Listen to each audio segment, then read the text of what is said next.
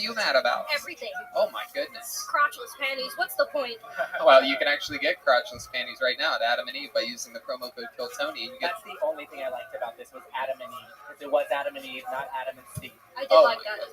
Karens, you guys are out of control. What part of the country do you guys live in? LA? America. Yeah, America. I was going to say the same thing. Wow. Karen looks like a squirter. They're both Karen. Which one are you talking about? I'm talking about the one on the drums right now. Yeah. Because you can't make those jokes anymore to actual I know. women. You have to pick all of our jokes on women tonight are dedicated to this Karen. Yeah. I am an actual woman.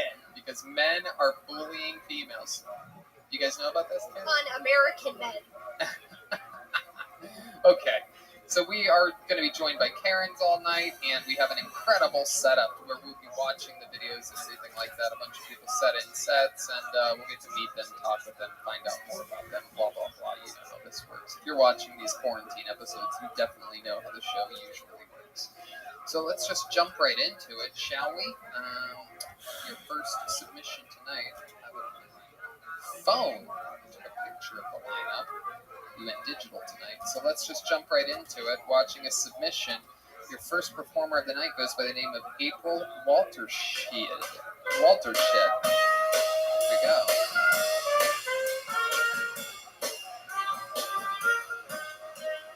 Hey, all right. Here's April ROTHSCHILD. Everybody, here we go. I love the peacefulness of it. So I thought I'd read a meditation as Gilbert Gottfried. Close your eyes and bring yourself to a calm, quiet place in your mind. Just stay here and relax. Relax just for a few moments.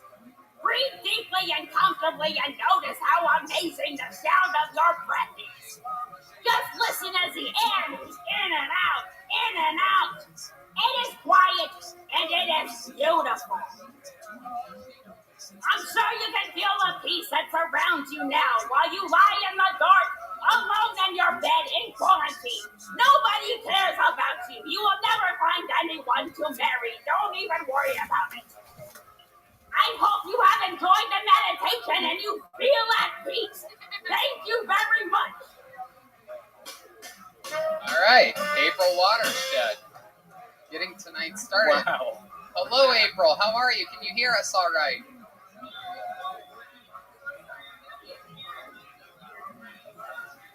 Oh, I love that. That is true. There's 3 of you all around us. You can We join have the an band. opening. You're welcome to join us at any time. Can you play the saxophone? What do you play any musical instruments, April? Yeah. You look like you know how to play the cats. Oh, you're allergic to cats? Oh, yeah.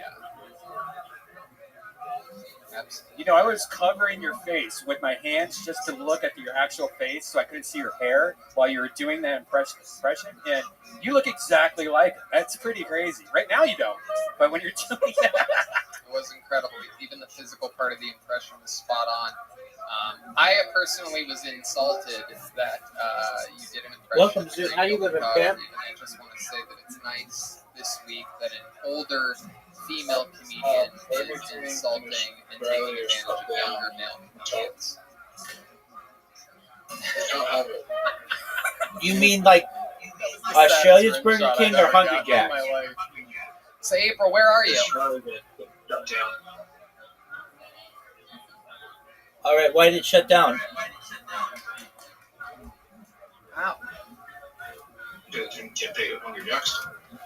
Dude, when I go viral, I'm going to make that shit so fucking big, it's going to blow your mind.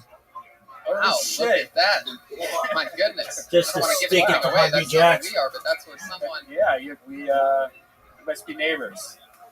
Welcome, welcome. How are you? That's incredible. What do you do for work?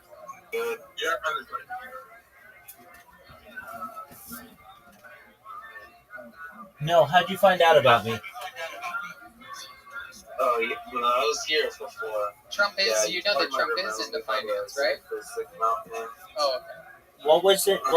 What was the name of your account? Luna Chris. Oh, okay. Well, welcome back. Yeah, so Gets the job done. Just living the dream watching Kill Tony. You know what Kill Tony is? So you don't work for that guy Yeah. anymore? It's the largest live What do podcast you in do the now? world. You're just mostly focusing It streams on your live guests? every Monday from Joe Rogan's You Comedy really are? Mothership. It's been going for 12 years. Oh, alright. what are you doing on those forums? I think I found something. What did you find, Zoot? Revolutionary product. Yeah. Oh wow, can we see a little bit of a Cardi B impression?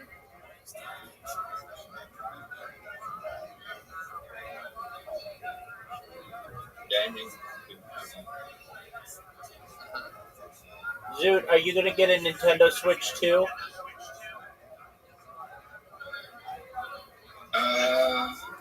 Tony, Yes. I love Maybe this. when I I don't do get that. people are offended when a white Right. woman does an Then I'm impression of a person of color. I love Right. it for it. It's not appropriation, it's appreciation. I love what What's you're really doing. exciting? Honestly, you can join us any day of the week. What's the best game on Nintendo Switch? I just didn't like Elmo because I heard he's gay. Alright. What's the best game on Nintendo And the guy Switch? who does his voices. That's What? incredible. Mario Kart. Alright. No. No, Super Mario Odyssey. It depends. It's subjective. Super Mario Odyssey or Zelda Breath of the Wild. Like both of those games. Okay. Super Mario Odyssey is exclusive to Nintendo Switch. Breath of the Oh, Wild. okay. I get it. Yeah. I didn't know. Maybe you had a big punchline coming there. I wanted to stop you. No, that's good. What do you like about Zelda? Probably surprises people. I get the feeling that your fan base probably doesn't Every game's know different. much about who Cardi Okay. B is. Maybe. I'm 35 and I turned 55 in quarantine and I don't have boobs yet. So, yeah, they probably are all they're all 6-year-old men. So they may not even know. What was your last post on Nextdoor? Oh, man. My last post on Nextdoor was that Well, my vibrator actually got stolen. So if anyone's seen it, No, you really did that? well, technically the game. that is true.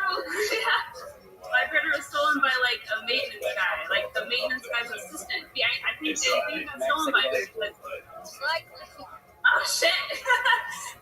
But when I first moved in, this is in Phoenix. When I first moved in, somebody just stole I had a little TV and someone stole the remote to that. And I'm like, do you need it that bad? Wait, your remote to your TV was a dildo? Wow. Yeah. Yeah. Do you really think someone stole your dildo? Like, the older, I actually moved from that place in Phoenix and I haven't found it, so I'm pretty sure. I only kept it in 2 places and that's not in Oh, I think we know what those two places are. Have you farted lately? Rabbi, Yo, Oh, yeah. man. I farted and my Roku started. what's your favorite Nintendo? By the way, you can just go to Regular Nintendo? I queefed and Right. Hulu came on. Anything. That's right. Probably Wow, Mario that's Kart. incredible. So, what else about your life? Any other crazy fun facts that we would That's a good question. find interesting about people watching Vulture Shed? Is it Cheat or Shed? Oh, shy. Shite. The OG one. Yeah. Not exactly a name built for Well, show actually, I shouldn't say that. I shouldn't say that. GoldenEye is probably my favorite, or Perfect Dark. I get called Walter Shit, so that's a fun one. The Mario 64.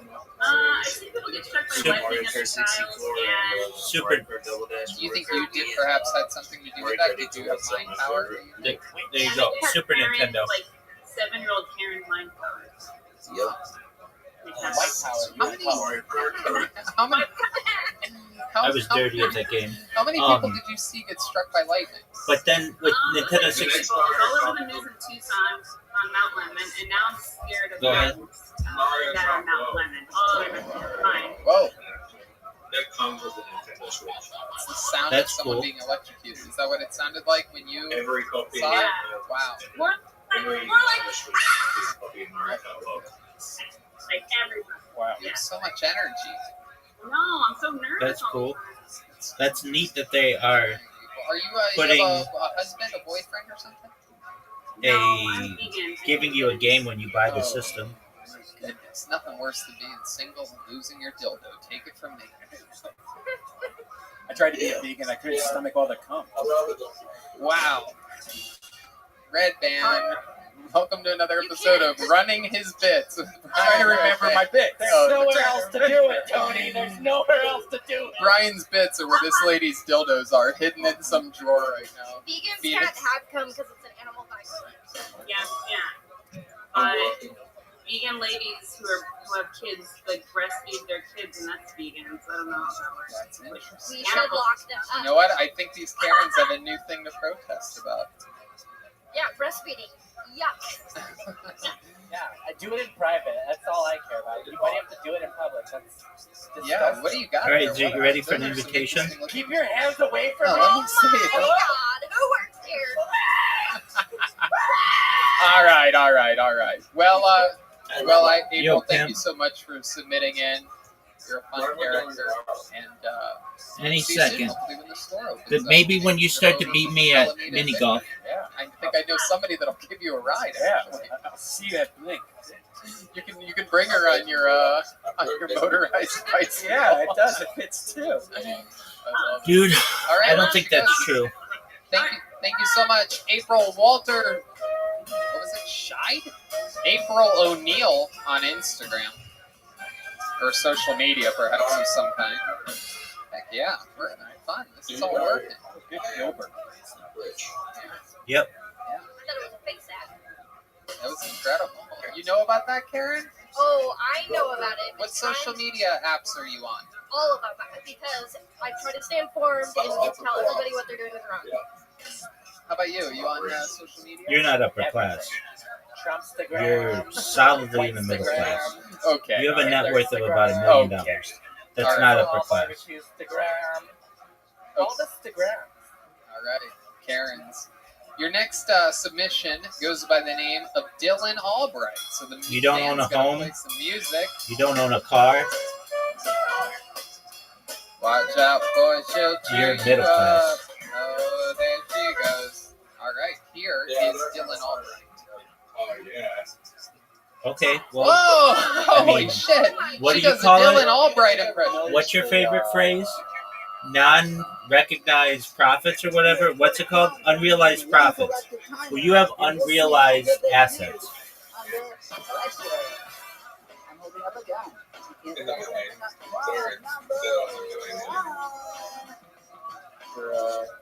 You guys ever met a gay clown?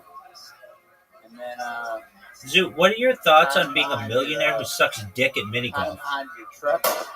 No homophobicness here. I'm not doing Hey it. guys, let's bring up. Okay, but you still suck dick at mini golf. Are we clear on that? Actually, it's homophobia. Good man. Don't correct me, bitch. Okay. Alright, guys. Alright, this so hole sucks. Rule number 3. Look at you, you piece of Get shit. there, You're supposed get to be, there, what, get a there, parody? get there. Is this all Dylan? I'll take it. Is this I'll what take you that. find funny? Is this what all of you? Is this what you? Is this what you find funny? Huh? Any of you guys? Huh? No. Didn't think so. Yeah, fuck you, clown. With your stupid shoe jacket. You look like more of a lesbian than Tony. Yo, pimp. What the fuck is that? Take that shit off. Is that? Answer. No, I hate your balls. But I cleared the tree for you. You're welcome. Good. Nobody should have fucking lived with themselves now. Goddamn. Water. Easily water.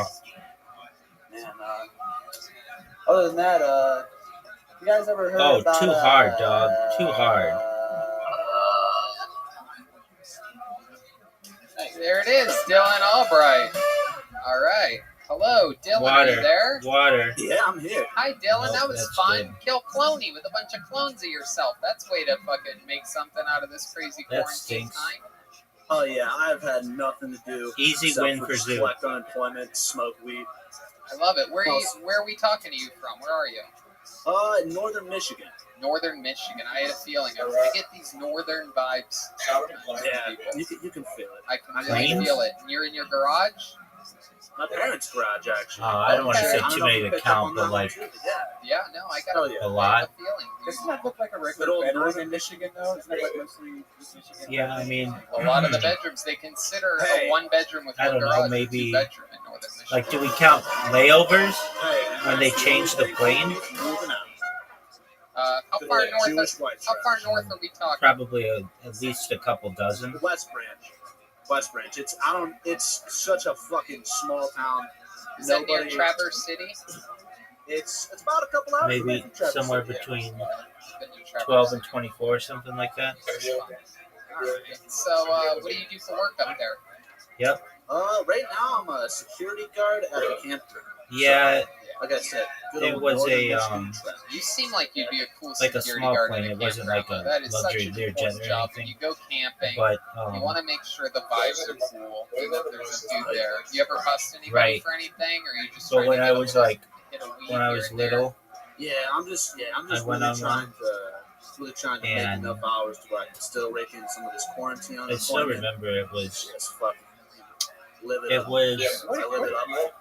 What do you usually do? Like for real? Like you just keep an eye on like all the boys? and stuff? well, there's a bunch of reasons Yeah, for that. Even the boys. Commercial Right, planes he's a security have guard for a campground. Yeah. You know what mechanics, happens at a campground, and Brian? Boys. I used to go procedures Are you, that are you talking about multiple like Cub people Scouts? have to check and double Cub check. Scouts, Boy Scouts, A Eagle Scouts. private That's plane, not it's just up to the pilot.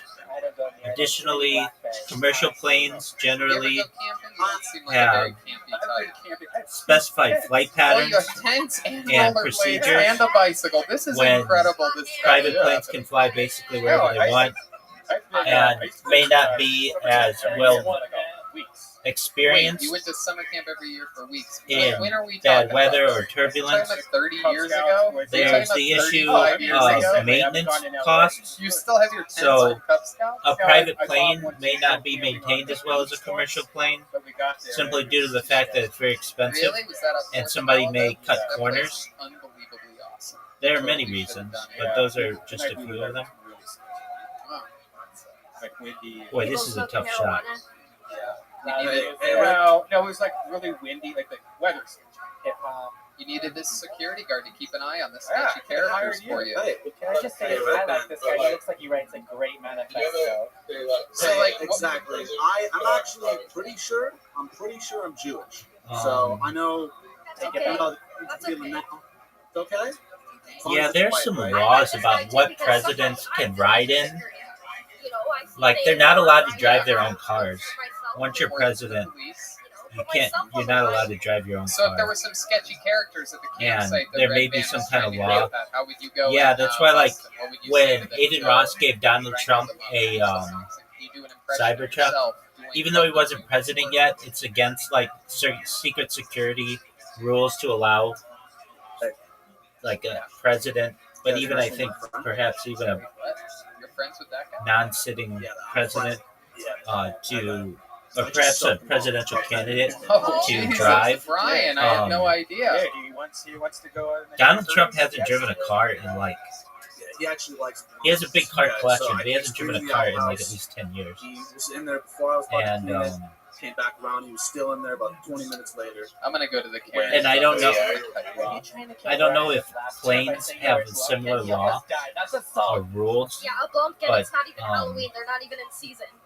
I mean, Lumpkin is also Red Band's password. I shouldn't for say everything. that. Donald Trump has his own plane and flies in it. So, yeah, they do. They fly in the private planes all the time.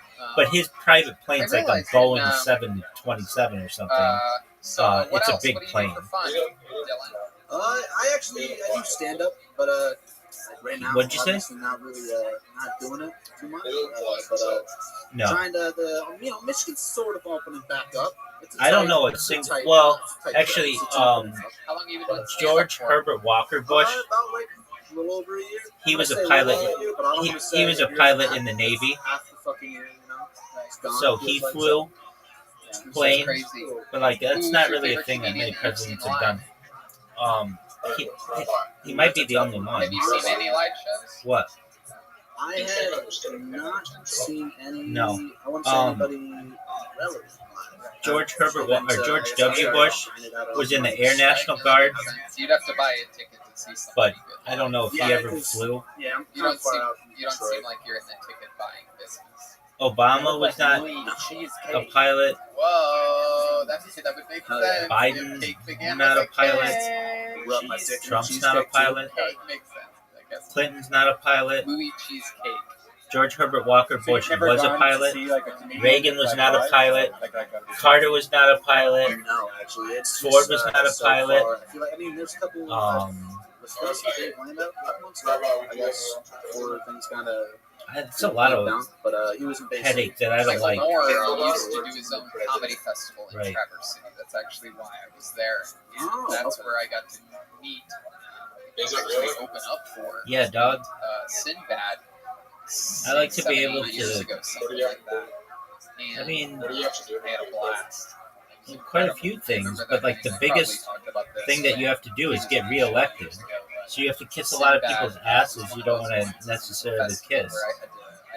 I mean, it's just, it's probably easy. But I'm going to watch a little bit of Sinbad But once you're before president, once you're president, is it a and my hard mind was completely. Yeah, I would say was so. expecting Look at all the Sinbad because presidents it's very and how much it guilty, ages he was them. set, probably Especially not like up to date. Obama. He was literally like, what else I do mean, you it guys wanna it talk really about? takes a Someone toll would on be your like, body "Frogs," and be like, and the stress levels. jokes instead of saying Right, yes. I mean, you got to think that like every every moment of your day, you're basically the most influential person on Yeah. earth, Oh no. and You guys have there's any somebody beef? out there who You doesn't watch a like lot of you clothes. and may want to kill you. Drink it, it's good. Why would you want that if you're just like living a cool life as a private citizen? Additionally, What's your mom you're like, making Dylan? Is your mom a $400,000 a year. I mean, just like absolutely nothing in comparison to what you make in the private sector. So you have to take like a huge pay cut generally. I mean, yeah, there's some cool stuff to it. You're remembered in the history books. That's cool. And that's probably a huge reason that motivates people. But I'd rather do something where I think I could make a difference. I'd rather be the UN Secretary General You than like President dirty of the words. United States. Brian comes in, he's like, I adopted a kid, you guys. You're not going to believe it. He was living in a garage in northern Michigan. He was my first Blumpkin. Oh, definitely. We're going camping next weekend. Yeah, the special thing Got is 2 tents. Do you have enough tents for us? Yeah. I would only need one, though. That's true. That's correct. Whoa. I'll secure you. I'll secure you right Yeah, there. I'm sure you could. You look very comfortable. But I mean, like a lot of times they don't like Well, it. Dylan, thanks for your I know that submission, man, presidential and, children don't maybe like you Secret enjoyed it again Service soon. Maybe you can because they want to go on dates and they want to like, you know, go party and stuff. All right, there And he they're not is. allowed Dylan to Albright, because they've got everyone. these Secret Service people all the time. Dylan, So they do their best to watch ditch out, them and boy. like hide She'll from chew them. you up. And I know that has been true of other presidents as well. There used to be a story of some president who would sneak out the back, that said live, laugh, love. And my mom like does perhaps that. sneak out the back stairwell at the White House and just go on walks by themselves. They just didn't want to be around anybody. I forget exactly the story, but it was something like that. She's got a little dose of Karen. She wouldn't call the cops on anybody if her life depended on it. Welcome. Very street. Whoa, what's going on over here, Karen? Who do you think the best president was? Staring at me right now. What were That's you a- just doing with your press? That's a difficult Oh, what did you just ask her? question to Oh, I guess answer. I can't ask that. I mean, No. I could make arguments Police? for any Hello? president being a Oh my really God, good how did they pick president, up so fast? and I could make arguments for them being a really bad president. Calling Karen. So, for instance, I could be like, oh, It's a double-sided coin, misunderstood. Ah. right. Well, we I have, could say that, oh, this is the part of George the show where we Washington get to was our check in greatest with one of our president. regulars, one of our favorite was he? human He was a beings slave on the owner. planet. It is Or time Thomas for Jefferson. William Montgomery. I could say, you know, Lincoln was Montgomery. such a great Here he is, William president Montgomery. How are because you, he William? wrote the Emancipation Proclamation, which essentially freed the slaves. But arguments could be made that he could have perhaps, like, well, he under his presidency, the entire South was destroyed essentially, and there may have been an argument to be made. And you go. That is my impression of the cannibal walking into a shopping mall.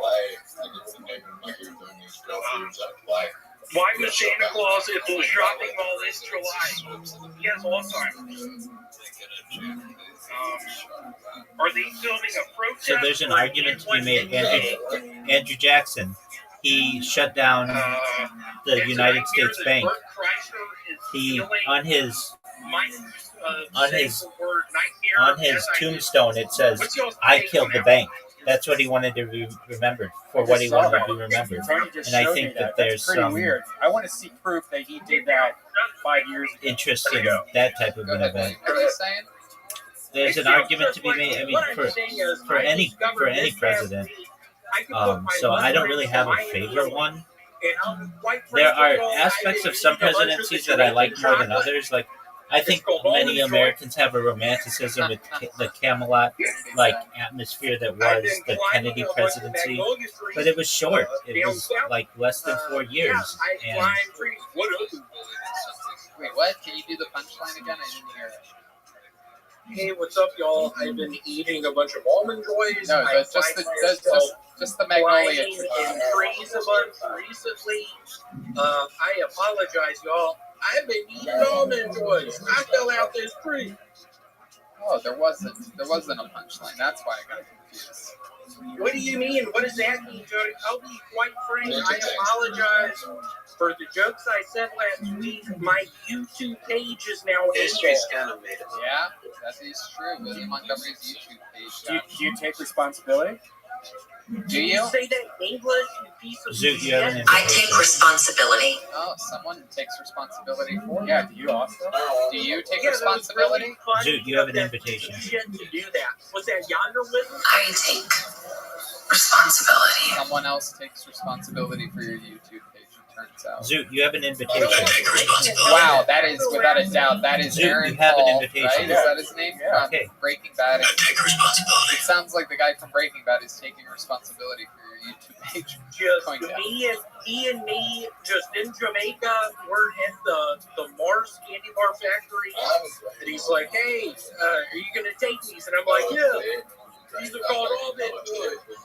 And he just says, "Hey, what are you talking about?" Dude, that was a very good shot. Oh, that's a great impression. We had Gilbert Gottfried impressions earlier, but your Jamaican is perfect. Yeah, so like it's. Who said that? That There's is something about Jamaica that I don't like. It's not What are America. you talking about? There's just something about it. I Zoot. feel like if I was there, I'd feel out of William, where are you? Are you on the usual back porch that you're usually on? I totally am. Hey, Tony, I don't normally do this, but can I tell my best Jamaican joke? Absolutely. We would love to hear your best Jamaican. Here it is. Y'all just picture me at Showtime Yeah, at I'm the ready, Apollo. big guy. Just the clown. I'm looking at him on the side of That's the what you think the is a good curtains. shot? I just put my hands on the log and I open up with this. You cracked the gun. Okay. It is a book I'm working on about an American code breaker that goes down to Jamaica to crack the code. How'd you like that shot, Zoot? The biggest code Jamaica's ever seen, and in You know you the middle love of the it. guy cracking You know the you code, love it. a Jamaican guy taps his shoulder and he says, "The code breaker, you cracked What the up, Mr. code Aquarius? How are you? That last part where it sort of trickles out, is that what You ready to play some Jamaicans bowling? sound like? You can say that, Tony. Okay, This episode is Zoot brought and I to you are in by the middle of Anime. some Have you mini-golf. ever used any We'll be sentences done for real, in about William? You make 2 up a minutes. lot of stories, but a genuine question. I can see your face just got very serious, and I was expecting a very serious Sounds like a plan. I grew up putting balloons in my body. Your balloons, were they blown up already, or were they just unblown up rubber balloons? They were long balloons. They blow Excellent. up, and there's a hand thing on it. You bop them with your fist. I used to put those things so far in my butthole. Hey, Redman, did you just do that dumbass voice? Yeah, I Piece of shit. did. Your girlfriend gave it to Fuck me you, for dude. free. I put 2 in your asshole. You Wow. bitch. You wish you could fit 2 in my asshole. You can't even fit your Yeah, I pinky in wish my I could asshole. see your asshole. Yeah, I you wish want I to could see it? see Why your don't you come asshole. over right now and look at it? Oh my god. Okay, We'll give go me in the your address bathroom. again, bitch. You guys are I want to so spread weird. those cheeks. Clean it for me, will you? Oh god. Yeah, I'd love to clean it for you. Give me your address. Bring it. Oh my god. I want to touch your butthole. I feel like it looks pink. What would a Jamaican guy say if he saw Red Band's butthole? No, goodbye. Wait, that's Jamaican? Goodbye. You crack of the goodbye. He only knows how to say code breaker in Jamaican. William, what else has been going on with you this week? I've been climbing up trees, dude. How Thanks, far up big a dog. tree have you gotten in it? Are there any Probably pictures 2 of this? stories up in Magnolia, off of Magnolia Avenue.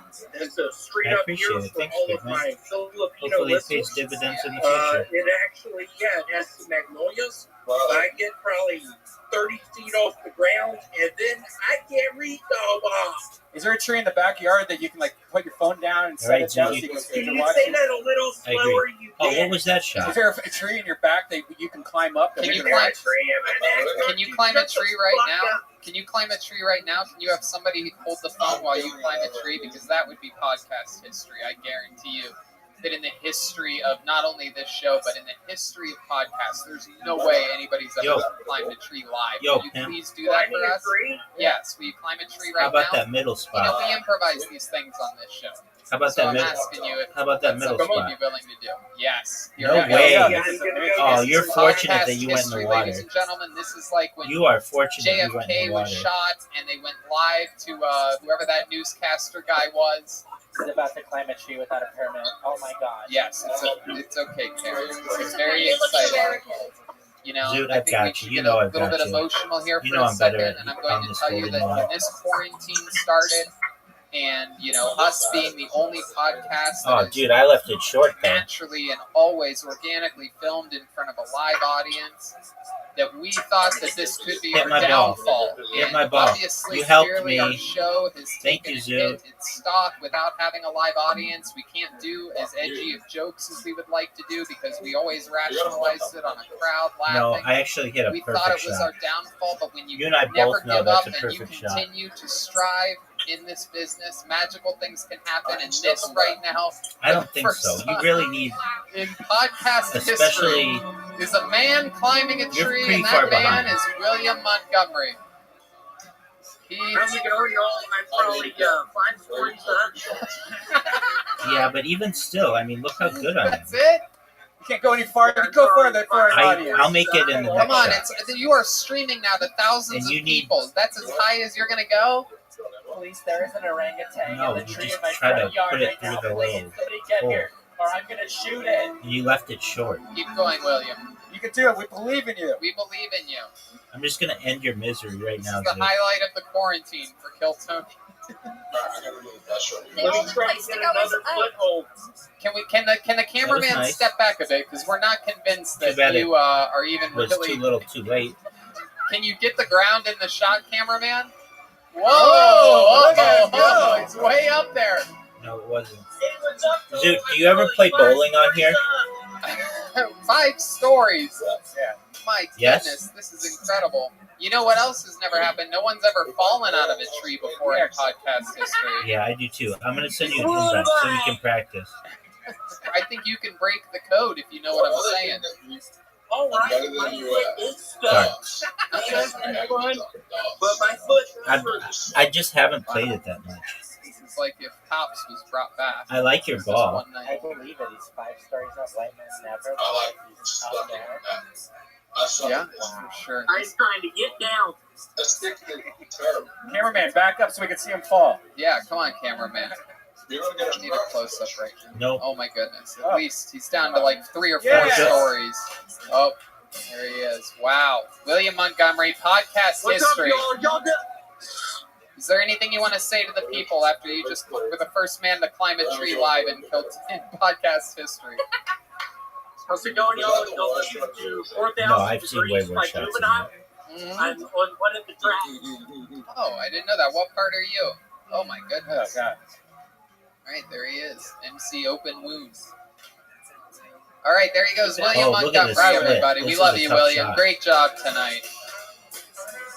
Yeah, Get it. great. Trying our best to get through it. That was the highlight. Yeah, climbing a tree. All right, let's keep this fun train moving along. Your next submission comes from What's up, great Crocodile who Dundee? we actually know. Yeah. Ladies and gentlemen, it's Kelsey Hudgens. Here That we was go. pretty good. Came in like a wrecking Look at this ball. goal. Here's Kelsey Hudgens, I mean- everybody. Kelsey. You can still pretty easily win. I'm only up by 12. So I really All like you need is a McDonald's a strike lot. here. You're like gonna win. I'm really glad that they got rid of the play places because technically those count as a park, and I'm not allowed within 50 feet of one. Sometimes get really nervous at the drive-thru at the bank and just order 4 McDoubles. I realize that there are Dude, two hit the seasons ball. in my life. There's corn starch season. Go. There's corn starch season. Because if I'm not using one, I'm using the other one. I also realized that I was becoming more of an adult powder in my life. Yeah, what happened to you? Cocaine in my nose to cornstarch on my balls.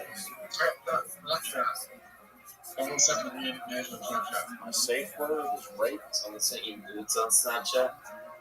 Yeah. What's his name? Hey, that's great. A minute from Kelsey Hudgens. Ding ball. He came in like a wrecking ball. What's up, buddy?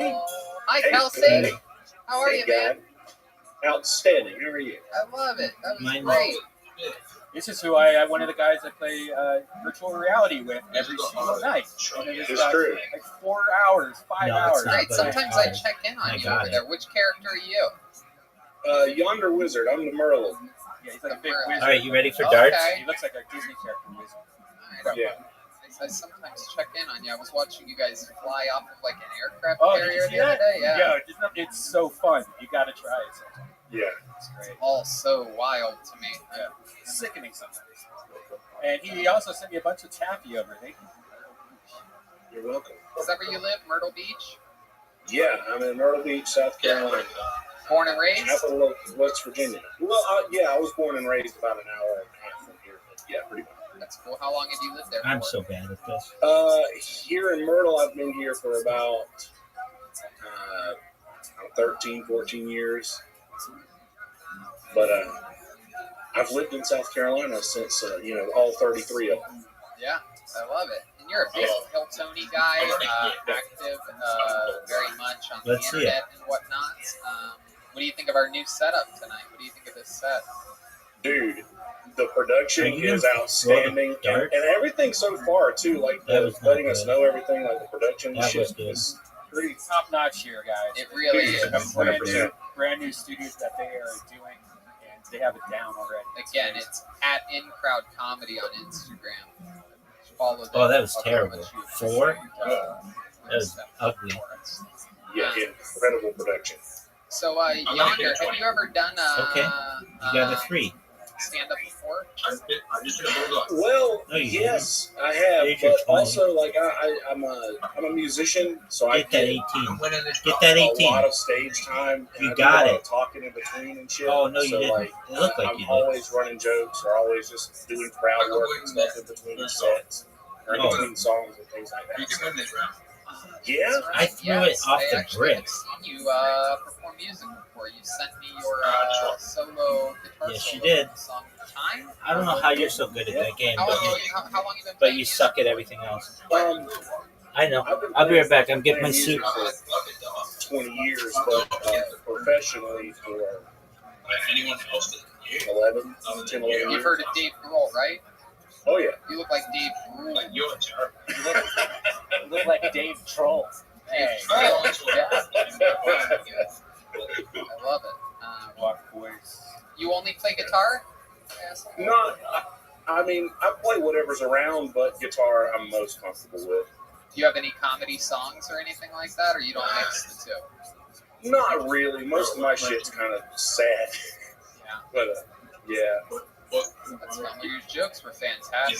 You know, when you live in Ohio, I don't know if you did this also. Myrtle Beach used to be the place where we go on vacation every year. That was like our Florida. Yeah. You didn't want to drive down to Florida or California. You just drive to Myrtle Beach. Every single year we went with 3 other Italian families. We just had this huge party. It was awesome, bro. At the Yachtsman. Yeah, they say Florida is the poor man's California, and Myrtle Beach is the poor man's Florida. Yeah, it's affectionately known as Murder Beach here amongst some of the locals now because there's like a shooting every other day. And it's getting bad there. Chicago.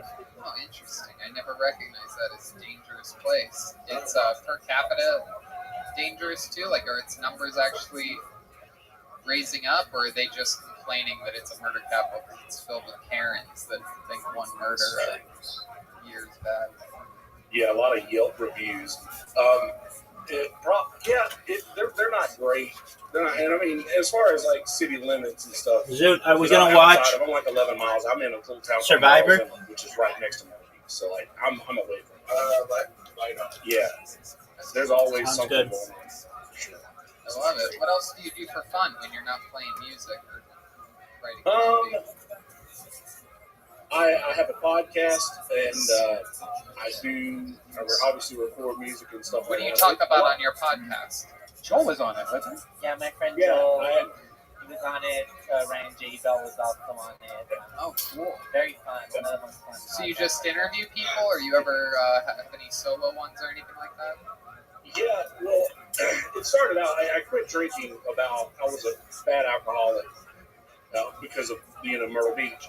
But I quit drinking about four years ago in some months, and I actually picked up a pretty bad cocaine habit after I quit drinking, and stopped doing all of that shit. Sobered up for sure about 3 years ago, and had to feel something with that. So I just started turning the camera on and mostly talking to my friends, but then it was, hard to get people to commit to showing up. So I would just talk to myself. Yeah. And they use it as like therapy, honestly, like personal therapy. I guess just talking about your problems and shit. So that's what it became, and helped me fight anxiety and shit by just getting things off of my chest through that. Hell yeah, absolutely. That's a great way to fight anxiety. Yeah. Speaking of filling holes, have you ever gone to AdamandEve.com? Oh, I have an Adam and Eve store. Oh, really? Yes. Tell us more about it. What's in it? I've never been in, but I can imagine that it is full of, as they say, dildos and booty holes. That's absolutely right. Absolutely right. Fuck yeah. Is the McDouble your actual go-to? Because I found that interesting. Very rarely do I hear people bring up the McDouble, but the few times that I've been to McDonald's as of late, which averages out to about once a year, the McDouble is actually my go-to. All right. Have you tried? All right, the quarter pounder is the only one that's fresh now. Like everything else is frozen. Oh, you know what? Maybe that's the one. I was gonna say. I know you're a big fan of the burritos as well. Breakfast. Oh, that's the only time that I really eat at McDonald's. It's for breakfast. I'm obsessed with their fajitas, even though people make this joke a lot about, and then I had diarrhea. Well, I'm the kind of guy that I don't get diarrhea off of anything, not Chipotle or crazy food or this and that, but my goodness, if those McDonald's fajitas on the airplane don't wake me up from my sleep an hour in, I'm like, I'm sorry, people. My booty hole is burning. Oh, it really is. It's just out of control. But I still, even though I know that an hour after eating it, I'm going to have diarrhea, I can't help myself. The breakfast fajitas, and they have this disgusting packet of salsa that comes with it. They call it mild picante and spicy picante. The only fajitas I'll eat are from McDonald's. Oh my goodness. So you said that you had cocaine up your nose at one point, and now you have cornstarch on your balls. Why do you have cornstarch on your balls? You never did that? At restaurants, we would always did you take create a a Plenty of handful Fish cornstarch, account? go to the freezer, put it on our dick so we wouldn't get the rash when you're walking around as a waiter. You know the. Oh no. How many guys did you match with? Cornstarch doesn't seem like it would be the proper thing to put there. It doesn't like It's fuck you more up. for thickening sauces and gravies. This is why I'm glad I have my sheath underwear. Yeah. Oh, by right, the way, that's I read the something. sheet Inside Out the other day. They have the little pouch for the balls. They had them inside out, and I don't wear pants when I'm at home, so I was putting my cell phone in there. So if you wear it inside out, it's a good cell phone holder. Look at that! My goodness. That could never lead to ball cancer or anything weird like Oh that. no, it's fine. Wi-Fi just wraps. Zoot, are you on Hinge? I put my phone in my front pocket of my sheets, and I put my earbuds up my asshole, and I. Correct. My nuts have never been bigger. Doesn't everybody do it like that? I think it's Talk like about Tinder. I'm wearing sheep underwear right now. 5Gs. I love it. Yonder, you seem like a smart think guy. it's You have like any fun Tinder. conspiracy theories or anything wacky about life you want to share with us? And You believe in anything weird? frankly, I think a lot of people Of course. meet on it. The reason why I say that, a lot of people on Kill Tony, they meet on the big, like they ask these people how they always meet their girlfriends or boyfriends. The biggest one is Tinder. And Bumble is things like probably that. Like I feel like I'm a haunted person. second or Like, third, shit just happens around me tied all the with time. Hinge. I've Hinge is gotten pretty used to big. it. Roommates over the years. Then there are people who do Have you plenty ever of fish. Have you ever been looking at someone And then- like from far away and then they get struck by lightning? Only There are a couple once. others. And, There's like only once Match.com as a child and in Tucson, Arizona. eHarmony, but those are kind of, I don't know if that's for what you're what's looking. the weirdest thing you ever did? And then there are like Craziest thing you ever specific did ones for like fun when you were a kid? farmers Good only. question, Karen. I never did anything crazy. All right, but well, I dude, will say then this, why don't you just go to a I've brothel? been in a band and I have been for a very long time, so I have 100%. And the checks for the band get written. Well, to dude, me, no girl is. and pay I the mean, band out, so I have I guess like 100% huge spend all of whores, the band's but money. any girl's gonna make you work for it a little Oh bit. At my least take her out to goodness. A dinner. lot of times. What's the name of your band? Excellent. Cornbread. Alrighty, Miss Aquarius is ready. Zoot, are you ready? I've done a few bands, but the main thing is cornbread. All right.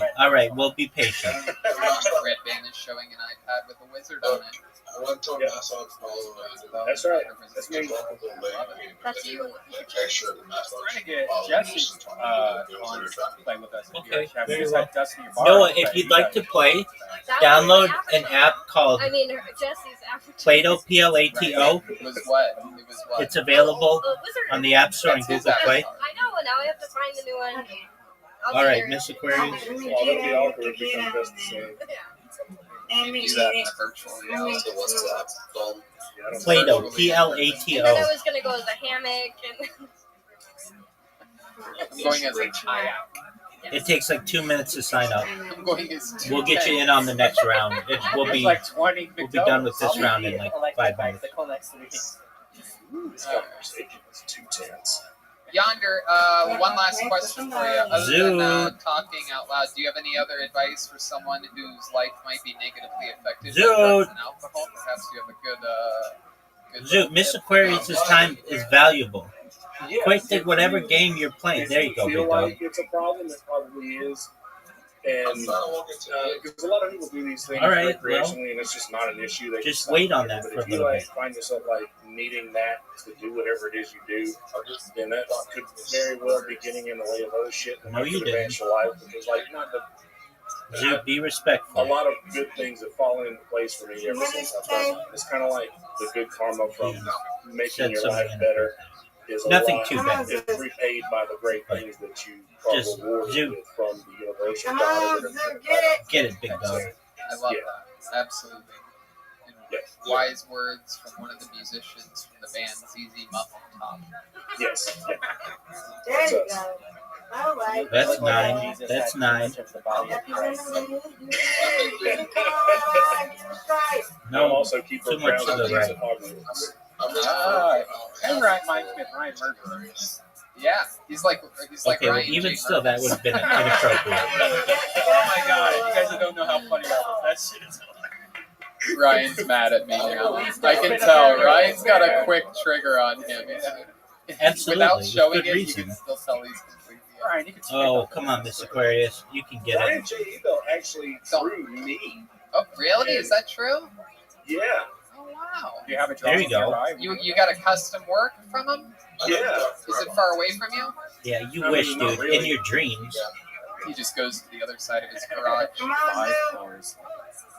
In the meantime, I have a message for anyone struggling with drugs. Zoot, I like your bowling let me ball. know who you are, and I will call the police on you. Where's my camera? What was that? Say no. Here. You shouldn't be hanging around this area where you can buy those drugs because we all know Get it. Oh, he's got the guitar right there. I'll go one. I'm not good at these ones in the corner. Oh, that's awesome. A real Ryan J. Ebel. Oh, that was That terrible. is so cool. That is incredible. So he commissioned that for you and you got it. Oh, that's tough when you're playing. What's going on, Zoot? That's awesome. I absolutely love it. All of Ryan's books available. Zoot, when your score is higher than mine, you can give me suggestions. At Wizard, ZZERD on Instagram, at Kelsey Hutchins on Instagram, and Kelsey Hutchins on YouTube. Kelsey, this was awesome. Those jokes were great, man. I'll see you tonight in virtual reality. There he goes. Yonder Wizard, Kelsey Hutchins. What was that? Oh, all but one. That was good. There you go. Absolutely. Kelsey Hutchins, everybody. Get it, Zoot. Get it, Zoot. Yeah. All right. Let's just keep it moving along. Get it. Your next performer goes by the name of Martin Phillips. Rabbi. This is a tough shot. Get it. I'll take it. 9, I'll take it. Here's Martin. Am I making fun of you? No. Hey, Martin Phillips here. Am I what? Am I in front of you? Yes. Yes. Or no, I started the game after you did. So. No, I'm gonna lose this one. I can have it. I don't want to play this one. Go ahead, Sue. These are strange time for ace that started to provide that. We know it's bad and people are eating bugs. Eating bugs that's fashions, eating bugs that's survive. Come on. That's what I'm talking about.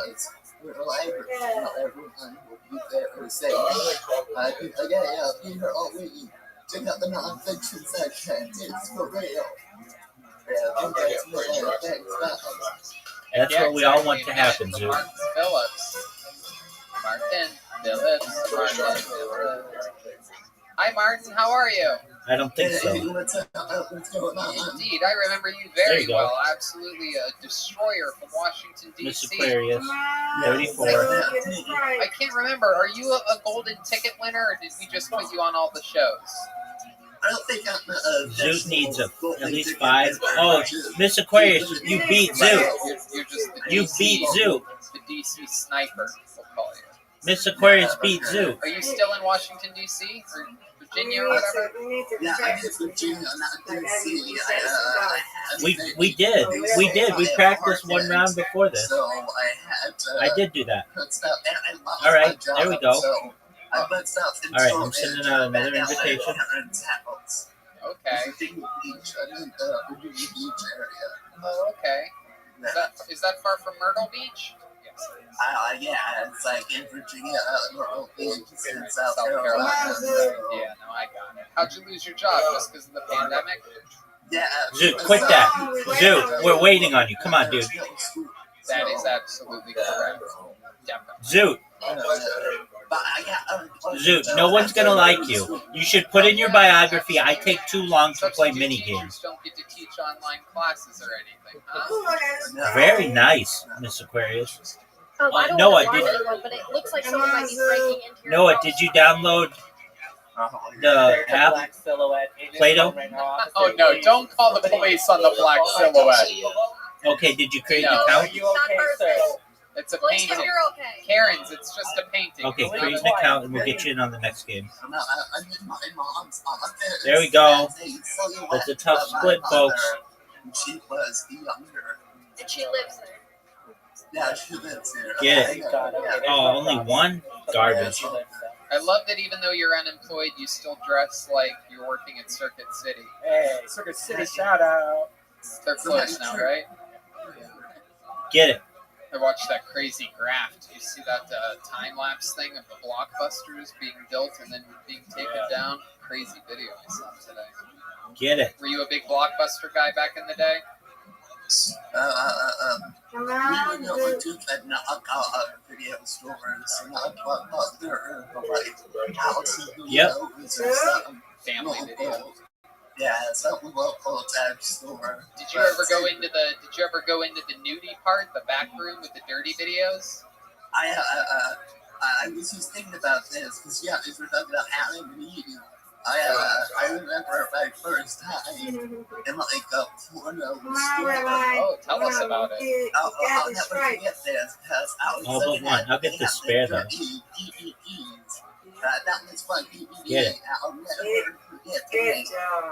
Like if I had money on me that day, I would have bought it. And it was called Cum Shitters.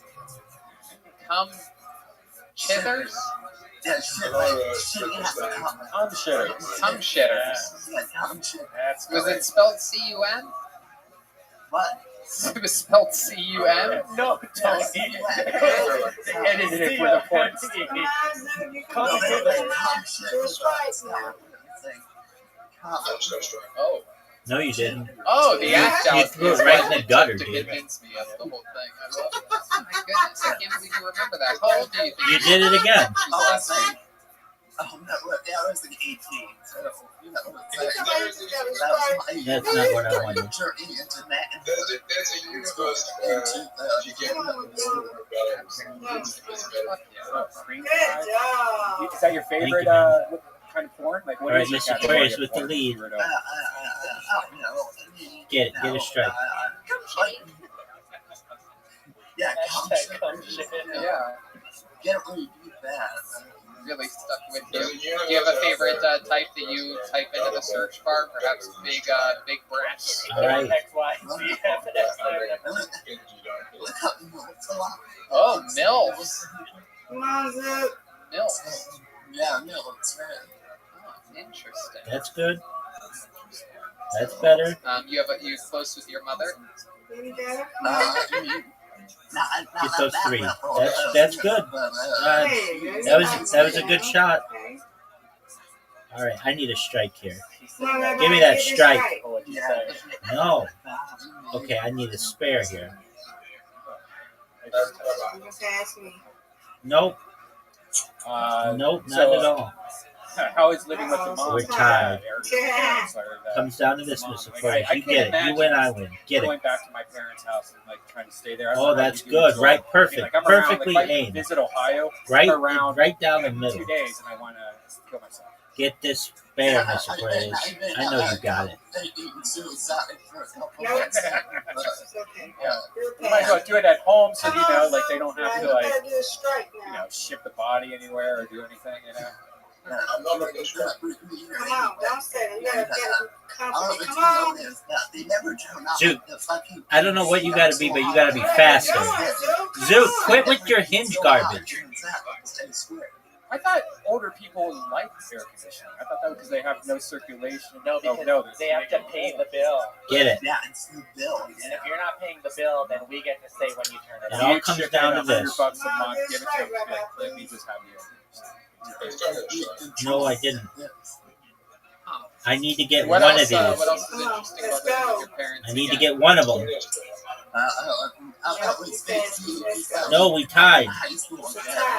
Good job, Mr. Aquarius. Good job. You win, I win. You win, I win. No, Noah, did you download Play-Doh, Noah? Remind us again, it's cerebral palsy that you have? Yeah, I did. Yeah. Okay, so you downloaded it. Are they Okay. breaking any ground? Do medically you on muscular? see where it says add a friend? Yeah, that's, I don't know why I asked. Okay, add me on the Rabbi. THERABBI. I mean, nobody that's doing really anything has it at this moment. Hopefully this all passes and we'll all get past it. Excellent. You are Hoof We basically Brand. all have muscular Is that correct? dystrophy and are living with our parents right now. You know what it's like. Okay, But excellent. also, Okay, if I'm gonna I send had what you an had, invite I would go into along with every Mr. Aquarius and store Zoot. just complain and get everything I want. Like, Miss you have it here. Aquarius. Use But it. I don't Zoot. have to complain. Please give it I to me. got Miss Aquarius. Yeah, I would sue Hoof everybody. Brand. All right, you all should have invitations. Noah, all you do is just like fire upward so with much the ball. fun. You're an absolute killer, and when we come back to DC, Zoot, you got come an on, man. automatic spot waiting for you, okay? Zoot, then I just won't send you an invitation next round. Nobody is here for your dating app. Yeah. We're here to play bowling. Yeah, absolutely, for sure. And Zoot, thank come you on, so man. much. And make sure you, Yes, you how gotta. can people find you, Mark? On Instagram, it's Fly Marty Philly. Fly Marty Philly. And Twitter, it's Funny Phillips. I switched the ad to the PA, so it's PHULY Phillips.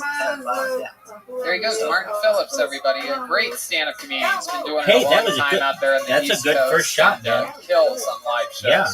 You check Very out good. those past Washington, D.C. episodes, and he's on both. Oh, look at you. He's got the lead.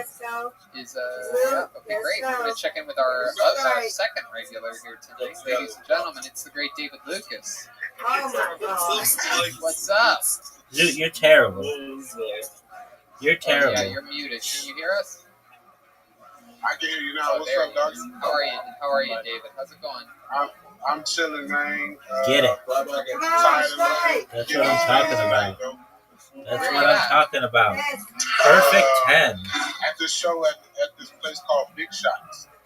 What city? Los Angeles? Lancaster. Oh, okay. What's Big Shots like? No, Karen, don't.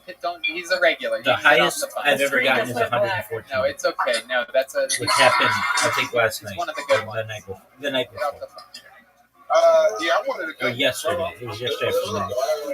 Whoa, holy moly. Did you just call her a man? Okay. Okay, so Oh, you're nice in drive. Lancaster. So what's the setup? Are Wow. you doing shows Good there? job. Yeah, Good yeah. job. So they got like each table. So there's one table that you can sit, and the next table Oh, is all locked but off, one. and the next one you can sit. Yeah. Get it, Zoo. And it's actually, Get it. It is actually very packed, bro. People Oh, are like shoot. craving live comedy right now. Wrong way. Yeah, when you say it's packed, like how many are you thinking? I say it seats about 80, but right now it's probably like 45. Like this quarantine pack. Is the audience laughing as the show started? Got yet? it. You win, I win. You win, I win. It's a That's good right. energy in there. Yeah, it's dope ass energy. Do you think it makes up for the 40 people missing? No, Zoo. Nah. You Right. can still feel it. You know, you can still feel it. Yeah, I'm It's curious about that. I'm about to do stand-up for the first time this weekend coming up. I'm doing 4 shows in Joe Rogan in Houston, Texas. It's If the you Improv. played enough times, yeah, and you got your 250 head people, which away means from it's like him a and into bowling, yeah, I think you have a chance. 250 people in a room that normally holds There you go, 600 or that's 9. 700, I think, something like that. So, Wow. it's all I'm at in. the American Comedy Club this weekend with what you call it? What's his name? Josh. Josh Potter from Your Mom's Josh House. Potter. Yeah. Yeah. That was okay. Yeah, man. I don't know, but it's so hard. Okay. To, like, Well, then do it. Let's go. Okay, Like, you especially win. like right Then now, do it. Let's see you do it, a Zoo. comedian like me thrives on live stand-up. Absolutely. I've said that before. Oh, on yeah, the strike show. every I've time. given Good you job, your man. Disclaimer where it's, William's a silly guy and Michael has an amazing history of, There you go, sketch that's improv better. and all that, and you are out of the 3, one of the true, like, pure stand-up. You really change things. I mean, Michael and William do too, We're of getting course, there. but you really singularly focus in on Get the it. audience, and you react and do things. That's what I'm compared to talking the about. reaction they're giving you, 49. through stand-up. So I don't really expect that.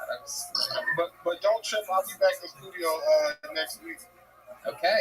I love it. Hey, bro, last week you gained like 30 new black friends. That's right. Good job. Get it, Mr. Really? Chris. Bruh, You said that like it's a positive thing. All right.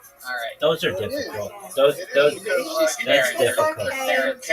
Once you win, I win. Let's go. Come on, Hoof. That's right. This motherfucker Get it. gonna call the Hoof police is on good. you walking a black flag. First game, he's got the second place. You He's know how to bowl. approaching the lead. I love it. Bro, David, you've been traveling a lot this week. Where were you? I was in Salt Lake City, Utah. I did a show there, and then I had 2 shows in Hey, Las Zoot Vegas. can get this. Okay. Zoot, get it. How was that? It's easy. Perfect, Bruh, man. So Vegas Good job. don't give a fuck about shit, That's really. good job. And Good Salt job. Lake, the Mormons don't give a fuck about shit. Come on, Rabbi. Nope, too far to the right. But I can get this spare. I was trying to actually smash Mormon, bro. We winning. There we go. Come on. Let's go. Yikes. Was it your first time dealing with Mormons? Hell yeah, I ain't never met them bitches a day in my life. But they're pretty fun, aren't All they? right, Miss Aquarius, you get I it, don't girl. know, man. they was acting. All but one. That's good. They tatted up and shit. So it was like, I can't bring. Yeah, they was, you know. Get it. Because what is it that mortals believe? You're born into She sin got and it. you're black, and unless you sin Nice and spare. you give yourself, you turn white or some weird ass shit. Oh shit! I don't know anything about that. That's crazy. It's some weird shit. Sounds like a religion I could get behind. I mean, all right. Oh, that's good. You got a book of Mormon. I'll join An extra 8. I don't know. I've She seen takes second Mormons place believe right in now. a lot of black people. There was Now Karl it's Noah's Malone. Oh Yeah, boy, he takes second place. Let's go. he might win. Oh yeah, they do really got what, 1,000 lakes? They got hella lakes, bro. They got what? They got hella lakes. Like, don't they say That's right. city That's our of- the rule. City of 1,000 lakes. Yeah. Oh, dude, They got who, hella lakes. that was really, really good. Wolf is coming right after me. Good place, know to, it. good place to go camping. You ever go camping, Zoot. David? Hell yeah, Get it. I grew up suburban, though. Nice strike, big I dog. was an Eagle Scout and everything. Nice strike, big dog. Yeah. No, I just That's started two. with some of That's good. Red Band, some of Red Zoot, Band's get this. Your body. I don't have any music there. I If you should get this, with Manscaped. Yeah. if you get this, oh, Manscaped. Kill Tony. I Wait for your fresh shaven balls and those sheath underwear. Get Go it. ahead, David. oh, this is a tough Bro, pickup. they trying to take Aunt Jemima off the pancakes and shit, bro. I'm very upset about this. Oh, I heard I ain't Aunt gonna have- Jemima's Yay. Come like on. family members We got said it. that they Yeah, are Rabbi, against one, it. we So it's won. gonna Whoop, kill Let's whoop. you know, go. it's All right, They friends. took away the Land Sending it out O'Lakes again. girl, the nice We've Native got American Miss girl that's Aquarius. always on the front of my butter. They We've took away got Aunt Jemima. Poof. Uncle Ben. We've got Zoot. Uncle Ben is gone. Cream of wheat. The cream Excellent. of wheat guy Why don't you- is gone. Man, Get a perfect game. Poof, we sent you an invite. Did you get it? Oh, the Karens do it, turns out. They want Absolutely. White chocolate. Excuse me. He's reaching out of the TV. He's gonna grab me. Opposite. Tell me what was the picture. Bro, they Ooh, fucking up some breakfast. I ain't gonna have nothing to eat when I wake up in the morning. Yeah, Captain dude. Crunch was a lot of people don't know this. He was a enslaved. That was looking good. They Chocolate. gonna fucking, what's that lady name? Carol Baskin. Yes, it started did. fucking with Tony the Tiger. That's a good shot. Yep. That's Talking true. about, we don't, a tiger representing Syria. Talking about, she gonna start fucking with that shit, bro. Zoot, The I give Tigers your had round naked an this 8 whole out of time. 10. He still has a job. Right. Yeah. Good job, Poof. Poof's gonna get this Yeah. one. All Gonna right. get that spare. That isn't I love good y'all. for me. Oh, Miss We love Aquarius, you, David. apologies. That's I'm gonna gonna be be in you. studio next week. I'm always used to you going second, or you going first. Absolutely. All right, We'll see good you job. then. Nice spare, Miss Yes, sir. Aquarius. David Lucas, ladies and gentlemen. There he goes. Poof was Come on, purple last time, David. which would mess me up. All right, Poof got six. Boo. We got new people in there. I know. I gotta stay on my toes. Responsibility. Oh, All right, you Poof. do. There you go. Yeah, come on. All right. Come on, Rabbi. Just keep Not in what I mind, wanted to do. Not what I ladies wanted to and do. gentlemen, your next But I can get performer this. goes by the name of Sam Davis. Let's see a minute. Oh, maybe not. Sam Davis. That's a tough one. Come on, knock that other thing out. Zoot, we have never been more ready for our 10 in our entire lives. Way too late, man. Come on, that was a strong. Because we give everything nicknames. Like even people who we aren't friends with, be like, "How you going, Dazza? Yeah, how you going, Shazza?" An animal will attack you, and we still give the kind of nickname. Here we go, What's Mr. that? Something Aquarius. with you? Oh, it's okay. It's just a mozzie. We call mosquitoes mozzies. Like they aren't giving us malaria. And did you know we don't call them crocodiles? No respect. We just call them crocs. Like that's like you guys calling your version of the millions of years evolved killing Come on, machine. Hooves. You got this. Strike it. Yeah, watch out for the alley over there. No, man, Americans in Korea listen.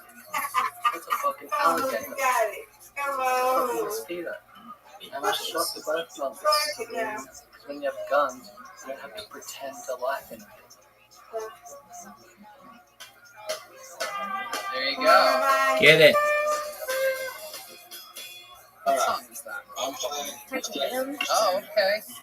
All right, Sam Davis, all the way from Australia. Get it.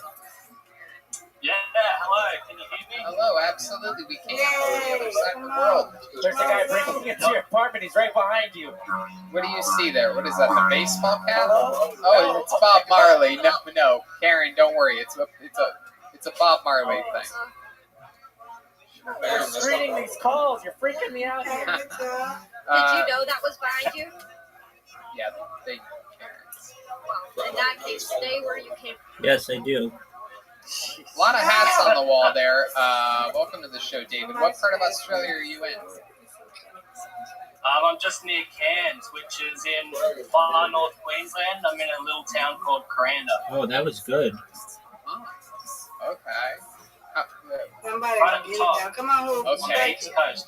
All right. Were you close to the wildfires that happened months ago? Right. No, not too close at all. I was pretty lucky up here. Got it. How old are you? 24. 24 years old up there in Australia. Come on, Top man. part of Australia. Not many people there, right? Get it. Yes, Rabbi. That's what I'm talking about. What do you do? What do you do for work? You got it. You got it. I'm going to be a teacher of PE and English. I should have started last year, but I can't start till next year because I got suspended for 2 years because police came to my house and found a bomb. Oh my goodness! I thought that was a requirement to become a PE and English teacher. Not taking it. Yeah, I thought so as well, but there you go. Suspended for 2 years. How did they find a bomb? Like, Rabbi, Yes, sir. you had intel That wasn't mine. Look for it. I mean, the guy has Bob Marley curtains behind him. I don't know. I think it's pretty obvious. We called the police on him. But is that just something that happens? They just raid your house and look for bombs? They had the code breaker, man. Well, my house exploded, and so then they found a bomb. Right. That doesn't make any sense, yeah, Karen. and Go ahead. they actually, they pretty much do just do that. So it sucks, man. Like, what you're doing now is like legal, and I got suspended for 2 years. But yeah, Come on, Rabbi. so Strike it. Rabbi, Didgeridoo, didgeridoo. That's what they say Oh, no. around there. Bomb Marley. Bomb Rabbi. Yo, Marley. pimp. Bomb Marley. Don't go ahead and talk Is that your now. final answer? Yeah, we were talking All right, we were go. talking about nicknames in Australia. We were talking about McDonald's earlier. Yeah. What's your favorite item at Macca's? They call it He showed McDonald's in you. He Australia. showed you. So now come on. Strike it. Yeah. Macca's. They call it Macca's. What do you get from Macca's? this is bad. The fillet. Right, just try. The fillet. Have you ever tried the fillet of fish? I know what. Yeah, I've had that. Sucks. That's how they say it. Really? Fillet of fish. What was the fake Burger King that they have that looks exactly like Burger King that's not called Burger King? Tenga.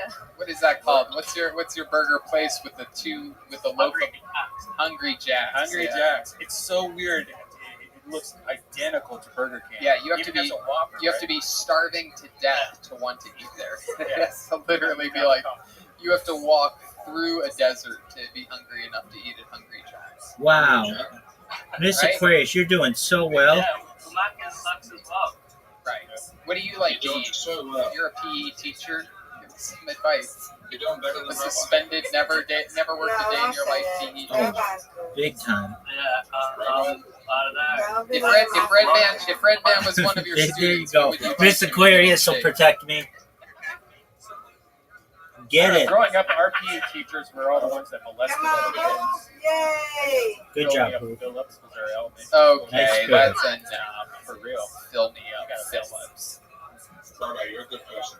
I appreciate that. Thank you. It's so interesting because like PE nowadays, Yeah. All right, so that's many new good. laws and rules. Oh, I'm gonna They would get have us, you. like, climb ropes to the top of Yeah, the ceiling give of me. the gymnasium. I got you, and, girl. Like, Because I no want harness to. or I want to. anything. Yeah. You just like Okay. ring the bell, Yeah. and then we had like Why this do you fence that we could jump from bed Because to Because bed. if he win, I win. That's our saying.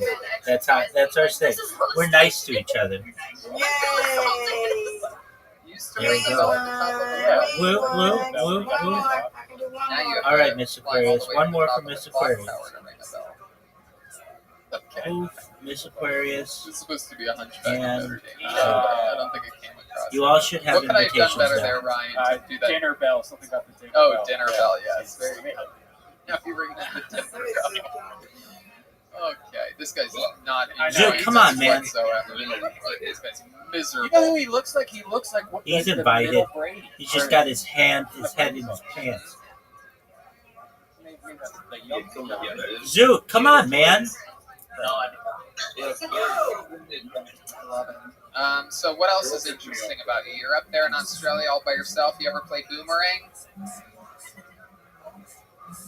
Yeah, I've got one Beautiful. on my shirt. Whoa! Nice job, Mr. It's like Australian Star Trek logo right there. That is incredible. Do you actually play boomerang? Yeah. Really? Do you have one? Yep. We have one. Yeah, I do. You have one right now? Yeah. Is there someone in your house with you that can maybe hold the phone while you go throw a boomerang and catch it for the first time? And Get this spare, big dog. Perhaps. Well, we've already broken that ground. Wow, look at that. Zoot, you're good at talking. Okay, good job. There you Maybe they go. all look alike. How about you? Just hit a cow or something. The what? Get it. Oh, you can't do it around your neighborhood? Let's go. Oh, I can, but it'll hit a cow. It won't come back to me. I suck at it. You have cows? Yeah. Yeah, get it. Play with a cow. Yeah, let's go see a cow. Will you take your phone out and show us one of your cows? Oh, that fucking Yep. ages away. How long is ages in Australia? We go off of the metric system. How many Big Macs is that? Yeah. How many There you go. McDoubles? 500. They're like on the 26 way points. from here. I know you got it. Well, Did you come see us when we were out there? Yes. Oh, that was looking good. That was right down the middle. No, but I became a fan of your show because of the Tom and Frenchie podcast, which is a funny Australian podcast. I did as well. Tom from their podcast actually got onto your show when you guys came out to Sydney. And ever since then, I've been a big fan of your show and like watched all your shit. We're not used to that. Since like you're not doing shows now, I've been catching up on heaps of your old shows. well, that's good. That's the way to do it. If I was a fan of Good this job, show, I Zoot. would not be watching this show. I would be catching up on Zoot's old now in shows the that I've lead. already watched. That's for Come on, sure. Rabbi, strike it. Watch the shows with an audience. Oh, this is tough. That is what's Yeah, fun. man. This is I love it. But, Like, so, for example, just to impossible. explain to the kid how large Australia is, like how Yeah. far of a drive would it be to Melbourne from where you are? Or perhaps even actually Brisbane. Fuck, it'll take like 5 minutes to drive there. Right. Zoot. And mind you, Brisbane It's is not north over till it's of over. Melbourne. How long would it take you to get to Melbourne? About the same. Brisbane is in the same state as me, and it still takes 5 days to drive there. Melbourne would take like 10 days. Yep. That's so crazy. Yep. You don't even think Come about that. on. Yep. Strike Australia's it. fucking massive.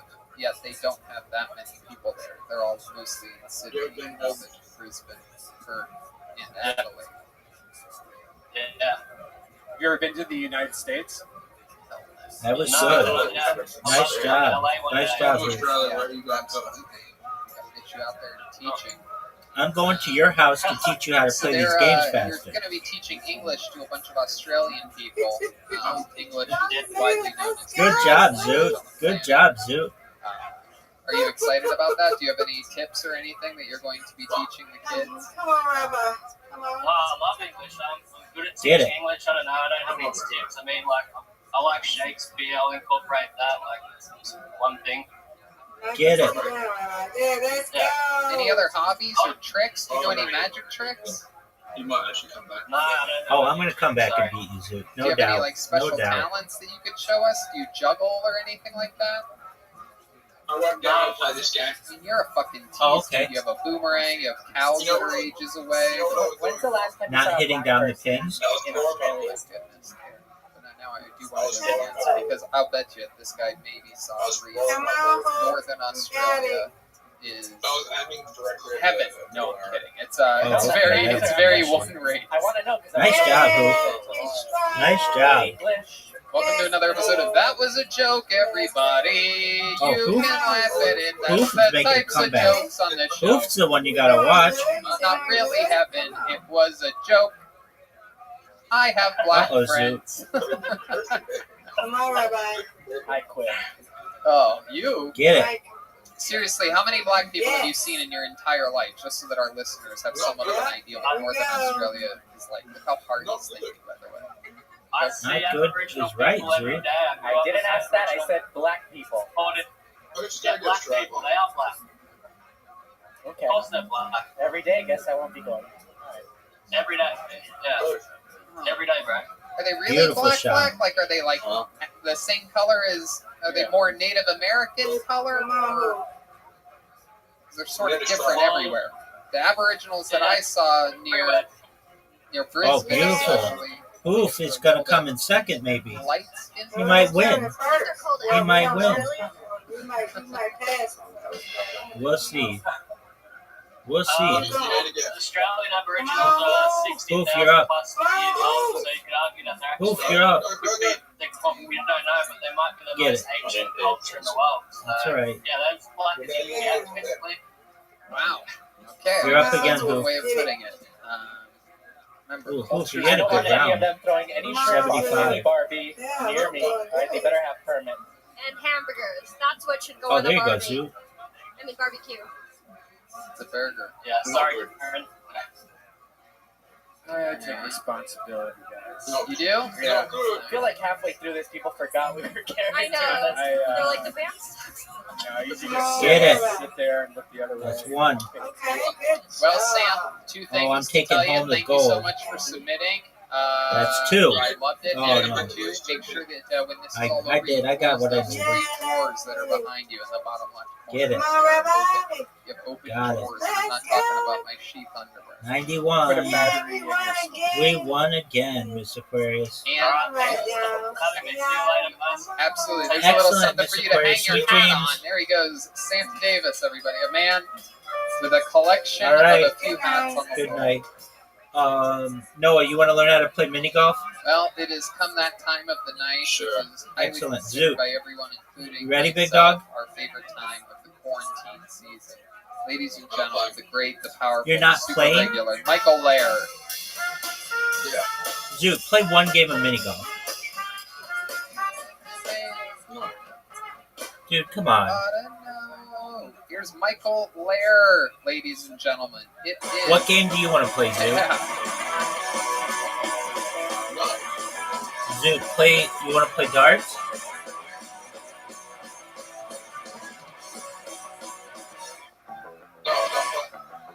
All right. Well, no, we'll take a break then.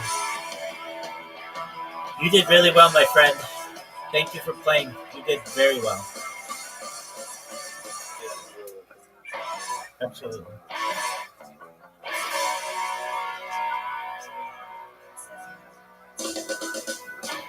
Every time someone does something goofy in the wheelchair on the internet, I get tagged. I know tag your mom every time I see someone getting their dick sucked. My friends won't listen to me because I'm a hot topic. I'm a good douche, but that's okay. They send me signals by liking my posts. A heart from Dennis, a heart from Donnell. That counts as 2 hearts. Text is open early, so Texans could go to bars. Now Corona spiked.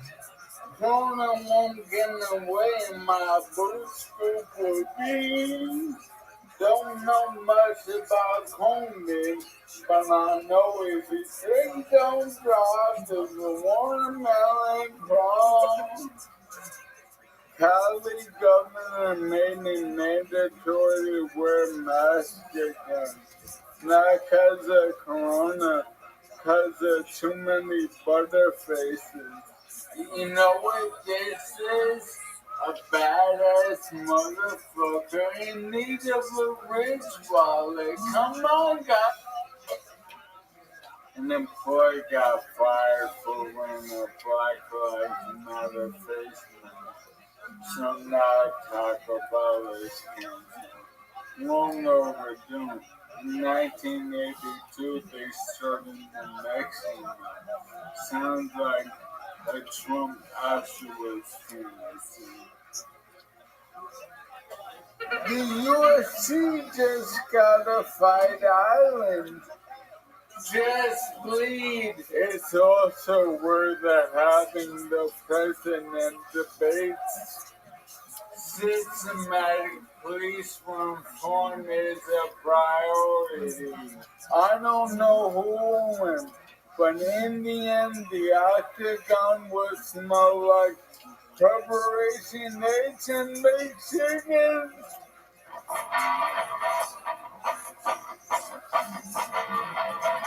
That's right.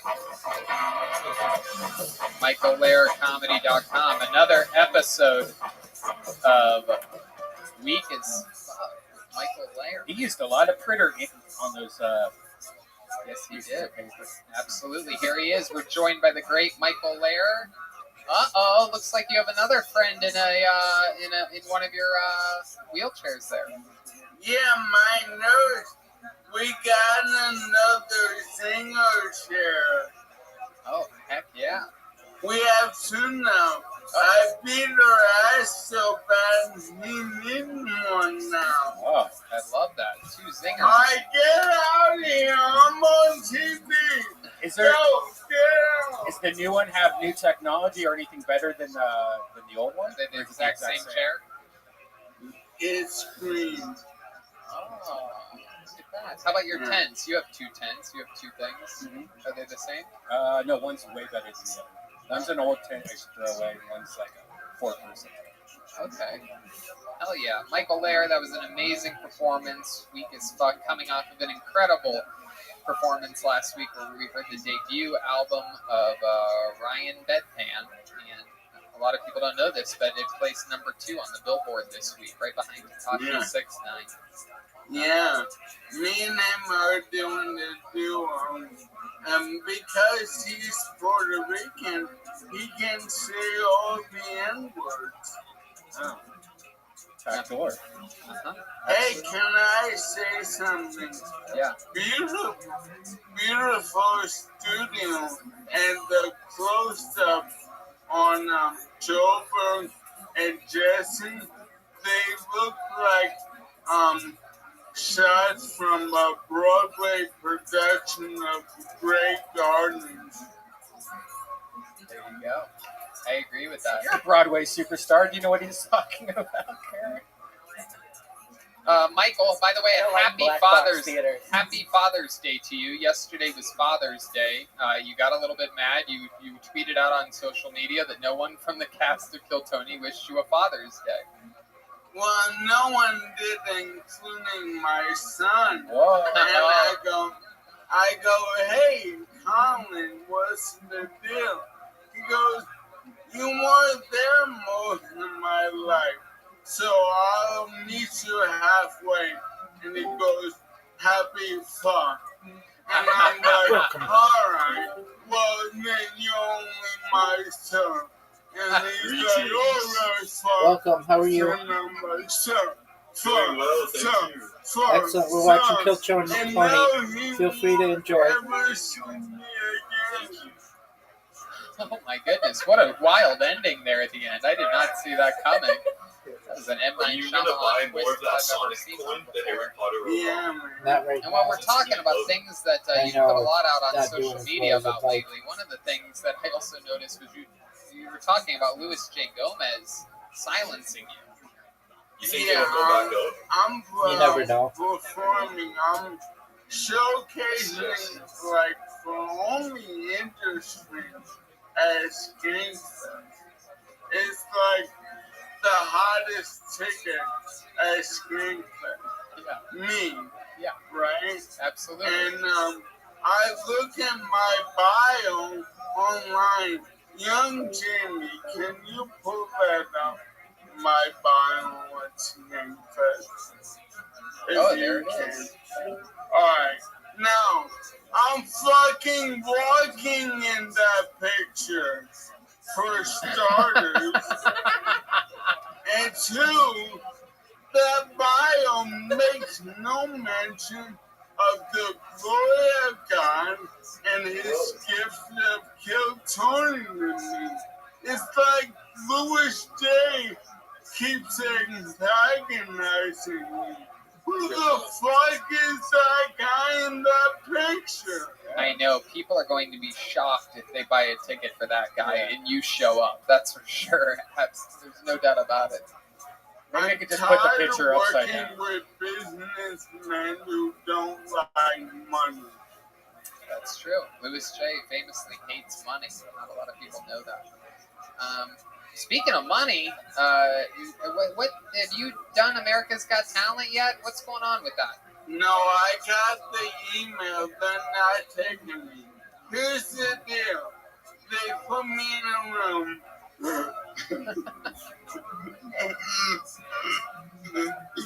Sorry, I have a disease. Alright, they put me in a room with a glass, a full glass, and they go, eat the glass. I'm like, I'm super sick. I'm not eating a glass. And they go, alright, try again next season. So whatever. What? My goodness gracious. Now I see why you laughed when I originally asked you the question. Oh, by the way, the Verzi triplets, they're on Netflix's new show, The Floor is Lava. Yeah. So check that out. Yeah, I watched it. It is a very interesting show. And hey, what the fuck does that have to do with me? Oh, I'm just talking about people that made it, you know. I mean, let's face it, the floor is also lava for you, Michael. I never watched that garbage show. Right, no, it's brand new. It just came out this week.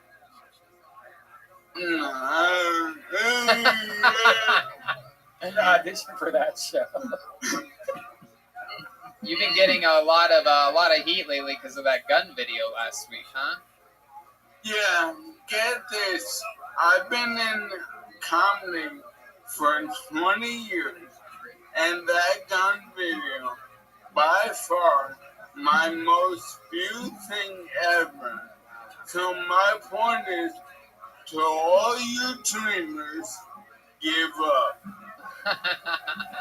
Is there any updates? Did you know for sure if he got arrested or if anything for sure happened? Because you should send that video to the news. It'd be fun to see that on the news. Yeah, I mean, I don't know. I'm melting, so I just got back to that. But thank you, Redman. Thank you. I'll try to provide you with more entertainment. Thank you. Thank you much. I like that. I like that. What else is going on? This fucking guy. I mean, I human shielded historic Filipino town, and Redman is like, I want to tweet another police chase. That's right. Yeah. Yep. So what else is going on this week, Michael? Anything else crazy happening in your life? Yeah. My fans have been sending me Tommy Hilfiger line of adaptive clothes for the disabled, and it's incredible. And I'd like to show you the underwear. Oh, we would love to see that. Are they underwear guys? Are they tearaways? They just rip open? Why are you asking? You're about to find out Okay, in that's right. 20 seconds. Absolutely. Tilt that camera down. Yeah, I know what to do. Kill the fuck. Sorry. Get away. You're calling my nurse. Everyone leave me alone.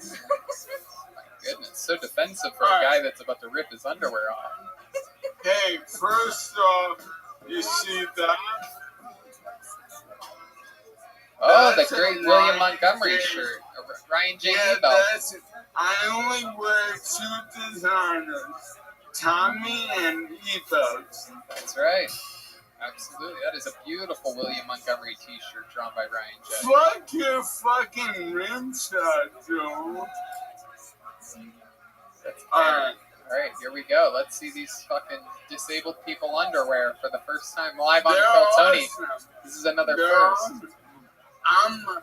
I'm wearing 2 underwear. I'm obviously not gonna show my penis. Okay, are they both disabled underwear? Because I don't think those two should be that close to each other. No, Martin is wearing the other pair. Oh, okay. So here we go. This is our first time seeing disabled underwear in the history of Kill Tony. You thought climbing a tree was crazy. Whoa, what is happening? Okay, we don't really need music for this. Wow. Those seem like regular underwear. Yeah. Oh yeah, and two. Oh shit. From disabled to pisabled. Am I right, people? Wait, does that say? Oh, that's somebody else. It says, Oh, Declan. I'm a big fan of Declan. oh, Karen, no. Oh my goodness gracious. That is incredible. So, wow. Why look doesn't at that. regular underwear have that? A little cape? Yeah. Right? That's what it needs. You could just feel the breeze on a windy day. Open that thing up. That's like a... All right. It's enough of that. That comes... Braille.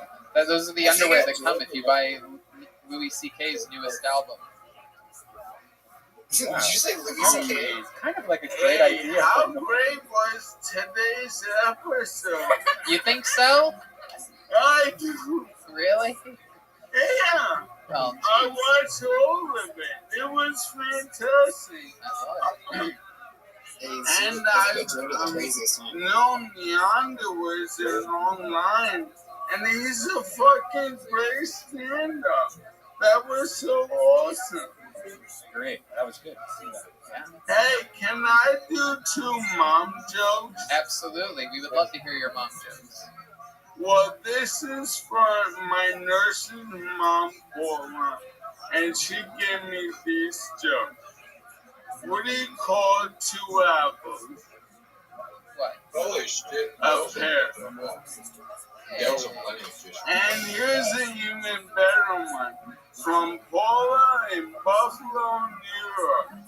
If 2 vegans argue, is it still a beef? We should all ask our moms this Look week. at the look on his face waiting to see. We should all ask our moms this week and get a mom joke from each one of our moms and read it next time. And then they'll all tune in to watch and see him show his underwear. Heck yeah, those underwear are crazy. Talk about shut the front door. You know what I'm talking about? They're expensive, so,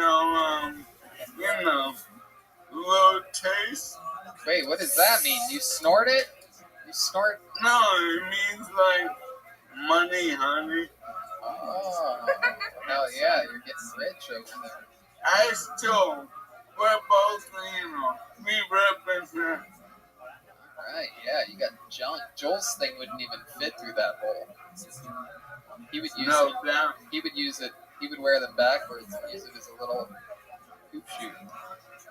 Could you imagine how big of a ticket it would be if Michael did the naked roast? Oh my god, that would be epic. You know they do a thing called the naked roast, Michael, where the judges and come out naked and 2 people come out naked. And Joel literally became famous at last year's Skankfest. Nobody knew who he was. It was like, was it the first night or the second night? Oh, it was Friday, probably the second, yeah. It was the first like big night though. Thursday the party got started, then Friday night they're like, all right, one of your judges from Kill Tony, ladies and gentlemen, Joel Jimenez, and he came out with a fucking third leg. This guy, I mean, shocked the audience. Yeah. Everybody was starstruck by him. I got to watch it the rest of the weekend. Joe, that's so good to hear. All these comedy fans walking by like, holy shit, Ari Shaffir. Oh, Tony Hinchcliffe. Oh my god, there's the dude with the giant dick. Were you like, I know him? Yeah, this is my friend. Hang out with You're my always happy for friends when you find out they have a huge cock. Yeah, it's true. And we know you do too. Is it true? We've heard rumors that sometimes you accidentally back up over it with your chair. Yeah, exactly. A friend of mine named Katie Ridge, she said if I was 6 feet tall, I'd have AIDS. Yep, that's true. And instead, since you're under 6 feet tall, you ended up with ALS. That's how life works out. Yeah. God works in mysterious ways. But Tony, he brought me to your team. That's right. And I'm happy to be suckling from it. That's absolutely true. And, you know, the door here is always, much like the front of your disabled underwear, the door is always open for you, Michael. Thank you. Thank you. And when you want your wife back, come over. Okay, perfect. Yes, Michael's been babysitting my wife throughout the quarantine, keeping her busy. All right, Michael. Well, so much fun, amazing times, and I fucking love you. Love to Dave. I'm sorry, Tony. Oh, go ahead. Love to Dave and I fucking love those guys. And, yep. You know, David give me a shout out. I talk to him all the time. Yep. Just love all you guys. Michael, you are undeniably loved by absolutely everybody. The lovers of the show, the haters of the show, the cast members of the show, the family members of the show. You are universally loved in a way that I should be loved, but I'm not. But you are truly loved by everyone. It's incredible. You're not as likable. Absolutely correct. Definitely. That's why I'm switching out my sheets for some disabled underwear. I'm gonna try baby steps. You know, like you take when you're getting in bed. Yeah, no, I can't even do those anymore. All right. Well, I fucking love you, buddy, and we'll see you next week. Seriously, great fucking episode, guys. Thank you. The great Michael Lair, ladies and gentlemen. There he goes. Michael Lair. When you get away, it's not fair. Hey, hey. Of the cross-eyed bear that you gave to me, you ought to know. All right. See, I don't even mind, honestly. It's that fucking saxophone. I know, it really it's like is. that's the stingers seem hours longer when it's the saxophone. Something. All right, Karen, relax. Something more easing about the trumpet. Yeah, it's just so nice, and mellow, and Because smooth. it's spelled TRUMP. Whoa! That's why I play. I know that's what I'm going to do in the voting booth in November. I'm going to trumpet. Thank no. you, Tony. Oh, you're welcome, Mr. President. God, people on social media absolutely hate the fact that I've ever said anything positive about Trump. I mean, they're drinking the Kool-Aid too, yes. It's just a funny... It's a different take than what 100% of everybody else is doing. Can I just say, It's fun people to make talk fun of his tiny penis, but I like it. I love a tiny penis. I'm so attracted to it. I'd love to Are you get talking about railed Trump? by Trump's tiny little baby dick. What Yeah, are I you would talking love about? that. Yeah, Yes. you know what People they are always say? giving him shit for his baby dick. I love a baby dick. I want to get fucked by Okay, Trump's you little can't, tiny baby Karen, dick. even though you're a woman, you can't say that you want to get fucked. Oh, well, my body, my choice. You have a special... What? You also shouldn't be saying baby dick. That's true. It is not the week to be saying baby dick. There have been enough comedians that have gotten in trouble. Definitely don't say baby dick. Don't say baby anything. I take Viagra, my little bean turns into one. I like to flick it. It's all Okay, good. I watch alrighty, the- okay. We're gonna keep it moving along. With enough, Silence a woman. another Spanish legend on this show. We're gonna close it out strong, ladies and gentlemen. The quarantine legend, ladies and gentlemen. It's a special treat. It's Manolo, everybody. Surprise! Here we go. Manolo sent in something. Let's see what we got from Manolo this week. Oh, you don't? Okay. Do you have that video that he sent in? Oh, you don't? Oh, what a shame. Finally deported him. What was that? What'd you say? Oh, you don't have anything? Alright, well that's fine. Well then Manolo, like we had that one time, Manolo will kick off next week's episode. But, so that means that that's tonight's episode. Let's check out the drawing from Ryan J. Ebelt. We're stopping him quick here. He doesn't seem excited about it. This is like Jeopardy when there's a champion. Here, come over here. Jump on stage with us. And behind. the great Ryan J. Ebelt's going to come right in front of that camera right there, I do believe. And he's going to point it right at it. That's what it looks like, tonight's drawing. Look at that. I can actually see it perfectly right through it. You got Michael Lair on a like a Doc Ock type of setup on top of a it's Scooby Doo is what it is. And Brian's the cat, and you have David Lucas smoking, and I believe that's William Montgomery with a ketchup bottle. Very, very goofy William. And you got the two Karens, Jesse, Jet Ski Johnson, and Joel Jimenez as Karens tonight. A bunch of fun stuff happening. Going back on the road. Those dates are on the website, TonyHinchcliffe.com, DeathSquad.tv. But Jesse Johnson was here tonight. Jet Ski.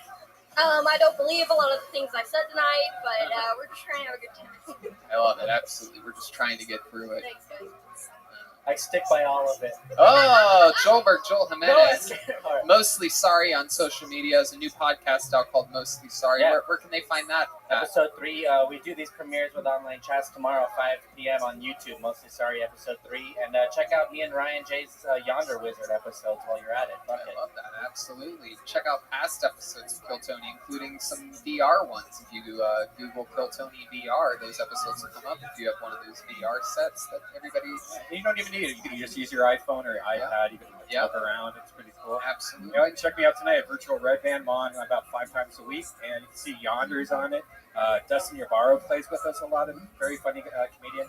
Also, this week we have Dead Air and Brothers in Cursive again Wednesday. Yeah, and a new Roastmaster class just dropped this week. Actually, 2 of them did. One of them with the great Donnell Rawlings, who is one of my favorite Kill Tony guests of all time. One of the great comedians. Him and I laughed for 2 hours straight. Anthony He Sanchez tells me about over his 2 writing decades process working and as a working computer with software Chappelle, engineer and we do a for big major recap. corporations in Silicon Valley with the FBI and elements of the Fun Department stuff, of Defense. man. This He was a became fun one interested tonight. in the UFO phenomenon in The people 1989. here at In Crowd He has been Studios. researching some All of of them the on deeper, Instagram dark at aspects In of Crowd Comedy. UFOs, They made such this as entire events big at the production Gulf Sea possible. Archuleta They Mesa, do really the cool big things underground out of this military studio base with the there. He capabilities is of keeping actually track making with this modern giant developments wall in that's now UFOs, red in and front he's of here to us talk about some of into a his wall of latest research and audience what lies members. ahead We're going to in do the that, UFO right? Yeah, field. we're definitely going to do it in the future, and we're going to You're figure listening out to how to do Exopolitics it Today with Dr. Michael Sala, perfectly for the your show. source for the And you can uncensored actually hear truth the audience regarding the laughter human, while they're at extraterrestrial, home, zooming global, in, and and things political like agenda. that. We're going to see Click the every like single button one of and you. subscribe to Yeah, this channel.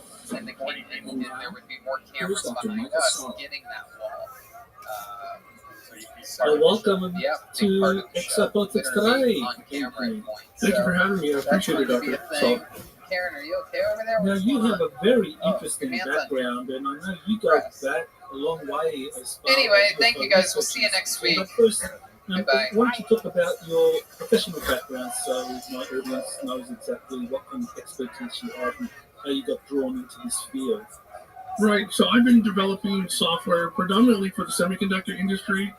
Did a bulk of work for Intel Corporation. I did work for Hewlett Packard, NEC, and way back in the early 90s, I was the first corporate webmaster for 3Com Corporation. Nobody knew what a webmaster was back in those days. And I've been working as a contractor for the state of California. I did that for a number of years. I held a CMAS, a California Multiple Award Schedule, for my own company, which allowed me to bid on projects and get work for the state of California. So I've been developing software for well over 25 years now. So you mentioned in the pre-interview that you had contact experiences as a child, and that was actually something that predisposed you for events that happened in 1989 that drew you into the field. So what was it that happened as a youngster? Right, so that truly was the genesis of my delving into everything ecological. When I was 5 years old, there was an incident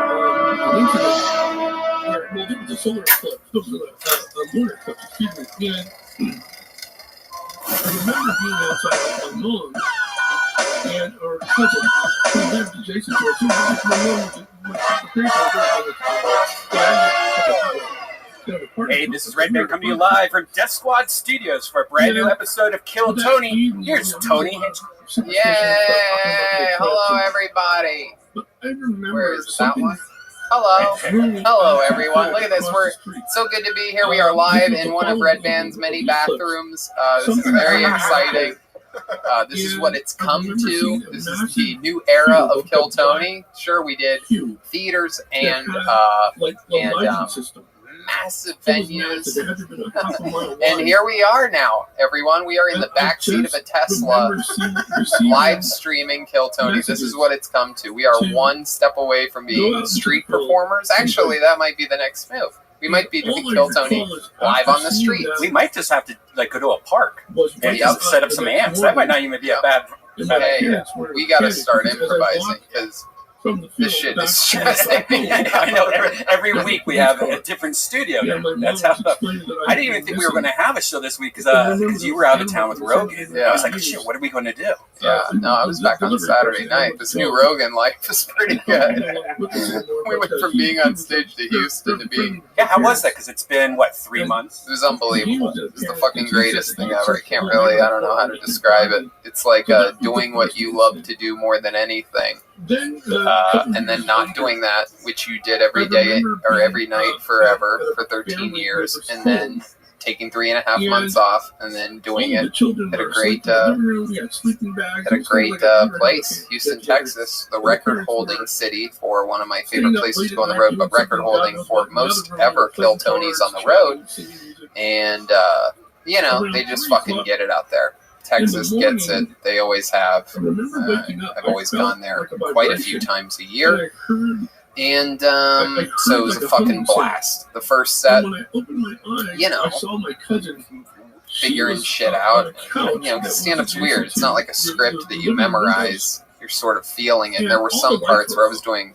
I mixed in a lot of new stuff. But there's also parts where the confusing part was doing some of the old jokes that I had well tightened up before. And I was doing the setups for them. Like I was saying them into the microphone without really knowing what I was going to say next. It's like I remembered the setups and had to... Did it make you write something new? Like, oh, I didn't even think about this. Oh, yeah. A lot of new stuff. A lot of very fun new stuff. Improvising off of Joe's Spotify deal. Some Chris D'Elia material, believe it. Oh, yeah, really? Stuff I wouldn't do on a podcast, I do during my stand-up. So, how did that work out? Really, really, really well. Turns out people like new, fresh, topical, fucking whatever, stupid shit. So yeah, it was a blast, and here we are, the Great Brian Red Band, of course, Death Squad Studios, and we have a special guest, David Lucas is here. Yeah, what's up, y'all? Glad that you're here, because as you know, we always talk about dildos and booty holes with you. And I don't know if you know this, but I've been getting a lot of dildos and booty holes lately. And this episode is brought to you by Adam and Eve, the #1 adult toy superstore. Adam and Eve says the best part of staying at home is playing at home. Toys for men, toys for women, couples toys, every kind of lube and lotion, lingerie, and so many other sexy gifts. I actually used it. I bought something for my girlfriend, and it was cool. It was easy to use. They have everything. And that this discount coupon code that we have took a lot off the amount that we had. They have vibrators. They have lube. They have adult movies if you want that. And it gets shipped to you in a box so that your neighbors don't know what you're getting. And it was awesome because I can't wait to show you. Maybe I'll bring it to the next Kill Tony when I bought her. It's a good thing they put it in a box. It'd be weird if they had like a clear dildo-shaped container. Well, it just doesn't say Adam and Eve on the outside, right? So, people know. No, of course. You should all take advantage of the downtime right now and choose almost any one item and get 50% off at adamandeve.com with the code KILLTONY. When you do, you'll also get 10 free boredom-busting gifts, including 6 spicy movies, a 3-piece bonus kit, and the best of all, free shipping delivered discreetly to your door. Just remember to use the code KILLTONY. That's KILLTONY at checkout for this amazing deal. Adam and Eve has thousands of products. So enjoy staying at home with Adam and Eve. Go to adamandeve.com, use that offer code KILLTONY to get 50% off just about any item, plus 10 free gifts. Use the code KILLTONY at checkout. Who I met back in 2010. Yeah. Lupan meeting, who's an excellent And it goes on and on. He's After you have independent, sex, he works on his own. after But he and you I have been have a friends for romantic over a decade evening, now, after and I had him you conduct an analysis finish from an outside sexually, perspective of the nothing events better that to do. I don't know about you, Brian, but I like to eat as a some child. food. And Probably I the most like to be significant lazy event of my after life having sexual was excursions, we were so I leaving a San Francisco Postmates it. Giants game. This is the If you're baseball like game in me, South San you Francisco. love Yeah, Postmates. we We did, love I think it food, had been a you doubleheader. love It was Postmates. late But I at love night. them more than ever right We were now heading because, back of course, to you don't have San to leave the house. And we were just Delivered passing straight to the door. With what's going on in the world, they have created non-contact deliveries. So now when I order from local restaurants, everything gets left right outside my door. Yeah, and they also they also have Postmates pickup, which I didn't even know was a thing, and I used it the other day. Which is great because you could order from your favorite restaurants, and you could you're supporting your neighborhood places. I know that there's a few places in Burbank here where I've been reading that they might go out of business, and it's very depressing. So now you could go on Postmates and you can pick it up right there. And Postmates doesn't deliver just burgers and sushi. They actually make my life easier by picking up everything I need from Walgreens and 7-Eleven and dropping it off right outside my door. That's great. Now they just drop it off, they take a photo, and then they send you a message like, hey, it's out front. Just download Postmates on iOS or Android, find your favorites, and get anything you want delivered within an hour. Anything you want. I've been getting, we all know Vito's gives us pizza every single week. It is incredible. And I have become recently addicted to their chicken parm sandwich. And I get it delivered straight to my door. Sometimes I'll swing by, say hi to Charlie at the shop on Santa Monica, but and La Cienega, but near Santa Monica. And yeah, so anyway, for a limited time, Postmates is giving our listeners $100 of free delivery for your first 7 days. To start your free deliveries, download the app and use the code KILLTONY. That's KILLTONY for $100 of free delivery credit for your first 7 days when you download the Postmates app. Anything you need, anytime you need it, Postmate it. This craft cover. Yibbity yabbity bibbity bobbity. Good to be here. Exciting stuff. Let's get the show started. We have a band on the show. Every single week they commit to being different characters. This is a tight studio tonight. We are all very close together. So let's see what characters they are tonight. I present to you the best damn band in the land, Jeremiah Watkins and Joel Jimenez, everyone. Here we go. Uh-oh. I haven't heard this music before. This should be interesting. Uh-oh. Oh my goodness. Wow, okay. This is very exciting. I absolutely know who these two are, even though it's their first time on the show. I definitely know who these guys are from the hit video game and movie, Mortal Kombat. Ladies and gentlemen, it is without a doubt Raiden and Sub-Zero. Am I correct? You're right about this guy, but not me. Who are you? I'm the newest Mortal Kombat character. I am the Koro Ninja. Is that a real thing? Yeah, we got so many fatalities, they decided to add me to the game. Oh, okay. Man, you really could have just been Sub-Zero. You should have just rolled to that. I mean, I fight to the death for a living, and I'm pretty scared being in this tight little space right now, let me tell you. I mean, Sub-Zero is such a famous historical character. What like, he freezes people. What's your special move? Stay over there! Oh, are these social distance? Wait, are these special, like, Corona versions of... Just me, but right before the show started, David accidentally spit in my eye, so I'm pretty sure I have it now. Okay. Black people can't get this. In the water. Oh my god, this is Raiden and totally not Weird Forte. Wait a second, what? What is that? It's totally not Weird Forte. I remember being frozen. Wow. I started working at Trader Joe's, oh my god. I was able to focus on what I was seeing. I don't know what's happening. You really have to know Will Forte really well to lock down on this one. Are you Will Forte? Is Will Forte playing Raiden? I'm a little bit... Same as all the other incidents. Listen, as I said, I'm totally Raiden. Not Will Forte. Okay, so... Interesting stuff. Again, could have just been Raiden, but I guess you're Will. I wish you could see my giant smile underneath this mask, Tony. Okay. What a creative way to wear a mask, by the way. Yeah. All right, so we're here with Raiden, being played by Will Forte, and some brand new Mortal Kombat character, Koro. I'm not even going to write it down. It's not even worth me writing down. Stay over there! Okay. All right, This is the closest we've ever been in Kill Tony history. Yes, it is. This is we are doing the opposite of what we're supposed to be doing during a pandemic. Oh yeah, I forgot to turn on the second air purifier I brought in. Apprehensive about going outside at night. I no longer wanted to have Hey, there it is. Yeah. All right.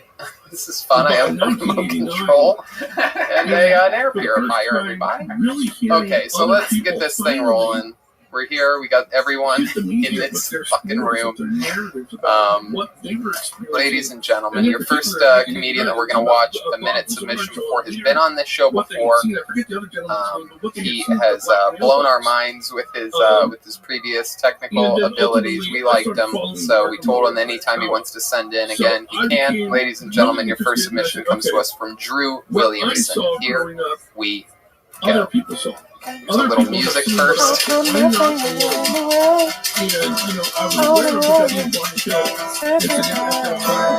go. There it is. Drew Williamson. There we go. I became convinced that we were witnessing Having a great year here at I.E. Mine. Our product lines of aquarium decorations and houseplant GPS locators have redefined the tech sector. I have decided to really. Today is the introduction of our super top secret project. Within the sphere of ufological events. We showed this to a group of investors who said, and I quote, "We don't know what we're looking at." Ladies and gentlemen, may I introduce you to D.I. Sharp. And before we talk about I'm just very interested in the most loud, powerful, wood, over-engineered pencil sharpener the world has ever seen. Let's see how it works. Simple boot-up process. Easy to carry 5-step remote. This is funny. I used to think at the time. Let's see how it does. That it was the RPM's up. Of a top secret nature. Drop it in the easy to find receptacle. This one. Complex. Easy to find receptacle. In retrospect, in hindsight, as I look back at the looks like we're almost ready. The people Ladies and gentlemen, the craft, the silhouettes of the individuals, they were terrified. And to have been in a terrified state. There it is. Running around. This is what our show is now, everybody. This is what our show is now. We started the year with, I believe, 1,900 people in a theater in Vancouver, and this is where we're at now. We are now in a closet with one another. I mean, I've always been in the closet, but now all my friends are with me. There you go. I'll beat Joel to that joke. And who's Joel? I'll be Koro Ninja. So stupid, I remembered the name. Underwear head man. So here we are, and Drew Williamson is joining us. Hi, Drew. How are you? I'm good. How is everybody? We're good, man. We're good. We're hanging in there. Everything's great. Totally not about to have a fucking meltdown.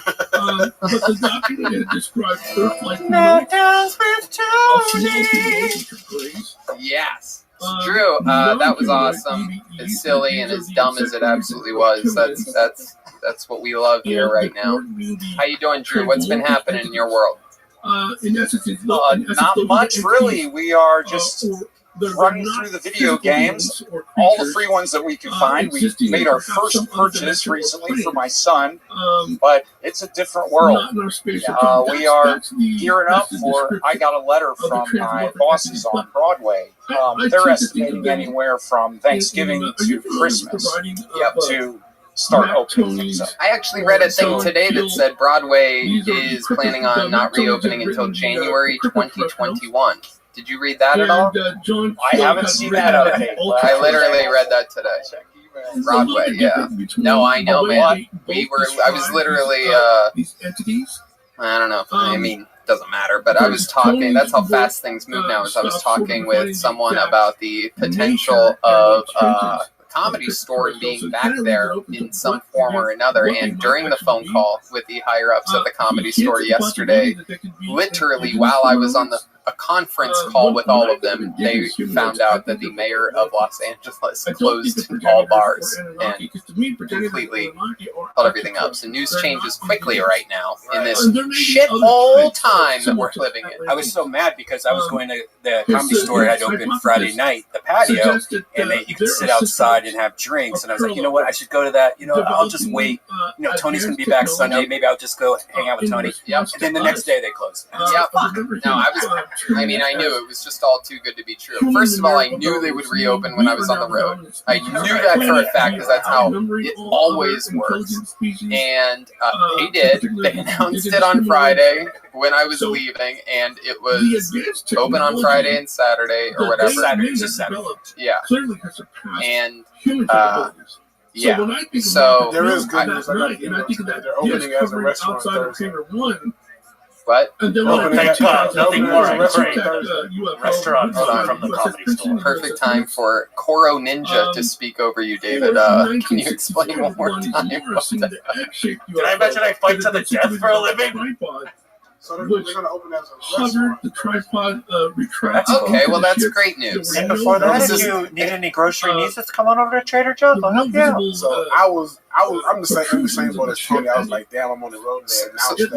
So literally, that's how fast. I mean, remember what started this conversation is how fast news changes.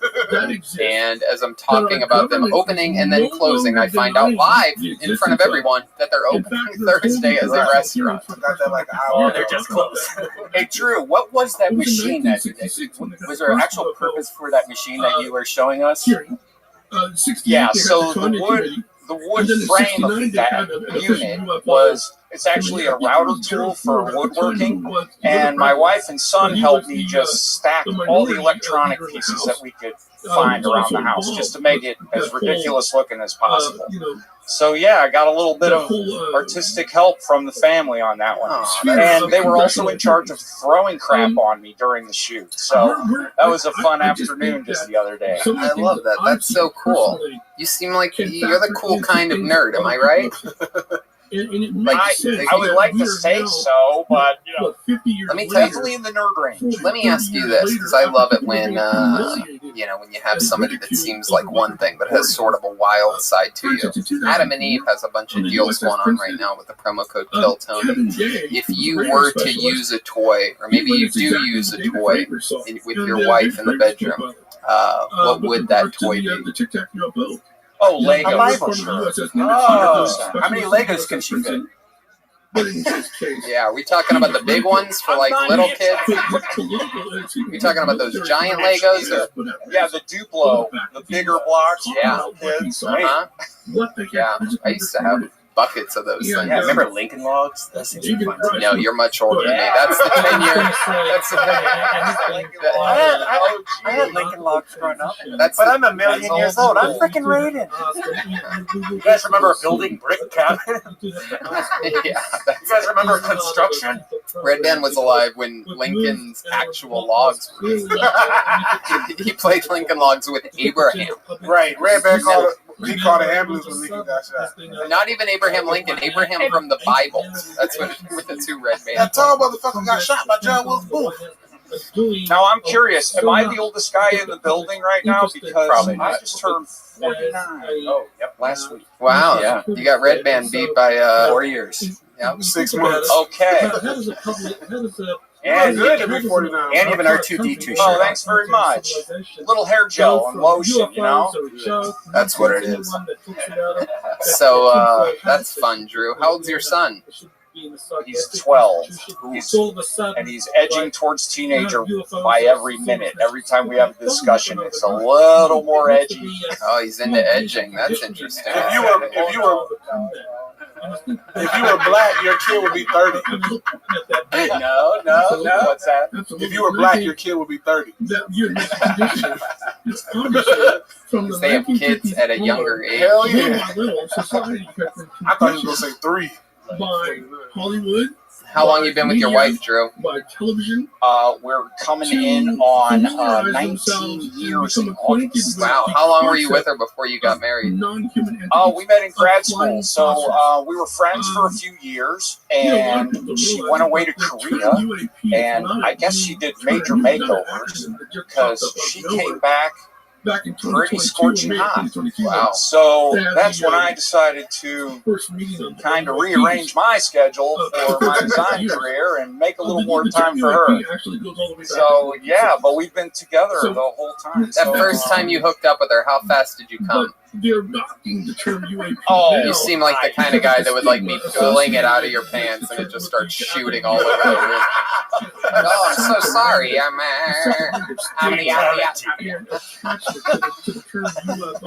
A lot of nights are, oh, you're ready. To do away with that, what we're seeing now is the government. Oh, Drew. What else you been doing during this quarantine to stay busy? Any other fun hobbies or anything? I've made a major deal out of cleaning the house, and my wife was excited for me to be doing more videos and being recognized for it. But she said to me the only thing she's really worried about is that all the house cleaning is going to stop. So I have to just get up and vacuum as soon as I turn off the vacuum. Wow, what a bitch you are, Drew.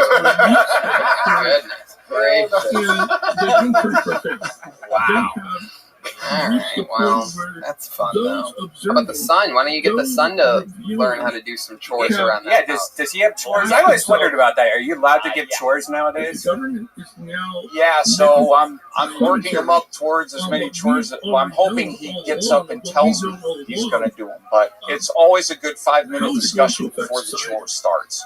But he hates vacuuming already, so he's growing up perfectly. He's learning the ropes.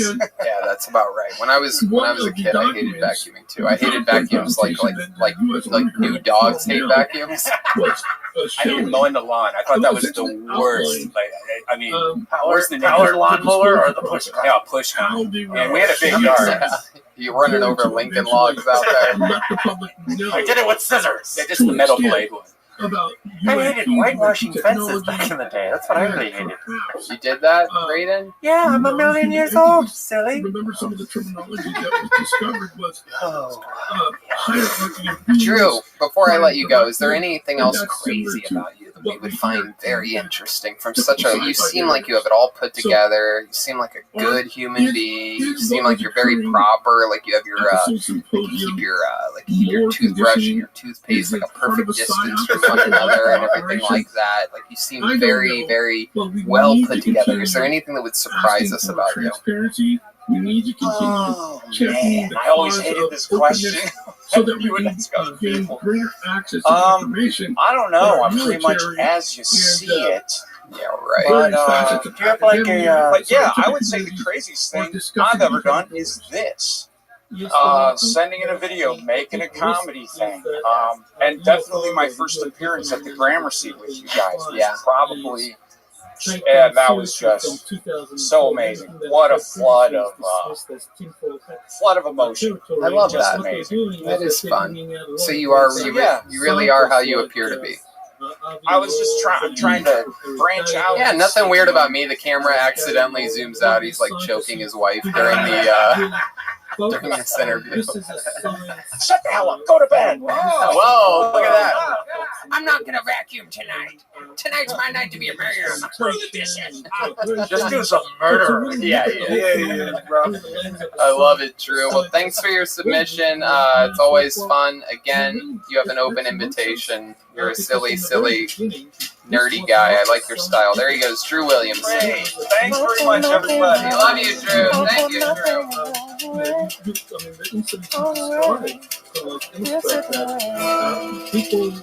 Fuck yeah, here we are onto our second comedian. I still haven't killed myself tonight. This is very exciting. Ladies and gentlemen, your second submission coming up here in just a moment is coming from a man who we met him before the pandemic, and meanwhile, during the pandemic, he grew to become one of the very famous characters on the show. We've seen him interview Mexican prostitutes. We have seen him up the ante from there and interview Mexican transgender prostitutes. And now he is back. Ladies and gentlemen, this is a submission from Manolo after this little bit of music here. I want to talk with you again. Ladies and gentlemen, it's Manolo.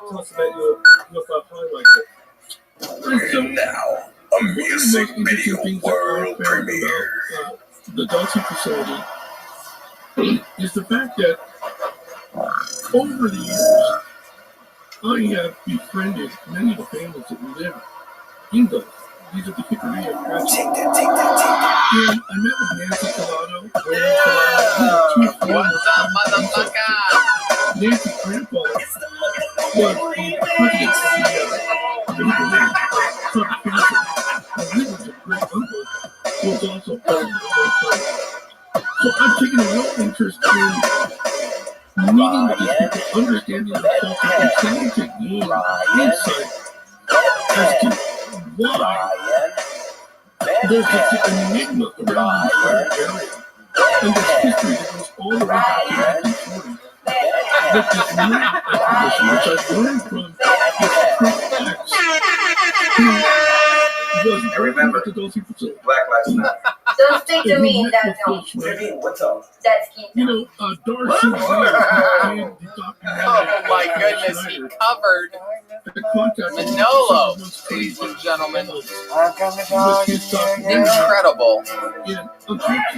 Wow, Manolo has covered Michael Lair's hit song from a couple weeks ago, Ryan Bedpan. Hello, Manolo, can you hear us? But Darcy weird. Oh my goodness, you are living the high life down there in Tijuana. You know, Pull your head back a little bit. She's got a little nipple popping out over there. That's one of my favorite baskets back in the house. Hey! Wow, what's up? Fuck yeah, hello. Oh my goodness, that one to your, the one to your left looks like she's questioning her life right now. Okay. You totally have some areola sticking out there. Keep her off the screen until she puts that away. Have her lift her, god damn. Damn, does it look like you're having fun right now? Have her put her, yeah. Oh my god. Yeah, that totally. Yes. I asked her if she knew how to speak English, and this is what she said. I was like, yes. That he recalls. What I gotta mean. You guys, I don't know anyone who has thrived more during this pandemic than you, Manolo. It's literally, when we were at the Comedy Store, we were going through, you know what I mean? Our business was booming, and you were sort of you know, you weren't at rock star status yet. You were sort of coming up through the ranks, and now you're an absolute assassin. You have beautiful girls around you. You guys are obviously having the time of your life, except for the girl to your left. Again, she seems a little bit miserable. She has no idea what I'm saying, so that's actually perfect. Manolo, you look like Spam Tripoli. Go ahead, Manolo. Yeah, man. I love it, dude. Man, I should have hit you up when I was in San Diego, bro. I'm telling you guys, I'm telling you. But hey, yo, I got a quick statement to make. First of all, I didn't know if it was going to be relevant because the Ryan Bedpan, because I thought it was great. Michael Lair's is in homage. So shout out to Michael Lair because I think he danced that night. And I had to do that remix, that motherfucking remix. Maybe one time we can do it, do the video, but both of us, with all these chicks, right? Absolutely, dude. Absolutely, I love it. You guys look like you're having a blast. It looks like you and the girl on the left are on Molly, and the one behind you is coming down from Molly. It's very exciting.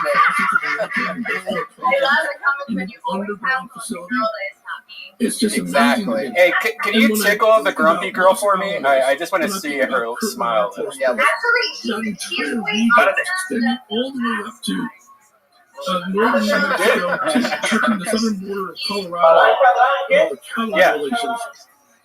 Yeah. Fiesta. A baby just fell out. Abducted and mutilated by But that's not drunk, baby. But that's not drunk. Mike, I got a quick statement, Tony. Yes, go ahead. There's enough information. Lying in bed alone, wearing a condom is the same shit as driving in your car wearing a face mask. I have to say it. Hey, you know what? I like that. That's a pretty smart take. Yep, you're absolutely right, Manolo. Again, you have become a genius during this pandemic. It is incredible. Is he still alive?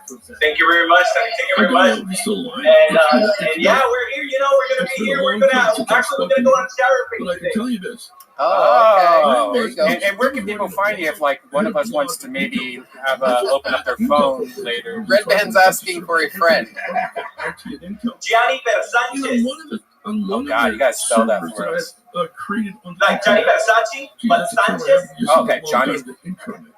You're gonna have Gianni Versace. So it's GIANNISANCHEZ.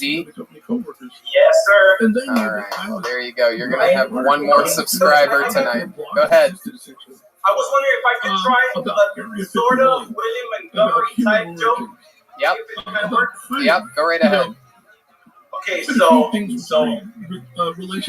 and your self-support. I pay On shit. one particular day, I got contacted by. But Mr. Jackson, we can't say that. Okay, then we'll just say Billy G. Person was working there under the supervisor. Basura. This is chaos, and I sort of love it. Oh my God, what has this show become? God damn. I have never.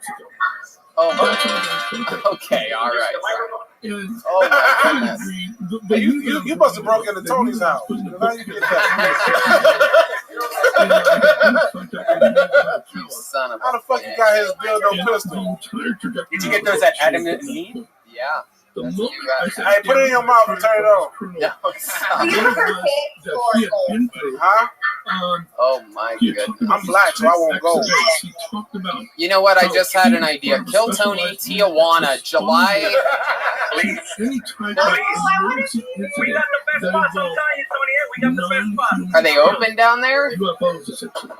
The border's closed, right? Is the border closed, Manolo? 5 minutes.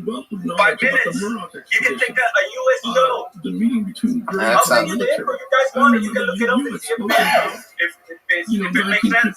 I get the feeling Jeremiah won't be allowed to come on this trip. Bro, you Tony, you gonna have to put that episode on OnlyFans, bro. I've been happily married for 1 million years. Yeah, I feel like we'd have trouble getting down there. They would let Joel in, and we wouldn't be able to get him back. About it, I'm a tourist. You can actually speak English, and they did not let me crossing there are some deep connections to the individuals involved. Oh my God. Oh my God. Please tickle that girl on the right. Yeah. Tickle her. That's how I like my women. Let's see if I can make her laugh. Can she hear me? She can hear me, right? It's just, we actually can't really hear you that much. So that's why we're so. Oh, okay.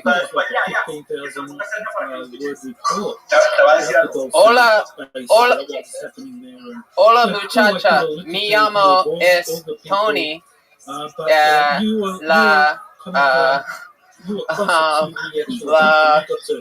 Tony le gustan los hombres, todos las tías. Le gusta chorizo y salchicha en la boca y gordo chica. Tony es chupetoto. Tony es muy flaco, sí. Y delgado. Hold on, let's all talk at the same time. Can we do that? Sí. Yo soy americano. Yeah, see. Yeah, it worked. There you go. See, I did it in 3 words. No, I know, but it worked. Don't be gay in Mexico. Yes, I won't be going anytime soon. I'm the first openly gay I Mortal love Kombat. that. Wow, he has a dildo and an electric toothbrush. That is exciting. All right, Manolo. This has been awesome, dude. You're fucking incredible. I mean, what can I say? This is. Wait, is that a bathtub? Hot tub the whole time. Is it filled with puddle water?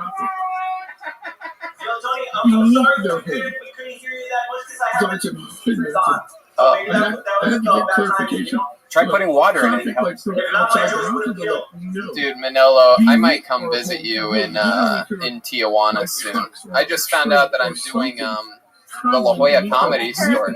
Okay, perfect.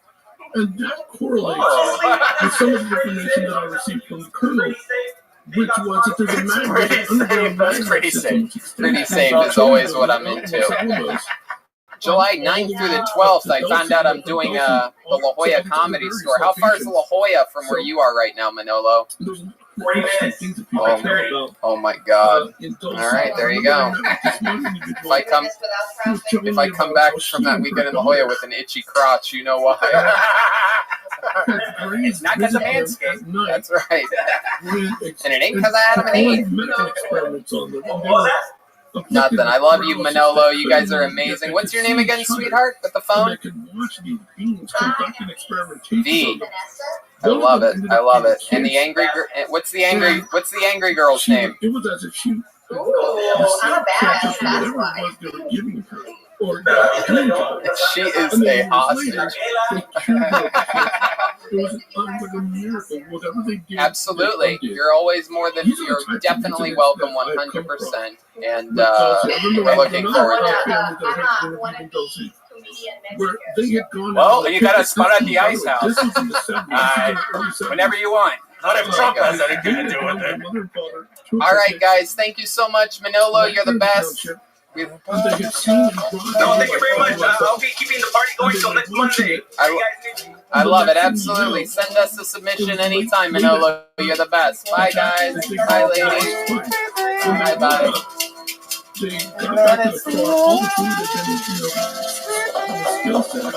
Wow. That's the life. It really is. The last thing you want to be 2 spots into this show is jealous and horny, but here we are. Okay. Like small chips. These are the type of things. There you go. We have another submission, ladies and gentlemen. This man became famous on the show just a couple weeks ago, and he was doing a parody of Manolo, who we just had on, and now he is back, ladies and gentlemen. It is Rabolo. Here he is. There you go. There you go. Here's Rabolo. Rabolo here again with my buddy Sketchy. Yeah, he's got the hookups to the Laguna Gale cartel. I'm gonna tell him a few jokes for my new minute. Janet Saylor, the Aspen organization. Rick Christel, who was a member of Lupon at the time. Get it? It's my fucking dick. As well, and for a membership may have on our way to the Laguna Gale cartel. We met with the chief of police. Anyone else mistake Harvey Weinstein for Harvey Firestein, the gay Jewish guy from Independence Day? Right there. Get in my office and watch me shower. This is the indigenous group. Why couldn't the leopard play hide and seek? He told us because he was always spotted. Over the course of 20 years, how he had Parapon Legion. Years earlier, when he I read about this in UFO, apparently 2.0, also just released. That's real funny, right? Described in exact detail. Oh, hey, come on, stop. Hey, what's going on? That's really cool. Rabolo, don't worry, dude. This is great. Jumping you in. We're not going to jump him in, fool. We're going to dump him in. Radio show where he had sent me a Poo-poo, mierda, caca. He needs poo-poo on his face to join the game.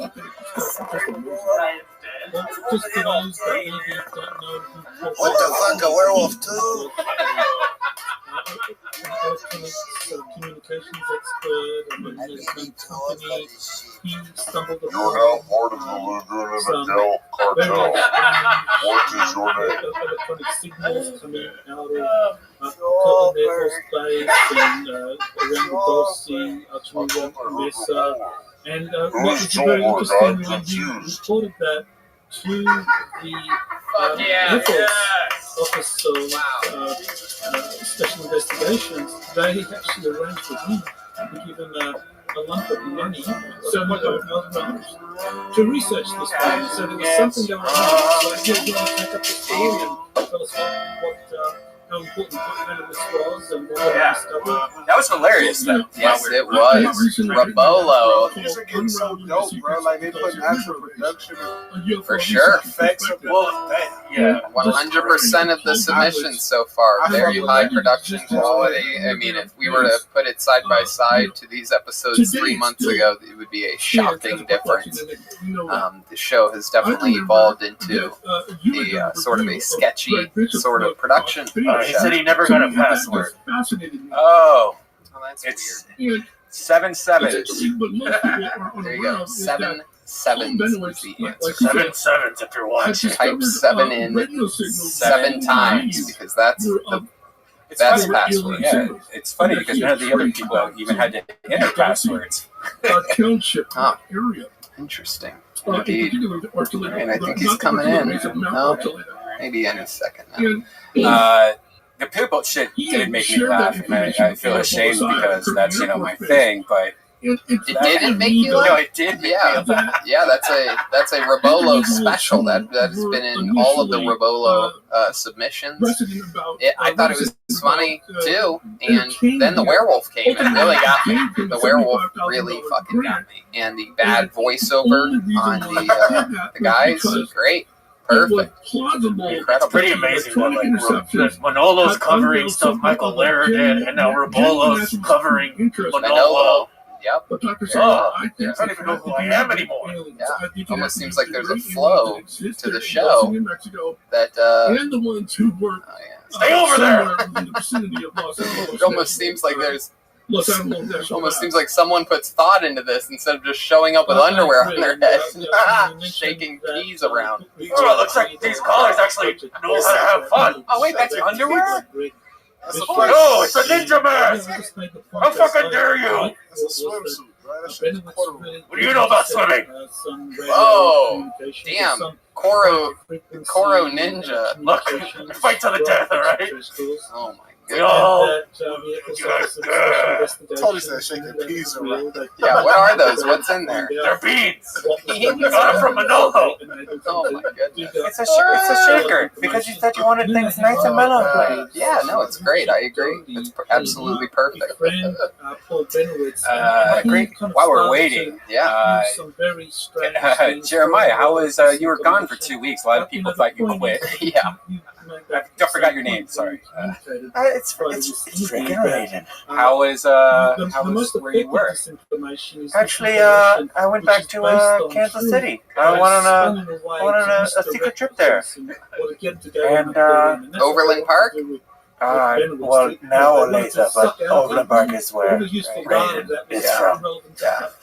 There's as many black people in this studio right now as there are where Jeremiah was, by the way, if you're wondering. If you're like, hey, I wonder what the numbers in Olathe, Kansas are of black people. This many. That's the answer. It's actually not true at all. My mom has a black neighbor.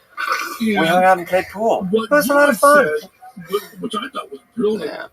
Yeah. They may have just been doing blackface. Whether or not what do you think about Aunt Jemima and all this shit going down, dude? Bro, that shit sucks, man. Why they try to take black people ask for equality?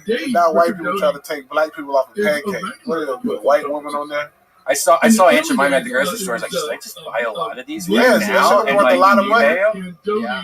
Did you guys really care about the logo on your syrup that much? Yeah, we fucking have Aunt Susan. Just eat the fucking syrup. That is the shit. That's a really fat get-rich-quick scheme. I up all the Aunt Jemimas and be like, these are gonna be worth something someday. These are gonna be. Never know them. Brian thought that's what sipping on syrup meant. It's true. That's just like gold, bro. You can sell them on the black market, or now they have to change the name of it though to the market. Equality. They don't want people to use the term master bedroom anymore. Access. This shit is getting out of hand. See, what's crazy is that I heard about that and I'm like, why? And then I'm like, oh shit. And so like people are learning about racist things that they never even thought of or knew before. Like, I never thought the master bedroom had to do with what bedroom the NASA. I don't even think black people knew that, though. I don't think anybody fucking knew Says that. the white guy. They want you to call it the primary bedroom. I'm still calling my shit the master bedroom. There's a bunch of rich white kids right now on the internet that came from an all-white neighborhood Googling, like, what can we change? I want to change things so that I feel like I made a change for the better. And they're finding out all this shit. The Land O'Lakes lady is gone. It's just the... Uncle Ben's rice? It's very sad. To be honest, They should just change it to Peter Parker's Uncle Ben. Peter Parker, that was his uncle? Yeah, that was Uncle Ben. That is so weird. You would think they would have named his uncle anything other than Uncle Ben. It's like, we can pick any name for his uncle. What do we go with here? I think rice sales would actually skyrocket if they changed it to Uncle Ben from Peter Parker and Spider-Man, because there's so many Marvel fans. There's so many freaking Marvel fans out there. Yes. So do I. Yes, there are. But which Uncle Ben would you have? Like, which Spider-Man movie? Welcome back to Nerdsville. Not the black one. We're going to bring Drew Williamson back to join us here. Not the black one, huh? The black one, his uncle named is? Yeah, it's the same characters. Well, how did it say? No, he's talking about Miles Morales. Yeah. Miles Morales is different than Peter Parker. You're right. It's a different That's Deal, Ben. Dude, why'd they just put Black Spider Pig? But yes, Dodie and more were Wow, ostracized welcome back to what the fuck is happening. by the effect community. Stay over there. They're kind of like front and center. They should put 3 6 Mafia on the syrup. Do we have any update, Joel, on Kind of question Robo Low? Haven't heard anything. Why is it this Yeah, she's canceled. Hold on 1 second. I'm supposed to be in Tempe at the end of the month, I guess. just don't know. I guess that's happening. Are you To this texting day, with them? Richard Doty can still be I tried, yeah. End of July. Send him the password. I'm checking out headline in a couple nights. Did he get sent the link? You have genuine UFO What do I work in a sausage factory? of what's true. Still don't know the answer to the question. I just asked. Set up the password. You know what I was just thinking? I fight to the death. I was just thinking, this show has a really nice flow to it. I like it. It seems more laid back. Actually, it really does. It's like nice and chill, you know what I mean? This is always the part of the show where Jeremiah calls out something weird about the show that's not even happening. Well, I tell you what, I watched the Ice House episode. There's a weird energy in here, am I right? I watched the No, we didn't even notice. Again.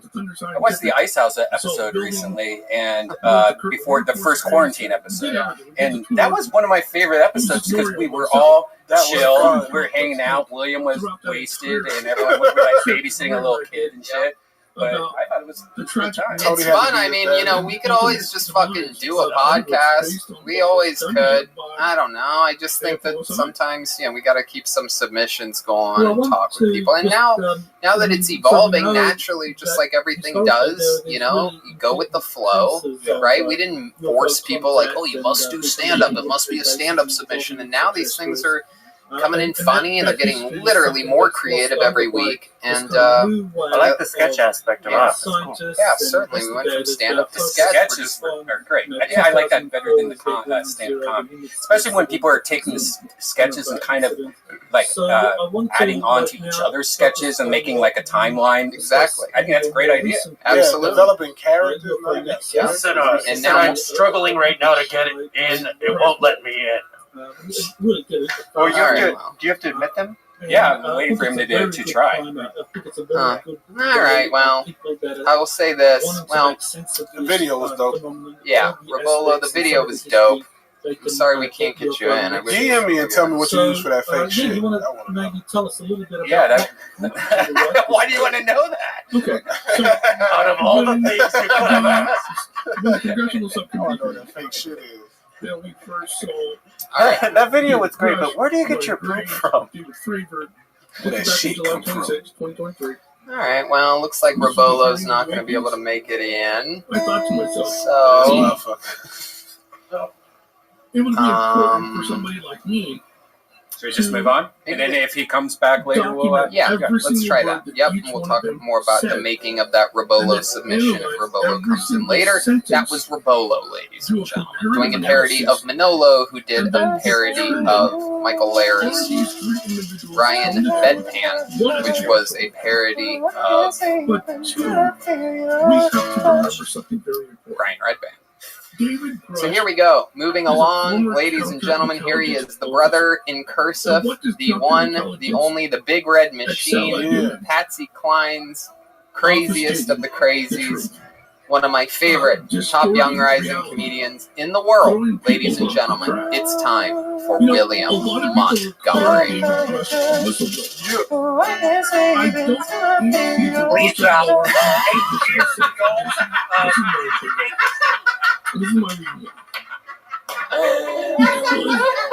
What's up? I was metal detected earlier. The Dixie Chicks. What about my toe and shit? Nothing that he discloses publicly can be said. A lot of people wanna shit on Chris D'Elia, but that's not his fetish. To educate all of us. Whatever happened to the stop and move away from the vehicle guy? No, really, whatever happened to that guy? 1933 in Magenta, Italy. Chris Angel's greatest trick is how he made himself disappear. In 1947, he claims that it's pretty obvious a black guy named a Cracker Barrel had come into contact with a crash retrieval. No, but seriously, I want to give a rest in peace to Judith Barcy. She was the little dinosaur on that dinosaur movie, late 80s. Judith Barcy's father shot her in the head, tried to burn the house down, make it look like an accident. I just want to give it up for Judith Barcy tonight, y'all. I got COVID virus. All right, William Montgomery. There you go. Yeah, absolutely. Hey, William, turn your camera sideways. Hey, right there. Turn your camera sideways. A little bit slower, you bitch. Why? I got COVID virus. Turn your camera sideways, William. Tip the balance in their favor. General Robert E. Lee, turn that shit sideways. There you go. Very good. Widescreen, motherfucker. Yeah, nobody ever wants to talk about General Robert E. Lee. They took his picture down. You're going to bring that shit up tonight? I will tell you this. What's up, man? What you drinking tonight? I do. What do you mean, what am I everything tonight? A little bit of high C with a little bit of mixed with a little bit of Sprite. Leave that kerosene alone, bro. Mixed what? Stop drinking that kerosene, dog. What are you saying? What does that mean? Is that a black guy? William, I always feel like William's like one drink away from just saying the N-word on this show. He said it to me before. Yeah, really? He always says what pussy said that? What pussy said that? I said that. That was Koro Ninja, one of the newest members of the Mortal Koro Kombat. Ninja, I haven't liked you since 5 days ago. I swear to God, I will break an appearance. Crib or house, whatever you want to call it. You got your girlfriend underwear on his face. Don't fuck with me. Stay over there. The advancement of don't fuck with me. William, how you been doing this week? What's going on with your mental health and things like that? I bought $400 worth of board games on eBay. I bought $200. It's a good investment. Worth of the sub. Do you really believe that, Tony? Yeah, those are all going to be be worth a lot more money. Have you bought any Aunt Lima syrup lately? Can you say that a little bit slower, you bitch? William has a little fucking fire to him tonight. It's hard to understand things. What'd you just say, David? You hang around too many black dudes. What'd you just say, David? Too many black girls? That is from a legacy.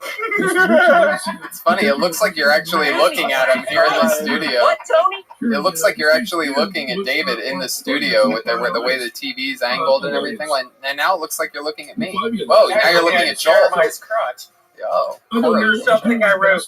Hey, Jeremiah, how have boogie nights been on Wednesdays? What does that mean? Will you say that slower, you bitch? Oh, Koro, come on. You're angry. Hey, Jeremiah, how have boogie nights been on Wednesdays? I don't really get it. Can you explain that a little bit? On April 30th, Come on, Yosemite Sam. 2 years ago, Jeremiah and I, before he met his wife, he showed me the ways of whatever you want to call it down in Thailand. We were having sex with people in my hotel room. Jeremiah was on fire. This is if you want to call it. This is wild because we know everything William Montgomery has ever said is 100% honest and true. So Jeremiah, what do you think about these accusations? They're not actually accusations. I'm being outed right now. Oh, wow. Yes, Jeremiah. Yeah, I was on fire in Thailand having sex with people. Walked up the steps and we shot her. And then I said, nobody ever wants to talk about that. And Jeremiah, you said, William, you're so funny. Just made me. What else did Jeremiah say when you were in Thailand? Oh, I already know what. You freaking turd. You freaking turd, Inchliff. I saw you motioning to Red Band to get this ready. I can't believe you would do that to me. William, what else did Jeremiah? Oh, yeah, what else did I say over there in Thailand, William? I just got $8,000 from the government. I'm buying a house. Why?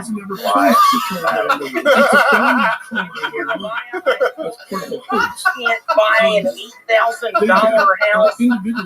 We're not still in the Orient. Hey, William, what else did I say?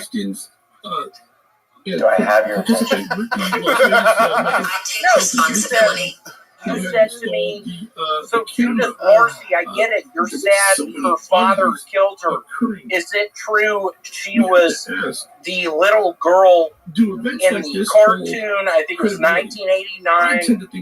All Dogs Go to Heaven. What are you talking about? Who said something about that? I mean, why do you bring that up? That's not fucking funny. Hey, how's work though, Will? For real though, How's talking about our history together? That's all it is. How's work? How's my work? I got fired 2 weeks ago. Man, you just started working last week. Yeah, I started working at Walmart, whatever you want to call it. What do you? I got fired 2 weeks ago. What do you? I sell shampoo. You need a bottle of water, bro. That was my next question. What do you do at Walmart? Clearly, you're the shampoo guy. You need a bottle of water and a nap. Out of concerns of privacy. Okay.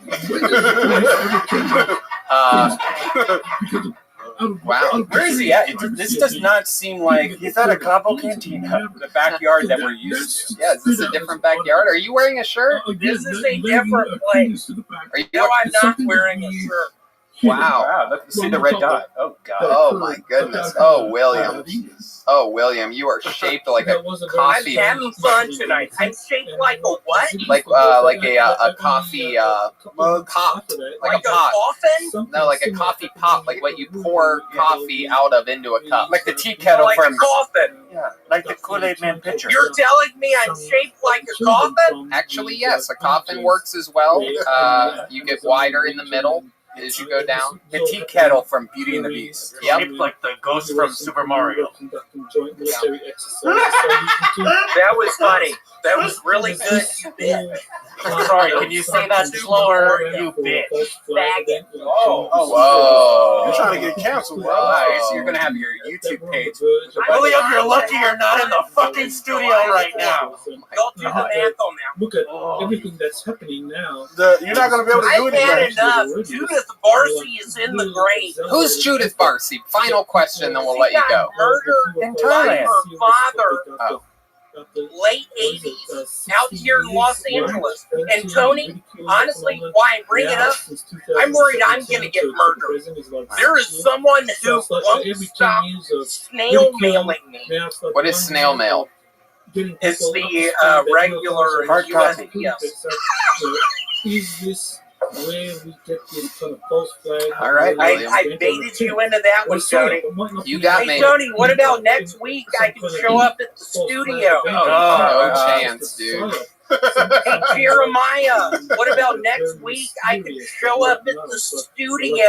Yeah, we can talk about it. There's not enough. Okay, punk. I just said we won't talk about it. Like, You yes. fucked with me 2 years ago, dude. I got a bitch pregnant. Oh my goodness, we're I finding out. have a child. I said I'll have you on the show. Calm down. I have a kid. William, I'm gonna have you on. You gotta be glad you ain't black, bro. You'd have been on that. What? My kid's black. William, what's your kid's name? What did you name your child that you're not a father to? What's the kid's name? Sunflower seed.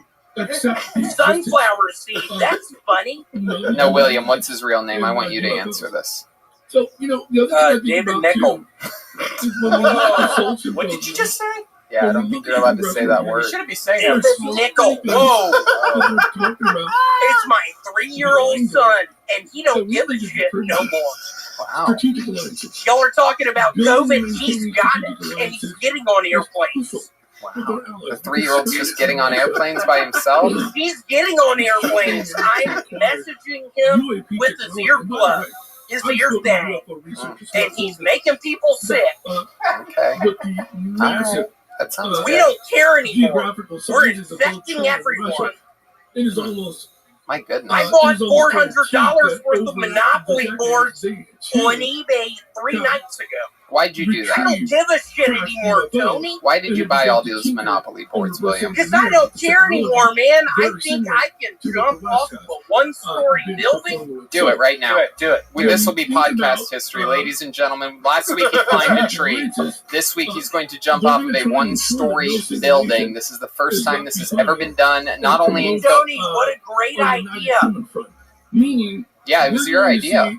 Let's say. I'm kidding. It's a joke. Oh, okay. You sobered up there, motherfucker. 2 weeks ago, I got his shit together. I didn't care no more. This is like a I heard about Judith Barcy and killed by All right. There's a limit to how many Judith Barcy references I can have. Tape that Bob's finding an abandoned house. All right, William. Was that a Hispanic person? Yeah, it was. A little bit. Yeah. We feel like we're watching the Blair Bitch Project right now. That was hilarious. Who said that? Totally rated. That was Raiden. Disciplinary research. What is this? Raiden. 4-leaf Cloverfield. Good job. Okay. I'm now going to move back to Memphis. My comedy's not working anymore, Raiden. That was hilarious, you bitch. William, absolutely hilarious. I love that. You're still writing jokes. That's going to keep that muscle strong for you. You have a very silly style that still works during this pandemic, even online, and I absolutely love it. You had Red Band and I almost fall out of our chairs on your Please Stop while the band was playing music. Absolutely hilarious timing and execution of that. And At some point, y'all let me. I want to come in with y'all. we are. We're going to get. We just need. VR. Yeah, we just need 7 more Dyson air purifiers, and then. Spencer Edwards. There you go. There goes William Montgomery, everybody. This is the part where you just start saying random made-up names. Now you got to get rid of them. Judith Barcy, Spencer Edwards. David Nickel. Yeah. Well, that's William Montgomery. You know him, you love him, and we have gone during this pandemic missing some of our favorite legends of Kill Tony, some of our favorite human beings, and one person that we have not spoken with in absolute months is, without a doubt, one of the most famous people in the history of the show. She signed up at, I believe, the age of like 61 for her first time. She got on. She has bucket luck like nobody else's business. She is a magical spirit and a super nice lady on stage and off. She's writing. She made a lot of friends in the comedy business at the Comedy Store. And I love her. She reminds me of my mom, and she's a sweet, sweet spirit. Ladies and gentlemen, this is a submission from and the return of Aphrodite. The music. And here's Aphrodite, everybody. Here we go. I'm so glad to be back on the Kill Tiny show. Tiny, I so miss you so much doing your show out of a baby basket at the Comedy Store. Everybody just love you. You're so tiny and adorable. This is back and forth. Well, okay. I'm just doing something to entertain myself because of this motherfucking goddamn cookie, the roller cookie, and the juice is flying out the back of the head. Fucking virus. You killing people and shit. You can't go out and get no dick and play with nobody. I'm involved in my own motherfucking house. I'm fucking involved in my own motherfucking house. I'm fucking totally traumatized with this shit. I had to do something before I moved to my goddamn mind. I went out and bought me some dick. You can say what you want. I did. I bought some dick and I don't give a fuck what you think. And I'm taking dick therapy before I lose my motherfucking mind. I lose my mind. It's wrong, Cookie. Wrong. You got fired. As a matter of fact, the colonel. There you go, Aphrodite.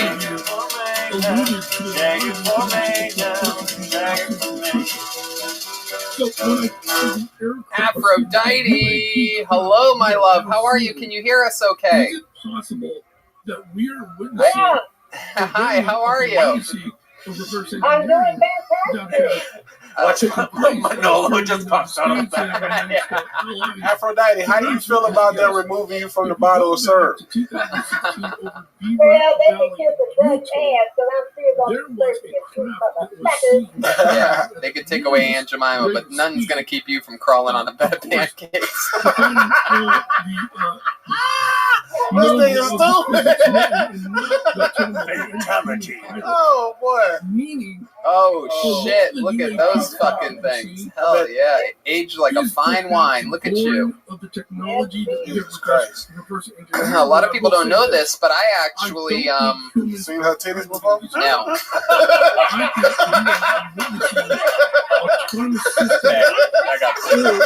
I got a much bigger laugh than I thought it would get. 6 months ago, Tony had a bad night.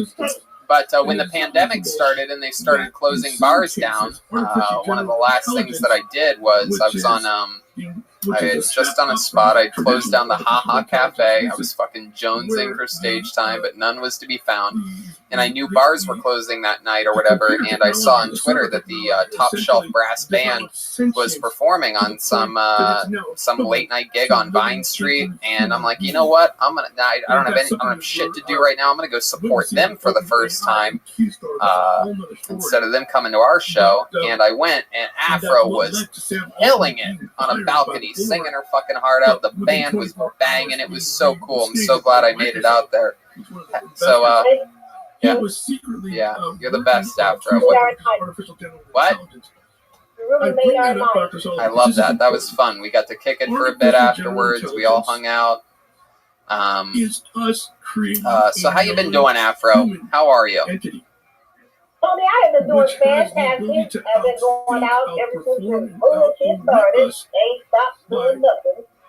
And we're seeing friends in Long Beach, and I'm going in the studio with Top Shelf Brass Band. We got some hot new music. We're going to let you have it first. I love it. I love it. You think COVID's a hoax? Are you a denier that the disease exists? Well, let me ask you this. Do you know what COVID means? No, go ahead. Tell us. Is that one of your cousins? No, but, knowing this damn history in this country, it probably is. But anyway, for those who don't know, COVID means certificate of vaccination ID. Quantum computing. What fucking Facebook post did you see that? Yeah. Fuck out of here. Fuck out of here. You got a fucking blinged out booger in your nose, nigga. Oh, come on. Be nice, Jack, bro. Hey, man, your hands belong on the railroad worker. Oh, come on, David. Don't roast Afro. She's a sweet little thing. It would take an artificial general intelligence or some... I didn't know your titties was that big, Aphrodite. I'm drunk, but...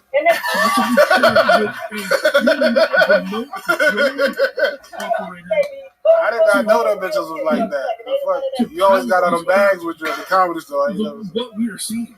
Afro has the most amazing bucket luck. I mean, I absolutely love her. I think she's a sweet spirit that mixes in well with the chaos on this show. She is proof, her getting so many opportunities on the show, that the show is not misogynist as so many people, claim shows to be nowadays. It's not racist. Clearly, we're not ageist. You're proof that we are good people. We're not against. We're not waitist. Oh, wow. Wait, say that again? I'll be 65 October 10th. It's going to be 10/10/2020. I fucking love that. You are a little spitfire, you. What do you Oh, you got a man now? Yes, Ben had the same one. Oh, okay. Are you sitting on him right now? Where he at? Oh, he was just over here the other day fucking me real good, okay? Oh, how old is he? My age, he's 1 year younger, but he's built like Hercules, he's 6'3". Oh, shit. They don't have our babies, but you're spinning on the wheel. No, I'm not trying to fuck.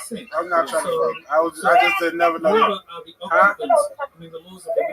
What are you going to do with that keyboard? You got a song lined up or something? You going to give us a little diddly? I had writing songs at home because I felt people were so sad, and I wrote this song called "We Gonna Be All Right." And Kendrick right Lamar. 30 seconds or a minute. That's Yep, great. let's do 30 seconds. Be all right. Let's do 30 seconds of it, Afro. My hands were shaking. I've never done this before. That's all called right. diabetes. It's all right. Oh, shit. Got a better drummer than we have.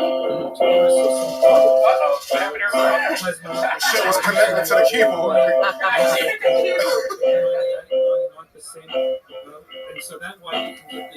We gonna be alright. Hey. We gonna be alright. Fuck yeah. Intro to keyboard.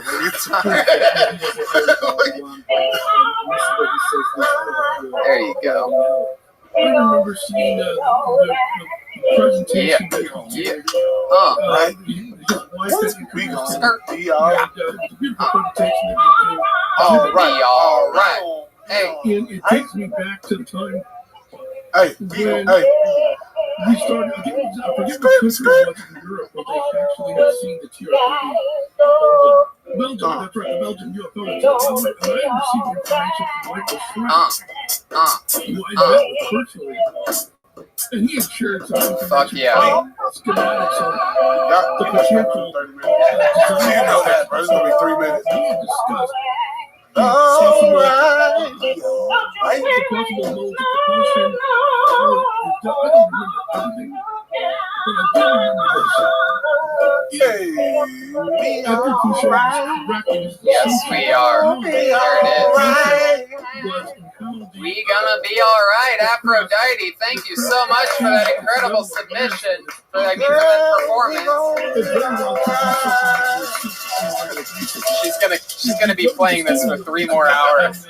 Long after we end this Zoom call, she's gonna still be playing. I love it. Yeah.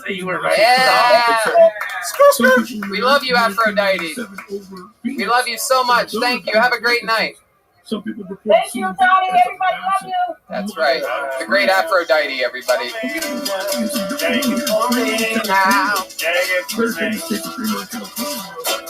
All right. That's fun. Adorable little change of pace there from all the white people and the comedy portion of the show. A little visit from Aphrodite. She fucked up a whole sausage to make that sketch. That is true. That was not. She ate it after. Oh, that was not Adam and Eve product right there. That was fresh from the butcher. Yeah, that's fucking El Super. If you had to do butt or her vagina, which one would you do? If you had to, Yeah. this is one of the weirdest. Titties. No, it's only one or two. Titties look 28. It's an interesting question. Vagina or butt? If you absolutely had to. Why? Explain your answer a little bit. Because I know that pussy got Aphrodite's 65 still fucking. That pussy got 300,000 miles on it. Yeah, but what about her butt? That's like 500,000 shits. Yeah, but black girls ain't really into people like that.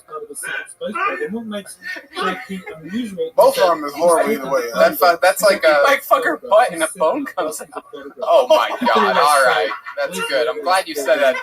That's gonna be this way. I don't have to answer the question now. That pussy gonna look like Arby's meat. No, you have to answer it. You have to choose one. All right. Well, I choose butt.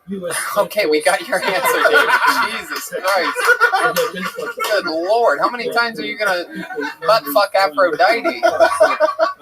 he's one example. Okay. Well, see how I rationalize this is. Well, wait a second. Here's a follow-up question. Is this if I pick butt? Is it after David fucked her in the butt, or is it still just her fresh butt today? It's reset. 65-year-old butt. Yeah, but it is her butt right now. We don't know how long ago she showered or anything like that. Oh my goodness. Butt at this current time or vagina. This is an interesting question. You know what? I'm going to let Jeremiah answer first. Jeremiah, you got to answer. Or Raiden. Oh no, still she's there. back. She's listening. God damn, Red Man, Hello. you fucking piece of shit. Oh my goodness. Get her out of here, bro. Them fucking white ass teeth. Oh, you be nice to Aphrodite. No, I love her, but we talk about her ass and her pussy, and he got it right now. Oh my goodness gracious. All right, you know what? Just to be nice, because I love Aphrodite. Come on, Jeremiah, you got to answer now. Jeremiah, go ahead. Quick answer here. If it makes you feel better, I'll ask Raiden. Okay, the butthole. Oh, okay. How about Jeremiah? The stakes are raised now. United States. I can't let that slide. What do we have next on the show? The listeners want to know. I don't know if they want to know that bad. Yeah, they do. You have to answer one, Jerry. Just a quick answer. Take these exponential. Just a quick. And you know what? as a matter of fact, just a couple of weeks ago. Answer it for us, Jeremiah. Which one? Which one? Wow, Tony's so subtle. Yeah, it's impossible here. Normally, when we're doing our normal show, I subtly tap him and whisper. This is much harder. I have to literally. I'm like a football coach on the sideline. Ask Captain Underpants. All right, yeah. All right, since we're just gonna say that Jeremiah meant but for both. The United States Space Force. Right, we know what Captain Underpants. I say get over there. What are you gonna do, Joel? You gotta answer. We know you can't get sick. The Space So Force, because my son is thinking about joining the Space Force.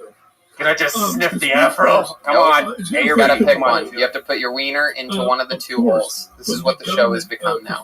You know what? Blindfold me and throw me at her. Nope. Still not an answer. Because we're seeing gotta answer, Joel. We can only move on after you answer. Come on, Vin Diesel. Wow, I really picked the wrong week to not be drunk. All you have to say is vagina or butthole. United States, Russia. I'm not sure about Russia at this point. Okay, so that's a default of butt, by the way. Yeah. Everyone just so we know that's a default. That's both. That means he's dipping and going, okay, Jeremiah, thank you. So that means that by not answering, Joel has picked both the butthole and the vagina back and forth, showing that he just can't get enough in front of his parents. Yeah, that's true. That's what he wants to do. He refuses to answer a simple question, and he's a comic. All right. I love it. By the way, I'm going vagina and I'm finishing inside. What I was gonna say. She can't get pregnant. She can't get pregnant. It's gonna look like one of those. It's gonna come out looking like one of those like a chocolate donut, but with the vanilla icing, like a chocolate cake. Yeah, like a chocolate birthday cake that you get from a grocery store. Oh, God. I'm gonna shit in her asshole. Okay. That's for save that for the VR chat or something like that. Okay, we got Robolo is back. Is that right? Did I see that correctly? Felt like he ran out once he got in. Yeah, John Ramirez saying. Yeah, there he is. 27. He's up there. And Yeah, Robert. Retired U.S. Colonel. Hey, Robolo! What's up, buddy? Secret arms race. Hello. Let's get you unmuted. Gotta unmute yourself. Am I here? Yeah, there he is, Robolo. We loved your submission. It was incredible. How are you, dude? Oh, I am good. Thank you, fellas. I had a mini stroke right there. I was on the fun times, but there was a miscommunication. I'm here. I was going to do a voice, but I was dying. I'm an Amish, autistic guy, so I was trying to get this shit going in my Robolo gear. It was hilarious. But here's my friend here, Gavin. Say what's up. He liked being on TV last time. I love it. Hi, Gavin. Oh wait, what's this? What do we got here? Uh-oh. It's like a bow or looks like some sort of I think some AdamandEve.com or whatever. the protocols that I have put in Moan and a go. Yeah, that sounds like it. That is from Adam and Eve. UFO sightings. And Rabolo, tell us about the making of the video that you sent in for us. Tell us about that. A lot of production and incredible video. Oh, thank you. This child, man, he just ate it really bad. Right, dude? Okay, so I thought I was up to ante. You know, Manolo is this big figure. He mentioned something about the cartel. I'm like, Rabolo's going to step it up, and we're going to go to the cartel and tell jokes. And, I asked my buddies to do it. And the poo is made out of brownies. To research. Those fuckers hurt, man. Oh, those poop in the butts hurt, and they are real painful. The first take that I did was like 3 hours of heating up the brownies, and it literally, it felt like it sprained my nose. My goodness, look how that kid popped up. This is like watching Crystalia's DMs. I go from C6 up to C12, and I factor in Heck yeah, it works on everybody right now. new types of events. New types of incidents. Well, hey, look, to make it creepier, here's Gilligan. Hey, hi, Gilligan. What's up? My brother who played the prostitute last time, he was supposed to be a skipper doing cocaine, but man, chaos. I love it. Hey, can you tickle that kid for me? Oh, I don't know, man. I'm trying to start a career. I don't know if you'll like me, but all right. More than that prostitute. I don't know if she was a prostitute, no offense, but. Oh my goodness. Hold on, Kevin.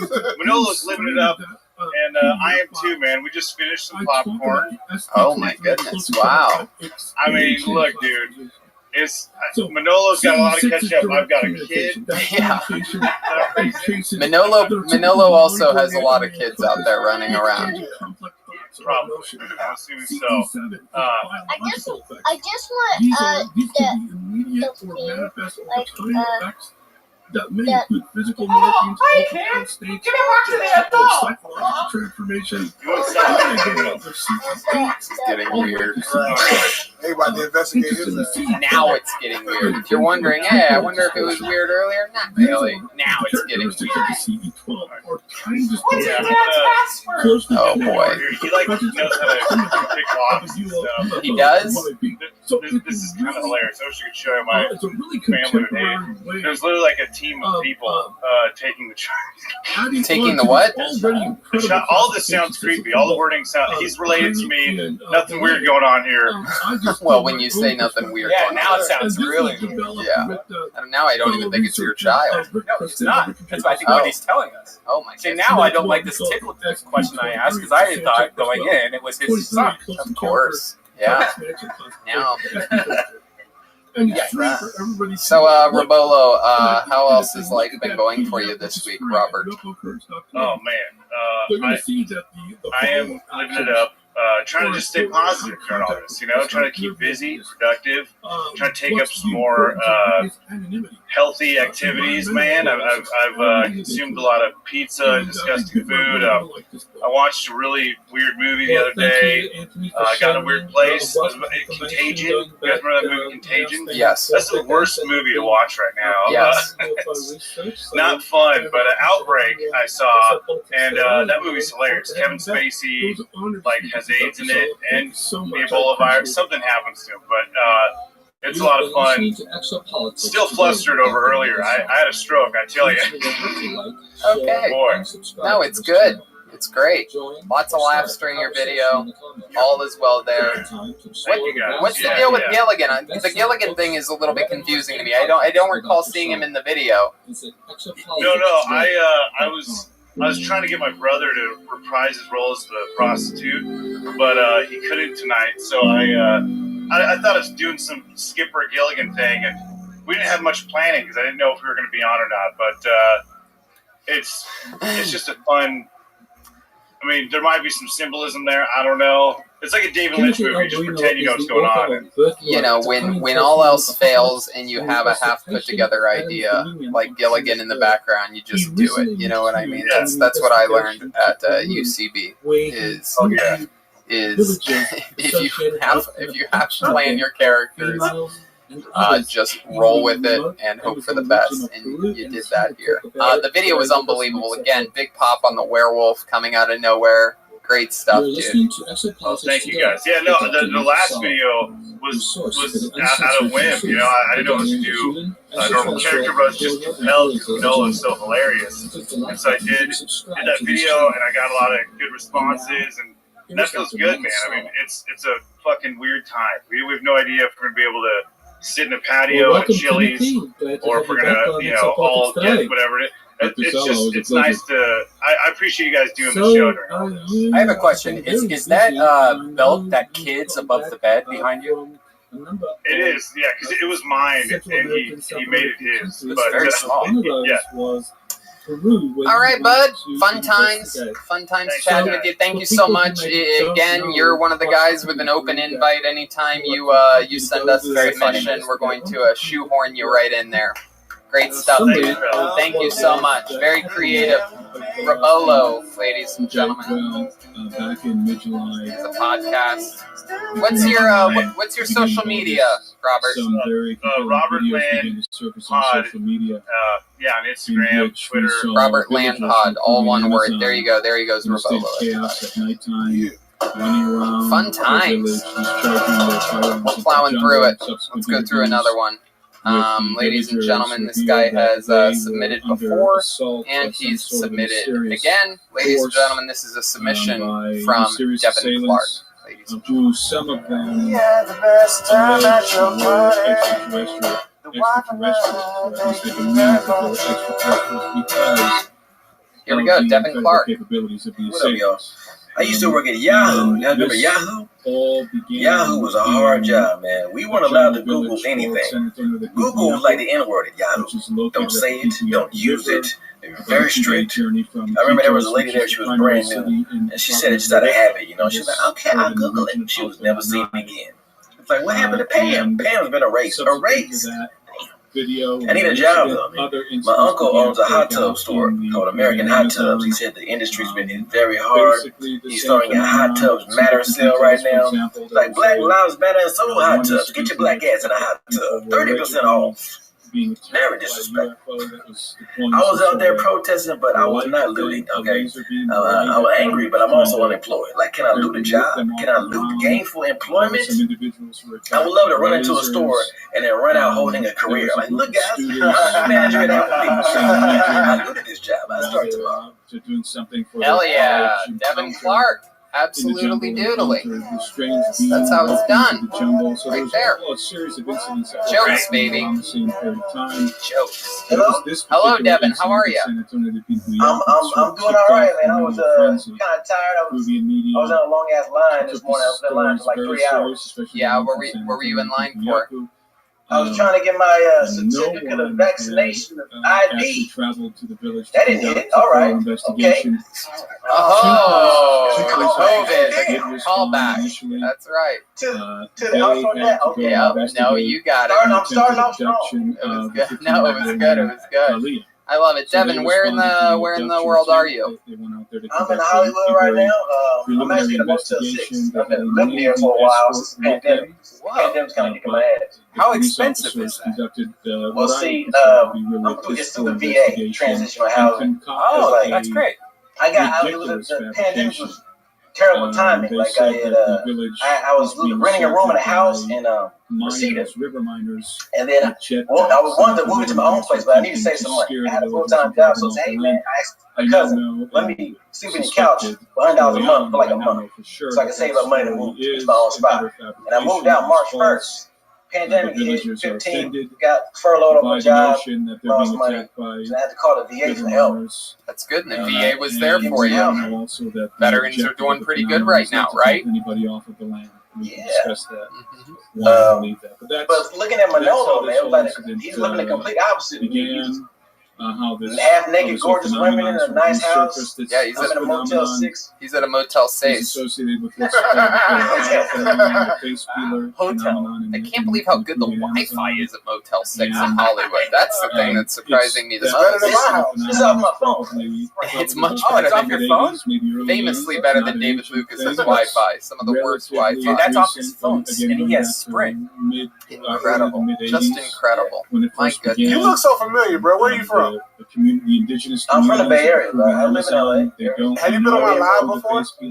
Say what? Have you been on my IG live before? Have we roasted? Nah. They suspect that I see you in the store. You work there.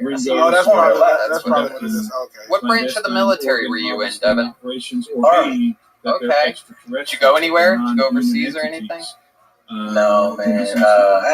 It's not a great experience. I spent 2 years in the Army just trying to get out. It's not the kind of job. Put me in, coach. A real American hero right there. Salvation Army. Some human faction. Hell yeah, Devin. Yeah. So what have you been doing for fun? You're holed up at a hotel in Hollywood. What have you been doing to take your mind off all the stress? Well, I've been doing a lot of Zoom shows, but also been trying to figure out a way out of my position, like inside to start a T-shirt company. Because nobody's doing that, right? So I got a T-shirt company, and I'm gonna just make T-shirts. I got a good idea for one called "Don't Be Gay in Mexico." Okay, Brian. Okay. Don't be gay in Mexico. That's a good one. Why does every black man start a T-shirt business? All my black friends back home ask me. They ask me to invest in a T-shirt business. They're like, "Bro, you gotta do is buy 300 T-shirts." I'm like, what else are they gonna sell at the car wash? Hey man, get your motherfucking thong head ass up out of here. Wow. Devin, how long have you been doing stand-up? 8 years. And how long ago did you move to Hollywood? Or to LA? I was fortunate to be accompanied by my colleague Doug Harrington, who I really liked his set though. I thought that was really cool. Yeah, that is a great bit, bro. God damn, that was a great bit, but it's fucking timepiece. It's not gonna last long. I also, well, yeah, that's true. Yeah, that's one of the topical type things. Yeah, but it's good. It's good. It's good to exercise both. Topical's good. When it's good. But as far as T-shirts, David, man, you need to put "I choose butt" on a T-shirt. I think that was it. Nah, that was just in that instance with her, bro. I just don't trust that pussy. Oh my god, why do you not trust? Oh come on, Brian. No, come on. Why don't you trust Aphrodite's pussy? Yeah, bro. She, like, I don't know, bro. A lot of miles. Like, we talk about dick from the 70s. Like, I think there's a TV guide in there. She got the shaft from Shaft. That bitch got the bullet that killed Martin Luther King. Oh my goodness. She has 9 of those 10 free CDs to get from Columbia. Okay. You can hold a Black Lives Matter protest to her pussy. Okay. They got a natural history African American museum. Jesus Christ. This line of David Lucas jokes brought to you by Casa Noble Tequila. Got a Black Lives Matter. All right. Well, Devin, anything else crazy we should know about you or your life? For the villagers, it's an indigenous community, by the way. Where your kid? Oh, really? How old's your kid? Very important village. 5. Got a 5-year-old daughter. Oh shit. My daughter's the same age, bro. The members of these communities. Maybe that's how you guys know each other. Single parent teacher conferences. They should be friends. Nah, I know. Your daughter not here, Most of these guys only have a couple of she's in the other room with Motel. No, she has cartridges. They don't have a whole lot of ammunition. She lives in Irvine with her mom. Oh, okay. My daughter's the only black kid in her school, so I know our kids will go together. Oh shit, that's a brag and a half.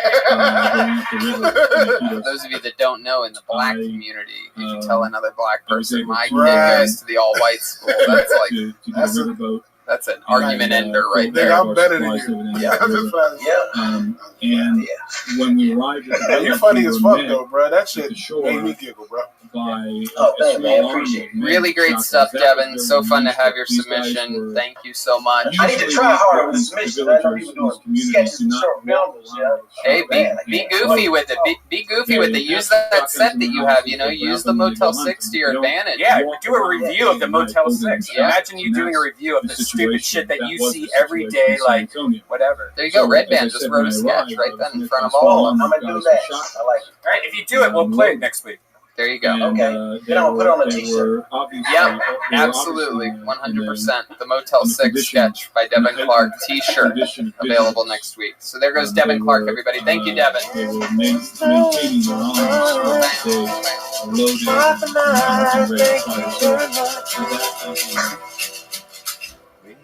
and yes, that was just all right. Looking at those images. That was Devin Clark. And now, and only now, in your final hour, do you realize the true power of the dark side as I present to you my favorite comedian right now. A guy who, to me, while he's still fresh and new technically as a stand-up comedian, he is a comedy veteran, and to me, is filling the shoes of some of my favorite out-of-the-box creative people like Brody Stevens and so many great comedians that one door closes, another one opens, and this is one of my favorites, the great Michael Blair. Everybody, here we go.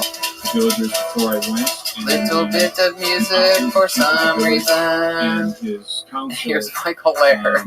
Actually sent me a written drug addiction is a systematic failure and worse.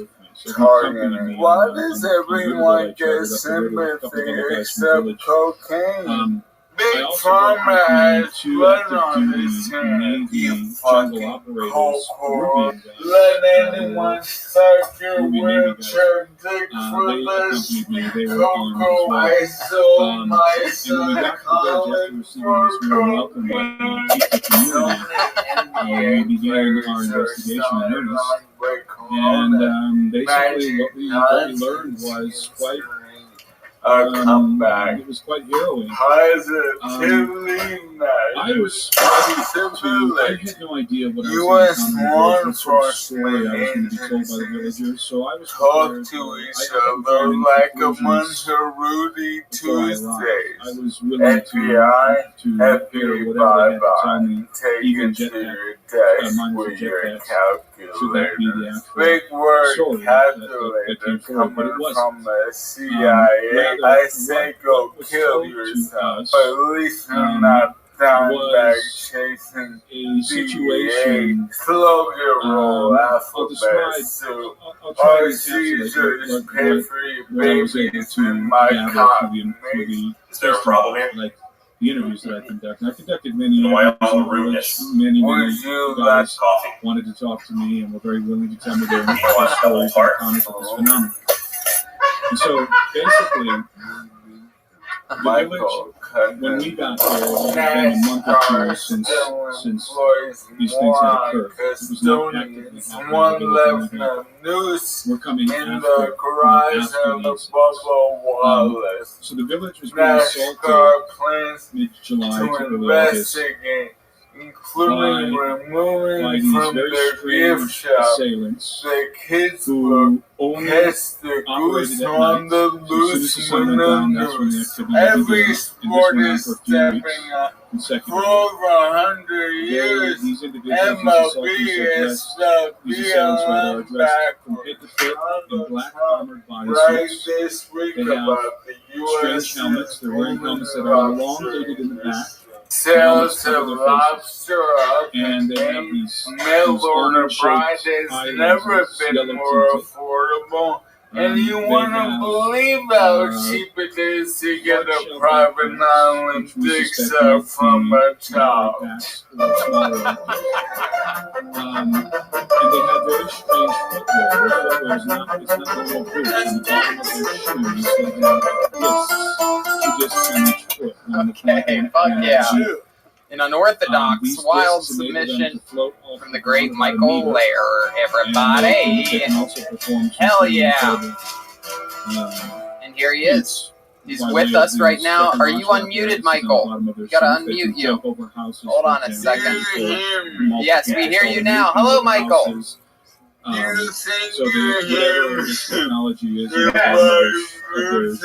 yeah, how are the new Bluetooths working out? We had a quick chat during sound check, and Michael informed us that he has new Bluetooth speakers that he's very excited about. From a daddy. Flying in the air, standing on top of circular hoverboard. And these platforms are a series of lights. How are they working out? How are the new Bluetooths? Well, I don't remember.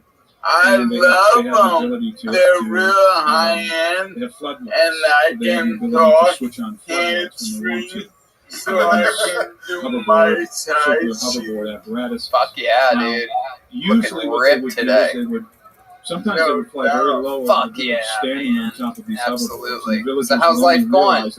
Big week this week, huh? Close enough to but yeah, my dad saw Kid Tony for the first time. Oh wow, that's awesome. How'd that go? Is he a fan of the show now?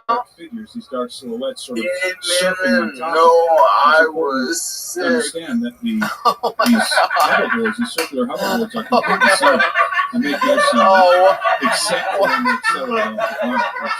What a horrible way to find out your son has Lou Gehrig's disease. You're just tuning in to enjoy a comedy show, and boom, you're going to outlive your own son. What a horrible way to find out. Yeah, but you know, the gifts of laughter, and then they would so usual and dismount and walk through the jungle or floating through the jungle, because remember, oh my God, we bring up the escape first bio. Oh yeah. Have they changed that bio yet for you? This has been this has been a long ongoing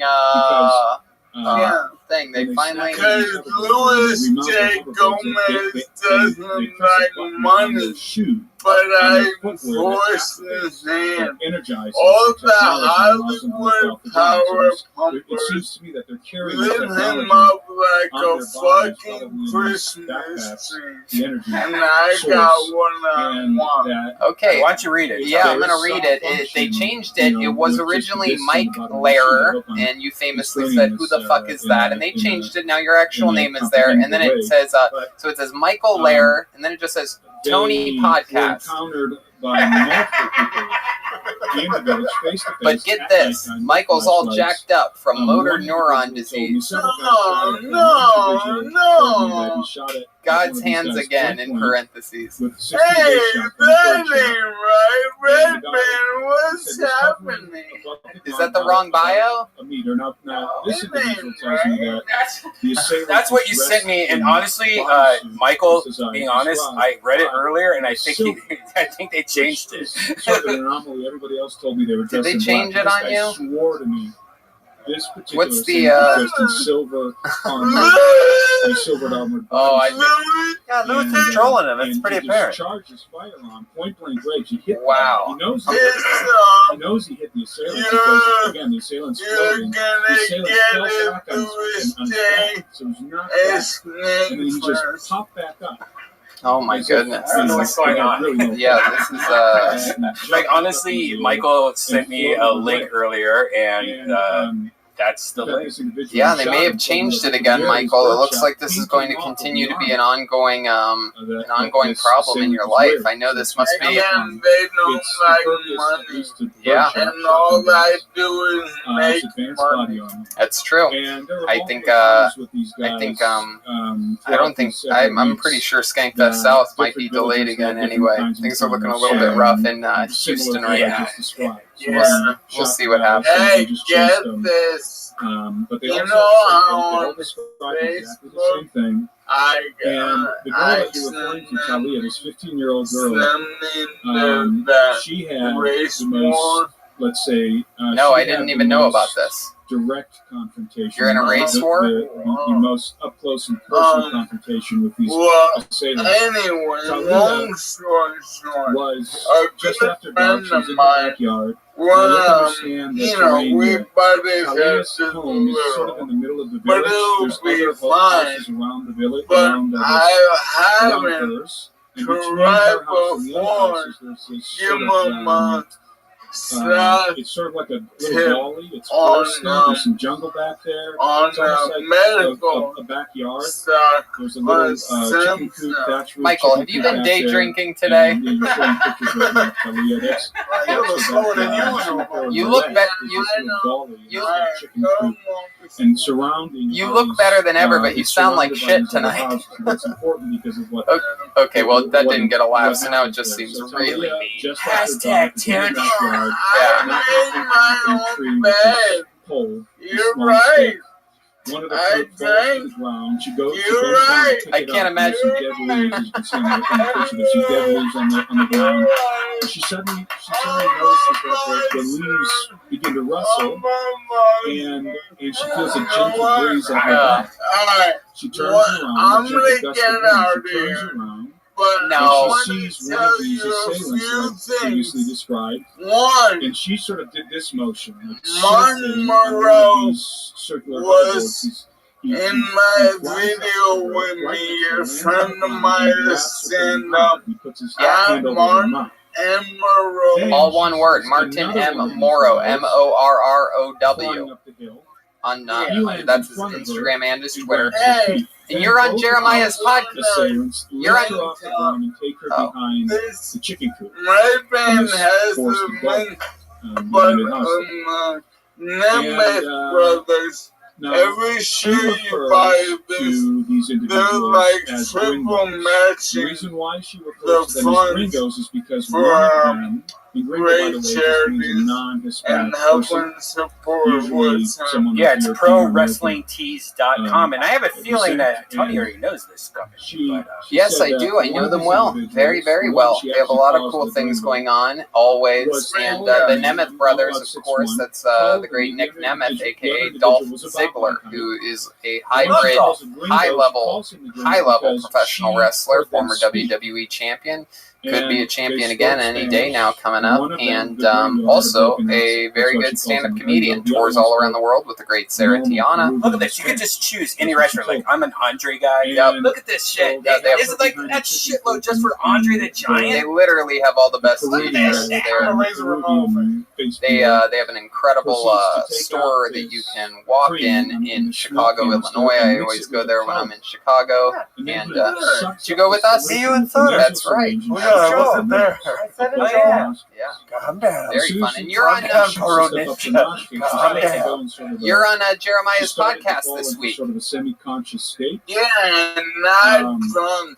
Then they took a larger canister. Yeah, that's going to be good. Tube, almost like a toothpaste tube. And then Jeremiah came out. The reviews are in, baby. Broadway, here we come. And this is also your 1 year anniversary of doing stand up. Is that correct?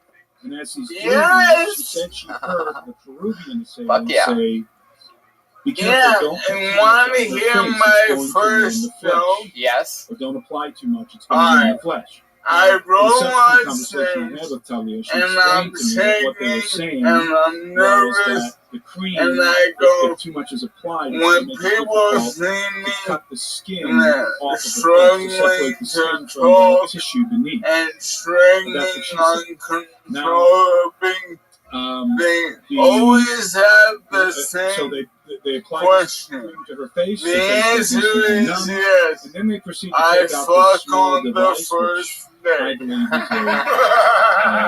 I believe is still funny a year later. Absolutely. The gringo that's got her.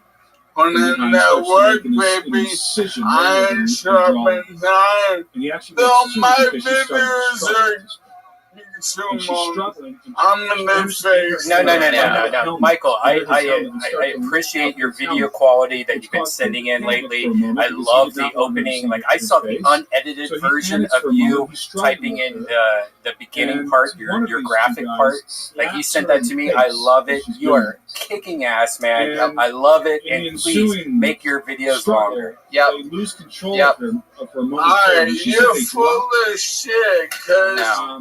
We'll talk in chat later. Everyone has one. And as far as my videos, everyone has a different opinion. That's right. 100%. I love it. I love it. You know, you have full creative control. You're given the keys to the car. That somebody is trying to make an incursion into the especially since he turned me on to this lion's mane. You guys know about this? Explain it for the audience. I'm 2 weeks in, and let me tell you something. I was talking with him. Michael and I text a lot. He's a shockingly fast texter. I don't know if he does. I don't know whether he fucking uses voice activated or his nose. I don't know how he does it, but this mother. It's not voice. Yeah. Whatever you don't know, you know it's not voice. That's for sure, because that would be tough. He starts to take off on his hoverboard. And he yells back to the window, come on, let's go. I love that thing. I have that too. Oh, wow. I have that also, Michael. It's so good. Like, you could just walk around the house and, like, you just have the phone floating in front of you. Now, in the future, there's not going to be a thing around your neck. It's just going to be, like, hovering in front of your face. It's going to be amazing. Okay. The liquor has kicked in. It's scene number 1. Love it. Red Band has one of those, but he uses it for a Frosty from Wendy's. He just sips it all day. That's incredible. But anyway, Michael and I text a lot now, and he turned me on to this lion's mane, because we were talking about how fucking unbelievable his brain is, and he gives a lot of credit to that, which helps your motor neurons and things like that. It just keeps you fucking extra sharp, and normally I'm not a big supplement guy and all of that, but it's been 2 weeks. What is this? I'm looking at this website. Is this the right website? Yeah. What are you talking about? What's the best one, Michael?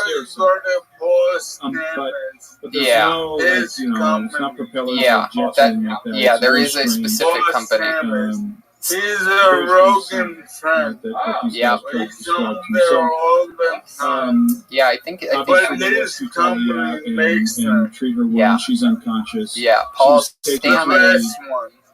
He's the foremost mushroom expert in the country. And just like magic mushrooms, you know, they have so many different benefits and qualities and this and that, but I've been trying to, sharpen up, because I've been fucking, not performing and this and that, and you don't know exactly where your brain is at. And this stuff, I mean, I don't know. I'm pretty positive it's fucking working.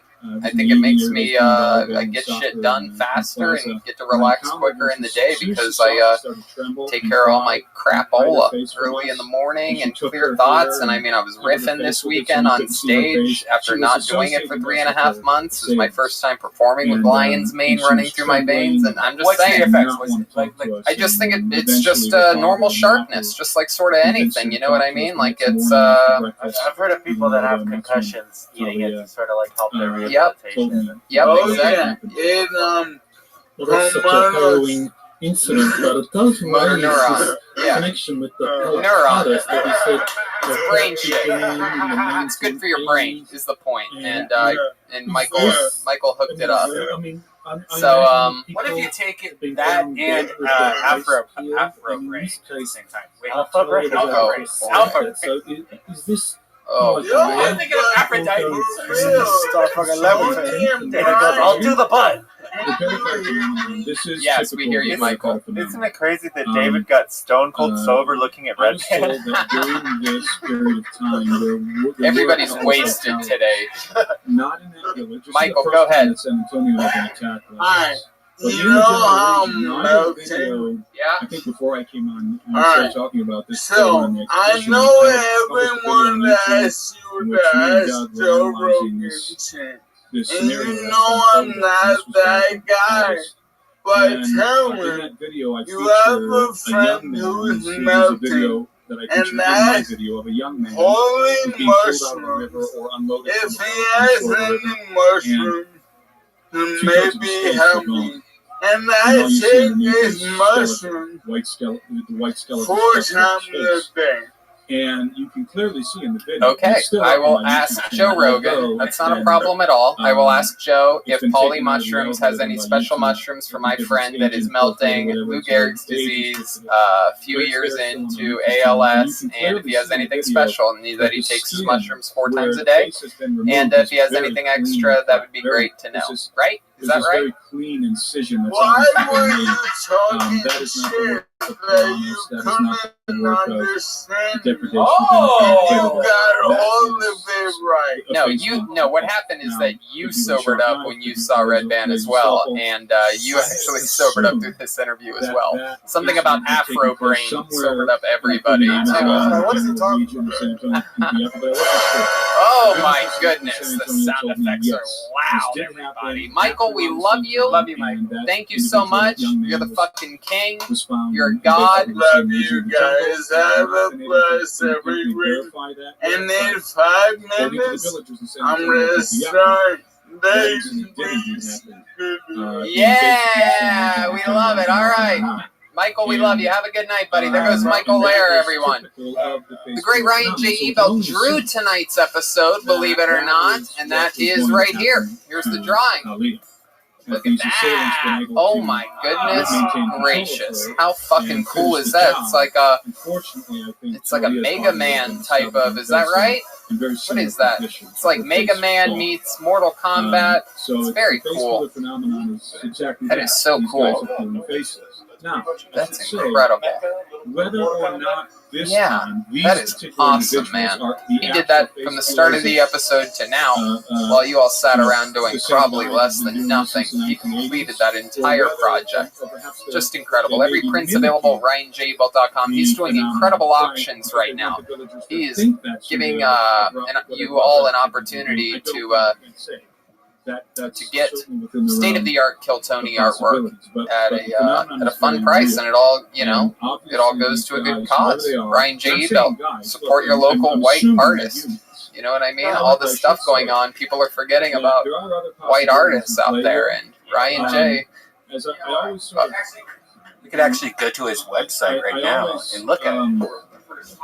RyanJebel.com. I tell the story about Talia. Here we go. We're going to RyanJebel.com for the first time in the show's history.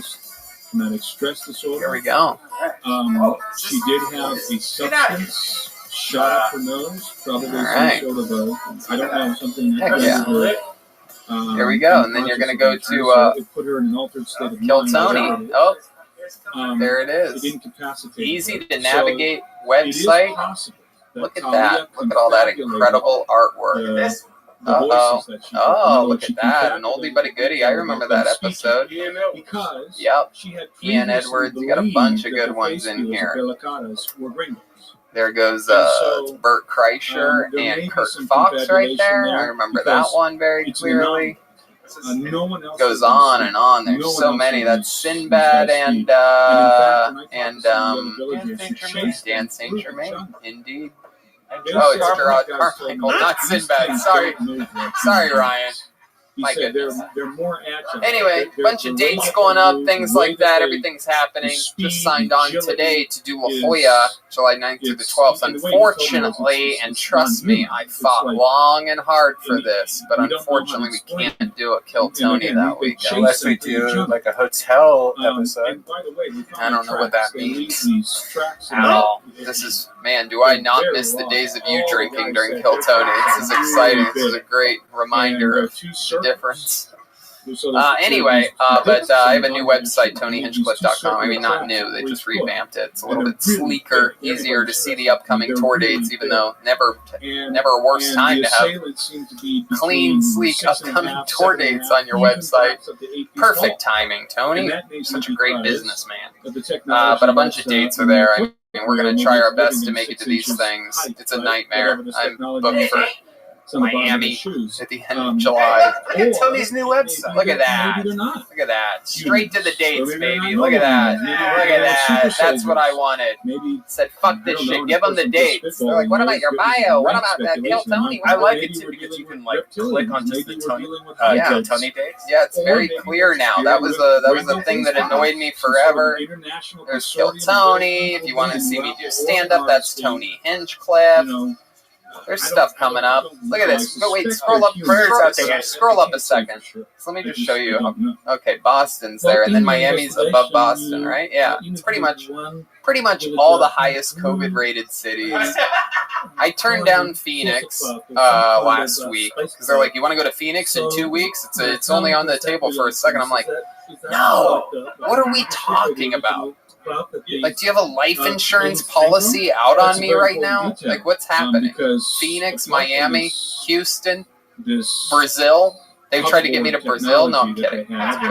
Anyway, it's all Roast Master class is happening. We're having a lot of fun over there. We're at over 100 students on my new weekly show. It's a Patreon thing. So if you're poor, don't even tease yourself by going to my Patreon because it is a show of value. So don't go there and then become completely depressed. Oh, you can't afford it. What the fuck is this? I'll just watch reruns of Joe Rogan. Yes, you will, because you're poor. But if you're not poor, go to patreon.com/Hinchcliffe and join the new class. You get a diploma, a bumper sticker, a bunch of cool shit, a Roast Master class. Anyway, here's the rest of the crew. The leader of the band, ladies and gentlemen, as always, my lover, a guy who I've been all around the world with, all right? We talked earlier about Afro's butthole or vagina. This is a man that I would have sex with if he let me. Jeremiah Watkins. I don't know. I'm trying to be nice. Hey, there it is. And he's back, people. Venmo at Jeremiah-Watkins. And Michael Lair is on Jeremiah Wonders this week. We had a great conversation and a lot of fun improv on there. And will you tell us what the fuck you were talking about earlier, though, with the... Like sort of a transparent Will Arnett, not Will Arnett, but okay, Ryan. And then I'll actually be at the Tempe Improv headlining a couple nights at the end of July. So I'll see you at Tempe. And good to be back. There you go. You're getting the weekends that I'm turning down.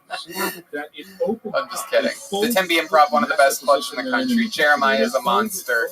He's out there doing great material and taking risks, making videos for you people. Doing crowd work, bunch of fun stuff. Jeremiah Watkins, catch him at everything. Joel Jimenez was here tonight. I'm going to let you guys in on a secret. He was the ninja. He was the ninja the whole time. Joel, tell us something. You got the Mostly Sorry podcast. You're Mostly Sorry on social media. What else? That's it. We premiere the new episode tomorrow. We've been doing live chat. So tomorrow, 5 o'clock LA time, whatever the fuck else. We love Joel. No one's had more corona scares than this guy. I mean, it is incredible. Can I just say, too? Yeah. When I got here, I don't know, David said something and then his spit flew into my eye. This whole show, that is all I've been thinking about. I put Purell on my face. I'm freaking out. I'm going to go home, probably get tested again this week. That's good. So thanks. That's 5 good. times. Motherfucker, you good. I ain't got shit. Damn right. David Lucas. At David Lucas. Funny, right? Yes, sir. Tell us more. We'll see what's up, man. Hopefully I'll be in La Jolla with Tony, the dates we're talking about. But other than that, I ain't got shit. I just did the American Comedy Company this past weekend in San Diego. Shout out to them boys down there. It was lovely. Thanks for everybody who came out. Thanks for all the Kill Tony fans who came. A lot of Kill Tony fans showed up and showed the You're goddamn motherfucking right. Kill Tony fans are the best comedy fans in the world. There's no doubt about it. Who would have guessed that people who watch a show where comedians talk to comedians about comedy, who would guess that they would be the best comedy fans? And also David Lucas's episode of he's a guest professor on this episode that just dropped last night on the new Roastmaster class. And you were an incredible interview. He talks about his method, which is very helpful for people that are just learning how to make fun of people, about identifying people as the animal that they look closest like, and then a hobby that that animal would do. It's incredible. He literally gives you a playbook on how to have silly, fun roast jokes. It's really cool, really awesome stuff. It was 2 hours you and I spent together almost. So, anyway, right, Red Band. Hey guys, we are recording right now from Death Squad Studios. We do a podcast called Dead Air every Tuesday with Brian Holtzman, and then William Montgomery and David Lucas every Wednesday. Check it out, deathsquad.tv. Fuck yeah, Red Band's about to vomit right now. I haven't seen you this drunk in 3.5 months. What is this, San Francisco? Oh no. Good night, everybody. Insects chirping in the jungle, but he didn't hear it like the jets or the feathers. And it's important to understand that these are these people, these are the Prometheus community, but this particular village got about 200 inhabitants. It is extremely unique. It's a very important village because it's the original community. It's the original. Where they were hundreds of years ago. That's where their primary village was. So the provincial government in Loreto, from Iquitos, they built a government communication outpost in this village. And the reason why that's important is because these villagers have satellite uplink internet in the government building. They all go there in the evening, they sit there and they're on social media or they're watching movies.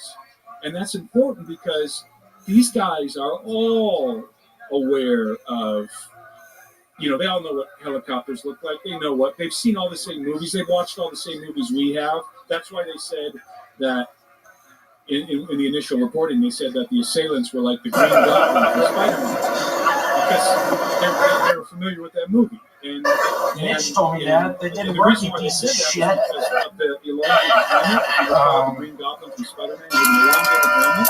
He's got this body armor, and he's floating on top of this thing. That's why they said that, because that's very much like what they encountered, except fire, and it wasn't jet propulsion like in the Green Goblin. It was silent, and it was circular like platforms.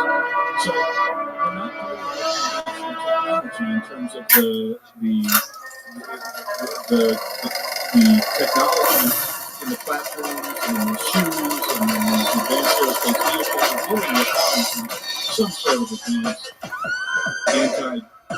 anti-grav or 0-point energy, something like this, electromagnetic, perhaps, some sort of technology. Hey, this is Red Band coming to you live from the Comedy Store for a brand new episode of Kill Tony. Give up for Tony Hinchcliffe. Cartels do not Right, have you're this kind of next. technology. Already, Brian. Hello, Brian Redband. Hey, One of the other Your mask on. feels great to be back. Whoa, put it back on. Whoa. Look at her pretty mic. Those are very cool. Yes, we have new microphones and we have disinfected microphones. We're rotating in new microphones as we go. It's an exciting time. What do they call it? The new normal, right?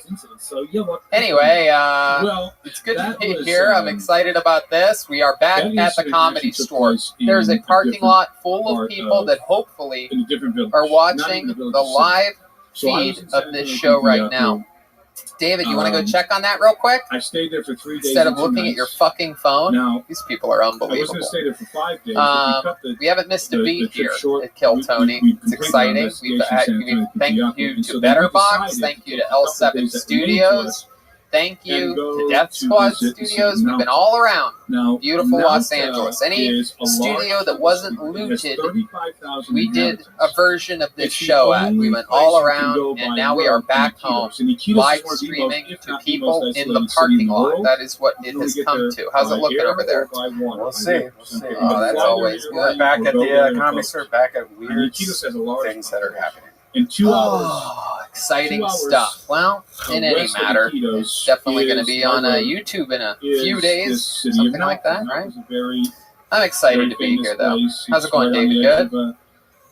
Oh, it's not streaming. Okay. And we'll figure that out. Well, wait, who's going to figure it out? Me. That's what I'm doing with my left hand. Oh, look at that. Well, you can use both hands if you want, because I am so excited right now that I am bonered up, dude. I have a full boner right now, and look, I know there's a lot of people that have dealt with erectile dysfunction, and you know how awkward it can be to talk about that in person. Luckily, there's a simple, convenient solution to get the treatment you need without leaving the couch. And our friends over at Roman have spent years building a digital platform that can connect you with a doctor licensed in your state, all from the comfort of home. Roman makes it convenient to get the treatment you need for erectile dysfunction right from home.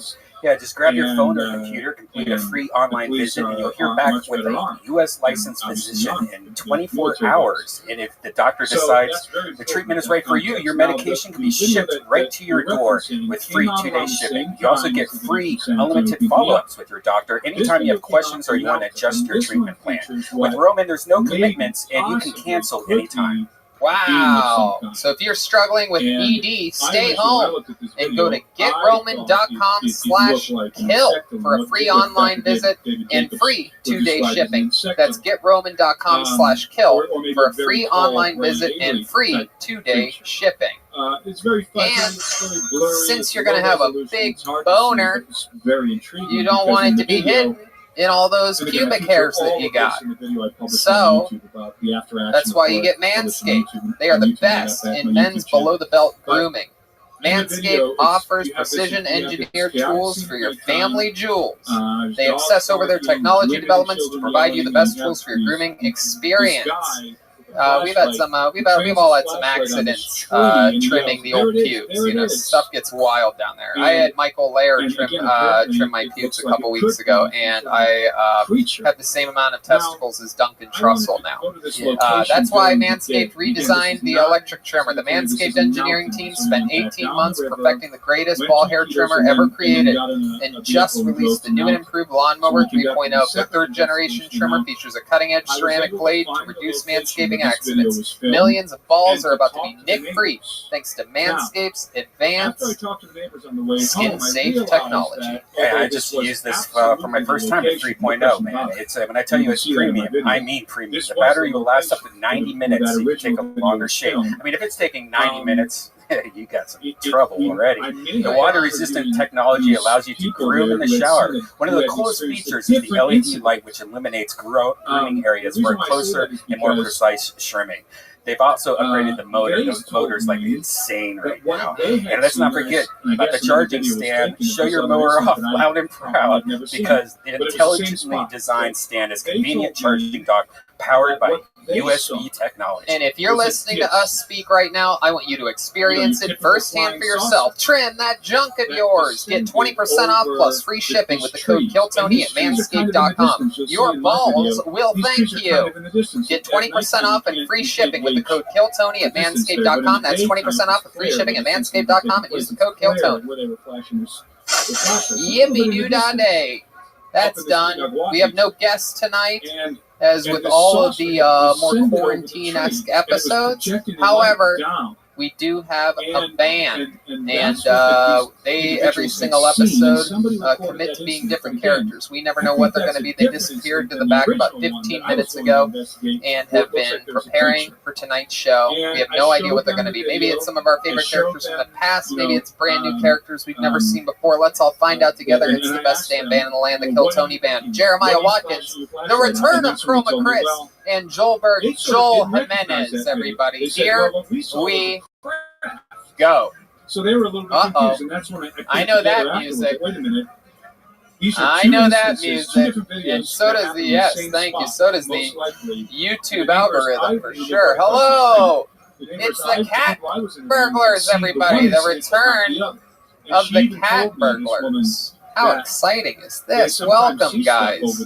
Very famous characters known for saying in this backyard. That's pretty much it. I love it. And you guys were also on the 2020 band calendar. What month were you guys on? I did not know. Oh, you don't know? I remember you guys being on there. of an insect. They sold out of 2020 band calendars. That is a technicality. There is a stack somewhere in somebody's closet. Oh, well, something like that. I'm sure it was close. The cat burglars are here. I'm excited. Your name's just Cat Burglar, right? They're putting their flashlights on. And you're also a cat burglar? Cat burglar too. Cat And, burglar too.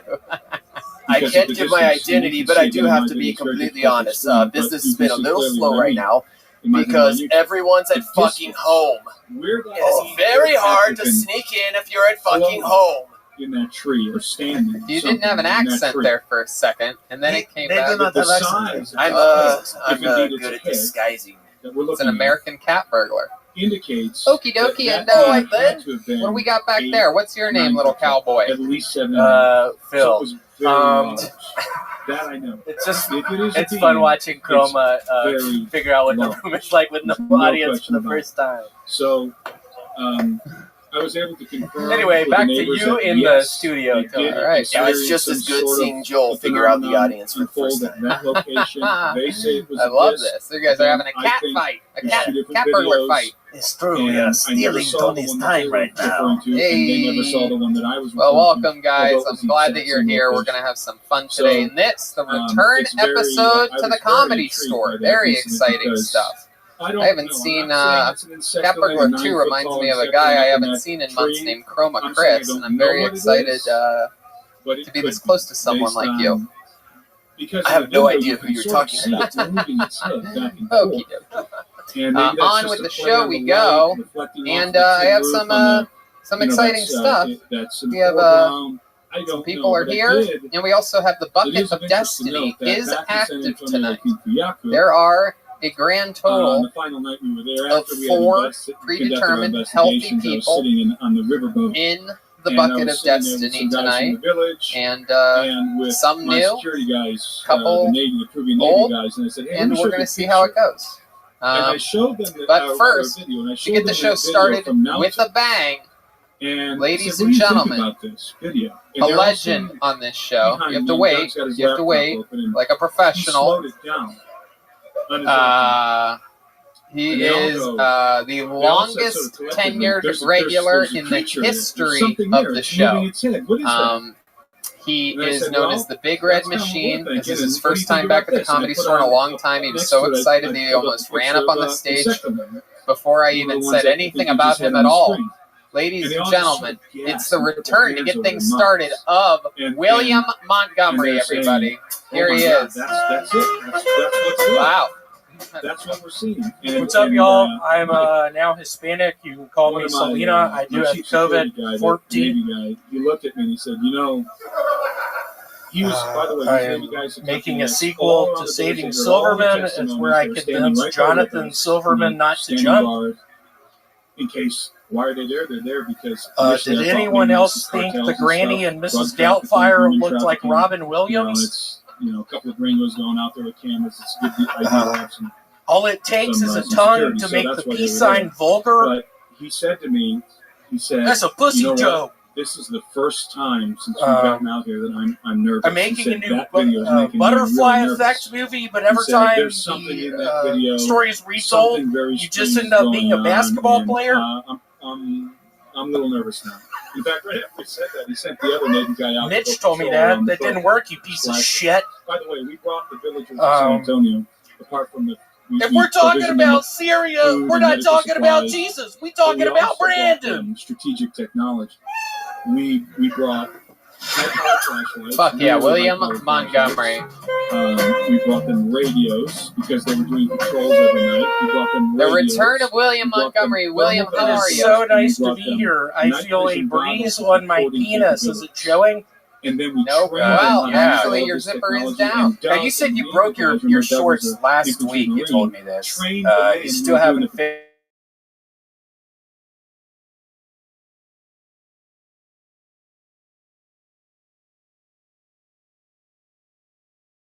See, what do you have, a belt there? We also, in addition, yeah, you do. You have a little elastic belt. Oh my God! Look at your stuff. Basically, I'm still working at the storage unit place. I think I'm fired now. But I was showing someone, I don't know, 10 by 10, 10 by 15 something, telling him the amenities, and I felt a breeze on my penis, and I looked down and my penis was poking out of my boxers. Is that true? It's true. So it was out of your boxers and out of the open hole in your pants? It was just, my penis head was just out of my boxers. I find kind of fascinating. How about your pubic hair? Have you been manscaping? I have never messed with my pubes, so that's a little beef I got with y'all with the manscaping. Yeah. I think the women like a full bush. You do. Have you ever? But you've never even seen their reaction to anything else. No, I have. In South Korea 2 years ago, I was there. The women were like, "Oh, you have red. Oh, you have red hair." Wait. What did they say? Oh, you have red hair. You have red what? Hair. Oh, red hair. It very well may be. That's what. Oh, you have red hair. Guys are out there doing some sort of and I showed her my pubes. In the jungle, some of my pubes are longer than my penis. Trophies. Yep. It could be. Yeah, you need to manscape. I'm not manscaping. It could be that what were you just saying? Out there that the various militaries in these different countries. I'm glad it wasn't you, you motherfucker. Whoa, cat burglar too. That first thing you said tonight was not good. Whatever this is, whatever this phenomenon is. What did he say? You know, again. Oh, hey, what's up? I like Aunt Jemima. To me, he didn't even say that, William. He's a racist piece of shit from Arkansas. He went to the University of Arkansas. Robots. My God, it could be artificial intelligence. Did you just see Mrs. Doubtfire this week for the first time? I did. I saw that in Aliens 3. Aliens 3. What an interesting. Where do you usually watch your movies at? What library? At a library. That was pretty good. Yeah. Hey, Redman, I wish you were Jamaican like Sean Paul. Why do you wish that? I was hoping that was going to get a bunch of laughter. It took me a while to write that There's one. not even people in the room. Hey, Redman, I wish you were Jamaican like Sean Paul. And on his cell phone, and he was in the William, what'd you do this week? Anything healthy? I got my review back from work literally after 2 years. You would think I was the worst employee they've had. His story came out. I didn't get a raise and still make minimum wage after 2 fucking years. But they give you health insurance. What was that noise? I picture me being with Princess Diana, just with the drunk guy driving, just him making that noise before he hits the pole. That's actually what that was. Yep. There it is. That's what it sounded like. So, William, 2 years minimum wage still at this job, but they give you health insurance. Is that correct? They do. And do you ever use that health insurance? I do. What do you use it for during the pandemic? I have what people called a ascending testicle. I have a testicle in my ball sack that goes up into my tummy. I had to pay. Is that what that is? That protrudes out of your tummy? I had to pay $1,500 out of pocket. Oh my goodness! Hey, Michael, shut it down, dude. This isn't working out. And I hate that bitch came with you. Lights. You know I hate her, dude. And then they saw these guys. Get her the fuck out of here. Nobody's even over there. Dude, Michael, you know I hate her. Nobody's over there, William. Through his, you have a lot of anger in you this week. I do. After the bad report at work, I swear to God, Tony. What exactly did that report say? Word for word. I want to know exactly what the report said. It said I don't do good at the sales calls. It said I have low energy. Let's try it. Let's see what one of those feels like. I'm calling you right now. Okay, I'm calling you. You pick up. And then he had one more. He put in a shotgun and started Hey, chasing. thanks for calling storage, etc. This is William. Hi, William. Can I help you? Okay. I'm interested in having a storage unit. I need to put some shit in it. What are you storing? I'm storing a bunch of baseball cards. When do you need to store baseball cards? How long do you need to store? A lot of them. How are you getting your things here? To ascend a car? Stein was having a hard time. Yes. Okay. And so 5x5. Pablo says is that $77. How does that sound? Ascending into the sky, man, you sound like a shitty salesperson. Come on, Tony. You started the smallest storage unit. 5x5. Yeah, baseball card. 5x5. What are you back in I'm South Korea? Yeah, I'm in South Korea right now. I have a question for Cat burglar. Yes, do you ever rent out your stomach as storage space? Because there's a lot that I have to work with. That was really funny. And he hits him with the laser.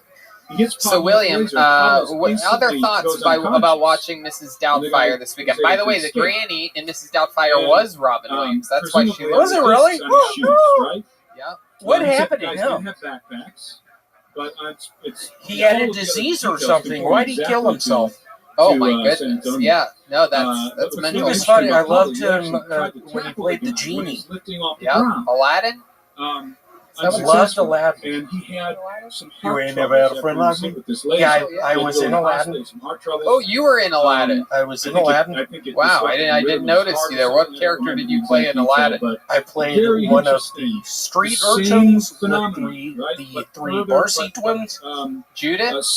What are you fucking doing here right now? William, don't acknowledge anything that you I'm see. kidding. I kissed one of them one time, and the two brothers. No, there's nothing going on over there. William. Another story I heard Just yesterday. focus on the questions. So the Barcy's. Right, man, what's going on? Why'd you do that finger thing? What? Don't worry about it, man. Why'd you worry about being funny, huh? What do you mean? I've been waiting. I'm about to lose my job. Yeah, well, why don't you bring it to the stage, man? What do you mean, bring it to the stage? Let's talk about you losing your job. That's seriously, what do you mean? A couple years ago, Michael Herrera, of course. I'm sick right now. They measured my temperature. I have 101. Wow. Football field size. That's a fever in my book. That's a joke for all the health department people watching live right now. Yeah, good luck to the piece of shit that talks in this thing next. Danny up in the bird's nest just put his mask on too. Good job, Danny, you pussy. No, don't make fun of Danny. No, yeah, look, I'm telling you. I was kidding, Danny. I love you, dude. That's trying to warn you. You can't remember when we kissed 2 weeks ago? No, don't do that. Oh, and he had. I know. I love based on some later conversations he had. Danny, give me the peace sign. In the intelligence community, I think. How's your relationship going? You still with that girl that beats you? We're going to Las Vegas tomorrow. Oh, that's cool. Going to Vegas tomorrow. Are you going to take that other comedian that she was fucking before you? I am thinking about it. The guy, it turns out, the guy is very nice. We met a couple weeks ago in a bowling alley, just in the parking lot. They're obviously closed, but we met each other. He seems super nice. He's coming along with us to the Bellagio. Yeah, I bet he is. I bet you guys are super excited. He doesn't have pubes. I do. So it's sort of a hodgepodge. What happened to his pubes? Did they all get lost in your girlfriend's vagina when you were fucking her? It was an issue of a fire. Oh. Who's going to start the fire? Evil faction. I swear to God. And non-human faction. No, but seriously, if y'all ask me, sort of one of my biggest fantasies is being with that guy who brought all the weapons up. Who's going to start the fire? He brought all the weapons up to that hotel room in Vegas and started shooting all of those people at the country music concert. I swear to God, y'all, in my fantasy world, when the South Korean chick is looking at my pubes and I get pissed and I'm hanging out with the guy that used to go out with my girlfriend, I'm going to be clutching on to one of my weapons, break out one of the fucking windows and start fucking shooting. I noticed you started sweating a lot more when I brought up that comedian that was fucking your girlfriend before, like you're covered in sweat. I did. I don't know really. The first 8 minutes you were up here cussing and everybody having a good old time. I brought up one guy fucking laying pipe into your girlfriend. Now you're dripping with sweat. What am I supposed to do? Another story. What am I saying? Who's saying that? I don't know what that's going to do to the phenomenon. It's not funny anymore, y'all. I think we're gonna get married in Vegas this week. Oh my God, are you really thinking about that? Yeah, I'm really thinking about it. You should go back to that bowling alley and split. Can you say that a little bit slower? Have you ever considered that there's probably never been a worse time to go to Las Vegas than right now? Do you think it's safe if I wear a face mask? I didn't say this. The new slogan is "What happens in Vegas comes back with you to Los Angeles." It's true. You might not. If you go to Vegas, you might not be able to join us. Yeah, you won't be able to next week either to do Brothers in Person. Come on. Come on. Don't go to Vegas. Come on. No, stay in LA. Come on. You work for minimum wage at a storage facility. You know what I heard earlier? What are you gonna do? Go there and put your $60 all on black or something? Everything's closed. I put it on red. I really do. I'm looking forward to playing roulette. Talking about the podcast, I loved it. Two people alerted me: Bert Kreischer and what's his name? Tom Segura. Tom Segura. At the end of their podcast today, they had a freestyle episode. So I love it, but I see that, and it horrifies me. Why? And I start thinking, where do you motherfuckers live? Do y'all think I don't drive a car around? Do y'all think I can't find your pussies on some sort of winding road? Do y'all believe I have anything to lose? Because I swear to God, I fucking don't. Okay. I will find where y'all live if y'all keep stealing my shit. What happened? Oh, that is right. Bert Kreischer famously says he took my night gear thing and then he took the freestyle thing. And again, what's the freestyle thing? What freestyle thing did you just do? at the end, David Lucas and I, our thing, we freestyle. Oh, I didn't know that you guys. Some people alerted me. I never made it to the end of one of the episodes of your podcast. So. That's pretty funny. All right, William, fun times, dude. Way to get the party started here tonight. This is very unorthodox and audience-less. It is so nice to actually see y'all tonight. Yeah, for sure. This is the first time that we've seen William in months because we're dead. And the Barcy twins. Let's give it up for them, y'all. The Barcy twins, absolutely. There you go. That's a great idea. I'm kidding. There you go. William Montgomery, everybody. William Montgomery.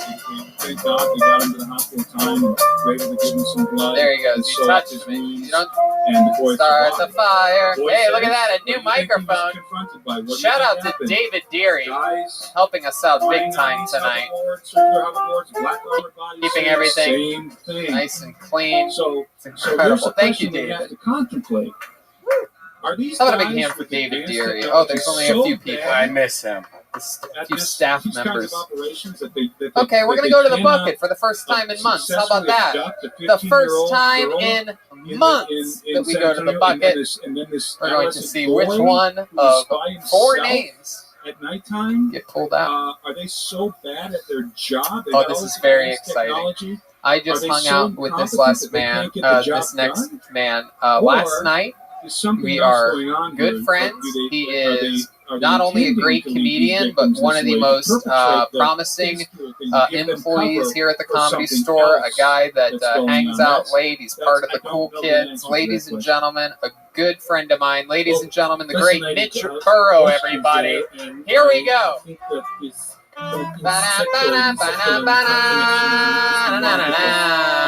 Mitch Burrow. Thank you.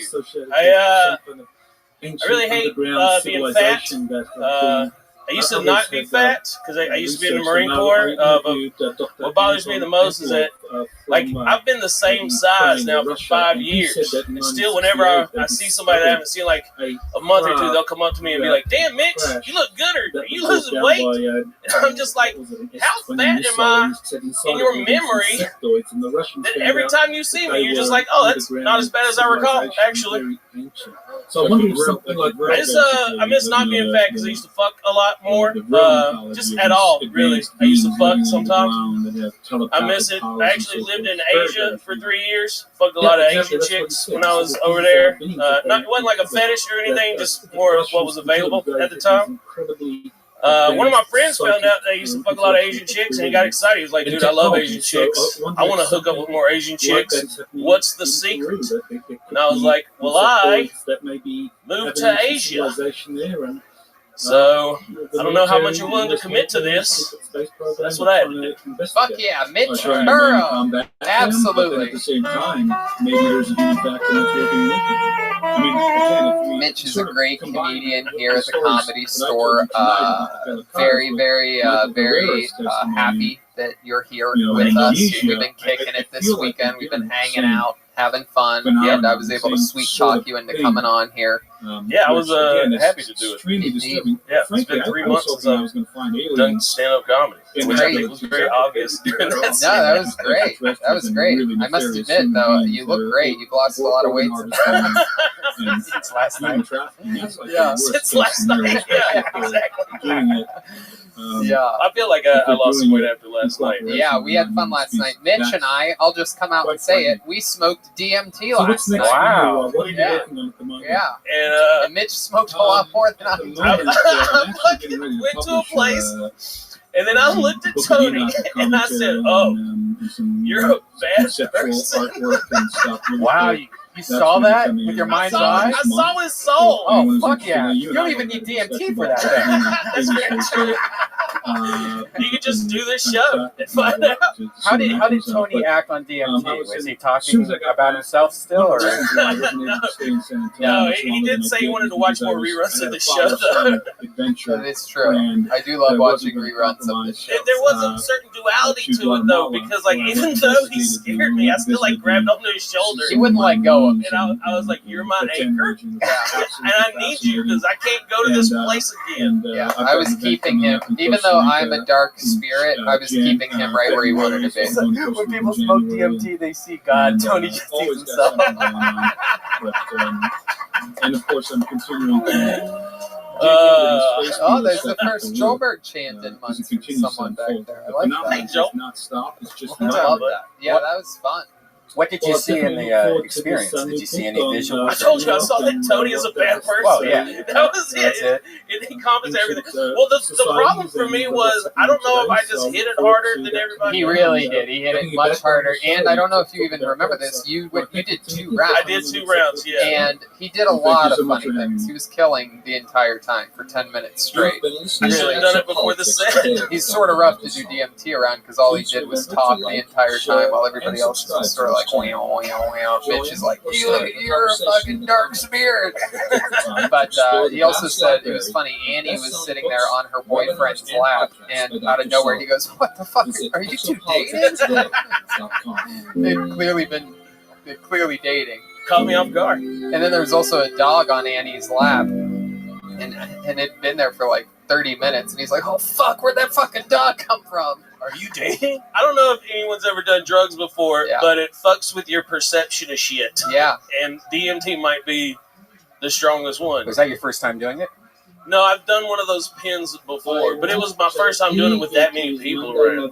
You know, I've done it with one person with me, so that was a little more relaxed. This was, and plus, like, no one got as high as me. So then I was like, am I okay? Which is like something I ask myself a lot of times anyway. Mitch not only hit the DMT pen, he also hit the KFC pen. He has a vape pen that is just the flavor of chicken. It's just a straw that slipped gravy out of it. So that's fun. Mitch and I were having a lot of late nights here, heckling and playing around with the great Don Barris. Towards the end here, we were on a real run. Just constantly trying to get pussy. Here's Dr. Michael Sala. It wasn't working for me, but you were. Yes. Yeah. Yeah. And then Tony would just make fun of me, thinking that I could have sex. It was great. Oh, the audiences loved it because you're a very handsome guy. You're a good target. How long have you worked at the Comedy Store? I've been at the Comedy Store since Halloween of 2018. Okay. That's awesome. Halloween's a fun night to start, huh? Yeah, I just put on the costume and I decided to keep doing it. Heck yeah. People are like, oh, look, someone dressed up as the Michelin Man for Halloween. The cat burglars are here. Have you ever burglarized anything? Did you loot anything or anything like that this year? Just, houses when I was in the military in Iraq. Oh, okay. Is that a thing that a lot of American soldiers did, right? Wow, that's very real. No, it's like you go into like old bases and stuff, and you're just like, oh shit, a fucking AK-47. That look cool at home. Hell yeah. Yeah. Absolutely. Did you take anything that you still have that you really like? No, I didn't transport anything that cool back, but I did have some friends that now have AK-47s tucked away somewhere. Okay. Do they check your bags? Yeah, like a TSA in the military? So we worked on helicopters, and so we were able to take the floorboards out of the helicopters stick the stuff under the floorboards, and then fly back with like we just smuggled shit back. Children's shoes and clothing. I'm glad you had shoes to the internet. Why? That's even creepier. Just bringing Dalia his fans back. I shouldn't have said that. Allegedly. Yeah, I shouldn't have said that. I fucked up. No, it's all good. It's all good. There's no Dalia fans here. This place is 21 and over. So. Just kidding. Just kidding. Just kidding, Chris. He's not watching. He might be actually. He actually might be. There's nothing else going on. He didn't even want to do the show 6 months ago. Now he's watching it. How does it feel, buddy? No, I'm kidding. Just joking. Again, I'm joking. Anyway, yeah. What's the youngest girl you ever hooked up with, Mitch? Segue. That's a segue right there. Last year, I fucked a 22-year-old. Hey, look at that. And then the next morning, she goes, "So how old are you?" And I was like, "How old do you think I am?" I'm 39, by the way. And I go, "How old do you think I am?" And she's like 30. And I was like, "No, I'm 39." And then she never talked to me again. Oh my goodness. She should see you since you lost all that weight. Yeah. Yeah, you look great, dude. You look great. What kind of, do you do any exercising, anything to get the heart going? Yeah, you saw me last night. I was wrestling a 19-year-old. That is true. Whoa. He was wrestling Curtis's, I believe he's a blue belt son. He is a blue belt. And he was Brazilian Jiu-Jitsu. Fucking your world up. He did beat me You probably have a good, what did you guys figure it out, 150 pounds? I'm probably weighing 150 pounds more than him. Yeah. And it was hilarious. I mean, we were fucking dying. I mean, to be fair, he trains. Yes. Yes. It was blue belt versus. And also, I don't know. Curtis was hearing it. He was fucking corner manning him the whole time. No one was sitting in my corner being like, "Hey, do this move." No, we were all laughing. They were just like, they do the move where you sit on put him in swing around, get him in a full guard. Like no one was helping me. So, that's the fucking bullshit that I have to deal with. Okay, I'm fighting on my own out there. I ain't part of the fucking Nelson clan, apparently. You look like you train, though. Like choo-choo train. Similar to... oh, fuck. Yeah, you got choked out a couple... Did you go unconscious the first time? We were all... No, I'm a bitch, dude. I tapped real quick. Okay, that's as soon as I felt his arm around Monday. He didn't even do it that hard. I was just like, yeah, we're done. Normally when Mitch taps, it's on a drive-through window that's closed at nighttime. I said it in my mind. Fuck yeah. So, what have you been doing during this quarantine to fucking stay sane? I do a lot of camping, do a lot of off-roading in my Jeep. Yeah, you do have an awesome Jeep. In fact, I'll tell this quick story is that one of the days, one of the nights I was coming, I think I was coming from one of the shows, and I drove by what I thought was Mitch's Jeep, and the guy was actually shaped like him. I got next to him, and I rolled my window down, and this is a true story. I was like, Mitch! Mitch! And the guy had headphones in, and he turns and he looks at me, and he goes, the fuck did you just call me? He thought I was calling him a bitch.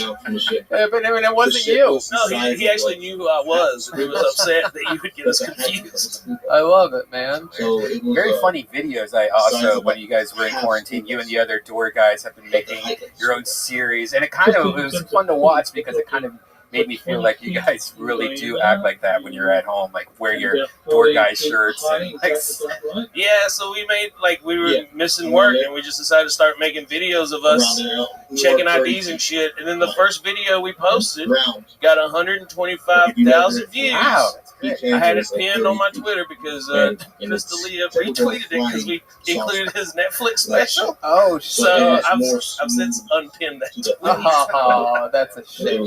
That's a shame. You must have gotten so many hits on TikTok. Yeah. I got a lot of young fans. It worked out good. There you go. I love it. And what is your social media so that people can follow you? Everything is Mitch Burrow. At Mitch Burrow, TikTok, Twitter. MITCHBURROW. Yeah, man. Is that different than Joe Burrow? Oh, he's Burrow. Yeah, he's the quarterback. GH. No, I think he's got an S on the end. Okay. Or maybe we're Maybe we're cousins. Yeah, something like that. Yeah, I look into that. I mean, obviously, world-class athletes. Now, you're from Atlanta? Outside of Atlanta. Let me ask you something. Because you're a real, look at you. I mean, you're a real big. I don't like the Confederate flag, Tony. I don't even know what do you think about the statues, though? What about the statues? Take them down. Take them down? Yeah, I don't give a shit. Those aren't my fucking heroes. Right. You know? I mean, if there was some fucking NASCAR shit that people were fucking up, I'd be upset. You love NASCAR. I love NASCAR. That's right. What do you think about the Bubba Wallace? I love him. I wish he'd win a race so I could feel better about supporting him.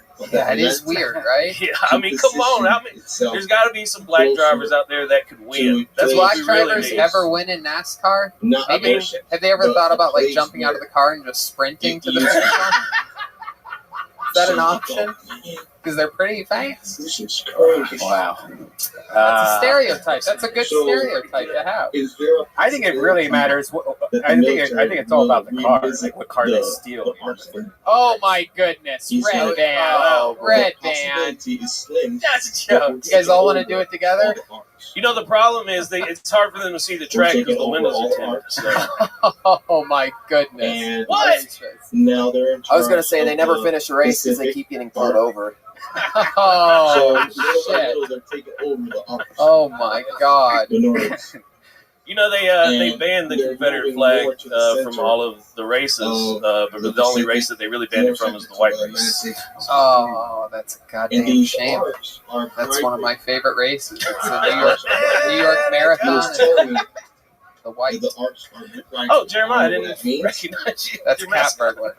And All right. Well, Mitch, so much fun. I'm so glad you did this. Hey, man, yeah, I don't regret it. I fucking love you. You're an awesome guy on stage and off. And I think that the fans at home watching are, you know, we always introduce them to a lot of people that always blow up, you know, Preacher Lawson. And I mean, look, they like fucking William Montgomery. I'm like William Montgomery, just not retarded. Right, So, exactly. Come on. Who do you want your hero to be? Some people have Not that fucking guy. Exactly. You construct. I just want to take William out. That's my whole. I'll come back every time. You just fucking get rid of that guy. Serious joke writers hate silly people. It's just the nature of the game. William's silly. Andy's in your weight class, and that's, you know what I mean? You guys are competitive. You guys are going out for the same roles. Jelly rolls and dinner rolls. All right, thanks. I enjoyed it. Mitch Burrow, ladies and gentlemen. Fuck yeah, Mitch. Fun times. Into these ships, you feel like the ship is Oh. So you feel, yeah. You feel happy. You Easy feel breezy. healthy. You Yeah. feel the ship. Mitch is hilarious. Did he start off at the La Jolla Comedy Store? Is that? I believe he started off in Atlanta, right, Mitch? Seattle. Oh yeah. Absolutely fucking doodling. All right, we're gonna go back to the bucket again. We're back to the bucket again. And your next comedian, I know this guy. Ladies and gentlemen, he is about to go on stage for the very first time in his entire life. He became one of everybody's favorite employees here at the Comedy Store when he started. Definitely one of my favorite employees. I made sure nobody ever picked on this kid. I absolutely love him with all my heart.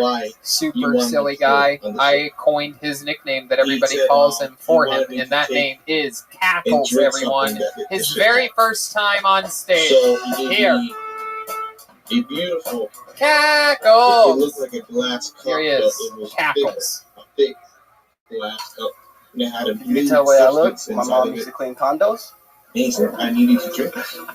I believe that Filipino girls are the poor guy's Chinese girlfriends. He said, no. I used to date a Latina girl, and then I realized Filipino girls are mixed with both, and I realized I can have a wife without cheating. I'm going to model to you back with this liquid inside it. And it connects to your belly. Okay.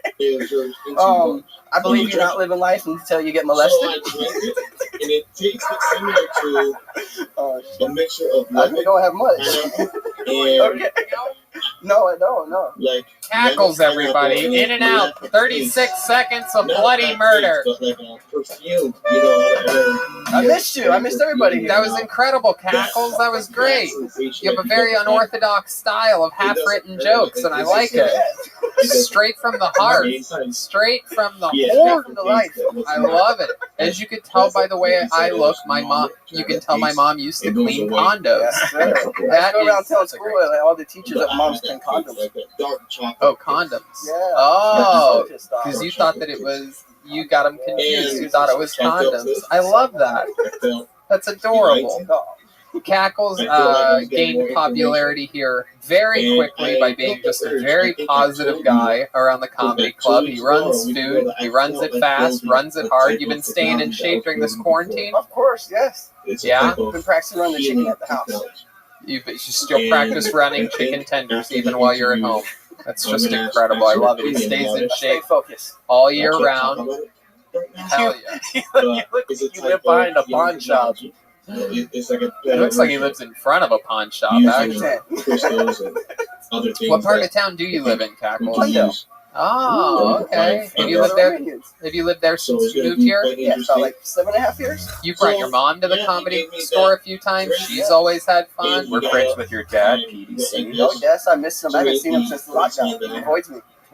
And like he does with all his kids. Your mom knows how to party. She gets down at the comedy store. Oh yes, she does. I had a ban her for a while. I was like, Mom, you gotta chill out. Yeah. I once saw her vomiting in a trash can in the parking lot one night. Yeah, it was hilarious. Poor Cackles was holding his mother's hair back. I'm like, damn. I'm like, Cackles is hooking up with some chick that's vomiting, and then she lifted up her head. I'm like, oh, hi, Mrs. Cackles. I'm sorry. He said that to me. Do you remember that? You remember Mrs. Cackles? Yeah. Call her Mrs. Cackles. Beg your pardon, Mrs. Something with She's sorry, Mrs. Cackles. What does your mom do for work? Oh, she's on disability. So oh, she don't work no more. Hell yeah! What kind of disability are we claiming here? She got OCD and OCP, I think it's called, and she has like a brain. More like I see orange. And also old people. She goes down with the. She's down. You gotta get down. Have you guys drink Faygo? No? What does your mom drink? Mountain Dew. Mountain Dew, there it is. That's what I'm saying. Absolutely. He's got Mountain Dew energies. And Cackles was born. Oh, that's all it takes. That's called doing it. Doing it. Do the do. My goodness. And your father, what's up with him? Where's he at? I've actually never met him. Never met him. Well, we got good news for you, ladies and gentlemen. Mr. Cackles is here. Oh, nothing on that. But if I say who's going to start the fire, I was excited. There he is. His father is here. Has your mom ever told you anything about your father? No, not really much, but I did find him on Facebook just recently. Oh, wow. What's that like? Do you message him? I did, but he asked me to borrow some money. Are you serious? Where does he live? Where does he live? Wow. $100. I'm like, what the fuck? No. Damn. He opened up with that right away, huh? Well, it took like a month. Wow. Do you know what he does for a living? I don't think it's much if he's asking his son for $100, right? From his dad. Oh my goodness, this is incredible. This is like the trash that builds up at the bottom of a trash can that has like a liner in it, but like you don't like scrub the bottom of the trash can every single time you take that liner out. Like it's usually like it's sort of like builds up. Cut to Cackles doing DMT with you. I would do Cackles with him. I would do. Whoa! I would do. You guys heard it. It's on tape. I would do Cackles with him. Tony, come on. I would do DMT with Cackles. All right. That's what I'm I already meant to think say. I'm gay, so come on now. That's not helping much. Why does she think you're gay? Because I had like my tooth removed. I had like 2 wisdom teeth. Your mom thinks you're gay? Yeah, because when I came up after that, they had me asleep from the aesthetics. So when I woke up, like first thing I said was talking about the golden pony and calling me master. Oh, that's hilarious. I'm gayer than you now. That is hilarious. Why would you talk about Tony when you're coming out of consciousness? Have you ever been put under? Yeah, but the last time I was talk about you, and I see you. Well, I know you didn't talk about me, but when you came back from being put under, were you thinking weird things? Or No, I was more like amazed. Like, where am I? Am I at the hospital? Who was with you? ex-girlfriend. My mom made a video of it too. It's so bad. Really? Yes. Oh, I gotta see. Oh my god! Send it to us so we can put it on this episode right here. The golden pony. And here's the golden pony. You see what I saw. His master. Hey man, I don't know, but stay safe. Oh, I think I know it. What else have you been doing during the quarantine to keep yourself busy? Not really much smoking weed, and like I got a job making masks part time, and not really much. Just trying to avoid everybody.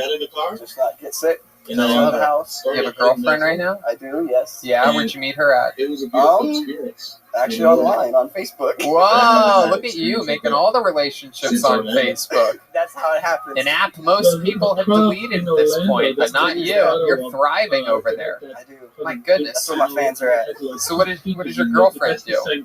She actually don't work though. Oh wow! Does anybody that you know work at all? No, I'm the one that fucking works. Even my brother. My goodness gracious! And how does she have money then? There might be a video. Wow. By the way, that's why he's called Cackles. I don't know if you guys can hear, but after everything he says, he goes Cackles. Famous in the Comedy Store. It's crazy to think that you're like the richest person out of your family and I know, everybody out of 10 too. Shit. And you're a food runner at the Comedy Store, which has been closed for months. But they took care of you, right? What part of Iowa are you from? Boone, Iowa? Was there a Happy Joe's close to you? I don't really remember. All right.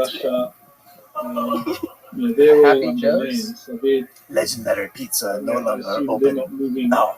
How long ago? It's been closed for like 8 to 10 years, probably. Oh, that's right. I forgot. Jeremiah has some family members in Iowa. Some very. Can I tell a story about you meeting my aunt at the show? Yeah, sure. Go ahead. So Tony, we're doing a meet and greet after the show, and Tony and Brian are waving me over, saying there's a lot of people here to take pictures. I say, I'll be with you at one moment. I haven't seen this family for years. A couple family members, right? Yes, a couple of family members, and it's my aunt and that whole side of my mom's family. They come to see the show in Des Moines, Iowa. And Tony comes over again. He's like, Jeremiah, seriously, there are a lot of people here. I'm like, oh. Yeah, they're literally like, we'll wait. We're gonna wait. And so a second line started for a group picture, waiting for Jeremiah while he's talking to these fucking. Go ahead. So I introduce Tony to my aunt. I say, Tony, this is some of my closest relatives here from Iowa. And Tony goes without hesitation, well, you must not be that close. I didn't see you at his wedding. And let me paint the picture a little more. This is my poorest side of the family that could not afford to fly to Los Angeles to come to my wedding. And instantly, you see why people consider Tony a bad person on DMT. Look, I was just trying to connect. I don't even think she heard me over the sound of her oxygen tank. You know what I mean? Like one of my aunts has an oxygen tank. That is actually true. She has breathing problems. Tony was roasting her as soon as she went to the car. A very sad affair. I laughed, but I cried on the inside later that night.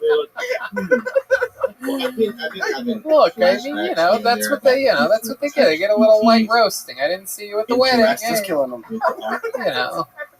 That wasn't that bad. I forgot about that too. Wow. I did not forget. I love it. Well, look at that. Cackles reminded us of the Iowa trash that Jeremiah's related to. We're connected by the trash. Absolutely. We're all connected by the trash. I'm Ohio trash. Red Band's Ohio trash. Joel's family drinks puddle water out of the LA River. Puddle water. Crum actually comes from a good white family. It's like the Bruce Wayne of Kill Tonys. Powerful parents. They were murdered at a young age. Just kidding. Your parents are alive. The Mendez brothers. Actually, just my dad is alive. Oh, okay. I fucked up again. There you go. Don't do DMT with me, everybody. No, seriously. Thank you, Tony. There he goes, Cackles, everybody. His first time ever on stage, having fun up here, kicking butt.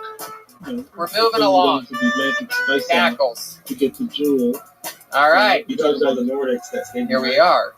David Deary, we love you. David Deary works with the great, powerful Donnell Rawlings. And the new Joelberg podcast. Yep. Literally two of the funniest people I know in the world. David Deary works with all of them. The man behind the fucking mask is at David Deary, at MF David Deary on all things social media. He's a great guy. And a great help, and a great positive energy and spirit to have around. Keeping this thing moving along, ladies and gentlemen, we are going to another regular, everybody. This young man is a hilarious joke writer, hilarious roaster. I'm so excited to see him back in front of a very small audience. Ladies and gentlemen, the great David Lucas is here in the flesh. Yeah. Yeah.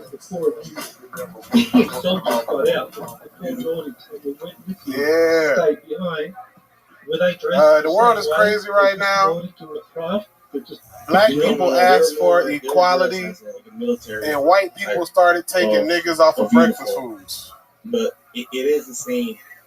Like, man, I want black people on my fucking pancake box. So you have don't nobody want no fucking Aunt Susan's pancakes. And then you have the civilian type. White women don't even know how to make pancakes. They only know how to make French toast. The ones that are connected to the civilian. They want us to stop saying the word master bedroom. They want us to use the word primary bedroom. Like, that's the gayest shit ever. What the fuck is wrong with the world? I'll be damned if I buy my mansion and refer to it as the primary bedroom. Like, no, I fuck my bitches in the master bedroom. My kids sleep in the secondary bedroom. 6'5". Pretty soon you ain't gonna be able to get a master's degree. Like, I don't know what the fuck we gonna name it. Just call it a celery degree. That's the safest shit you can do to satisfy these. White people are the ones getting mad at this shit anyway. It's not even black people that are mad at these words. That's the craziest part about it. Wow. Minutes go faster than I remember. Yeah, right. That was a fast. Well, I think the quarantine week kind of over lenient on the minutes. Something like 2 minutes. Minute 47. My nigga Tony back on the stage. Look at you, David Lucas. You are back, and by back I mean you gained all the weight that you lost. David lost weight during the pandemic, and then went home to Georgia to visit his parents. Gained it all back, and you are back. I gained like 15 pounds. I gained it all back. My goodness gracious. Tony sat on a bottle rocket for 4th of July. That's actually true. I did sit on a bottle rocket. You put your booty to the sky and started farting. That's true. I actually took a dildo and I put it in one of those tubes, and then I sat on the tube and I lit the fuse, and the dildo shot into my booty hole, and I made the noise of a firework. Yeah. And like that. You get through these different flew into my butthole. That's what I sounded like. And I went boom. It's so really good to be back roasting on this stage. It is.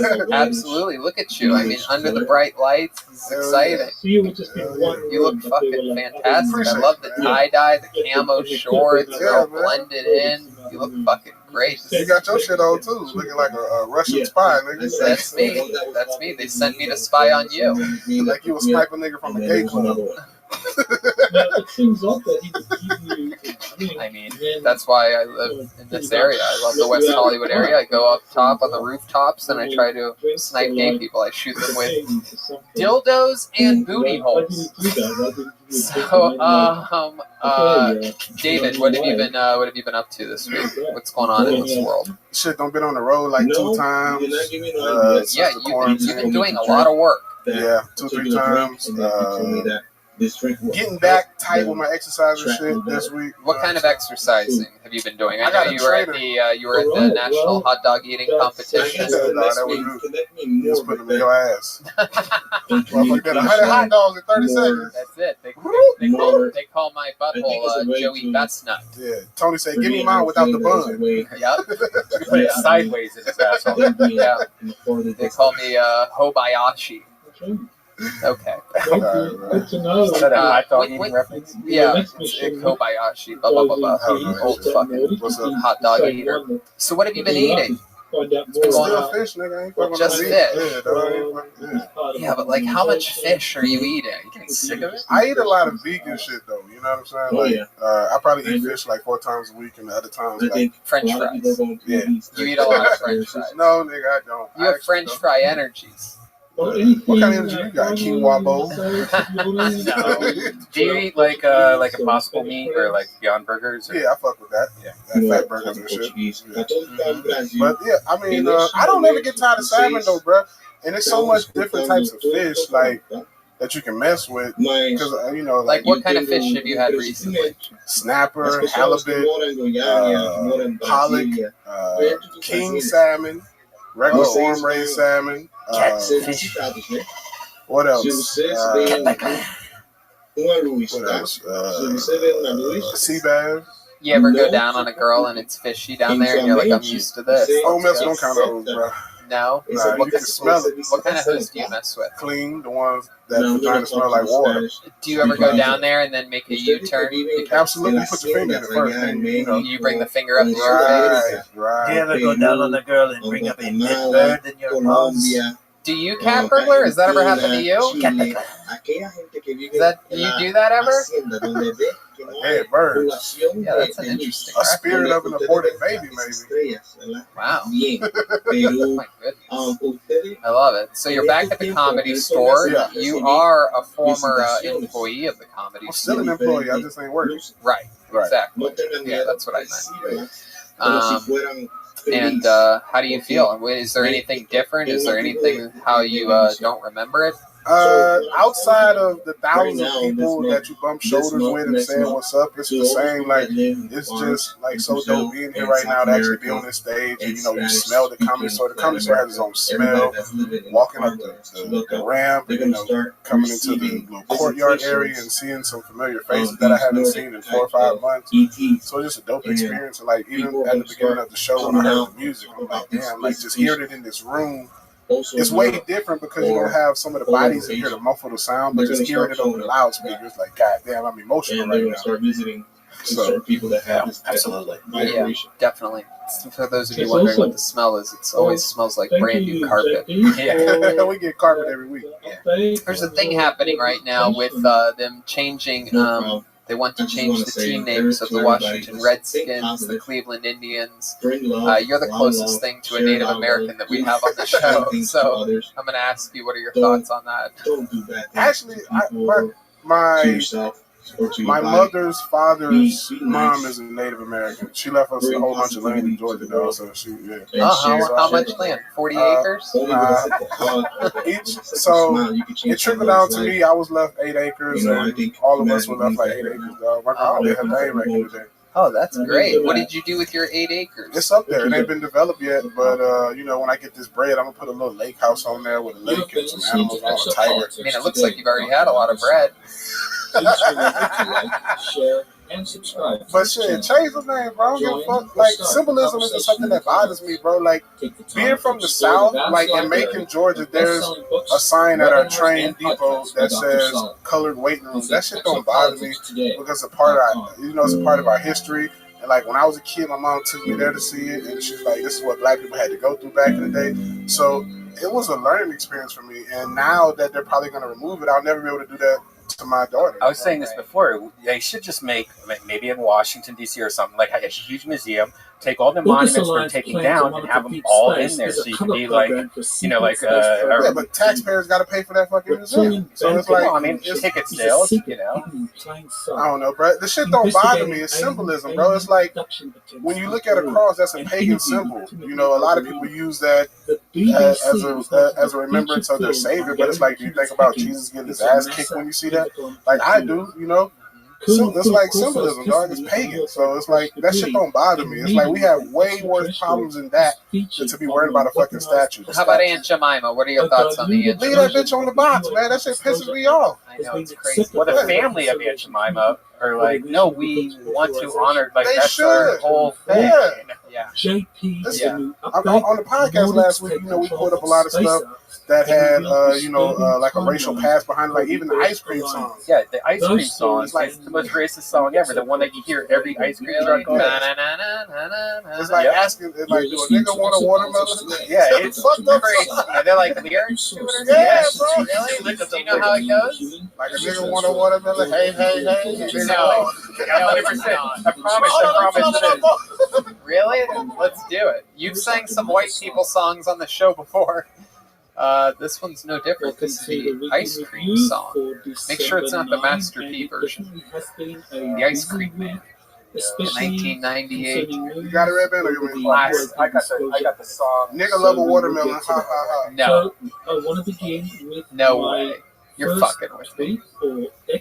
There's no way that that's what the Ice Cream Man song is. You can go to warning, this video contains offensive material. It does not reflect my personal views. Now, this video was edited with some old cartoons, but the lyrics are... No, this is just an old cartoon. Might have to fast forward a little bit. Yeah. This isn't the Ice Cream Man song. Okay, we're gonna wait. Now, as far as classified programs are concerned, there's always Alright, this is crazy. You can look at it on your own, but the shit's racist as fuck.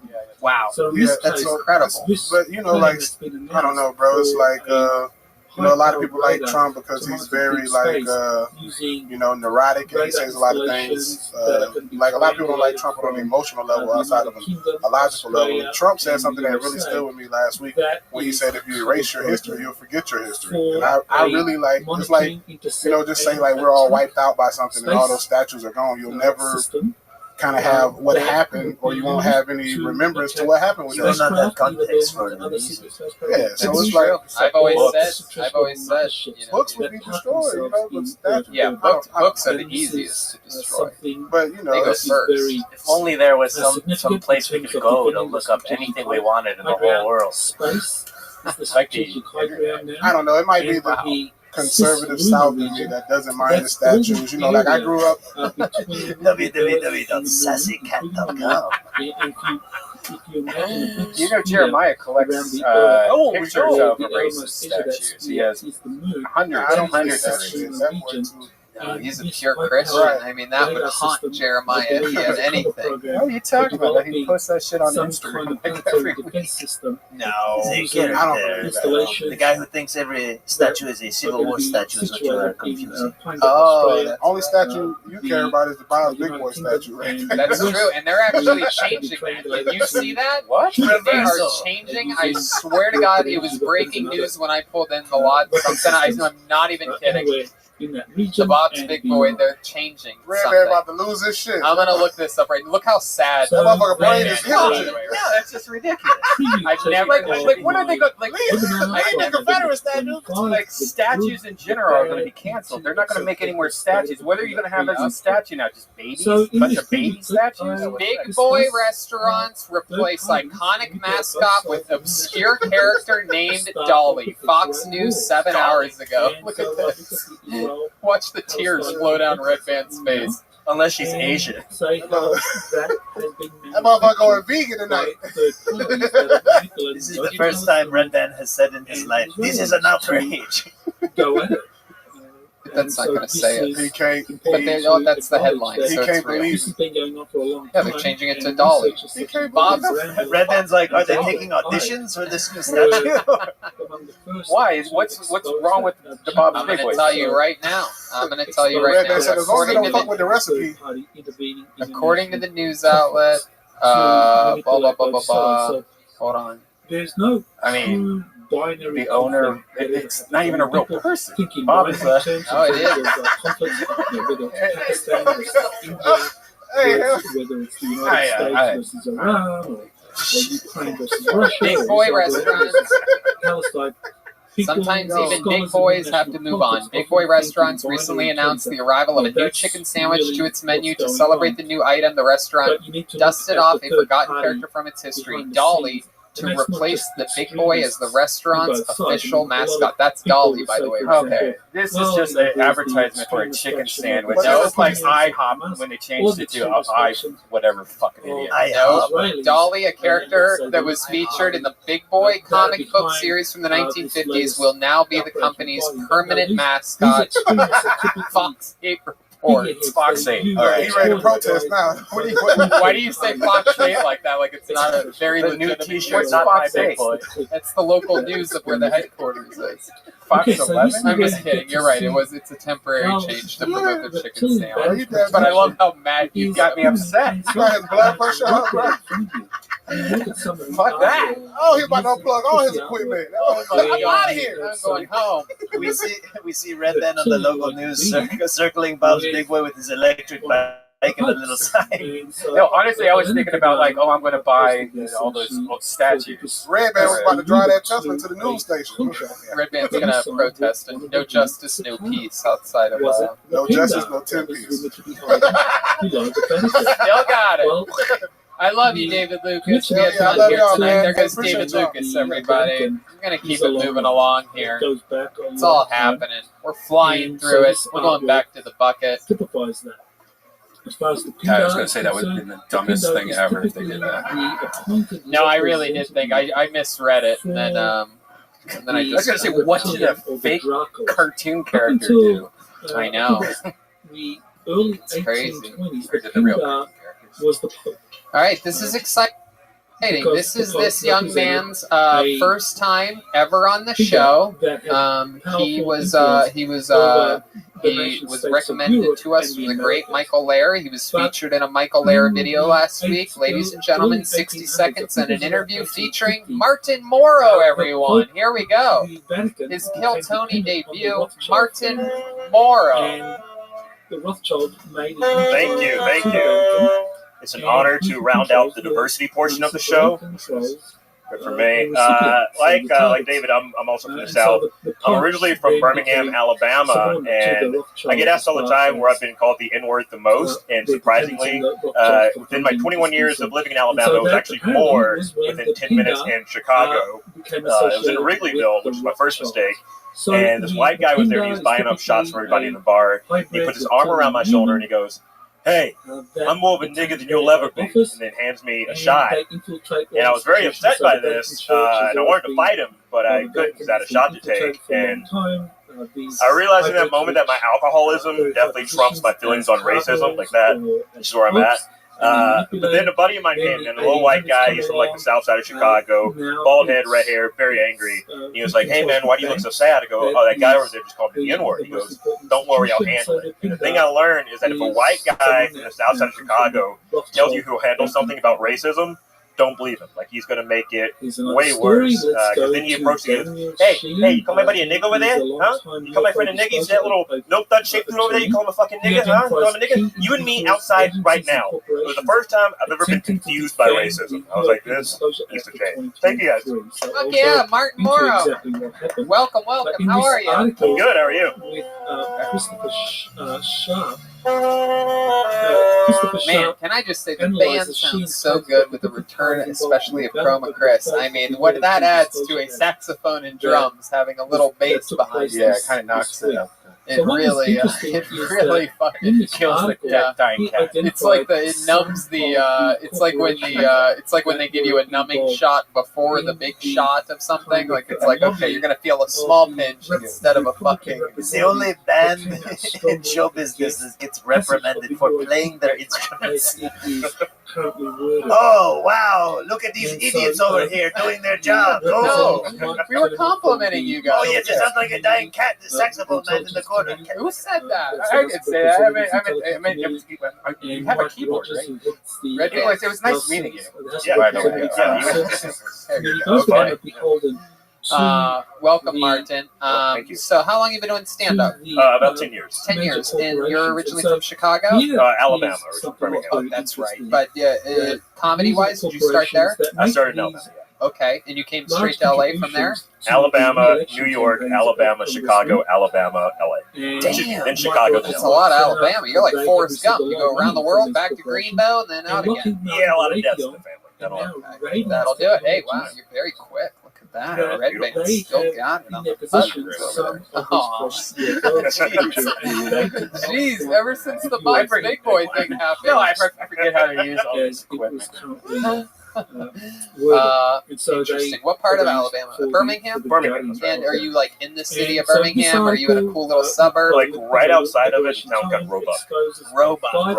Hell yeah. I have a friend from, where's Willie from? Oh, I know Willie. He went to the same college as me. Oh, Auburn. He's from Huntsville. Yeah, You're an Auburn Tiger. Yes. Huntsville. What was the name of his city though? He had a little fucking suburb. It was fuck. Mustafuck? No, it was the next story, which it was doesn't matter. a interview I did. Oh god, I almost remember. He's going to be so upset. Oh, so close. Ask him one. Somebody ask him a question. What made you move to Los Angeles? I wanted to start my career as a feature at best. So this is my I thought that this would be the place to do it. That's great. Did you enjoy New York? Like the comedy scene in New York's pretty nice. You get a lot of spots and stuff like that. Yeah, I mean, I was kind of like, I was 21 when I moved there, so it was, I did like the Creek and the Cave a lot there. Oh, the best place ever. Yeah, because I lived in Queens, so I just traveled the train, LIC. Did you ever go to a Skank Fest when you were in New York? No, I was there in 2010, so before Skank. But I would love to now if I had the money for Skank Fest. But I should swing on that. Yeah, no, never 10 more years. Yeah, no. Nope, no Skank Fest for quite a bit. No fest of any kind, it seems. How did you meet Michael there? At Second City. We moved to Second City. He was like the older cool kid before me. Like he would get high between shows and stuff. Yeah, So. I've asked a lot of people about who went to Second City and said that Michael Lehrer is known in Second City as being one of the biggest assholes in Second City, like a drama queen. So he was able to go there. Heflin, Alabama. Heflin, Alabama. What do you know about Heflin? Not a goddamn thing. Oh, okay. But what do you love about Birmingham? Good food. That's about it. There's not really like a lot to do there. It's like now it's growing. It's like a weird hipster art community. Like a bunch of people moved from Brooklyn to Birmingham, and they kind of turned into this like Alabama kind of thing. A lot of racism there. Yeah. What's like one of the more racist things that's happened to you? The most racist stuff that's happened to you been in Alabama, New York, or Chicago? I'd say a tie between Chicago and Alabama. Okay. But I think the worst racist stuff happened in Alabama. Like there was one time I was doing a show and this guy came in, he had a cowboy hat on, and I like said, "Oh, you look like Sam Elliott." And he said, "Shut up, nigger," like that. Oh shit! And then he just like he flashed his gun at me, and I was like, "All right, there's no one gonna do anything about this," and like no one did anything, so I just left. Wow. Yeah. Have you been pulled over a lot in your life? Like do you feel that you're treated weird when you get pulled over? Yeah, but then I'm like, I wear glasses, so I think that's when they kind of. That's the secret. Yeah. Glasses are like when a cop sees it, it's just like, oh, okay, jeez, put this gun away. Yeah, but they're gonna get me. But you're just gonna read a book. That's right.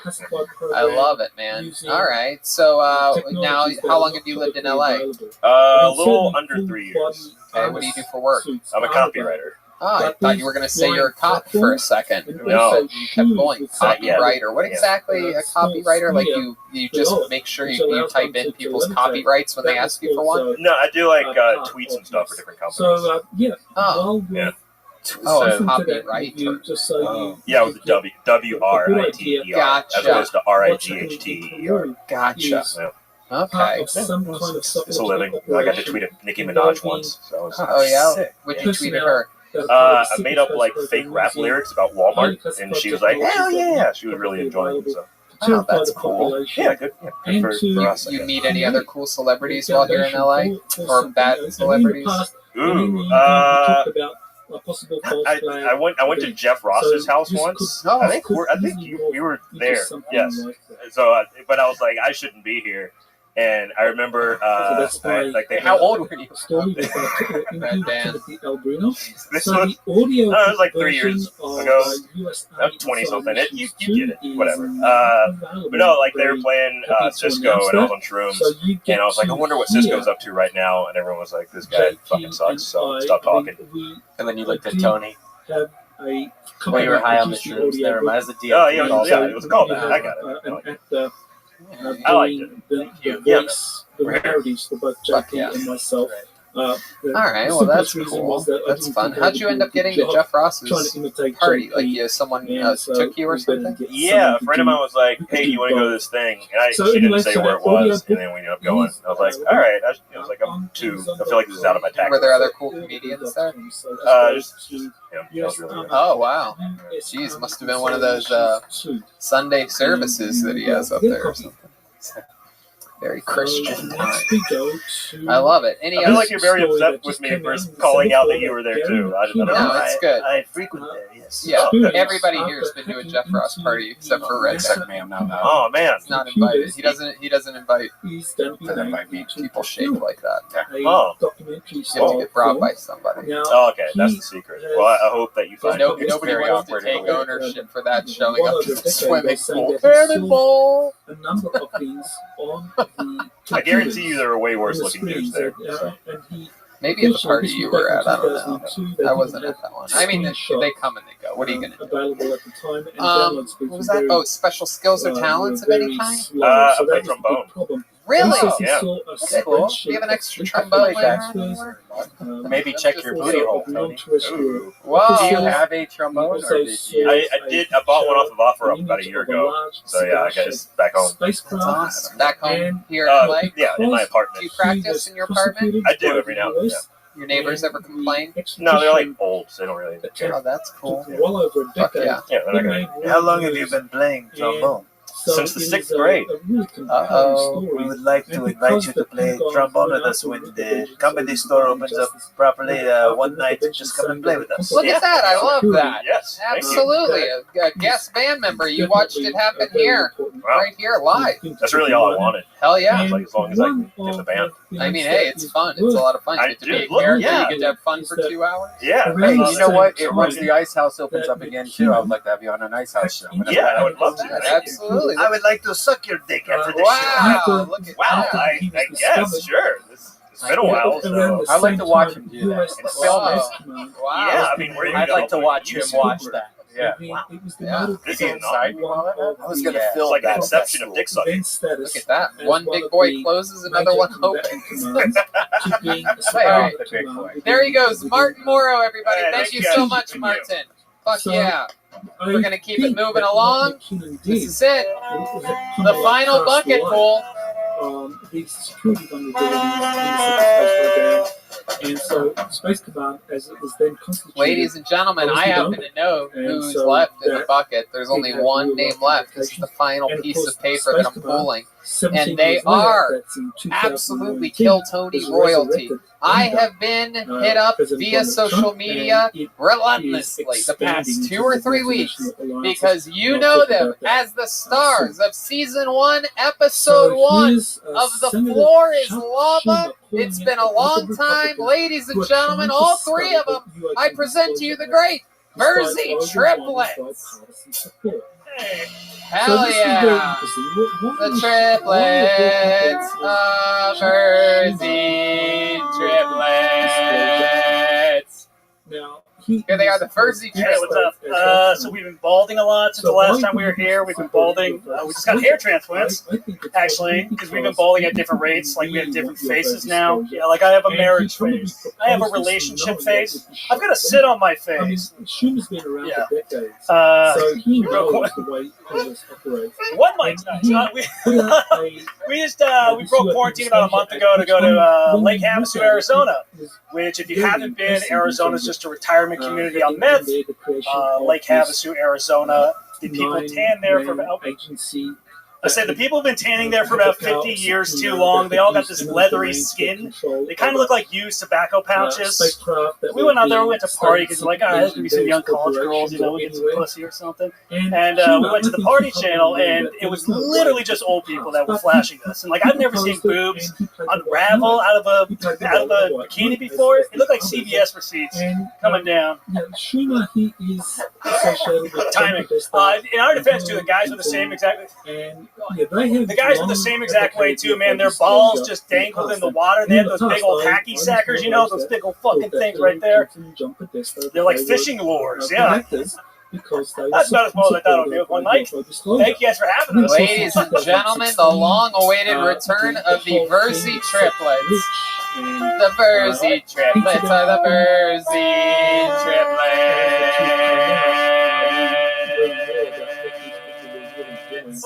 You guys have your own. You guys have your own theme song. I'm so excited you guys are here. Thank you for having us missed back. you. I think it's been over 4 years. Really? It's been that long? And you could tell you guys have improved a lot since last time. You know, you're getting a little risky. Yeah, we couldn't have gotten worse. And it was a very good distraction. We couldn't have gotten worse. We legitimately did just get hair transplant, so. Really? 3 of you? I saw. Yeah. That's incredible. So yeah, he got his Tuesday, Wednesday, and then Thursday. So we just. Oh, you guys are adorable. I feel like your parents almost named you guys that. On Tuesday, this is Wednesday. On Thursday, they hand the mic to one another. Yeah, we got pictures and everything 2.5 weeks ago. My goodness, that's awesome. That's why he's got like little red scabs and stuff in there. Oh, you guys are adorable. You're all good. You're all good. Now, did that all happen after the floor is lava? Is that something in the dye when you guys fell in the water? Did your hair just start coming out? Netflix money. Yeah, we got the Netflix money now. The balding did happen a little bit after that, but yeah, we got embarrassed on this.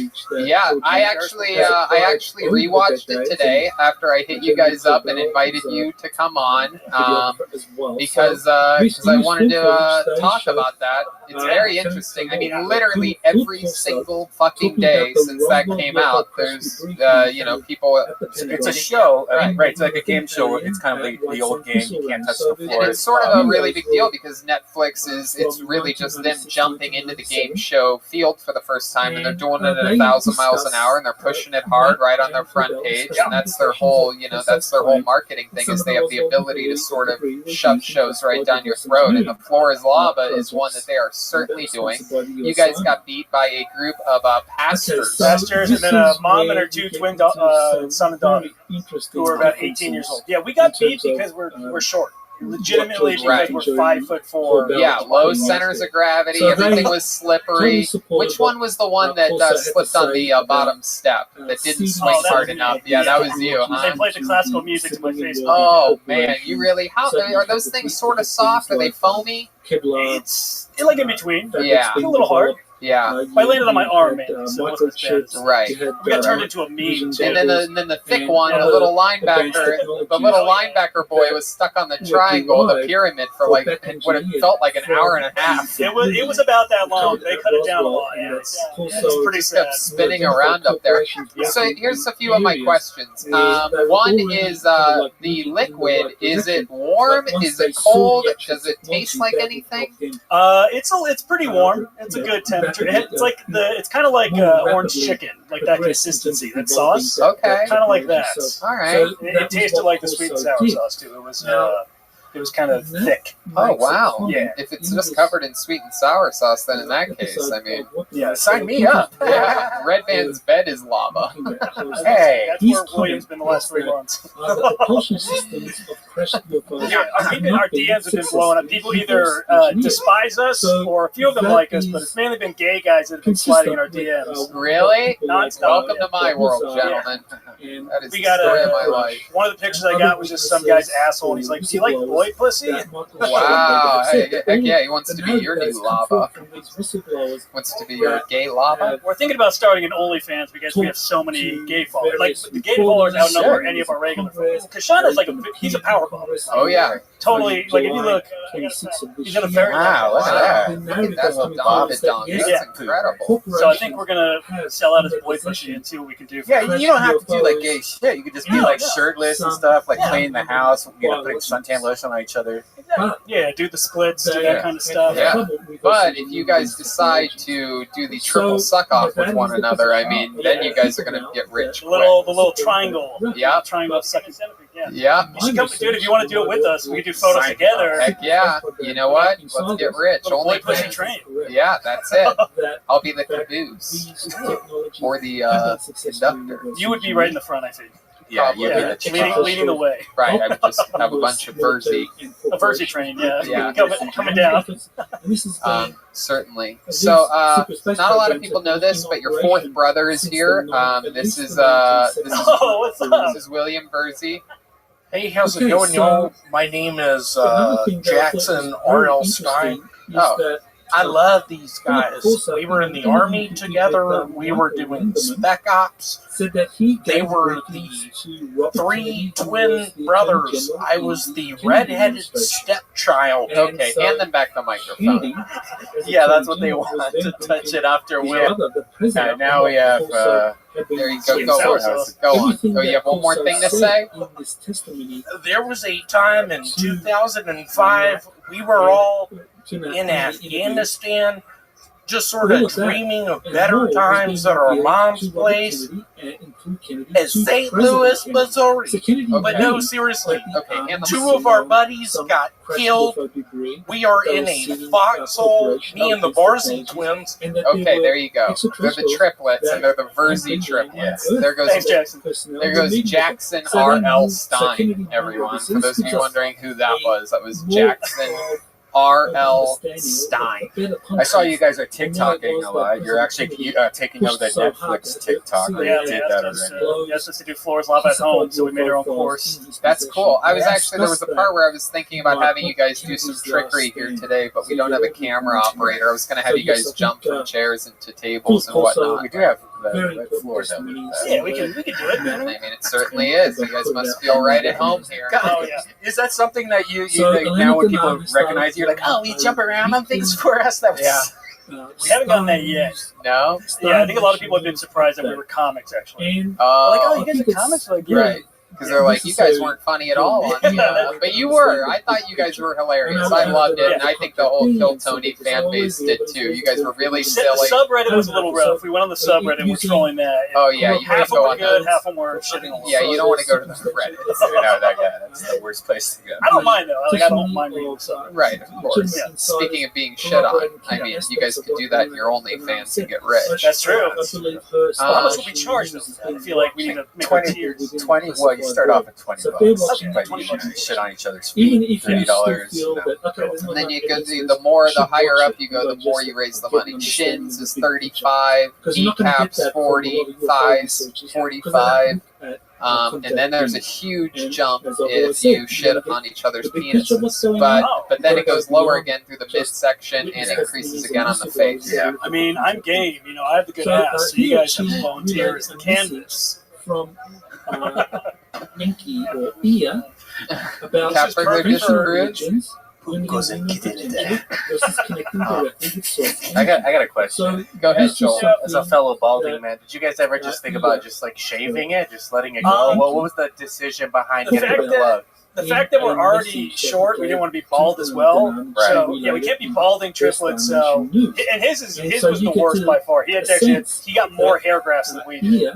Now, is this the thing where they cut it off the back of your head? Or no. That's like what Joe Rogan did. Right. This one, they literally suck out the follicles individually, and then they replant them in the front.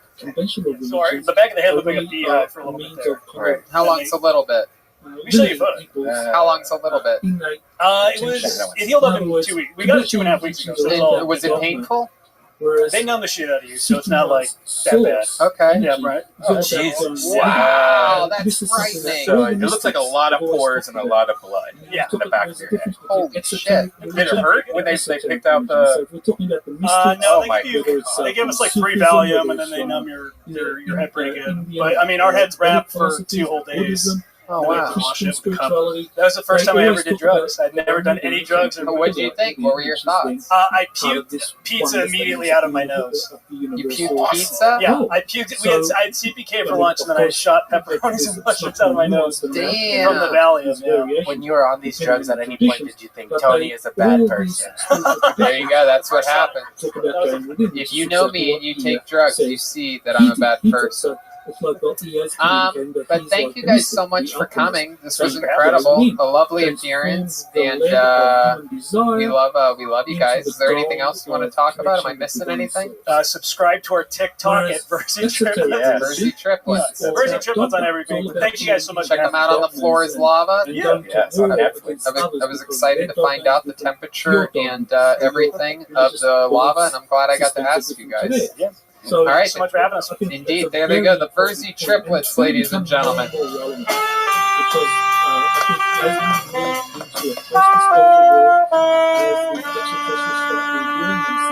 very exciting moment right now, ladies and gentlemen. This is this final regular's first time back at the Comedy Store in a long time. Ladies and gentlemen, it is the great and powerful Michael Lair, everybody. Here we go, Michael Lair.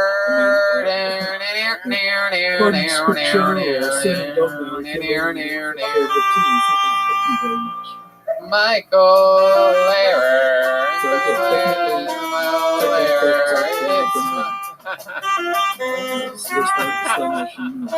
So here's a research tool for those wanting to dig into UFO case history, and this is something that comes from APRO. All right, here he is for the first time back at the Comedy Store in a long time. The great Michael Lair, everyone.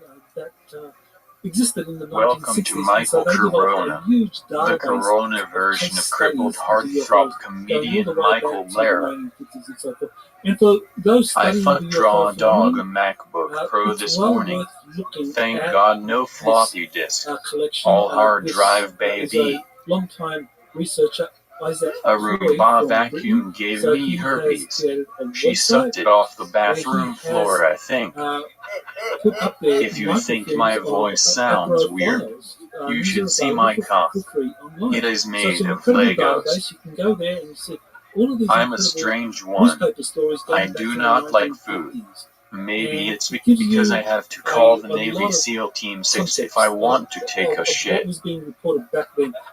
I cannot be cancelled or me too, because your typical jailhouse Wi-Fi cannot accommodate my needs. The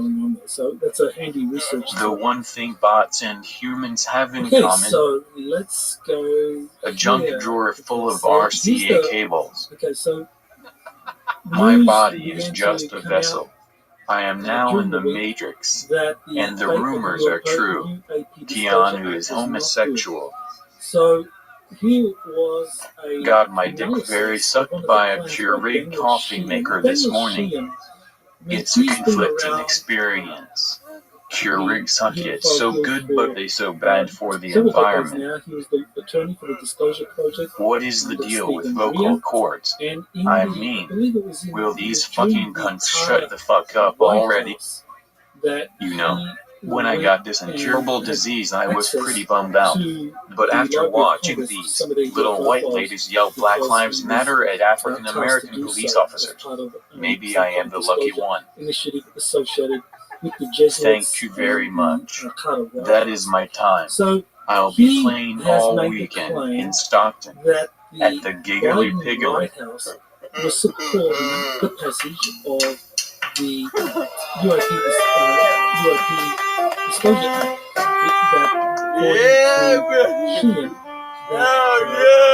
Wow. Thank you. I mean, holy shit, what a performance. Thank you. It was this was, I think this was I thought you were doing a ventriloquism thing right there. Oh no, I was preparing for my future. And when I say future, I mean the winner. Well, I mean, I hope that's not the case, but I must say that you are in a bubble right now. You look fantastic. Oh, well, I forgot to tell you when you made me a regular, but I'm very fucking sick. Oh. About the White House supporting this, and that there was a real fight in Congress to support. You mean the Lou Gehrig's? Exactly. Yeah, and you can't get sick. The Democrats, you can't get the coronavirus, is what you're saying. So you're being. Well, no one can. But to be honest, when ALS is not an immune disease. So, my immune system is better than all you pussies. Right. No doubt about it. Plus, I tan all day, like 8 to 10 hours. I tan. You get sun out on the patio. Oh yeah. Oh yeah. On the government dime. My life is better than anyone here. Yeah, no, I love it. That's why you're an absolute assassin. Super appreciative. Always dialed in. A hot streak of murder every single week. Always. Get this. Their Easters is doing a video contest for disabled people, and most of them have been disabled their whole life. You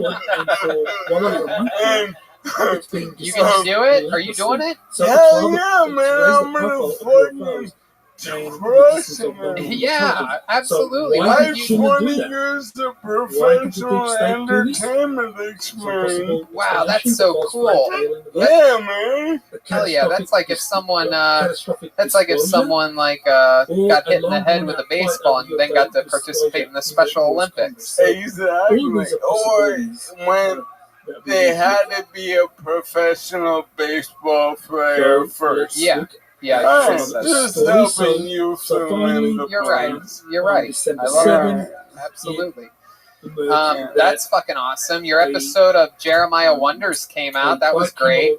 Yes, and me and him, there's a lot being said about improv in the world right now, and your bitch mouth says the most bad things about it. Yeah. And I get sick of that, and I'm like, Tony needs to keep improv name out of his motherfucking mouth. Yeah, that's and me and Jeremiah are classically improv trained. So we started a group called the Improv Riders. Oh, wow. And we ride into the sunset and show people that improv is great. Wow, you guys ride. I mean, I know what you ride, but what do you ride? There's no subpoena power. A Furby. No subpoena power. There you go. That's some of that classic improv.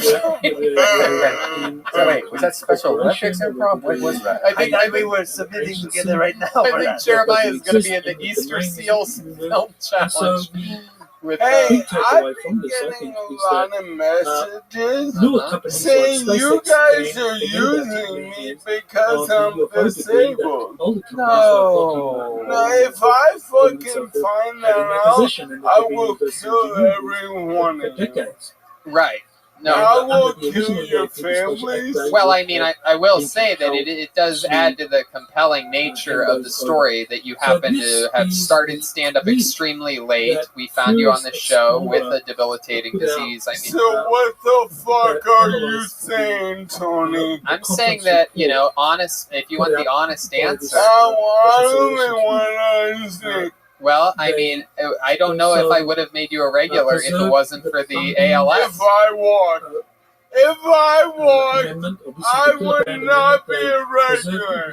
Well, let me tell you something. If you get up and start walking right now, I'm going to lose my mind. I could, but we took 12 hours making this fucking thing. My nurse/girlfriend and me spent the last 2 days making this, and we broke up 3 times. We went to bed very angry. I woke up at 6 a.m. to work on it without her fucking nose and fingers getting in my business, because I'm the crafty one. And every time I'm like, alright, do this. And she's like, how about this? I'm like, why? She's like, I don't know. And I'm like, what's this? Congressional hearing, pointed out, Oh my goodness. I heard a rumor that, tell me if this is true at all, but I heard a rumor through the grapevine that you're currently involved in a lawsuit. Yeah, I'm suing Kevin James. Wait, what? I found out I'm the original king of Queens. Wait, how are you the original king? I'm from Flushing, Queens. How do you not know my bio at this point? You're so fucking... You're gonna break the plastic. You're excited. You pushed me. No. You pushed me. Okay, so Wait back. JP, He's gonna pass out. That was released on You know what, Kev? in this, Your eyes are getting weary. Your back is getting tight. I'm sitting here in traffic on the Queensboro Bridge tonight. Is this the theme from the King of Queens? Oh my god. How do you know that? I'm in the Because some of us are improvisers. Oh boy. King of Queens is dope, man. I ain't when they get off. Isn't the nanny also from Flushing? Yeah, Fran Dresser. Well, I mean, why aren't you suing Fran Drescher then? I'm on her body. What? She's hot as fuck, man. What about that voice, though? Yeah, I love that, man. You know, like regional accent. how they interacted with these technologies. And the Nordics thought that the humans were worshiping these technologies. I'm noticing that. I'm noticing this week. I understand. Also, there was some I understand you a lot better. You're really pushing up against that plastic really hard. I'm noticing that I understand you a lot better. Have you been drinking a little bit less? I am. This is like when E.T. is trying to come back to life and then one second.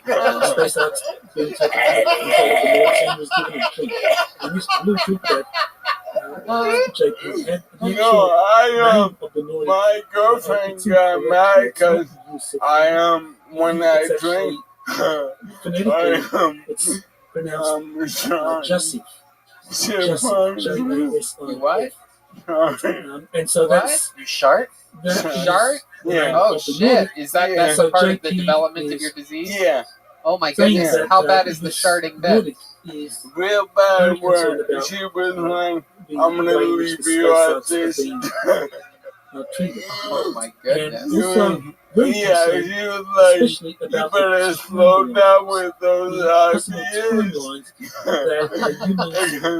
I can't wash the sheets every day. Wow. That's incredible. Maybe you should think about sleeping in that plastic tube that you're in. Oh, I do. I'm like Michael Jackson in the oxygen chamber. This will make me stay alive for 3 more months. Oh, Red Band, come on, that's a fart noise. How's your son doing?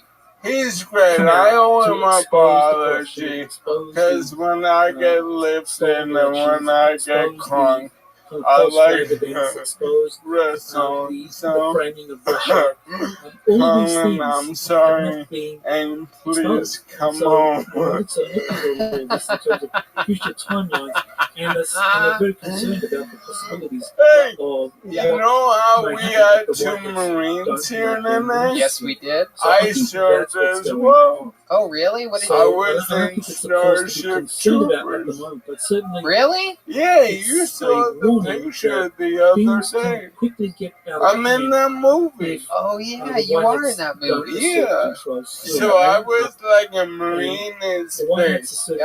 And they put us through boot camp. And a famous Marine named Captain Dale died with their platoon. He might have been Army.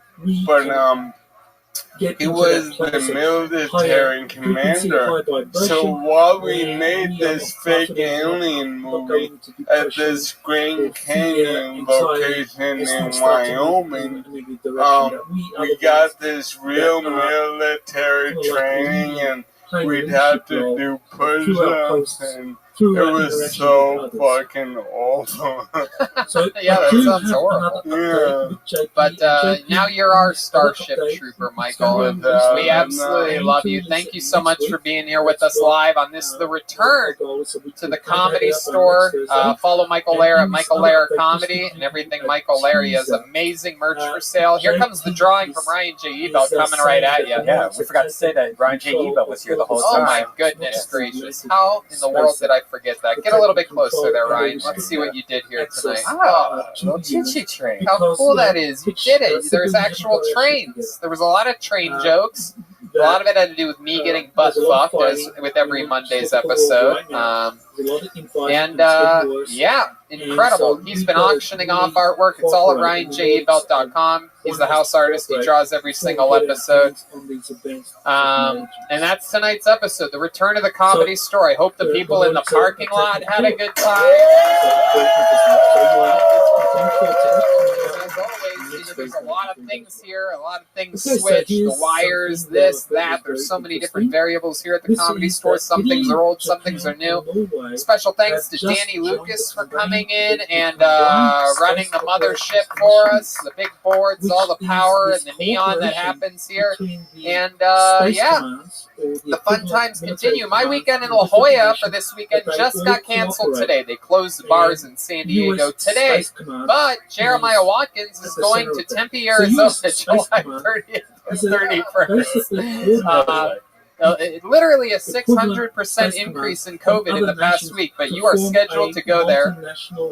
Yep, it's not going to happen, but get tickets immediately. July 30th and 30th. I mean, there is literally no chance that happens, but he's coming. So if you're in Tempe or Phoenix and you want to go out and you want to see a show in a public place with a roof, the Tempe Improv, July 30th and 31st, Jeremiah Watkins. What else, Jeremiah? Thank you. I'll possibly be at the Denver Improv the first week of August, but again, we'll see. Denver has a chance. Denver has a chance, and Tempe has a chance as well. Adam Ray is my guest on Jeremiah Wonders this week. Michael Lair had a great conversation with him on Jeremiah Wonders last week. At Jeremiah-Watkins on Venmo, and thank you to the Comedy Store for being open and allowing us to do this great show here tonight. I can't believe Michael said we're using him. You're using us. No, I get messages. Of course you do. These people are buffoons out there. Yeah, we couldn't add another straight white male regular if you didn't have ALS. You are technically correct. It doesn't change the fact that you're hilarious. Yeah, and this is the time of my life. Yeah, we're all using each other here. Don't get it twisted. The great Chroma Chris. Companies or signatories to the items. Great to see you again. Chroma. Thank you guys. Thank you. It's so good to be back. Thank you. We fucking love you. The Bruce Wayne killed Tony. Back again. Joel Jimenez was here tonight. He's at Mostly Sorry with the new Mostly Sorry podcast. Yeah, tomorrow we premiere at 5. We do these live chats, me and David Deary. Yes, great. Thanks again for David Deary. Miss him also. He's back in the saddle. He's back. David Deary's back. Thanks to everybody. Charlie from Vito's Pizza, the Verzi Triplets, Martin Morrow, Keel Yolberg, David Lucas, William Montgomery, Michael Lair, Ryan J. Ebel, Gino, who kept us afloat at Better Box Studios. We will never forget that. That's for sure. Colette, everybody, Mitch Burrow, and Martin Morrow, and Cackles and the Verzi Triplets. We did it. Thank you to everybody who came in the parking lot for this, the first show back from the pandemic, the world famous Comedy Store. Thank you, everybody.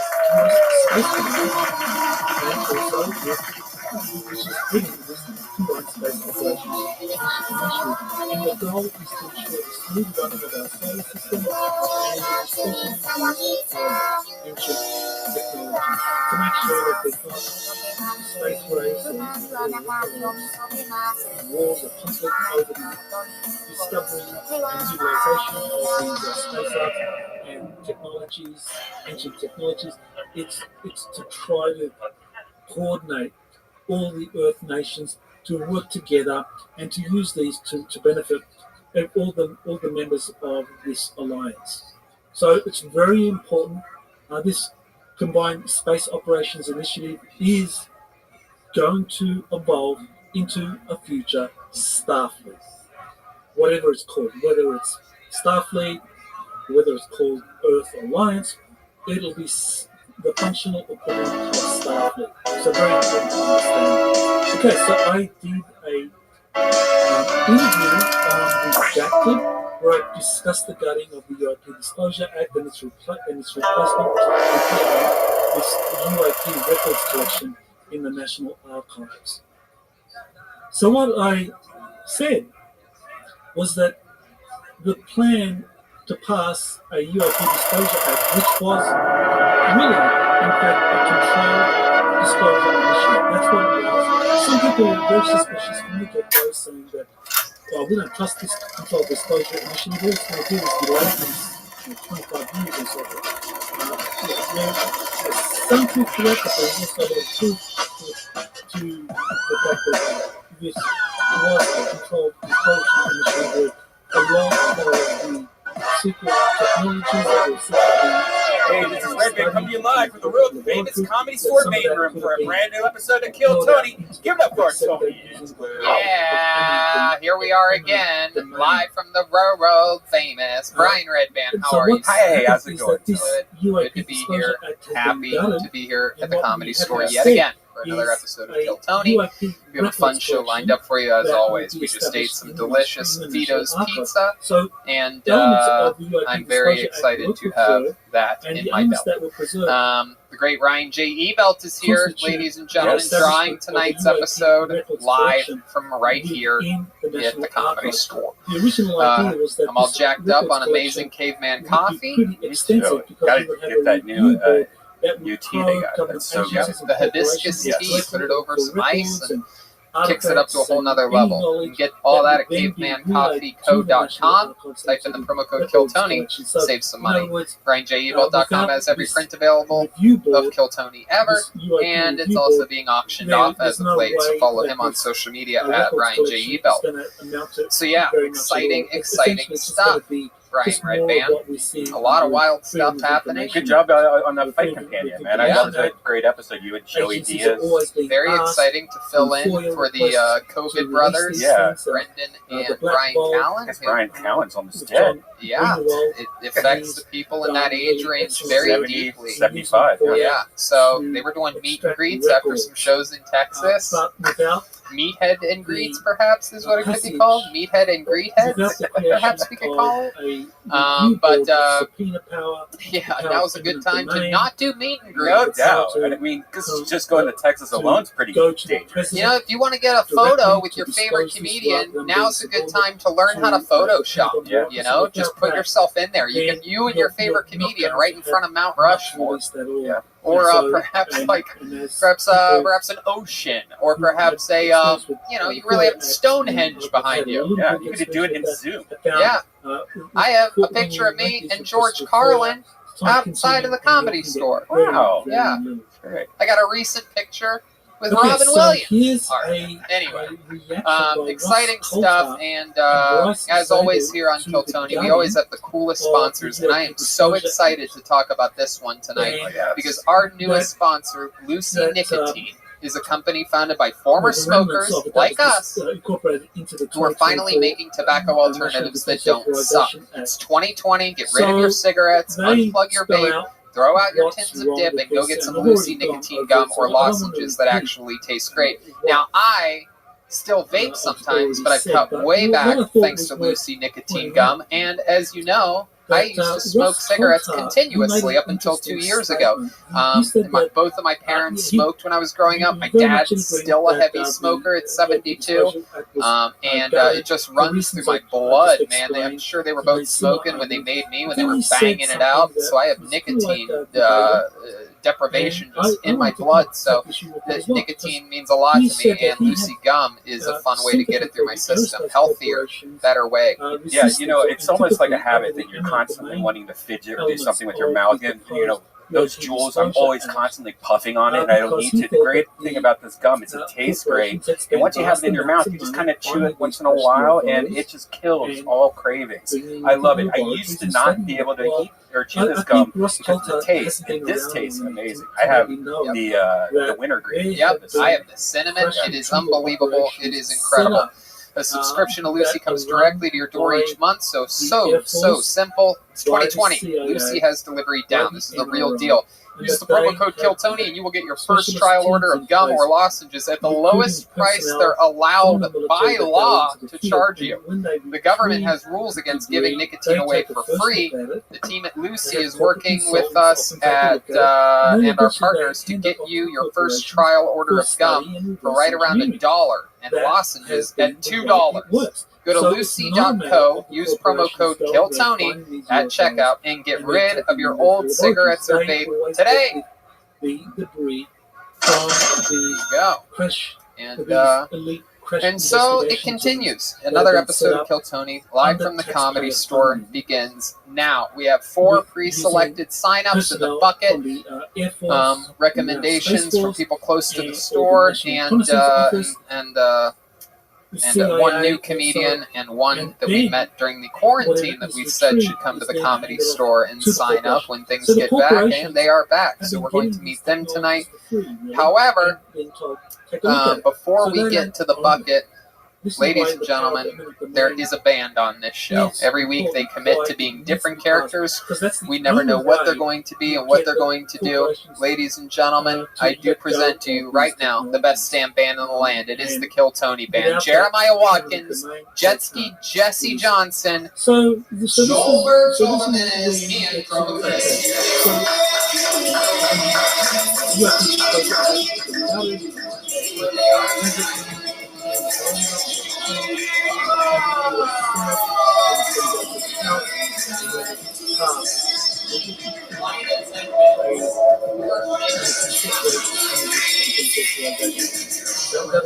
Jetski Johnson. I'm so excited about this. This is the first time we've had all 4 band members in over 4 months. Can you believe that? Welcome back, Jeff. Incredible. We're all perfectly spaced out, a perfect 6 feet apart, and we are back. What's your name, head flight attendant? My name's Gavin, but you can call me whatever you want. Gavin? Gavin, yeah. Gavin, okay. And this young lady, hello, how are you? Hello, I want to thank you for flying Kill Tony. My name's Sandra. I want to remind you, in the unlikely chance that we do crash, that red band can be used as a flotation device. I love it. This just in, we can also use Tony because he is also full of hot air. Oh, there you go. Very good. Absolutely. And what's your name, little Mexican blonde boy? Excuse me, my name's Dylan, and I'm here to serve hot nuts. Okay. Very good. I'm being informed that my name is actually Daryl right now. So it's Daryl. Wow, that's high elevations. Into his head. That's right. And how about you, bass player? Oh, hey, Tony. My name is Chris with a K. I'm the lead bartender on the plane. Okay. I've been stealing for years. Oh, my goodness. All right. Well. Okay, we have flight attendants here tonight, Southwest flight attendants. I'm very excited about this, and let's have some fun, shall we? You guys want to grab your instruments? Because we're about to get this party started right now, and we're getting it started with a bang. Normally, this guy is what we would consider in the business a closer. However, we're going to have some fun tonight and get the episode started with him. Ladies and gentlemen, one of my favorite human beings on the planet, the Dark Lord of regulars in the history of Kill Tony. Ladies and gentlemen, the one, the only, Michael Lair, everybody. Here we go!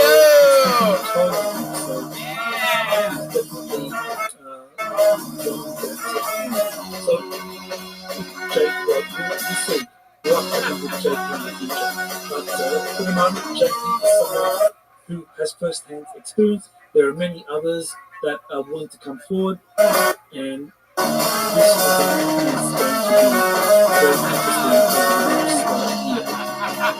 A second possibility, of course, I personally, I think that this is something that probably is There he is, ladies and gentlemen. Michael Lehrer, everyone. Here we As I go. mentioned earlier, Chuck Schumer, Deep State, I think he knew the US was shut down, but he proposed Drop that it up, anyway move up. because he knew that the attention Yeah. that it would generate would prepare It's the very public important, that for part. a false flag banning event of some kind.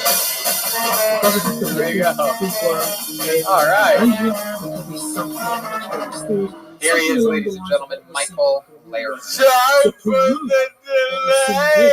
Could be the template for some kind of false flag Sports event. It's like you don't know who just had their first transgender swimsuit model. She got the job by beating the other models by using her manpower. Halle Berry said she won't play a transsexual. Hopefully she plays that waitress again. Kiss a doggy from Billy Bob Thornton. That was hot as fuck, and she won an Oscar. Dance with the partner you brought to the party. Speaking of party, shout out to Gobon Medicated Powder for making my boys feel like they can lick all day. Living in the moment, no regrets. One regret, I wish my generation had as much passion as this generation for eating nice.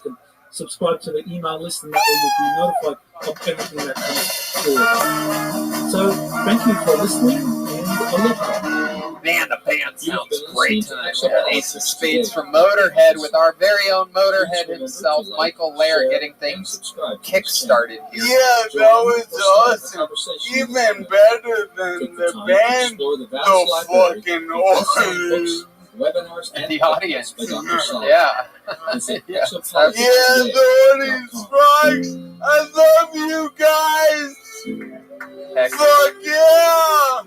Oh yeah, Michael fully hallucinating that there's an audience in the room right now. This is exciting. That ALS medicine must be fucking bumping right now. Oh man, it's so good.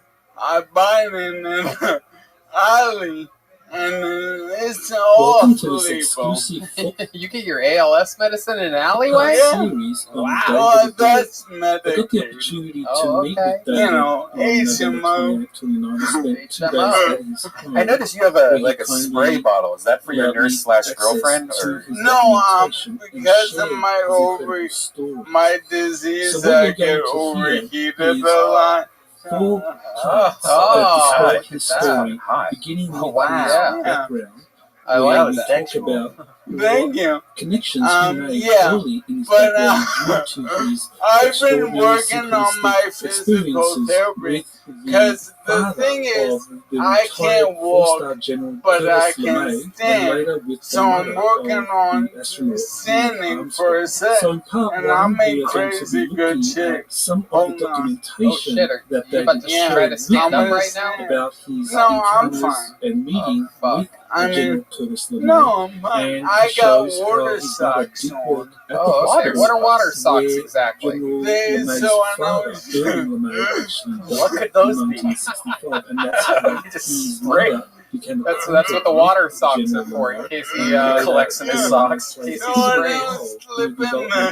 Oh, water socks. Michael, are you purposely wearing your glasses like Weekend at Bernie's right now? Yeah, Weekend at Bernie's was my comedy inspiration because I knew I'd be dead before I finished being a comedian. How long are we allowed to do that to your body after you pass away? We're gonna Weekend at Bernie's you. How long? Like we get like 2 months with your corpse or something? Well, it depends on what Patreon you signed up for. Oh, okay. I got you fuckers. I like that. Hey, I'm sharper than tack still. Alright, let me stand. You are sharper than tack today. You are right. Yeah. Hey, bro.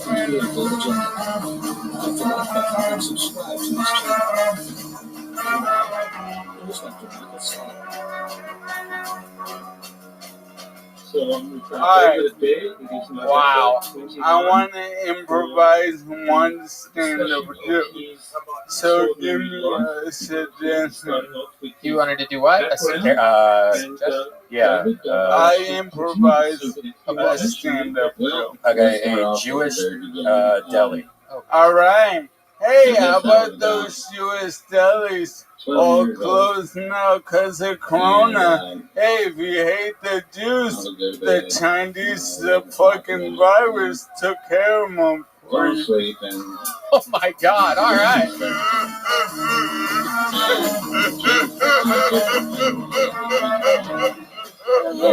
What the fuck was that?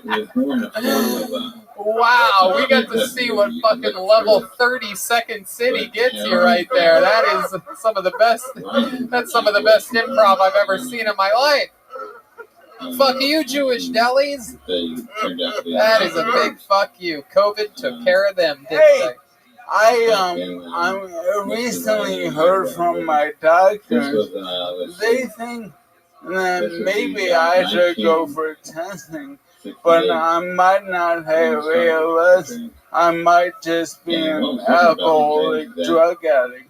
Oh, yeah. So cross your fingers. Yeah, I will. I will definitely crush my fingers and.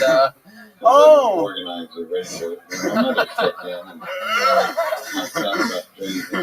No. Magic. I learned magic. You learned how to do magic? Yeah, during quarantine. Can I show you? Oh, please. If you're going to do a magic trick right now, I'm going to lose my mind. The band, like... You want some Ace of Spades Motorhead? It seems like that. Yeah, whatever. All right, here we go.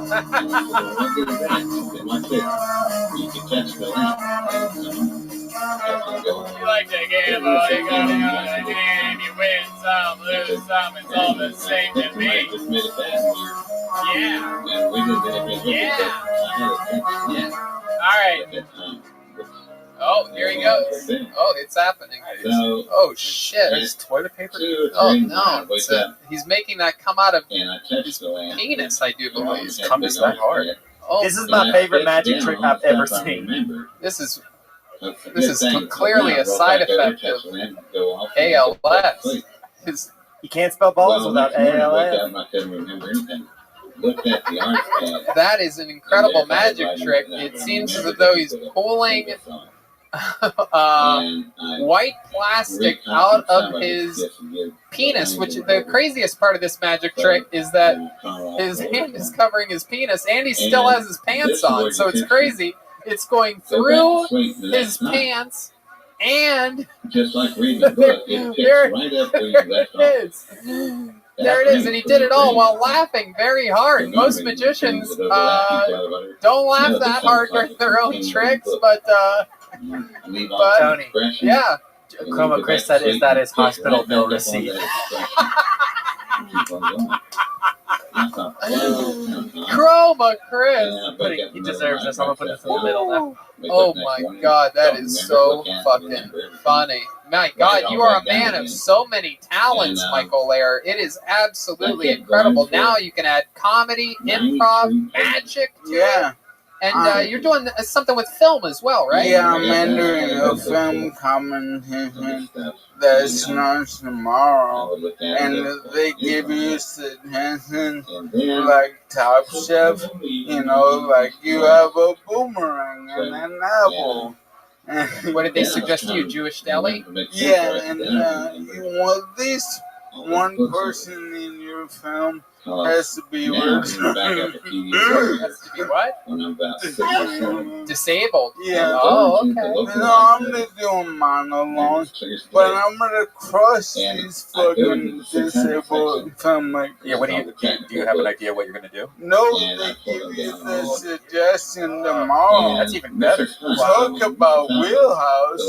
Yeah. No, definitely. That's all you. So you're gonna do a monologue tomorrow? No, I'll get the suggestion of what to make the film about tomorrow, and then I'll have like 4 days to make the film. It is for Easter seals. And then there'll be an interesting panel. And when I win, I'll tell them all to go fuck themselves. Yeah. What is the prize? Do you get like a cure or something? Yeah, you get a milk cure, you fucking What's this book say? And that's for Easter seals? Yeah. Okay, so she gave the title. Easter seals? Tony. Hold on. Okay. Wow, somebody's really on their game today. Let's talk about that set a little bit. Were you talking about? I lost a part in a second. You were talking about Angelina Jolie. No, Oh, okay. Yeah, I missed that part. I caught back up at Gold Bond powder, though. Oh. You know, I was using Gold Bond recently, and I guess my balls got so sweaty that it just made like a dough. Oh, wow, that's completely fucking There are disgusting. bar packs at your seat. This episode is sponsored by Vito's Pizza. Go get your Vito's Pizza and the fresh dough. Oh my God! When you do you put the Gold Bond on yourself, or you have someone do that for you? You put that on yourself. I picture your balls just look like the table from Scarface, just a big white pile of powder. It's fucking nice. I probably I have like $1,000 monthly Gold Bond button. You have a $1,000 monthly robot button? Gold Bond button. Oh, Gold Bond budget. I thought you said a robot button. Hey, maybe I should sit up and speak freely. Yeah, no, you're doing good. This is great. I love the look. I love everything that's going on here. So now that I know it was Halle Berry, yes. What did you say again?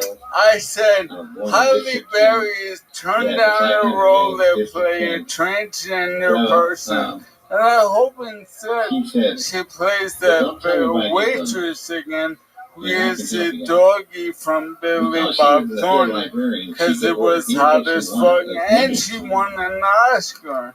So she had me fill out a wish. And then when you say this generation eating ass better than our generation, so like you're talking about the people that are kids now? Yeah, I don't know. I really don't see. It'll be interesting to see what happens there. What do you mean? Well, I mean, it just. They're already doing it. They're already eating each other's asses. I feel like, I don't know. I feel like this future generation, they're being raised with iPads and things like that. Yeah, with a bunch of pictures of ass eating, and now they're all trying it. I don't know what the kids are doing nowadays. They're eating ass. They are. How do you know this? Because I used to date younger people. Wow, look at this. You got a little bit of that DeLeo right under your veins. Yeah. You know, I think it's true because they're watching all the craziest porn now. You know, like the kids aren't looking at Playboys. You know what? You're absolutely right. That's a really good point. Ass eating's like just fucking, that's first base for them. Yeah, ass eating is the new missionary. Yeah, man. I wonder what's next. I wonder what the, like, where do we go from here? If they're desensitized to that level. How's it going out in the parking lot, Mike? Everything's good? 2 thumbs up? Shout out to the audience that's live in the parking lot right now, joining us. It is wild times here at the Comedy Store during this new normal, they're calling it. The people are calling it. So, yeah. Michael, you eat ass and you've had your ass eaten, is that correct? Yeah. Which one do you prefer the most? Eating ass or having your ass eaten? I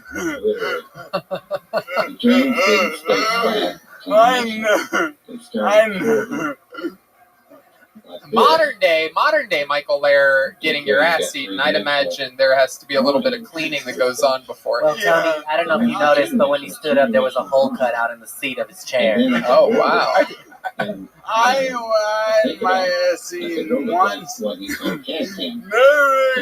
Why? Why never again? You didn't like it? No. What did it do for you? Nothing. If it did something, I'd invite it more. I just noticed something Michael does I've never noticed before. A lot of times he has his hand out, just like Yoda from the Millennium. Yeah, he's got the Force. Yeah, the little baby Yoda when he puts his hand out. Wow, I actually felt something when you did that. I felt a little tingle. Oh my God. Whoa. I'm your leader. Learn me. God, that is incredible. Do it one more time. Hold on 1 second. Okay, give us a second. Okay, do it one more time with your hand. I'm your leader. Whoa!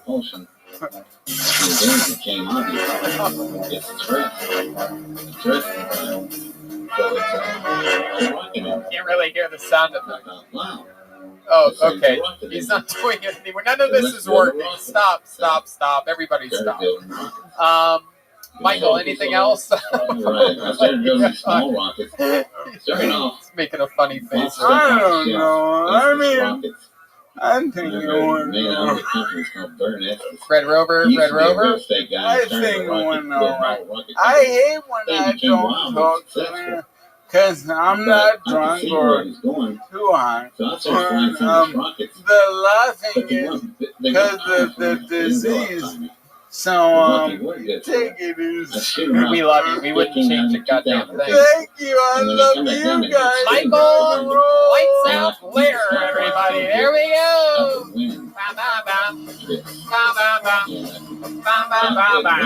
Wow. That's a way to get the party started here tonight with the beautifully great comedy stylings of Michael Lair. Everyone loves that. There's a little switch to the batting order for you tonight. Starting out with our cleanup hitter, our power hitter, right from the get. We have some wacky signups tonight. I'm excited to see what happens here. A lot of new faces. Are the comedians that are in the bucket actually in here? They are. A couple are in the back there, and the others are outside, patiently awaiting. Okay, there's a 20-second delay. Oh, well, whatever happens, happens. But your first comedian, we met him over the quarantine. This guy is a roast battle extraordinaire. This is one of my favorite roast battlers. He's probably already on his way to the stage if there's a 20-second delay. Ladies and gentlemen, this is definitely one of our favorite people that we met over the quarantine. A true California native. The one, the only, Los Digits, everyone, for his first time live in the main room of the Comedy Store.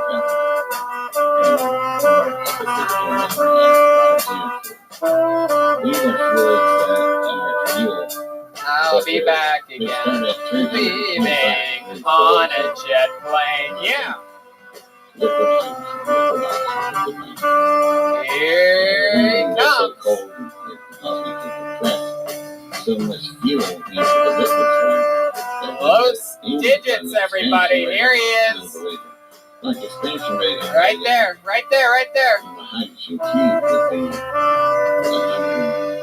What's up? There he is. One more time for Los Digits. What's up, fool? What's a BTU? Well, the British term. Should I start my minute now? They put it in something you can Hey, you can tell I'm Mexican as fuck. Yeah. Us Mexicans don't really keep jobs, man. We got a lot of fucking jobs, but we don't really see no hold them. See, I've been fucking working at a taco truck out here in LA. It's hard out here in LA to keep a fucking job, man. In LA, man, you gotta be skilled on some weird ass shit, man. I got fired for not flipping tortillas right. And that's kind of like a fucking disrespect to my own fucking family, man, because I was raised more, doing the tortilla bit, you know? I was fucking a tortilla flipper for ages, man. When this bitch told me not to flip a tortilla, she said to go home. I said, what the fuck, bitch? How do you not know how to flip a tortilla? See, I don't know if there's a tortilla college out there that's teaching this kind of shit, man, but I want to be informed because when I flip tortillas, man, see, it's a long bit about tortillas because, see, I got my heart filled on tortillas. There's a lot of shit, you know, a lot of compassion when it comes to tortillas, man. And I hate cats, man. There you go, Los Digits with 60 seconds and a little bit of change. Stay right there, Digits. We're going to interview you now. That set was incredibly Mexican. That was so Mexican. That made Joel Jimenez look like a blonde flight attendant named Daryl. That's how Mexican that was. A lot of tortillas in that set. Yeah, man, I fucked it up. I was going to do some other shit, but I wasn't feeling it. I like it. Is that a true story? Yeah, it's a true story, You man. got hired because you wouldn't flip the tortilla? Because I didn't know how to flip a tortilla right, man. And how that were kind you of bummed me doing out. it? I mean, the right With your way, bare I guess. No, I was doing it the right way, man. I was working at a taco truck in downtown LA, man. And what did they tell you that you were supposed to use something? Now that I was slow, man, I was like, what the fuck? What's the science behind this? Like, ain't no science, man. I was fucking fast as fuck. Is that what you? I feel like you wore that inside the taco truck. Sunglasses, ball cap. Yeah, well, that's pretty much why they keep me out. Fuck yeah. What's up, though, Tony? Everything's good, dude. I'm excited to have you on the show. I actually wrote, man, but I wasn't feeling the bit, so I just fucking... You know what? It's good. Sometimes you got to call audibles and whatnot. What are you sipping on there? You got a little bit of... Oh, man, that $5 dude. That's fucking... Wow, what are they selling for $5? Coors Light, fool. Am I getting paid for this? Wow. $5 beer, man. Go get some. Coors Light.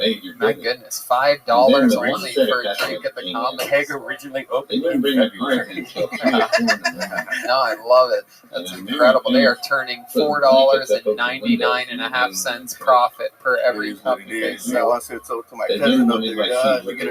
There he is. Joel, have you ever met Los Digits before? You guys are both Mexican. You probably slept in the same car at some point or Exactly. How did you know that, Tony?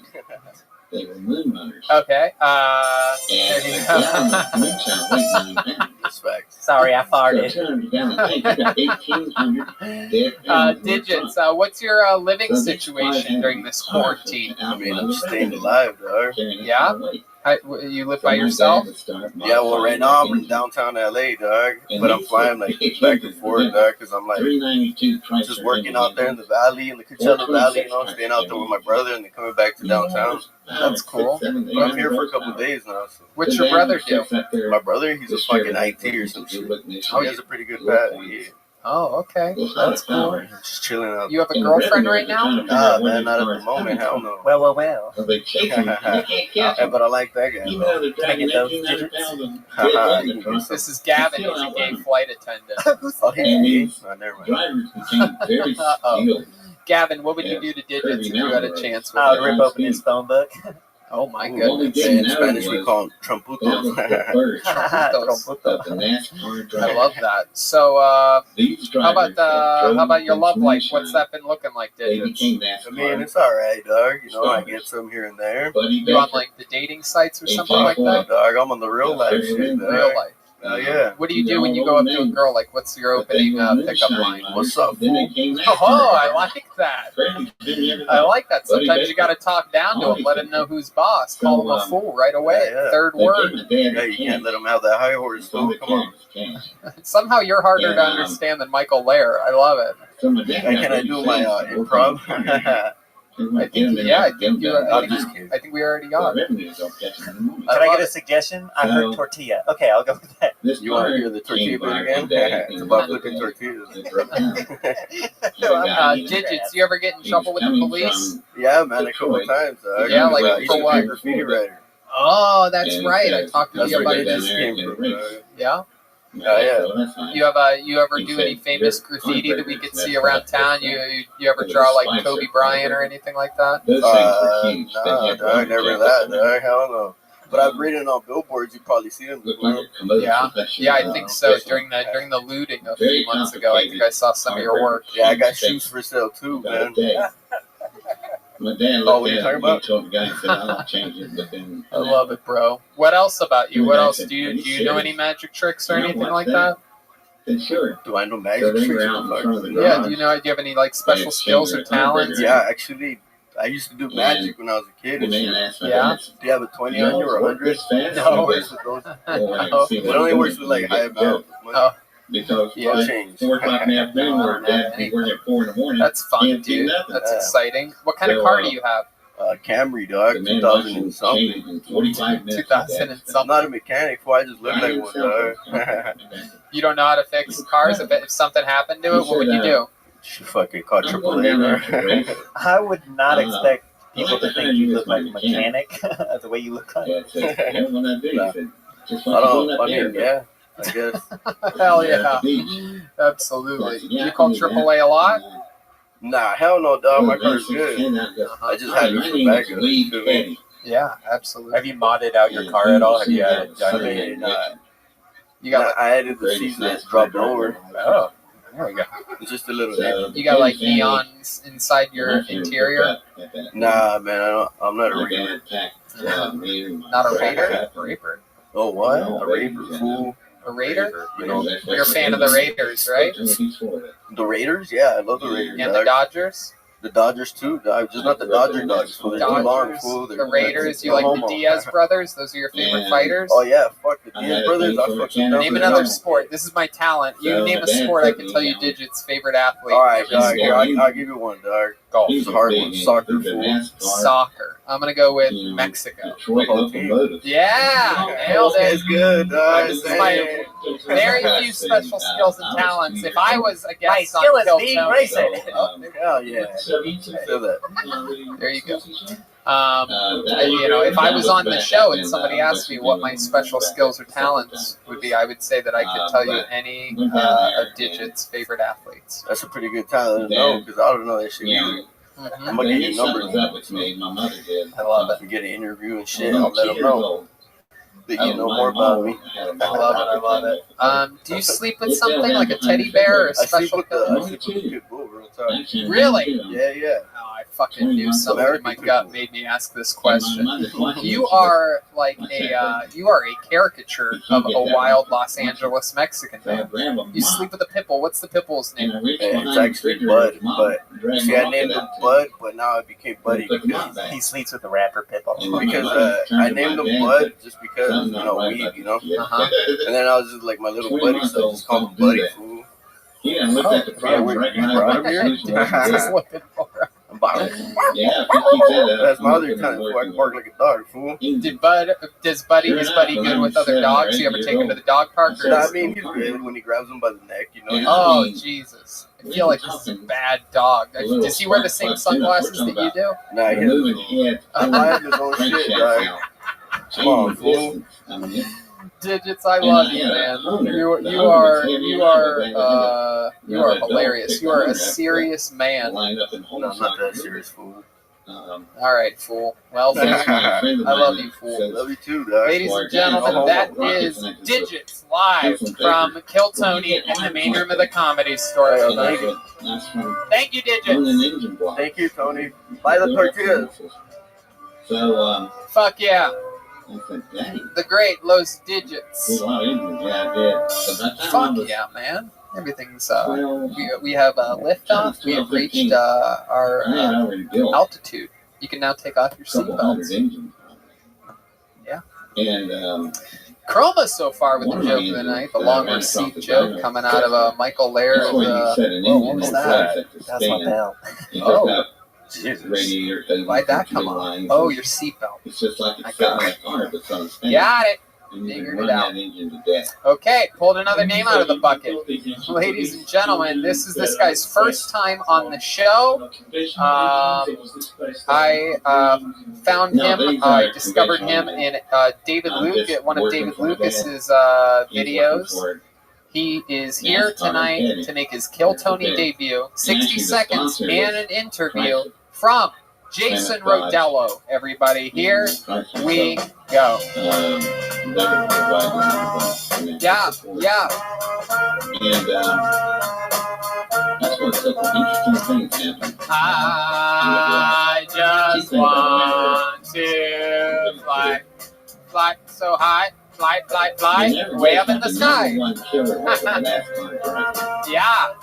Oh boy. Baby, put your arms around me, baby. They come down US 1 on fast track. They're doing about 160 miles an hour. There really is a 20-second delay. South turn. Here he is, ladies and gentlemen, the Kill Tony debut of Jason Rodello. The cars are stock cars. Hey, now, oh, I'm still alive.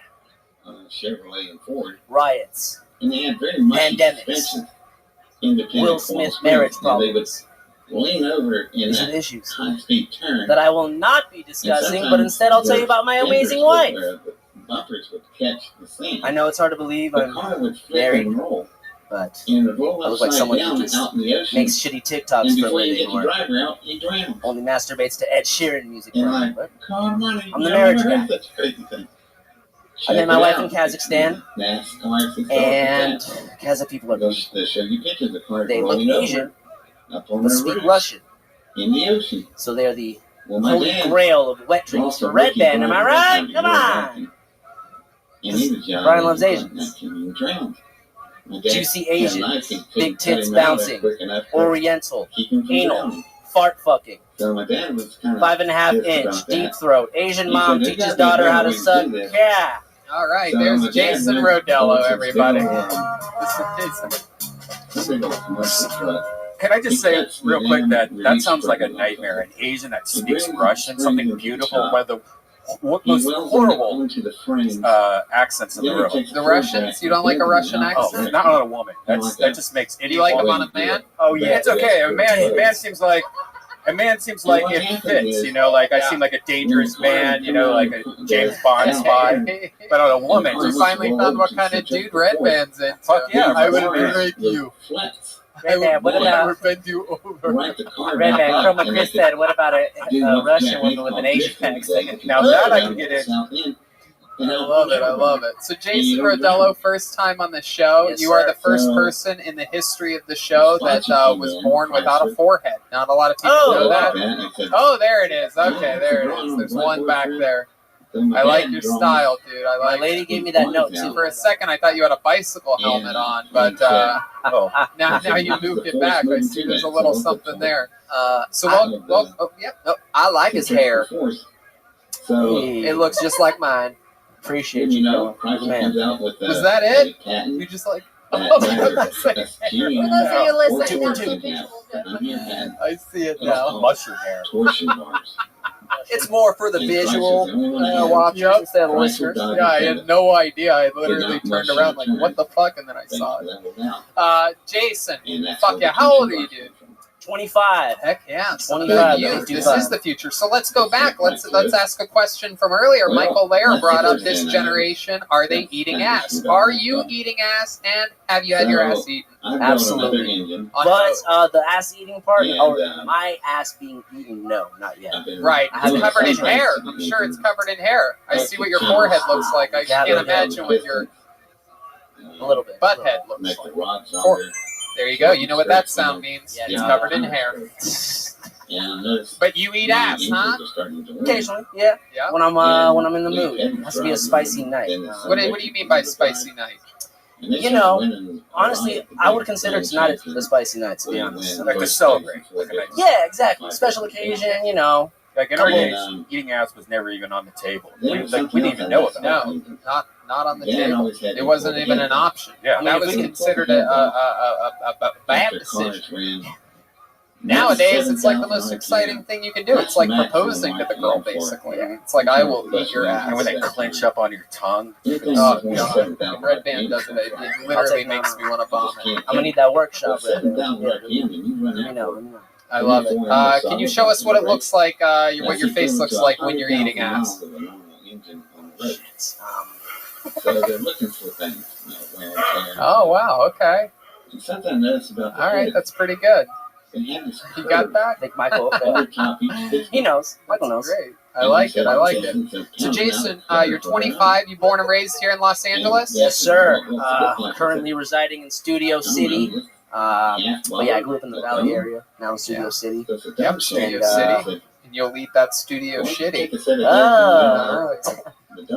What do you do for work? For work, I'm a professional dancer / choreographer. Get the fuck out of here. Yeah, I know. Are you serious? Can we get a little sample? I mean, a little something. Wow. Wow. Oh, wow. God damn, that is incredible. How long have you been doing that for? Since the age of 13. Wow. Yeah. Me too. Yeah, can we see some of your dance moves? I mean, Jeremiah, we can do this, bro. Let's see some of What I didn't know, or my dad didn't know, when we put that spark plug in the top of the moment head, we locked eyes. we Caught me the by birth surprise. of the human those spark plugs on the side. And Caress of so here comes the same concert people that took pictures of the Just took pictures of this and tried to do the 100-year anniversary. If you notice, GM and Ford never came up with that.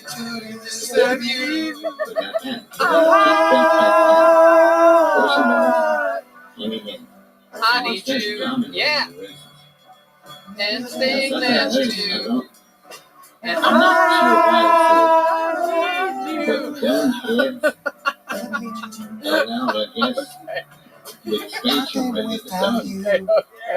Yeah. He did something unusual. I love it. Remember 7,000 Came all over my pants. This is the best day of my life. That is exciting. Gavin dancing to the song I Need You from Jeremiah Watkins. You can check it out on his YouTube page. It's a great song. Debuted this week. Number 2,045,000 on the Billboard chart.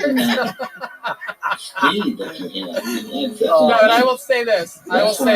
Is that song might be one of the catchiest goddamn songs. I can't stop singing in my head. And I always have to make the face that you make when you say the I word. There's this face that you make where you go, I like when he goes like, look in my eyes, and he goes, yeah. No, yeah, he makes the same face that he did in his Black Lives Matter video. Serious. He gets serious. Jeremiah can be one of the silliest people in the world, and he can get serious like a motherfucker. Whoa.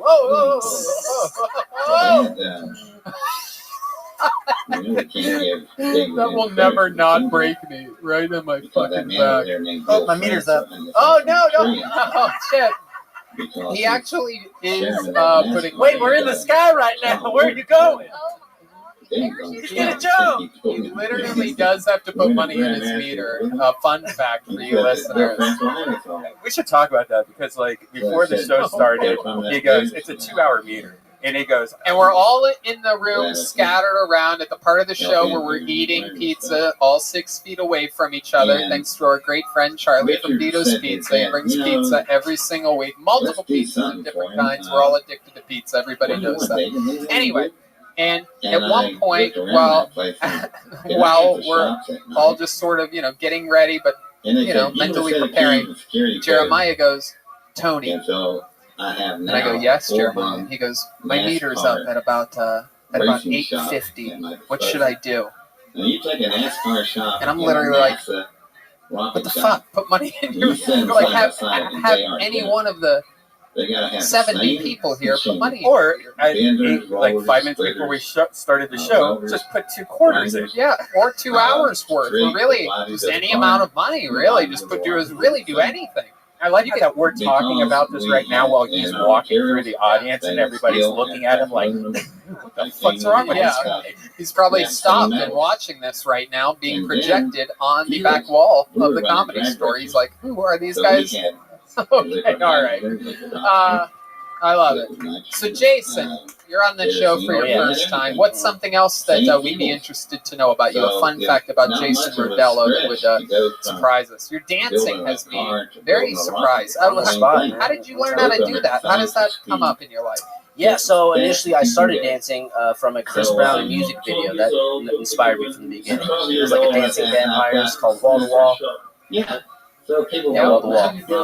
And then from there, I saw the reaction I got from my friends, and it was just a feeling I couldn't escape. Similar to anyone doing comedy or just anything they enjoy doing. Yeah, that's super cool. You blow people's minds like at weddings and big events and shit. Absolutely. Oh, even bigger, man. I do teach classes across the world, the whole international thing. That's how I met my wife. I mean, I can get into it if I need to. That is so cool. And your wife took a dance class from you? Yeah, she owned a studio from the area that I met her in the different country. Red Man, I think you would like that accent, man. That's the only thing that drives me crazy. Really? The Russian Dang, I was really accent. banking off that joke, man. I thought I knew my stuff. Look at any beautiful Russian model, the most beautiful woman in the world. And the second she opens her mouth, like, it's horrible.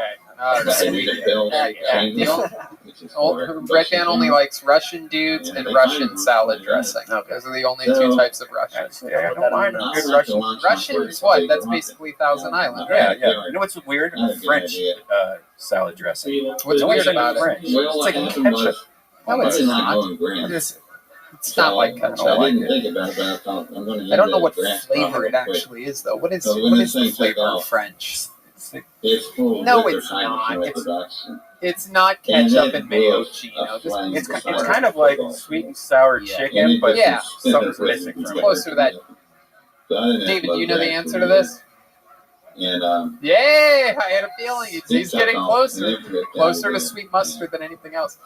Jason, how do you know David Lucas? I saw you in a couple of his videos. And this is how the universe. I know it wasn't from a dance class. Absolutely no. It was. I saw him. Well, I got into this show during the quarantine, surprisingly, and I just fell in love with it immediately. Watched every episode, like from the get-go. I can't believe we made a fan during the quarantine. During the quarantine, fresh off the queue. And then one day, can you help us get back the 30,000 fans we lost during the quarantine? Oh yeah, I can. So French dressing is a creamy ketchup-based dressing. Get the fuck out. Yeah. I had no idea. It's made of oil, vinegar, ketchup, and sugar. Ketchup is in that? Wow. That is weird. Fuck French dressing. I mean, I only really remember French dressing from like old-timey salad bars. Like that would be the one that I picked long ago. I'm talking about Ponderosa. Remember Ponderosa? Hell yeah. I know Ponderosa. They have those in I think it's a high thing. Wow. Hey, French dressing and fries. And she remembered the last time she saw my friends, they were standing around me like 3 feet. All right. So yeah, I met David in Studio City. No, yeah, at my apartment. He was just randomly in my hallway, and I stopped him. But you know what? I knew how to not keep it like creepy. I was just like, "Hey, Lucas, oh, it's Kill Tony. I'm a fan. Hey, catch you around." That's so cool. So you actually recognized him from Kill Tony. Oh, well, there you go. Literally. Fuck yeah. All right, Jason, it was nice to meet you. Thanks so much for coming on. Thank Fun you. times, ladies and gentlemen. Jason Rodello, everybody. There he goes. Put your arms around me, baby. Put your arms around me, baby. I just want to fight. Yeah. All right. 2 bucket pulls. That means we are ready for another regular, ladies and gentlemen. It is that magical time of the show where we get to see one of our favorite joke writers, one of the literally, probably definitely the greatest roasting regular in the history of the show. One of my favorite people. Just a great comedian, a great guy.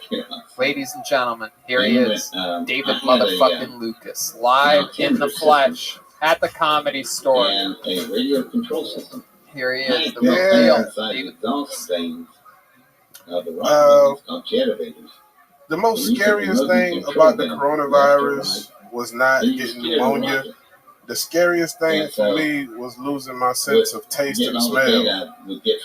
Like, you mean to tell me I can fry chicken and not smell a motherfucking thing? Let me put my goddamn mask back on. But I don't hate masks. Like, who knew that masks would make women look so goddamn good? Like, as soon as you cover up her mouth and her nose, that bitch is attractive as fuck. Like, I think we need to keep masks for another 10 years. I might fuck around and get married. This bitch can't say shit. She can't even breathe that good. 10, 20 feet from the pad. I don't know, coronavirus is scary as fuck. I ain't really scared. I want to get coronavirus just to lose weight. You know what I'm saying? Because I heard motherfuckers losing like 20, 30 pounds. I'm like, maybe I need to get coronavirus for like 6 weeks. That's my new diet plan and shit. I knew it was going to come back. And I remember... Fuck yeah, David Lucas. Absolutely. That shit went fast as hell with no audience. I timed it out. It was 1 minute and 15. Then I come here, that shit was 45 seconds. Happens quick sometimes. You never know when it's going to go down. I like the set. Fun stuff. All about the corona. I believe it. I don't think you would, I don't think you'd really, I don't think you're one of the guys that would lose your taste and smell. Let's check in with Sandra here, because Sandy is fresh off of actually having the coronavirus. And from what I understand, you just lost your sense of smell. Just my sense of smell. That's it. Sometimes I would remember smells, and I wasn't sure if I was smelling it or just remembering. Wow, that's weird. You said you didn't lose taste, but when you can't smell anything, you can't taste anything. So I'm so confused about but that. I could. Right. Yeah, it's like, you know, makes no sense at all. It made no sense, and yeah, I still can't really smell. Really? Wow. So you might be must. Though I can breathe. You can breathe. Do you know how you got it? It seems like you didn't get it from any of us. All of us. Well, yeah, because none of us had it. Right. All of us Nobody from the group. Welcome to another episode of Dr. Redman, everybody. Like, When Red Band found out I got it, his first words were, "You're a dirty girl." I think I said something else. I don't think I said girl. Dirty whore. Dirty whore, I think is what I said. Wow.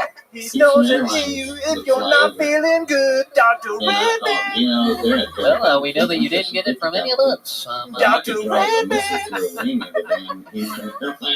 So, wow, this is interesting. On a very ass-eating heavy episode of Kill Tony, it got started with Michael Lair. I think we're finding out that now, with no sense of smell, perhaps Sandy, the flight attendant, is now into eating ass. Wow.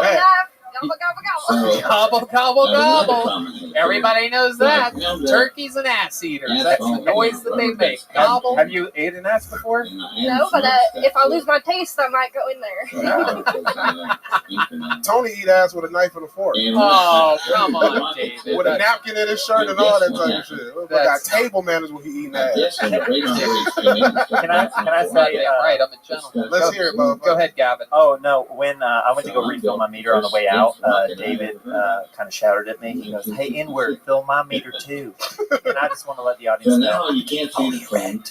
Wow. Yeah. You really had to put money in your meter? Yeah, because me and the nigga parked at the same time. So I was like, hey, bro, you take your ass out there. I'm about to go next. Put my shit in there, too. Damn. Yeah. Look at that. Yeah. What do you ever put any of the chocolate coins that you keep on you at all times in the meter? Hey, man, get your ass up out of here, bro. I know. They melt. You can't put those in the meter. You got to pay a dildo meter, nigga, for that shit to turn on, man. A dildo meter? You gotta put I mean, that's a real reach. You gotta put a cord in your bed, nigga. And now I'm building In the middle of it, just move and a dildo pop up. All right, I'll ask you.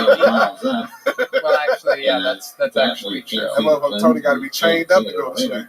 Can't tell anybody about that now. So it's like, There you go. dang, what is that going on here? I just. So, what's your sleeping situation? You sleep in a food truck or something like that? Oh, get the fuck up out of here, bro. You sleep in a sleeping bag naked, man. Sounds good, actually. Yeah, I mean, that's actually really cozy. That motherfucker Tony sleep next to a boa constrictor.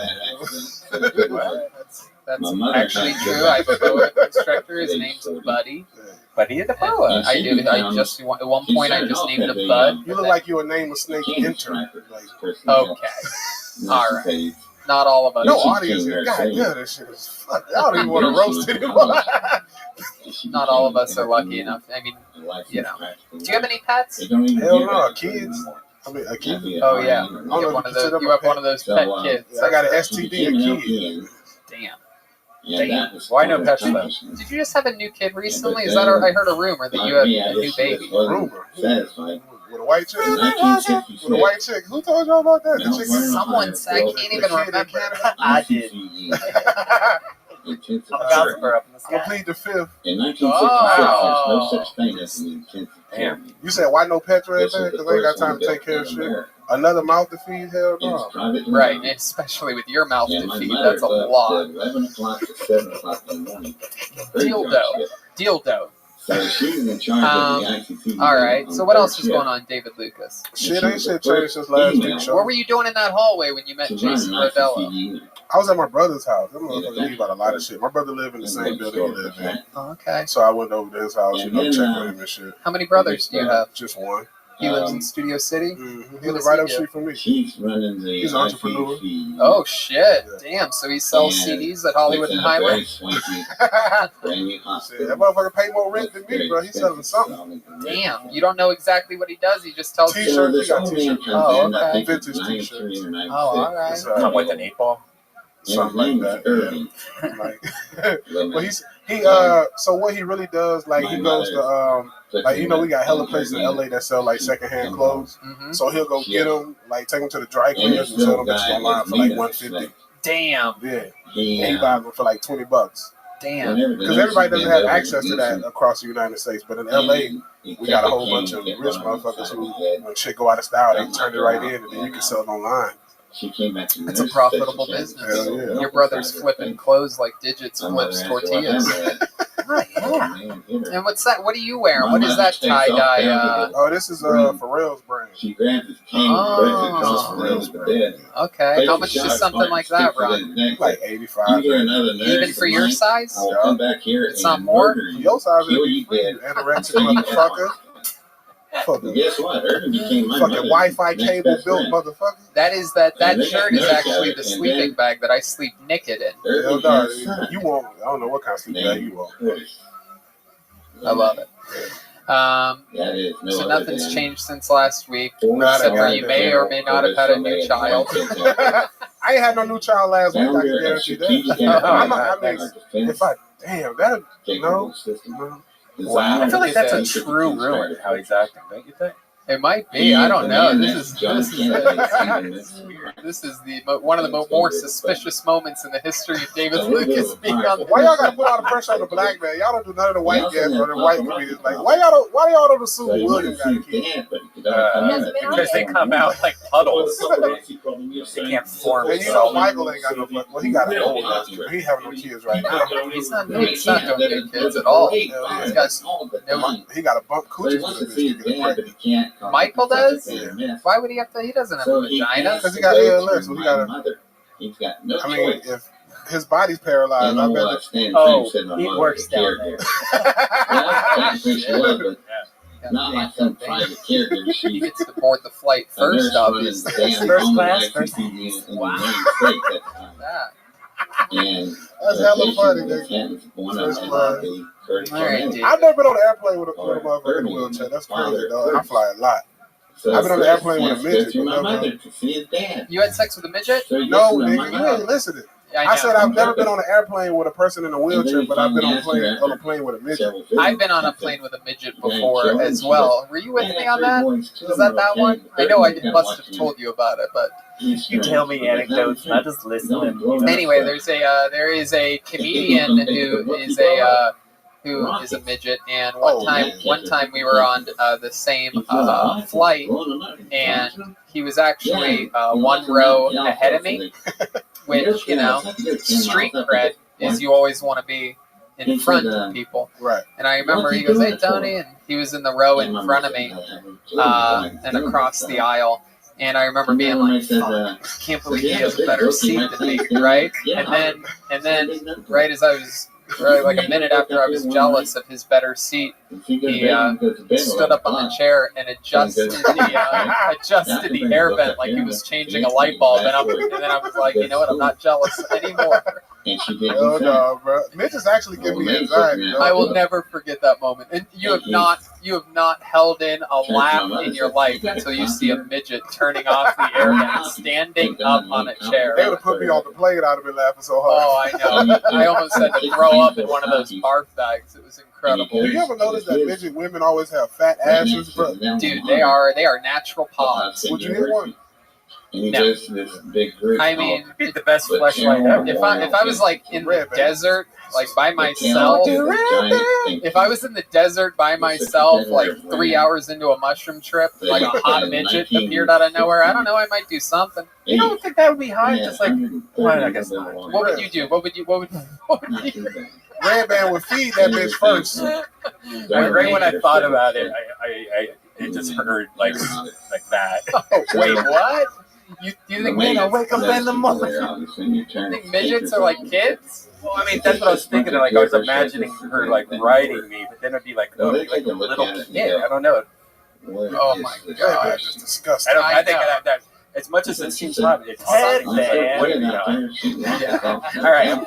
Somehow Red Band made having sex with a midget even more gross than it already was. Red Band with his crystal leadership with that pink microphone trying to attract. Oh, come on. My pink and purple microphone. I thought you some Fisher Price ass shit right got a there, bro. purple and pink shirt on. I don't know what the fuck you're talking about. Bro, you got two dolphins kissing on a hat, nigga. Yeah. Yeah, I used to be able to wear this hat until somebody released a comedy special. Okay. What? I love when Tony's like, okay, we gotta have this shit. I love it. Absolutely. We do. You are turning more and more into a big bundle of cotton candy every second that you stand there. Getting stronger too, bro. I love it. You've been working out? Yep. What have you been doing? Lifting food up to your mouth? Nope. And what is the sun? All right, David. So much fun. Good to have you on here. Thank you, everybody. On to the next one we go.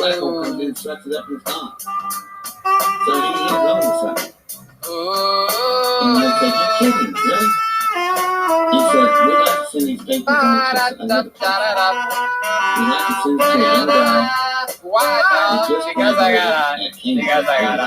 Because I All right, your next comedian this is also his first time on this show. Ladies and gentlemen, this young man I met a few days ago here at the Comedy Store. Ladies and gentlemen, put your hands together for him. It's Malsha, everyone. Malsha. Here we go. Malsha, ladies and gentlemen. Hey, you. I would come there anyhow. Ohio State and I would look at the account. I'll be at Ohio State University. Malsha. So, all this stuff's going on.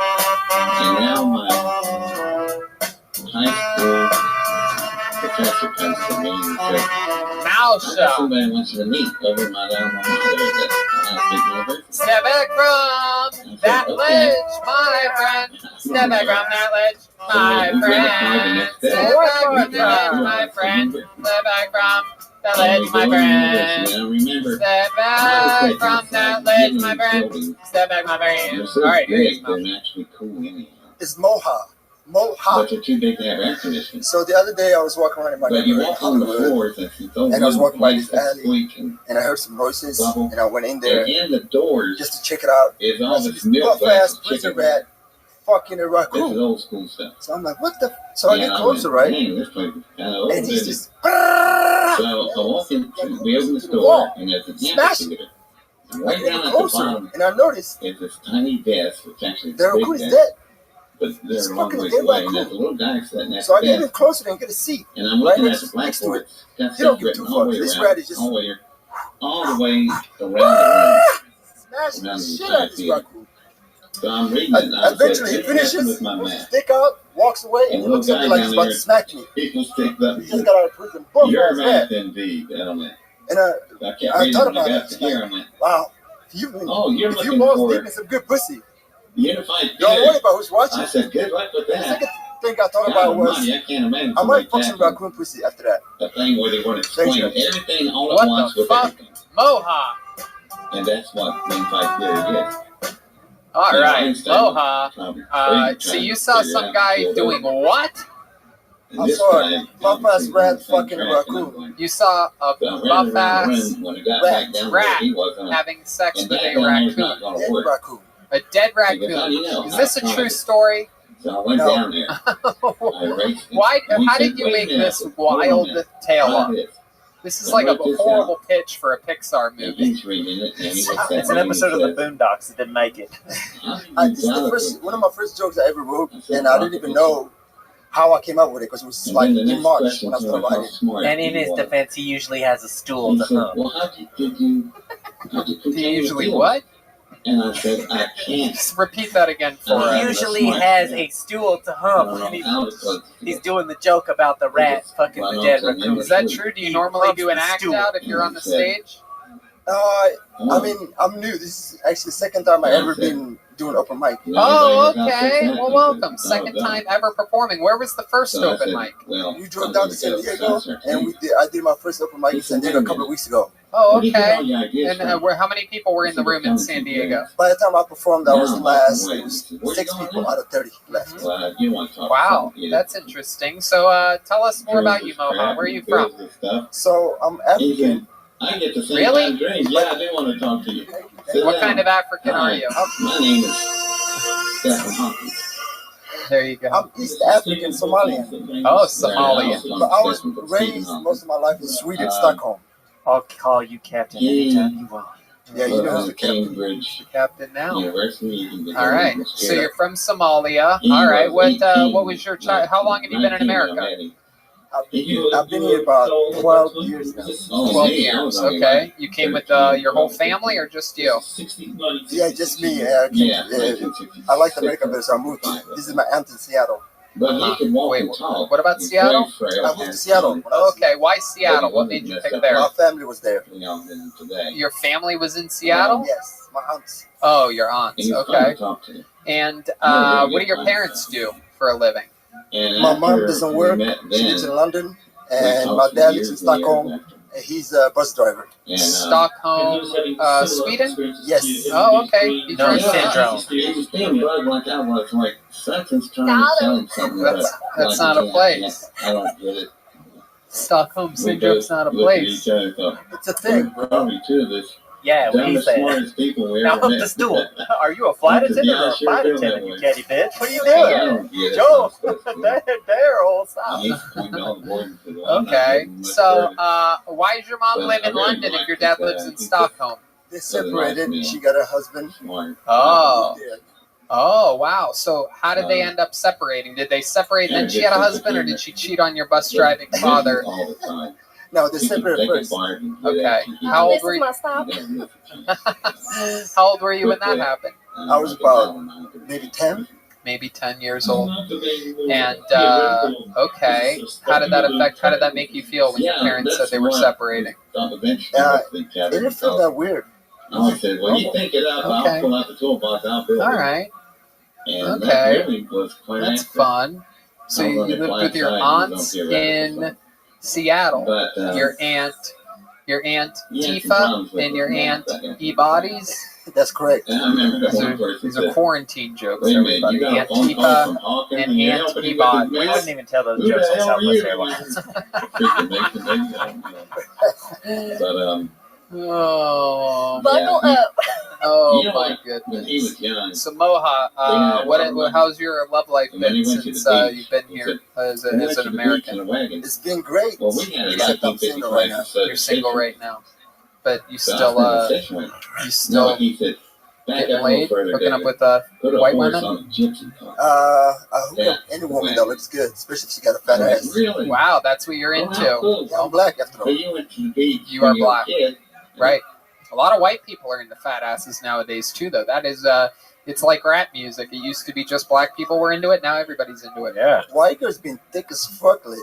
Yes, white girls figured it out. Back in the day, the only way for a white girl to have a fat ass was by eating a lot. But now they've realized there's one exercise called squatting that in which you can actually grow an ass. Or they can get it done. Yeah, implants so cheap. Mexico, it's like 2 cheeks for like $500 or something. Talk to Rabbi. Hey. It's like 2 for $500. Wow, is that true, Red Band? Have you looked into? Yep. Did you get some? Is No, that where you got yours from? But I had this idea to make a pillow out of implants, like a boob pillow, and I was going to buy the implants, and I found that you could buy them from Mexico pretty cheap. Yeah, but how many McDoubles is that? The one in Mexico, that is literally like fucking 1,000 McDoubles. Yeah, it's 1,000.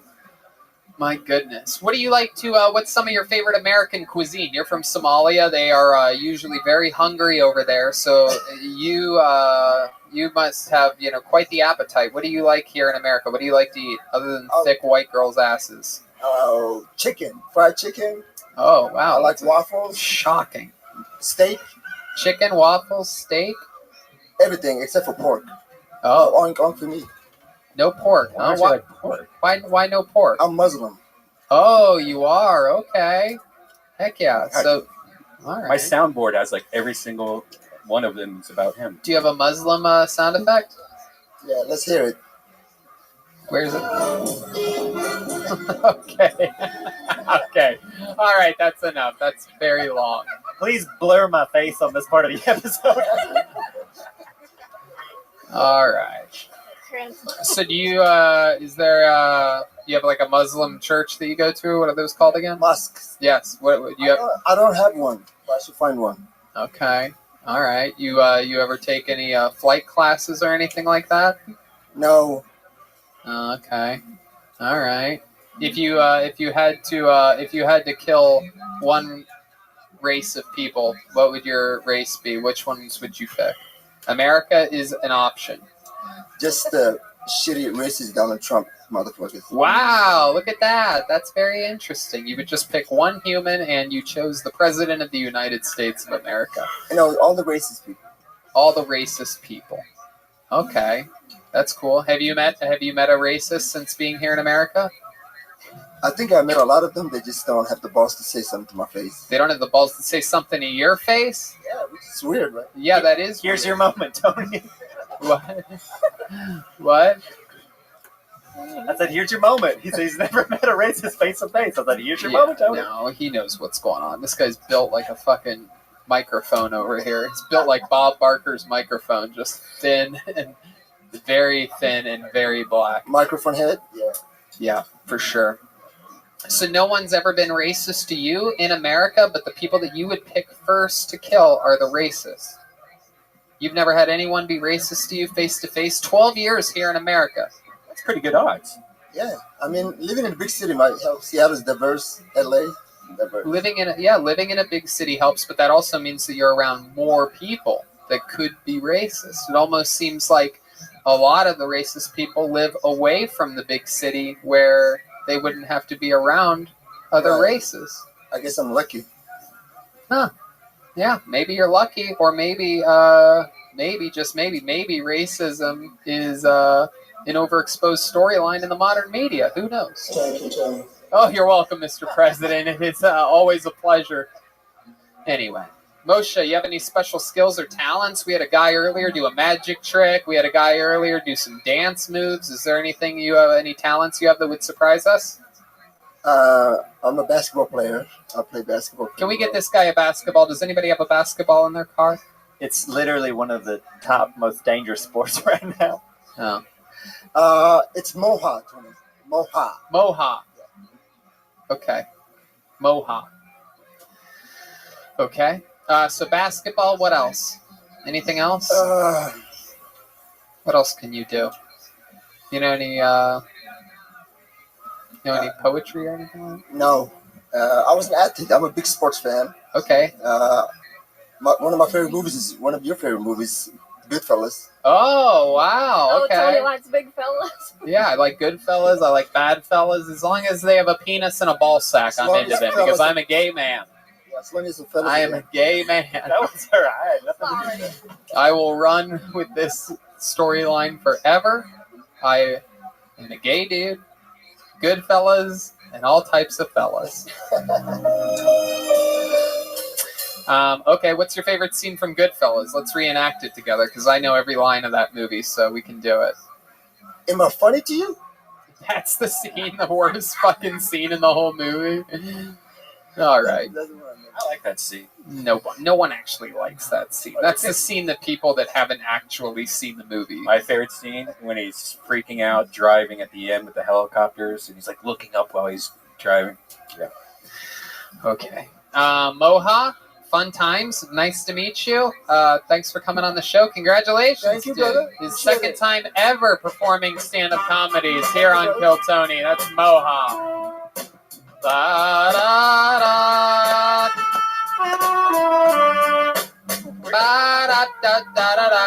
Where did you find that guy? I met him here. Met him out back at the Comedy Store. He said he wants to be able to do Kill Tony when he can, and I had to pre-select a few healthy people that would test properly through the rigorous testing system they have set up here, where they take your temperature one time and cross their fingers afterwards, or crush their fingers, as Michael Layer would say. I could pull it out of the bucket just to make it fancy, but I know who's left because he's the only other submission.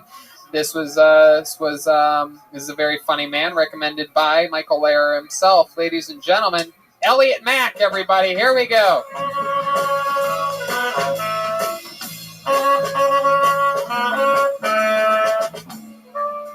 Here he is, Elliot Mack. So I have gay dads. Yeah, which you applaud in 2020. Thank you. Fuck, the rest of you make it sound like they just kidnapped me from a nuclear family when I was 8 and showed me Ellen 10 hours a day till I turned out like this. Which is exactly what happened, but it doesn't mean I don't deserve applause for it. No, it was cool growing up with gay dads. Like, every morning, they just put me on the gay agenda. It was just brunch, mimosas, brunch again, tap dancing lessons, eat a salad, go to bed, listen to Wicked. That shit was bomb. The best part was definitely whenever it was family game night, and I got to choose, like, the vote on what to do. And it was my 2 straight brothers, my 2 gay dads, and me. So I would just be like, all right, should we get Cubs tickets, or should we see Wicked for the 5th time? Cubs tickets, Wicked, Wicked, Wicked! Oh my god! I know about popular. But then I'd get hit with a belt for singing off key, so it evened out to a regular childhood. Hell yeah. I love it. So good to finally have someone a little bit less gay than me on this show. Very exciting stuff. Nice to meet you, Elliot. This is your first time on the show, correct? First time. Glad to be here. How long have you been doing comedy for? I've been doing comedy 11 years now. Awesome. All of it here in Los Angeles? No, I grew up in Chicago, actually, and I started taking comedy classes at Second City when I was 12 after seeing Michael perform with A.D. Bryant. He did this one hilarious blackout. They were wearing sombreros. It was incredible, and I was like, that's what I want to do. Wow, that is so cool. So you actually saw Michael Layer when you were 12 years old. How old are you now? I'm 23. 23. That is fucking awesome. You saw Michael Layer when you were 12, and you said, I want to do comedy, and now you've been doing it. He was fucking hilarious, yes. Oh, it's been an amazing ride. Oh, he's something else. He's unbelievable. Yeah. So I think we finally found out who's putting the Gold Bond powder on Michael Layer's balls right here. It's up. No doubt indeed. I love it. That is so awesome. So how long have you lived in Los Angeles for? I was here for about 6 months, and then I went home to be with family for quarantine. Mm-hmm. And then I did, like the Mint open mic? Do you remember that? No. It was happening for a bit. It was this really cool open mic where you would open the door and like weed smoke would billow into your face. And I did an online like Zoom mic, and I got to see like all the other LA comics. And I'd been thinking about not coming back to LA, and I was like, I need to be with this. Like, this is it. So I came back. I've been moving for the last month. It shouldn't have taken me so long to move, but I also had to decorate, so like that. Oh, that's hilarious. Dragged it out, yeah. Oh, that's so funny. So you're a gay man. You live in West Hollywood? I did, but I hated all of the other people there. Yeah, it is a little bit wild, right? I'm going to share something with you guys. I saw 2 gay guys holding hands today. Ew!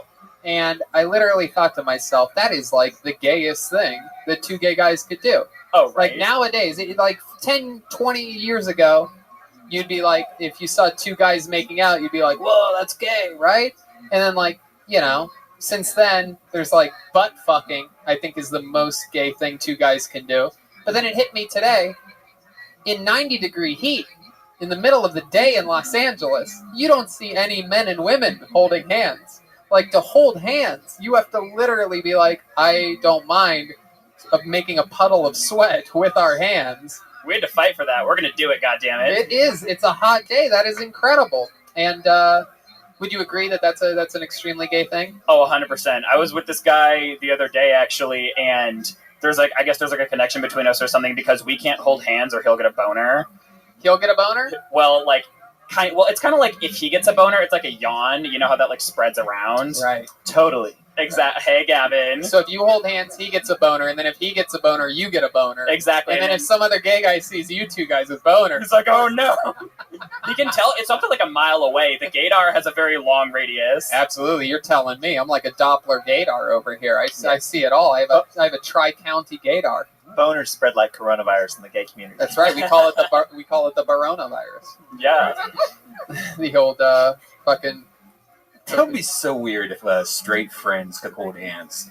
Like if we like went to go get some food together, we were all holding hands. What says you can't? Yeah. Fan. Just imagine holding Jeremiah's hand. I don't like holding anybody's hand. I've never been a hand holder. Let's just try it out and see what it feels like. No, absolutely not. Yeah, let's start now of all times. Absolutely not, Red Band. I didn't like touching you pre-coronavirus. Not to mention right now. Look at that fucking... Look at this softest hand. Oh, look at that big, strong hand. Look at that, just shaking from fucking caffeine and nicotine, just vibrating with high blood pressure vibrations. Tell him to wipe off Brian the thought you said holding hands. Red Band loves holding hands. Wow. Oh, Jesus. Look at that. Okay. So, Elliot, how long have you been with this boyfriend of yours? It's kind of been like one of those things where just like whenever we're in the same city, it goes down. So like 3 times over the last 3 years, but now he's in Orange County and I'm in LA, so it's like a little bit easier. Uh-huh. Yeah, I would love to tell you that like he's my Ellen or something and we're gonna have 2 kids and 2 dogs, but probably not. Yeah. Okay. How'd you meet him? Originally Tinder. And then he and this other guy, like, we went to a bow and they, like, fought over me. And I was like, no, stop. I hate this. And are they, like, tops or bottoms? How does that work? Is that a thing? Is that a weird question? I'm not saying another word without my lawyer present. Uh-oh. I love that. I love it. Is that how Tinder works? Like, do they have it separated, like, in tops and bottoms or anything like that? You know. Oh, that's right. No, I just have to pretend. That guy is playing dumb. I'm deep in the closet, so I have to pretend like I don't know these things. I messaged you and you never replied. What happened? Yeah. No, I haven't checked my, do they call it an inbox or a butthole? Nothing. Okay. All right. Man, this is... my episode tonight. I'm just what they would call on fire. Somebody get the Gringo Bandito hot sauce because it's a spicy one tonight. Oh, kill Tony. Come on now. All right. Elliot, any special skills or talents or anything like that other than being a comedy veteran? Started at, 13 years old? That is fucking awesome, man. That is so cool. That's Chappelle, Eddie Murphy, all those guys. Thank you, yeah. I was going to learn to play the ukulele for this, but I was like, So. Oh, wow. How about anything else? We had a guy earlier that could dance. We had a guy earlier do an unbelievable magic trick. He laughed a piece of plastic out of his hand. It's really impressive. I can do pottery, but like... You know what? Can we get a pottery wheel in here? Couple kilns. Yeah. Kilns. Kiln Tony. Welcome to another episode of Kiln. Oh, that got a laugh. There you go. Looks like it was punny. That's what I'll think. That's the moment I'll think of before I fall asleep tonight. Was Kiln Tony. The big laugh that I got. Right. Just as I'm crying and sweating myself to sleep. I love it. Elliot, let me ask you this before I let you go. Have you ever been with a woman or anything like that? Like, only while I was sucking her boyfriend's dick. Is that true? 100%. So you guys had like a threesome? Yeah, it was when I was in high school, and he was our quarterback, and we had all been like drunk bowling that night, and people were like going off, and then they were like, "Oh, Elliot, like you have a hot tub, right?" And I was like, "Yeah," and we went back to my hot tub, and like he looked at his girlfriend, and his girlfriend looked at me, and then they both started changing like glances, and I was like, No. Damn. And then she was like, so Elliot, what happens in the turnt tub stays in the turnt tub, right? Wow. And then you bent over and he put his hands under your butt and went, hut, hut. So close, actually. He put his hands in like the 2-finger of my elastic. Gay quarterback jokes. Exactly. And he pulled me into his lap and kissed me. And then immediately, like clockwork, I just like grabbed her face and was like, out of my way. This is my moment. Oh, shit. Yeah. Sucked his dick. Everything that you do, the fire in your eyes. And I have a big secret. Oh, yeah? It was Gavin. Oh, there it is. Face. Will you marry me? Ring around your finger. Do you have to let it linger? I want to marry you. We just work. Put my finger in your butt. You are my mother's slut. Elliot, well, awesome, man. I'm so glad that you came down. Come back anytime you want. And by come back, I mean after you go to Orange County and visit your boyfriend. You know what I mean? Come Wonderful. back. All right. Thank you so much. Elliot Mack, everybody. There he goes. Elliot Mack, ladies and gentlemen. William, get away, man.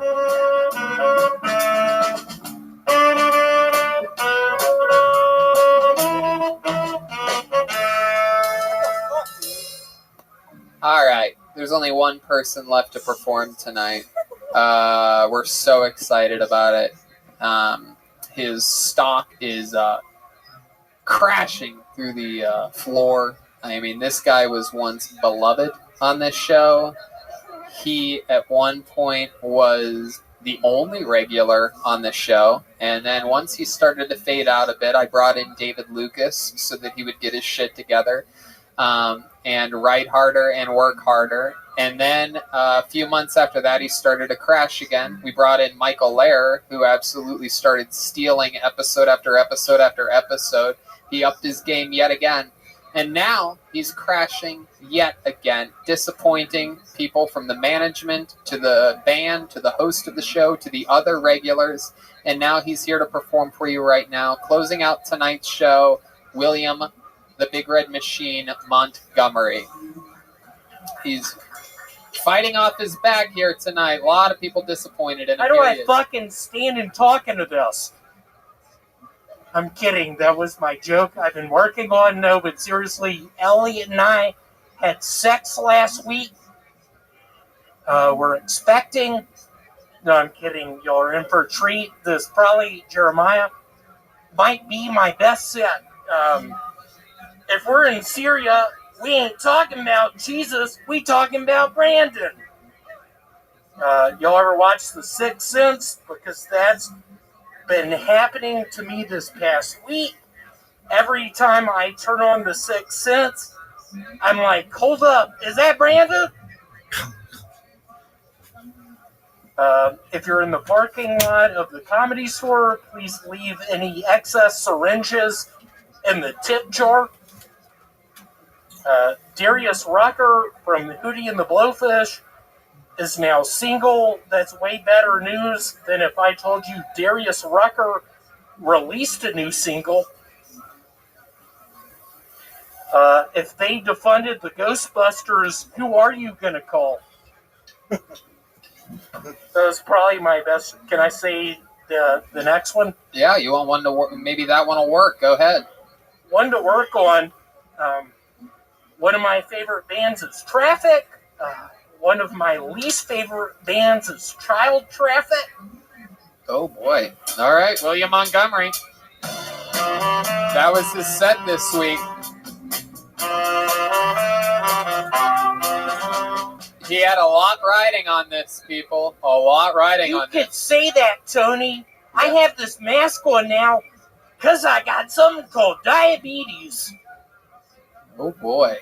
Coming off a wild week this week. Coming off a $3,000 loss from one of those games you put the little marble on. Roulette. lost $3,000 fucking dollars. Y'all get a good look at these eyes right now? I'm heading back to Memphis. Yep. I lost all my fucking money. I'm gone. And you're also in the process of losing your job. Is that correct? It is correct. I'm worried about this thing they call COVID. Although, what's that guy's name, Brandon? Jeremiah, you told me to say that joke. I don't think he did. There's something weird going on with your mask. It's very anteatery. There's Anteatery? Yeah, it's anteatery. That's what I did in Vegas. You anteateried? Ate a bunch of Butterfingers. Yeah. In this fucking mask. Yeah. Around all these people. And Michael, I love you. I don't want to call you out, but I was eating Butterfingers around a bunch of crippled folks. Uh-huh. William and lost. They gave me the creeps. William lost $30,000 at the buffet in Vegas. Can you say that a little bit slower, bitch? Wow, William, not very nice. Where'd you get that mask from? Did you get that in Las Vegas? From Ron John Surf Shop in Jacksonville, Florida. Oh, you went to Jacksonville this week. Ron John. I seriously thought you were going to say Ron John Silver's. Yeah. Listen to all the laughs in the room that didn't happen during your set. Jeremiah, I swear to God, man, I listened to your new song. It made me cry to some extent. Now you're making fun of me saying Ron John Surf Shop. What am I going to do? I've lost my job. I'm heading back to Memphis. We just work. That's one of my favorite lyrics in the whole Can I thing. read y'all one of my favorite quotes? Okay, go ahead. Is this the comedy part? And they were telling me, now it doesn't matter now. It really doesn't matter what happens now. I left Atlanta this... Okay, well... Let me start from towards the bottom. No, it's okay. So, you went to Vegas, you lost a bunch of money. How's your girlfriend? She is not with us no more. She passed away. She is passed to the other side. That guy holding the fucking camera was there touching my testicles. It was so sweet of you. He saw what happened. Literally, I drowned her. You drowned your girlfriend? Literally, I drowned her. In the Bellagio fountain in Las Vegas? In the Bellagio's fountain. What? I killed her. She's 42. Why'd you kill your 42-year-old girlfriend? Because I'm 32.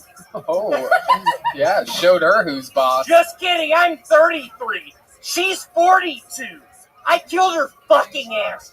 She had it coming to her. Did you at least rough her up a little bit, or just a straight dip? Did I at least eat a Butterfinger? Yeah, I did. Wow. You ate a Butterfinger while doing it or beforehand? I ate a Butterfinger just pre-game. Eating a Butterfinger. Looking in her eyes. I have goggles on. She has goggles on. She's in the bathtub. She's drowning. I don't care no more. So you drowned her a little bit in the bathtub, and then you took her to Hey, Red Man, that was perfect, you motherfucker. Also, that toot noise. Did you just say the word drowning? Did I say the word drowning? Good one. Did you? What's wrong with that? How do you say that? Drowning. Drowned. There's no D at the end of that. If Red Band's correcting your English grammar, you're in big trouble, dude. Professor I'm in deep shit. Professor what? Everyone in the railroad knows how to say drowning. Everyone in the railroad. I was in the motherfucking railroad 15 fucking years. I swear to God. I've worn a mask before. Good one. Thank you, Red Band. I've worn this shit before. I was a conductor. What did you were? That's what you did on the railroad? I was putting pennies on the track, seeing what happened when the locomotive hit them. That's what I was doing. Jeremiah, get my back on that. I got your back, and my name's Gavin. I liked William better when he called in on the video. Thanks so much, bitch. You got me sick. Why do you think I have to wear this now? Where's the marshal on this plane? William, Where are my lungs now, bitch? William, you've been saying that you've had coronavirus now for 4 months. Have you had any symptoms at all? Yeah, I started losing in Chinese checkers. You're gonna have to check that attitude at the gate, okay? I started losing in fucking Chinese checkers, Tony, and I don't know what the fuck to do. Well, I've been listening to Skinner. I've been playing Chinese checkers. What did you bet on in roulette? Black or red on roulette? Black 22-inch Tahoe lifted. All right. That's what I bet on. That's what I was trying. Okay. Driving in Memphis, Tennessee, it was... A little fun fact, a little inside information. William actually caused quite the scene last week around the Comedy Store. He was pacing around. He was talking very close to people. And you told me that the pussies running this place really called me out. No, that wouldn't be the way. Red Man, is that what you're gonna do, motherfucker? You told me to walk around. You piece of shit. I never told you to walk around. You told me to walk around. And now, Tony, you're calling me out for walking around. Red Man, you told me that, dude. I get it. You're from Ohio. You eat Wendy's. You're 28 years old. I trusted you. He's losing it. Excuse me, your emotional carry-on is a little bit too large for this flight. Yeah. Jeremiah, right here, what I picture is when I was in Vegas, just me and you being in sort of the top part of that hotel, just me and you being the guy killing everyone, and just me putting on your song, and you being like, William, hey, stop. We just love without you and everything that you do. And just reckless abandon shooting that AK-47 and you stopping shooting and me pointing the gun to your fucking head. All right. That's tonight's episode. There goes William Montgomery, everybody. There he goes. Go ahead, William. All the way to the back, William. Straight back. Straight back. Ryan Let's check out the drawing from Ryan J. Ebelt. While you all sat around doing nothing, he drew this. Look at that. You can get a little bit closer there. Yeah. That's great. That's all of us on an airplane. In honor of the flight attendants and, of course, your pilot, Captain Hinchcliffe, with my first officer, Brian Redband. Okay. We're going to be taking off for another, we'll see you next week. Shout out to those of you in the parking lot that were awesome enough to join us here at the Comedy Store, making history in this 100-year-old building. You know, we're making it happen. We're fitting things into the proper slots here. Hoping things get better sometime soon. We have William Montgomery in charge of making the new vaccine for COVID-19. So I'm expecting a cure now any second. Here, go that way, all the way back, all the way there. There you go. And then stand there once you get there, all the way. A lot of fun stuff happening. We'll be back next Monday with yet another show, which is exciting stuff. Shout out to Vito's Pizza, RyanJBelt.com, CavemanCoffeeCo.com, and Lucy.co. Get off your cigarettes and your vape pens. Go to Lucy.co.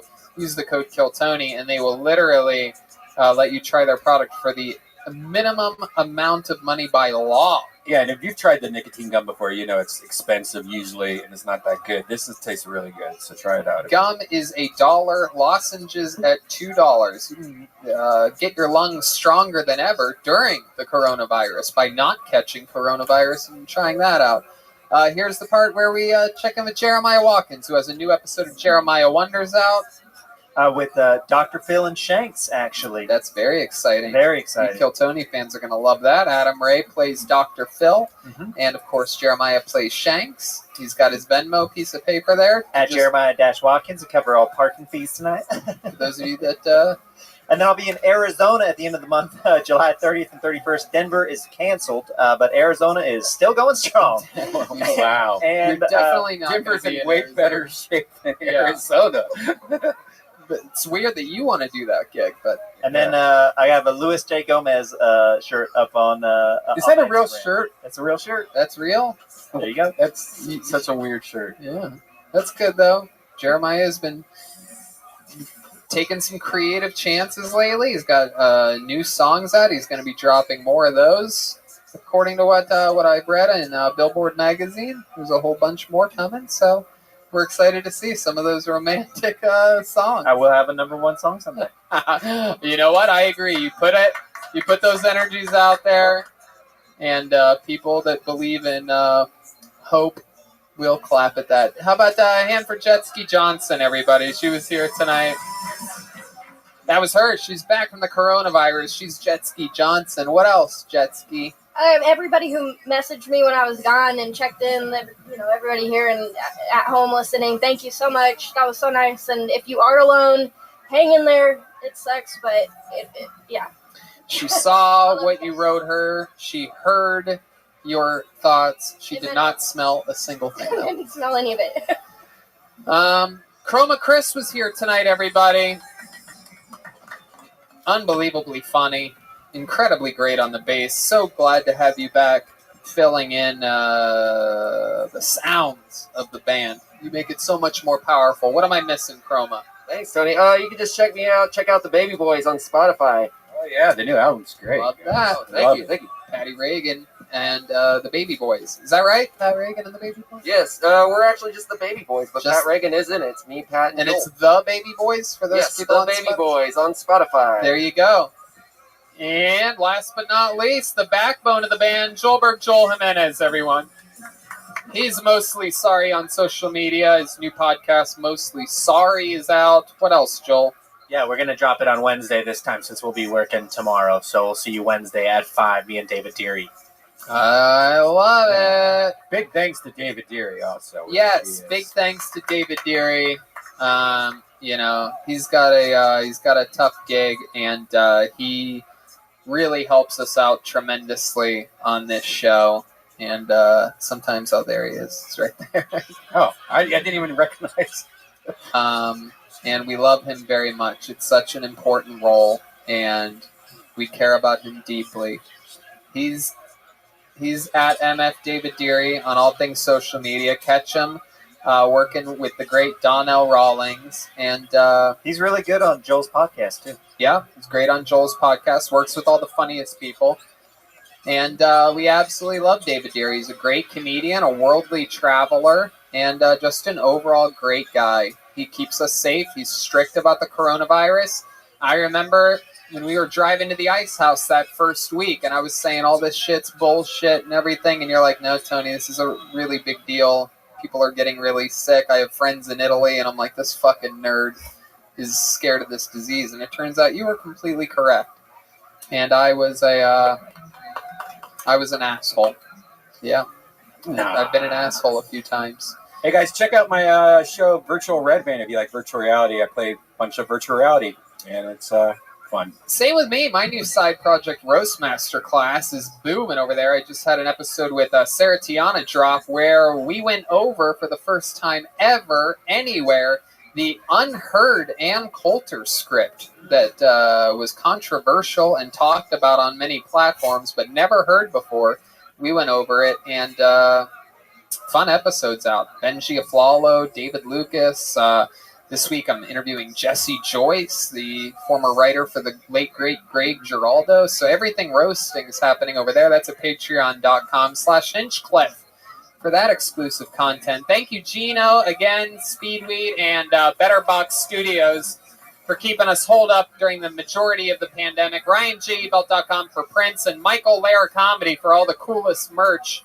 And thank you, audience in the Comedy Store. And the Comedy Store. Thank you, everybody.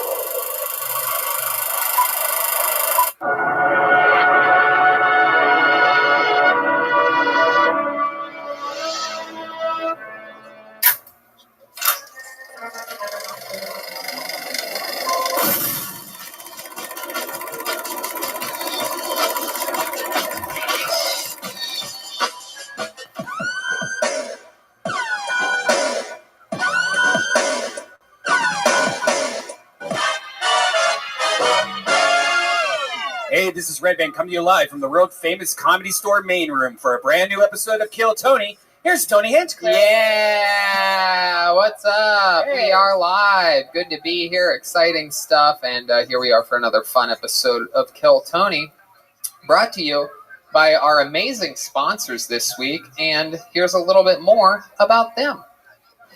Hey, we're all into creepy stuff. Maybe it's a type of porn. Maybe it's a type of video on the internet. And when you're on one of your devices searching for weird stuff, you don't want other people to know about it. So you're probably thinking, why not just use incognito mode? But let me tell you, incognito mode does not hide your activity. It doesn't matter what mode you use or how many times you clear your browsing history. Your internet service provider can still see every single website you've ever visited. That's why, even when I'm at home, I never go online without using ExpressVPN. It doesn't matter if you get your internet from Spectrum, AT&T, Verizon, Comcast. ISPs in the U.S. can legally sell your information to ad companies. ExpressVPN is an app that reroutes your internet connection through their secure servers, so your ISP can't see the sites you visit. ExpressVPN also keeps all your information secure by encrypting 100% of your data with the most powerful encryption available. Most of the time, I don't even realize that I have ExpressVPN on. It runs seamlessly in the background, and it's so easy to use. All you have to do is tap one button, and you're protected. ExpressVPN is available on all your devices, phones, computers, even your smart TV, so there's no excuse for you to not be using it. Protect your online activity today with the VPN rated #1 by CNET and Wired, and visit our exclusive link, expressvpn.com/killtony, and you can get an extra 3 months for free on a 1-year package. What a deal.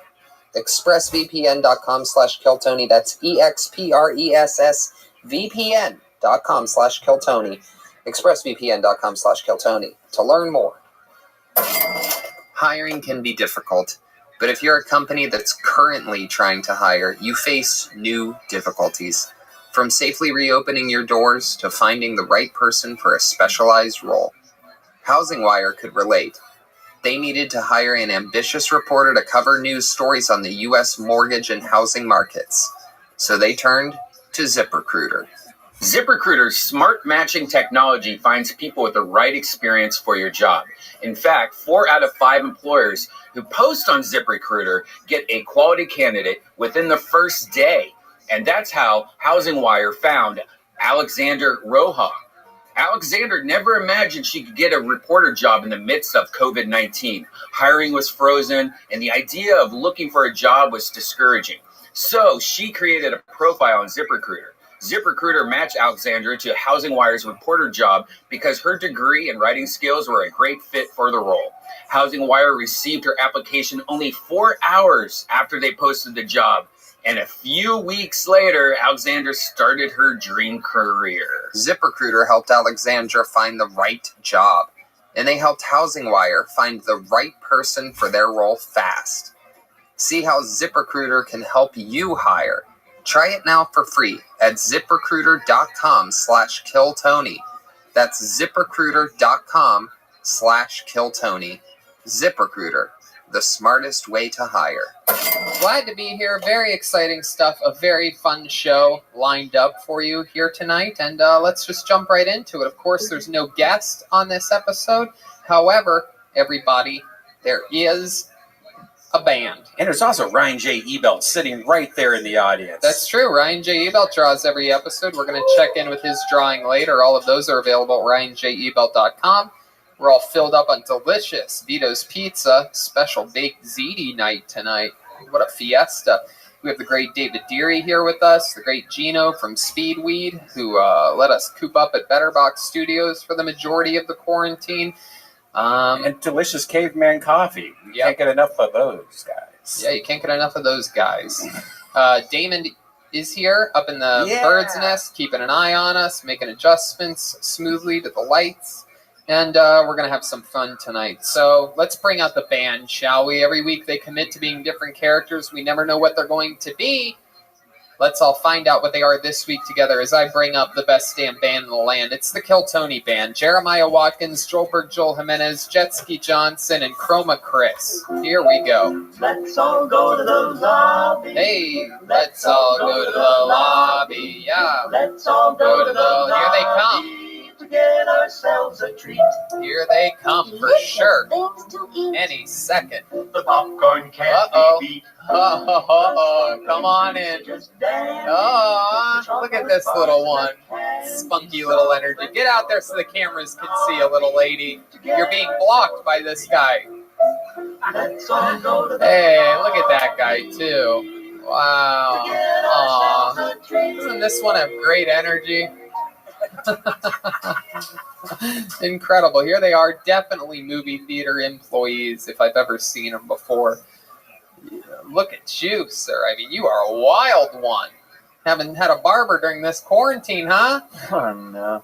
What's your name? My name is Spencer. We've met once before. I also work at Blockbuster. Oh, you still working at Blockbuster part-time? Yeah, it's the last one. Yeah, that's in, where's that, in Florida? Something like that. Yeah.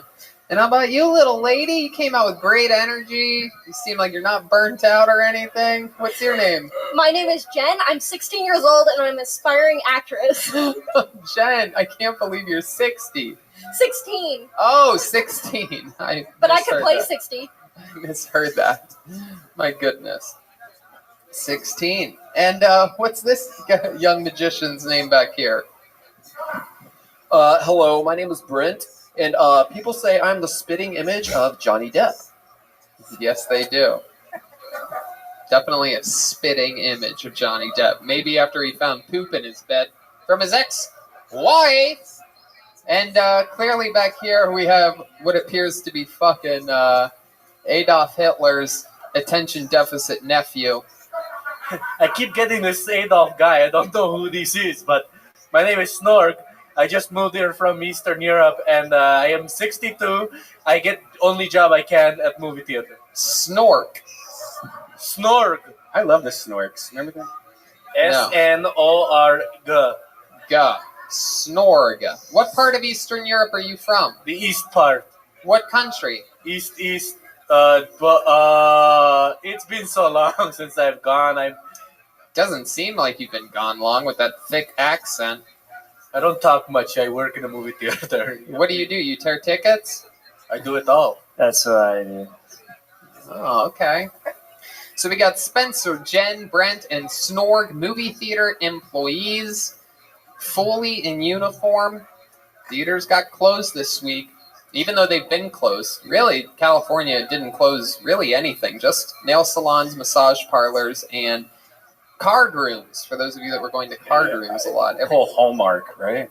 We've been hooking up N64s privately inside AMC and then just playing Mario Kart. It's been pretty cool. That's cool. Wow, just not even playing a new system, like a 15-year-old system. That's cool. On a movie screen. Well, let's just jump right into the show, shall we, everybody? Going first, yet again, a murder on this show. One of my favorite comedians on the planet. I love his style. I love everything about this man.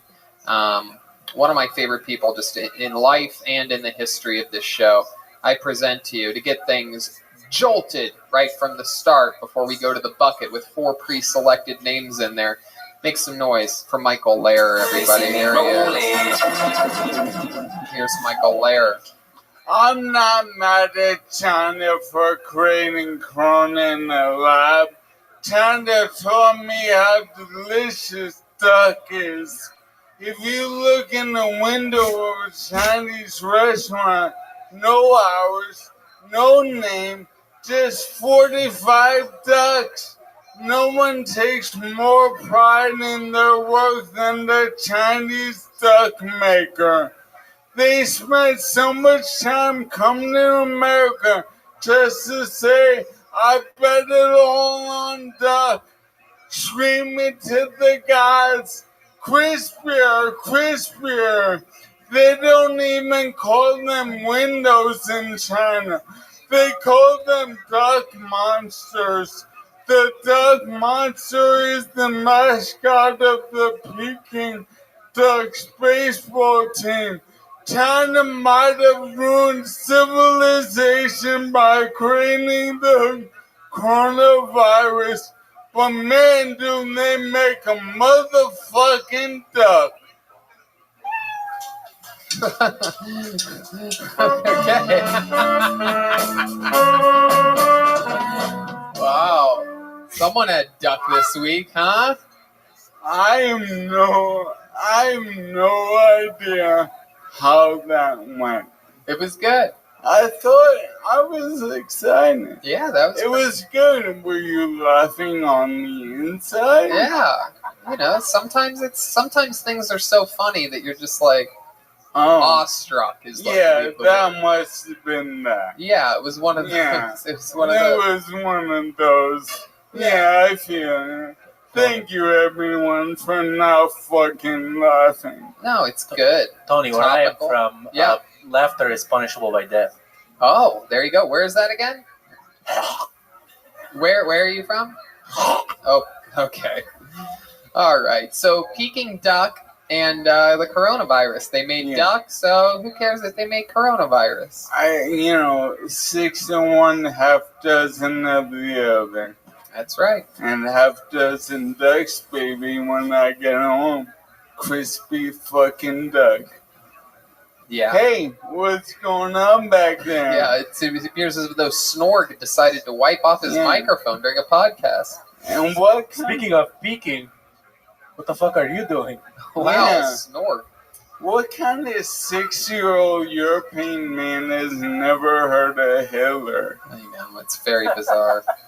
Snorg is, I believe he might be in the Easter Seals film challenge. Eastern Seals. Eastern Seals. Oh, I like that. Yeah, thank you. Yeah. Oh, well, finally I please you. But you've been pleasing a lot of people. I heard you have a big audition coming up. Yeah, we all know that comedy institutions are in a revolution, and Saturday Night Live is one of them. And by 2025, they have said that all their cast members will be in wheelchairs. So I'm working on a new audition, and I don't want to take advantage, but may I practice one of... I'd love to see this audition. All right. Now, Jeremiah's not here, but he's a fucking asshole, right? Yeah. Me and him are like, there's some thespian Highlander shit going on.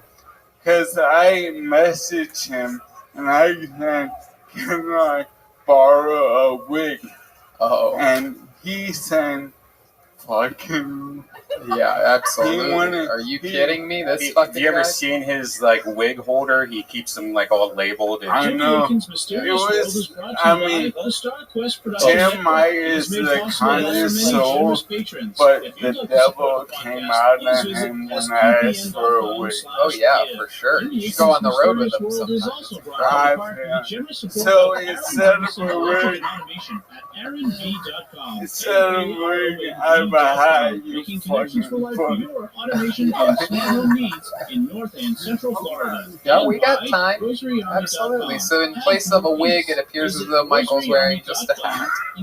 So we're going to have to use our imaginations. What kind of wig, what would the wig look like if Jeremiah would have let you borrow a wig? A lady. Oh, a women's wig? Yeah, I'm a lady. All right, so doing an impression of a lady. Okay. All I needed was a lady wig, you monster. He was a scientist, an inventor, a businessman. Alright, may I work on my audition? Here we go. Alright. Is this my camera on? Yep. Alright, so we had some auditions. You go, please, nice. It's SNL music, but yeah, you can stop it. Yeah, I understood the reference, Yeah. Tony. No, I've screen tested. I get it, alright? Now, what you do is you go, hi, I'm Michael Larry, I'm playing this character, and you give them a little taste. So, hi, I'm Michael Larry, and I'll be doing an impression of Ashton Ladd, who's on my t-shirt, a 9-1 USC bantamweight, number 10 on the pound-for-pound list, and currently nursing an industry. Holy Hills and Aspen. Now Aspen is she sounds like a Disney princess, but she's the beast. She's both beauty and the beast. Here we go. Aspen Ladd. Were they able to stop the alien invasion? Oh, post-fight interview. All this time, why did the Air Force call in the Army's Delta Force? And what was Well, the I was really happy I got the first round to kill, but our plan was to be as vicious as quickly as possible. I was hoping to rip off her arm and beat her to death with it, but I ended up getting the TKO anyway, so I'm happy for my team. There was one point where I was in a position and I looked down at her teeth. I thought, man, I'd love to knock all this bitch's teeth out of her fucking mouth and make her choke on him. But you know what, in the end, I got to win anyway, and I'm just happy. At one point, I punched her so hard, I thought I'm ripping hard out of her chest and handed to her feet. But, you know, I got the win, and it's for my team. Thank you, Lauren Michael. Wow, that was impressive. Yeah. That was definitely like Aspen Ladd style, or as I call it, ALS. Oh my God. How do you come up with this shit so fast? Yeah, that was good. That was good. I've always wondered what Aspen Ladd would sound like if she had Lou Gehrig's disease. That's incredible. Well, all those fires are gonna find out. Oh yeah, they are. No doubt. Is that the only character you're submitting to Saturday Night Live? No, I got yours. I'm working on one at a time. Oh, okay. I mean, it's the only one I have done.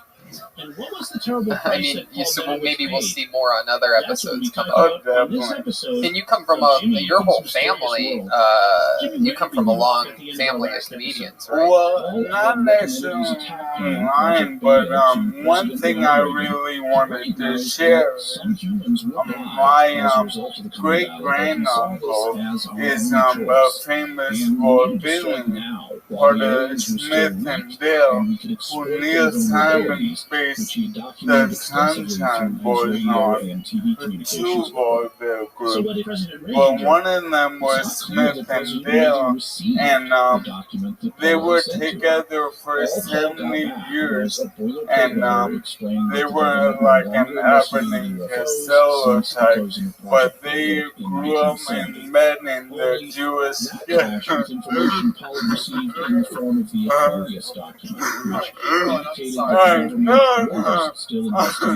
Here's to everyone watching I would never President do anything sentimental or serious against fucking monsters. And the information that generated was distributed on a highly limited basis.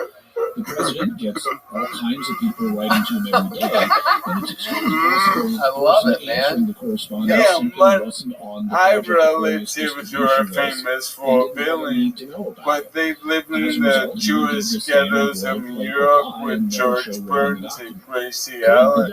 So it goes real far back. Those pictures I gave you are like. Oh yeah, I did. You did hand me a folder of pictures. Should we go over some of these pictures? I don't know. Is this really your? Yeah, no, it's not a bit. That's my great granddaughter. That's your great The granddaughter. one with the Jeremiah nose. Oh wow, this one sort of looks like this one here sort of looks like a Snort. Look at that. Is that your Snort? It's me. Snort's grandfather. Where's your And we have these guys from the Ciro's days. Yeah, real Wow. enthralling. Really riveting shit here. Yeah, we're gonna Really, if you were we're gonna put these on the YouTube and show the people. This is who, your grandfather, your great grandfather? my grandma's uncle. Oh, your grandma's uncle. All right, it's a little bit more distant of a relative than I was. Fuck you. Fuck you. Who's in your family? I don't know if you know this, but my grandfather built the Pennsylvania Railroad. Really? Yeah, he was the designer of it. Oh, what about the B&O? My Guns and knives all over the house. He had installed extra locks on his doors, and he swore that they, meaning the aliens, were coming through his walls at night and injecting He had nothing to do with the B&O, but the Pennsylvania Railroad, a big deal. Lord was shocked at his friend's appearance. He looked like a Red concentration Man camp just survivor. dipped some of these old pictures and some of his mashed potatoes that he keeps always very close to. Lap potatoes. What? I tried to sell those for over a year. Those pictures are like 100 years old somehow. I tried to sell them. I'm glad I didn't. I couldn't even get $5. Why would you want to sell them if they're family? I would. Benedict's arm. So perhaps the aliens had come to realize that Benedict was a threat. When you were a drug addict, yeah, man. For weed money, it's just fucking Also picture. discovered to his horror that his You have an incurable disease. You think you might start selling stuff in like the last? I don't know. I don't know what I would do if I had an incurable disease. You're planning like an auction towards the end or something like that. Tony, every time I've used on this show, Yeah. I've already sold. Okay. That's true. I like that. My Price is Right name bag went for his investigations and put it all up, so he was no longer a threat. What?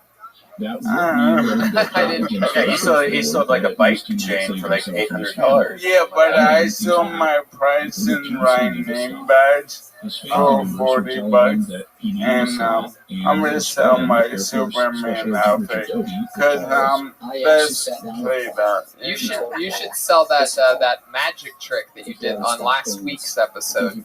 Oh, I bought This is a friend. 30 of This is them. Richard Oh, Doty, good. friend, president Richard Doty, special agent of the side talking to him. Why'd you pay This 30? is a friend talking to him.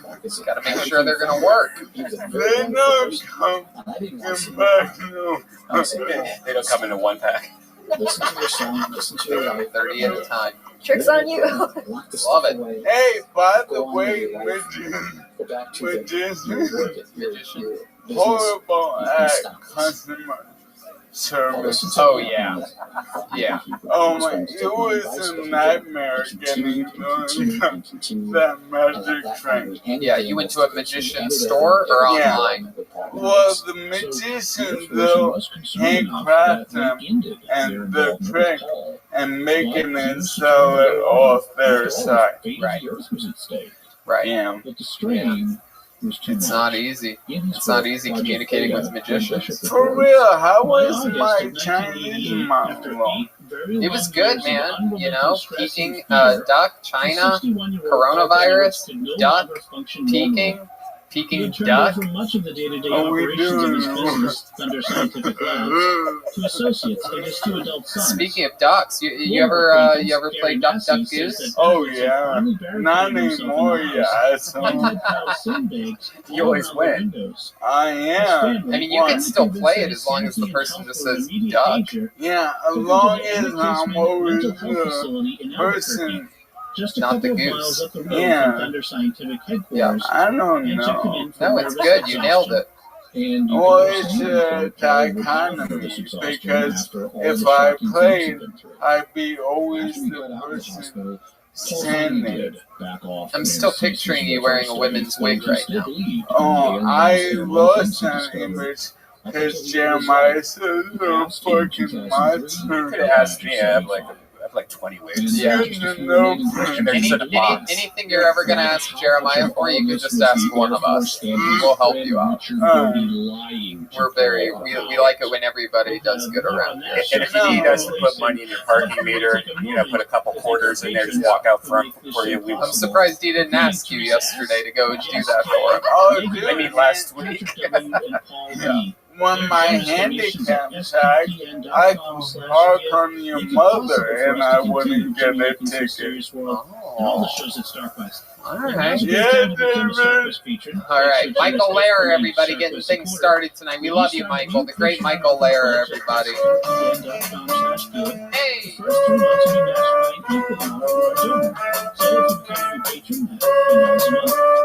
Fuck yeah. Spencer, Jen, Brent, and Snort sound golden already tonight. Making your gift go even further. So Very if you're thinking exciting. of becoming a Whose mic is StarQuest that? patron, now's the time. Oh, okay. Visit Jeez. STCN.com. Joel, come on, Joel. A lot of noises back there, Snort. World is also brought to you in part with the generous support I was of disinfecting Aaron microphones so Yeah. that I don't catch a worldwide pandemic. Even though you're the only person on that microphone, it's pretty impressive that twice during one performer you would clean it. I know. Well, it's weird because Chroma Chris really wants to reach and talk sometimes. And it's kind of freaking me out with his Johnny Depp moves right now. Okay. Well, if he does, you can unplug it and then clean it and then plug it back in. How about that? Snort. Sounds great. That's how things work here in the United States of America. Thank you. Wow, wonderful country. Great to be here. All right, we have some people in the bucket. Let's see what happens here tonight. I'm going to reach my hand in there, and we are going to meet a stranger. How about that? Time for Stranger Things. Oh, wow. Well, from one man in a wheelchair to another, this young man was here and signed up. Ladies and gentlemen, I present to you the stylings of Kyler Bentley. Here we go. Kyler Bentley. Jesus loves you more than you will know. Hey, hey, hey. Kyler Bentley. I fucking knew that shit was gonna happen. That bucket is great. God, I can't even remember my set now. Fucking Michael, they're killing it. I do remember the last thing I said to my dad before I got paralyzed, though. I said, "Are you still holding the ladder?" Air Force officer assigned to the Office of Special Investigations. Yeah. This is fucking awesome, man. I haven't done stand-up in 14 years. Stood up in 14. God, it's hard. Right now, everything's such a blur. Goddamn coronavirus. I'm sick of worrying about it. I want to go out and actually catch it, just to quit worrying about it. The problem is people with coronavirus, they're stingy. Yeah, hold up in quarantine, Bogart and all the corona. It's like, pass the Dutchie. And Agent Doty initially thought Kyler Bentley, everybody. Hell yeah. There you go.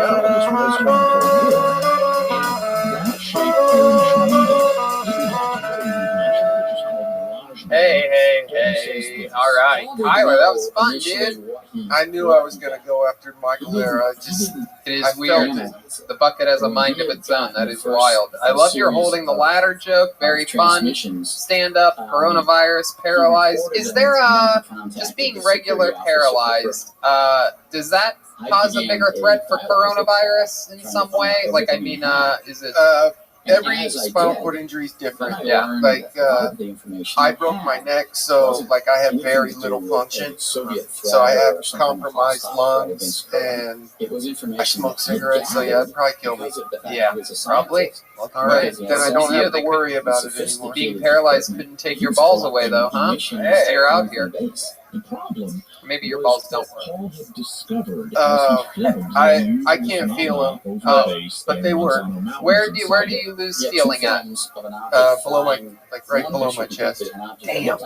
And how did that happen again? Snowboarding. Okay, yeah. You've been on the show. We've talked about this before. Yeah, but I like to lie about it. Okay. Yeah. What do you like to say sometimes? My favorite is I dated a bodybuilder girl, and I was performing cunnilingus. She squeezed my neck so hard it broke. Cunnilingus. That's my favorite. I love that. And that was 14 years ago, the snowboarding accident? Yes, Were you doing like some wild trick or something like that, or did you just go too fast? Too fast off the jump. Damn. Just trying to do a regular old jump, no like flips or anything? No, I wasn't that good. Right, obviously. Yeah. Shit, right? Okay, well that's fun. So what have you been doing during this quarantine? What have you been cooped up? Watching movies, Netflix. What's your favorite stuff that you've caught during this? I watched a good one last night, Son of a Gun. What's that? Gold heist movie. Ewan McGregor. Robbery movie. I don't know. I watch so much shit and just all blurs together literally like every day feels like the same day. Yeah. Anyone watch that new Tom Hanks movie? I heard that was amazing. What is it? No, what's that on? Investigate UFOs. What is it, Ryan? And Greyhound? To continue this contact that he Ryan's talking with his head in his what's that called? Drawing thing. I couldn't hear. I think Greyhound? Greyhound, yes. I love it. This time he said Greyhound again with his head down and then lifted up his head like I'm the asshole. Trolls 2 is now showing. Have you seen Greyhound? Any of the movie theater people? No, I haven't watched it. My country just got Forrest Gump. How about you, Jen? Have you seen Greyhound? Greyhound, Big Bus, lots of poverty. Oh shit. So what else other than watching movies? What do you do for food? Do you cook yourself or you Postmates? I got food stamps. I would be cooking himself. It was very easy. What snort? Yeah. Do you put yourself in a boiling pot of water and you're like, ow, and then you add some salt and you're like, it's done. Bon appetit. Yeah, cook on high heat so that it's over, ready real quick. So immediately, what the fuck did you say, Snort? Earlier? What did you say? You asked him to cook. Because he cooked himself.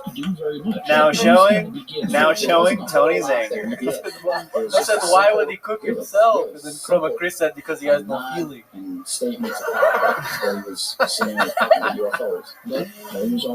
But you have food stamps, you say? Yes. And what do? Do you just go to the grocery store yourself, or? No, I got a caregiver, a shopper, government pays for them to work for me. Oh, that's cool. Laundry, all the shit I can't do. Oh, that's awesome. Like everything. Sounds like a dream. Yeah, Red Band lives the exact same life. I do. He has someone that does all those things. He already has the motorized bike. He's on his way. Yeah, exactly. And I poop myself. Oh, Jesus Christ, Brian. Oh, Red Band. How's that been going? How's your motorized bike been going? I saw a video you posted with you fake pedaling. It's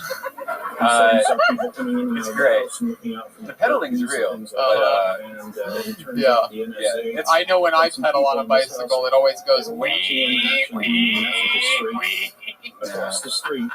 the bike has different modes. There's like a mode that's just like having being like a regular bike, but then if you want to like go fast, you can just crank it. Oh, I know how it works. I've been on a bike before. I'm with you, Red Man. I got a motorized bike too. I used to have an electric scooter when I lived next to you. You may have seen me. I used to have a little chopper, an electric chopper, we called it. My brother and I had it. It was baller as fuck, man. It was a little, it literally was like a little Harley Davidson looking thing. Really? 14 years ago, yeah. Yeah, it's fun, man. The cool thing is, like, I didn't realize how close I was to Green Park. So just like going around the zoo and stuff like that, and all of the mountains. Yeah, you live like less than a mile away from one of the most beautiful parks in all of LA for the last decade and a half. I know. You just figured it took you, all it took you was one electric motorized bicycle for you to find it. Brian thought Burbank stopped at the Starbucks that he goes to. This is the organization that well, that's it. No more California that way. You thought it was like the Truman Show. Red Man is what we call a fat earther. What? And they're responsible for the alleged He called you a fat earther, dude. I still don't even know what that was. Some fat joke. Oh, Kyler. Any other fun facts about your life we should know about? I like to draw, and over quarantine I drew a picture that I brought of Brian J. Evil. I figured he draws all you guys, so I drew him. Whoa, that sounds awesome. Holy shit, no one draws Ryan. This is an interesting moment in the history of the show. Ryan could care less. I know, he's not even gonna look up.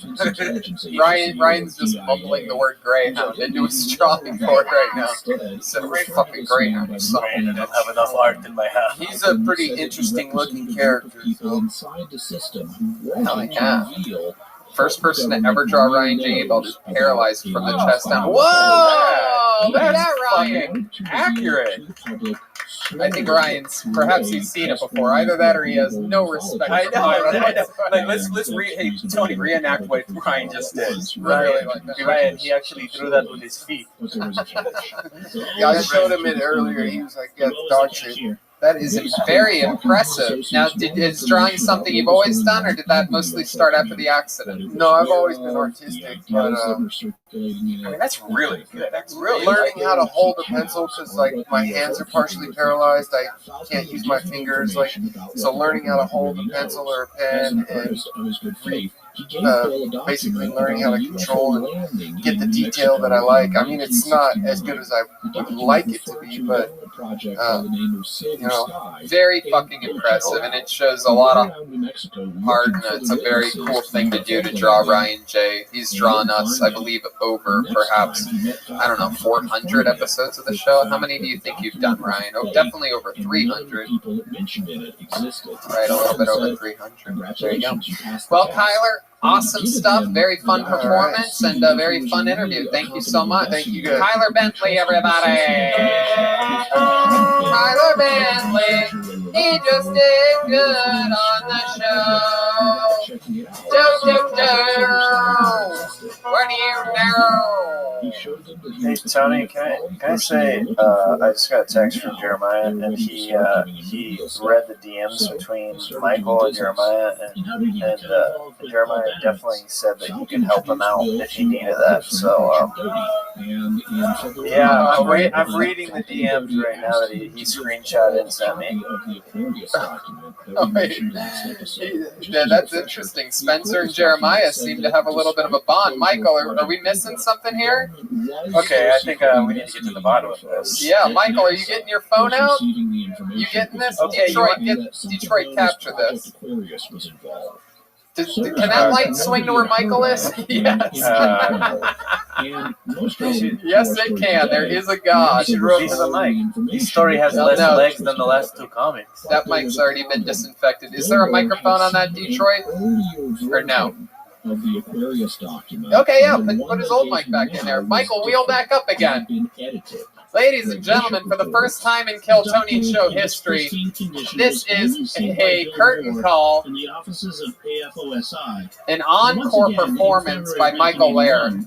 When you have a limited time to live, you get to perform as many times as you want on Kill Tony during an episode. So. Falcon replied that it had to be I know sanitized you to wrote protect sensitive something projects. wrong. It was the first time that he Cold. asked to lie It to a was fellow hard. researcher. This sort of commitment to the deception bothered Moore, and he sat on the document for a few months. In the meantime, I talked to Jessie, and she thought it was really weird that you didn't ask her for women's wigs. Moore explained, Do you have your own wigs? Yeah, I got plenty of women's wigs. I'm surprised. You could ask me for women's wigs, women's underwear. I have all these. Yeah, he dresses up like one every night. That's right. That's what I was implying You by know, the joke I just made. I know. all of you say this, none of you have been helpful to me What the fuck are you talking about? in anything. Oh, is that true? I do everything on my... I'm gonna tickle the fuck out of you. No way. My Jeremiah, you don't have what you sent me. Jeremiah screenshotted the DM and What does sent it it to me. say? You want me to read it, Michael? Oh shit! Oh, ooh, this is quite the standoff here. Because there's a part of me that thinks, I mean, this is a tough one because I think Jeremiah's telling the truth. I have a feeling that Jeremiah may have wanted to help you on this one, but now you're getting called on your bluff. But at the same time, I could also see Jeremiah not want to share wigs with you. He's very... About your characters. Because Jeremiah has been quoted as saying, only Black Lives Matter. So Right. I'll paraphrase Black lives there matter. you go. You just said it again. Jeremiah, I'll paraphrase You're not allowed to paraphrase. Then you read it. Okay. Oh, from my paraphrase. This is my favorite part of the last 15 episodes of the show, by the way. Do you want me to read word for word? No, yeah. Go ahead. Just start. Just the part we want to know. Okay. Michael DM Jeremiah. It said, "You the wig / beard master. If I ever need to borrow?" ? Jeremiah said, "I usually don't lend stuff out because I have them organized for specific characters, but if you're in need of something specific, I can probably help." That is heartless and cold. That's basically like, you can go fuck yourself, be a professional, and get your own wig. I feel you, bro, especially in the age of Corona. Respect. I'm straight. Now you're calling me out like a bitch on the show? Let's go, Lair, right now, right here. Thespians do not stage, bitch. Wow, you guys should have a fist fight. Yeah. I got my money on Michael Laird. Slap off. Oh, Look man. how... Here's the problem. Look how fast I can punch. For real. Let's see it.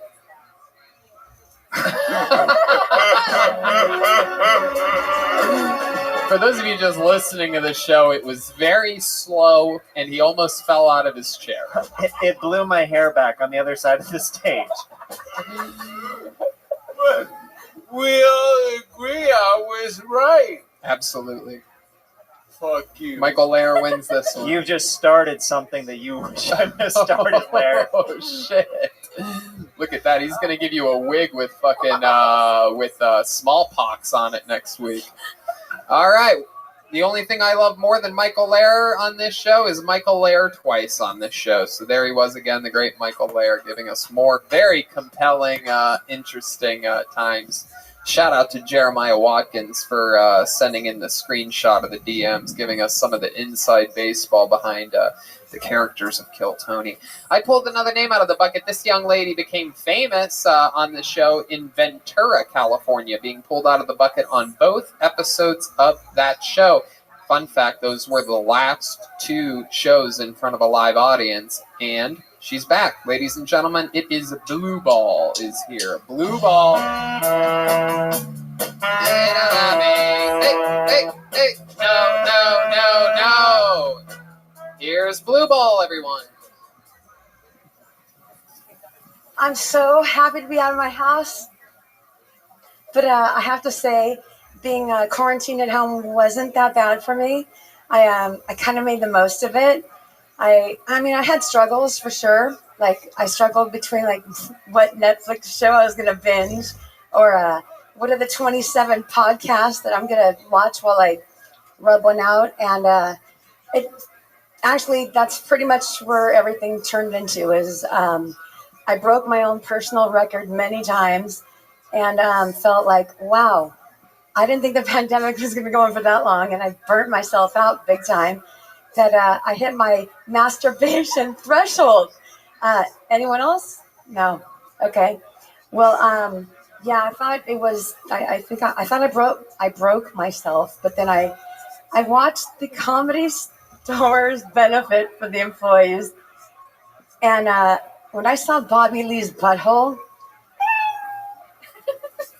Yeah, what happened when you saw Bobby Lee's butthole? I gotta know the end of this. I definitely started to get kind of warm, but I lost my shit when I saw Joey Diaz unfold his fucking All right, junk. there goes Blue Ball. Play some music, guys. Let's end this. She saw Bobby Lee's Peking duck. You know, this is what your 4th or 5th time on the show, and I think every single time you've talked about your butthole. Not every time. Not every time. I mean, I don't know. It might be every time, but you're very sexual on stage. I am who I am. Yeah, you're a sexual woman. Now, is that true that you? If I can only get laid, though. Is it true that you masturbated a lot during the quarantine? Yeah. Is there really? I know you were making jokes there, but is there something that you watch or like? I know I don't think women. Perhaps maybe it's just a stereotype that I'm not correct about. But no, I'm pretty good at doing it. I've got it down. But do you use your imagination or do you watch stuff? Now showing Avatar. Sometimes it's watching something, but there's like a lot of crazy shit on Netflix and wherever now that is straight up porn. Well, like what? This show called, a movie called Love, but it's not the love thing. It's a movie. Gasparnoy. Yes, thank you. Oh, Snort. Do you know about Yes. No Gasparnoy. The opening scene is full porn, and then the whole movie is full porn. And that's the type of stuff that you like to rub it out to? No, actually, I was kind of shocked to see that whole thing that I actually watched the movie. But no, I don't really need visual. I just kind of just need to look at. And what do guys. you do? Do you like use Any something guys. in particular? You seem like the kind of lady that would have like one of those like big giant vibrators or something like that. Hitachi. No, jackhammer, or No. like a mace from a castle. No, anything like. You pet horse. Sometimes just a tight pair of pants works. A tight pair of pants. There's Wow. the noise. That's the noise of a tight pair of pants, right there. I'm just saying it's not one thing. It's just lots of things. Right. It's mental. How long does it usually? You go ahead. You ever seen the movie Flubber with Robin Williams? Flubber? Yeah. No. That's a great film. I'll put that on my watch list. Thanks. Oh, okay. So that's fun. Have you hooked up with anybody during the quarantine? No, not at all. Are you kidding? Is that you say that like that was like a very like over the top answer? Are you being sarcastic? No. I've been very very isolated. Uh-huh. But even before the pandemic, no, I've had a very quiet. What's wild is that you seem a little bit less crazy than you did before being isolated for 4 months. Isn't that weird? Like the crazy people are getting normal and the normal people are going crazy. Oh no, I'm still pretty nuts. But like, what's one of the craziest things about you? Since I've gotten you to admit that you're nuts, go ahead.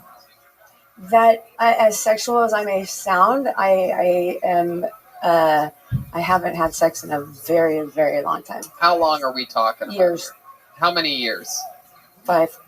5 years. Is there a reason? Is there something that you're ashamed of? Like, or No. I just I get to know people and they laugh at my jokes and then they hear the things coming out of my mouth and they're like, I could never put my dick in that thing. Did you hear the things that come out of her mouth? You don't talk to many comedians, do you? yeah. What the fuck? Well, I just started to, but still, like, Yeah, I'm not getting approached and whatever. You're like Drew my Barrymore. my eHarmony account went dry because there was no one like compatible within so many miles, and like I don't just saying. Have you heard of something called Tinder? No. Yes, I have, and no, I am not on that. Huh. Thank you. You have Wi-Fi? Just an advice from a I do 15-year-old have boy. Wi-Fi.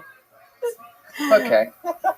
But no, I just yeah. 5 years. Have you been on whatever. dates? Like, when's the last date you went on? Guy Wow. take you to dinner at all? Well, I go out with friends, but we're friends. I friend zone people because like I walk into a room, like I smell sausage. It's like that's what my. Have you ever seen the movie Snake Eyes with Nicolas Cage? It's a good movie. I have. Great film. Okay. Yeah. All right. That works. Thanks. That'll work sparingly. That type of like reference. What do you mean? Nicolas Cage movies? Yeah. Okay. 8mm? Yeah. Great film. Face Off. American Treasure. National. Never mind. Look, we Snorg. just got Forrest Gump, okay? Snorg. Not only did you say the wrong movie, but you had no accent whatsoever. I've been learning English Do from they call it American Treasure where you're from? Yes, it is called. You have to say it like that. American Treasure. Dude, That is want to hear my impression of how you sound? American Treasure. Snorg is the guy that's on the operation box. Okay, so Right? Jesus, blue ball, you're out of control. That's fucking good. Coming from a box that has been operated on. Okay. Yeah. Anyway. American Treasure. So what do you like to do? You've been isolated. How do you kill the time when you're not? I actually have been working on all my videos to submit one for you. Like, and my whole passion has been writing, and I'm really just. I feel like I'm coming into my own. Like, I'm not wearing a diaper tonight. I'm Oh, that's like, right. You right? were wearing a diaper pre-quarantine. Right? How could I forget that? And then I said I had a fans only account selling my diapers, and you're like OnlyFans and whatever. Wait, why does she wear a diaper again? I can't remember. Because that's like that's the big question. Are you ashamed of me? It's the nervous thing where like I have stage fright, and I think I don't know if I don't have it, but right now with no one really in here, I'm okay with myself. It's really weird. Have you had a kid? Do you have a kid? Not that I'm aware of. Okay. Okay. Yeah. Well, Blue Ball, you are as Snorg would say, an American treasure. Thank you. I'm glad that you signed up tonight. It's always a pleasure to have you on. You're very different. You're a wild, wild spirit. Ladies and gentlemen, that is the comedy stylings of Blue Ball. Blue Ball, forget about me. Blue ball. All right, time for a regular, everybody. This young man, great joke writer, unbelievable roaster. I love him. He's my brother from another mother. The thriller in my Manila, the rumble in the jungle. Ladies and gentlemen, the one and only David Lucas. Yeah, what's up, y'all? Oh, damn, the mic's not working. White women are pissing me off. Y'all ain't fooling me marching with Black Lives Matter. Y'all hoes just want some shit to complain about.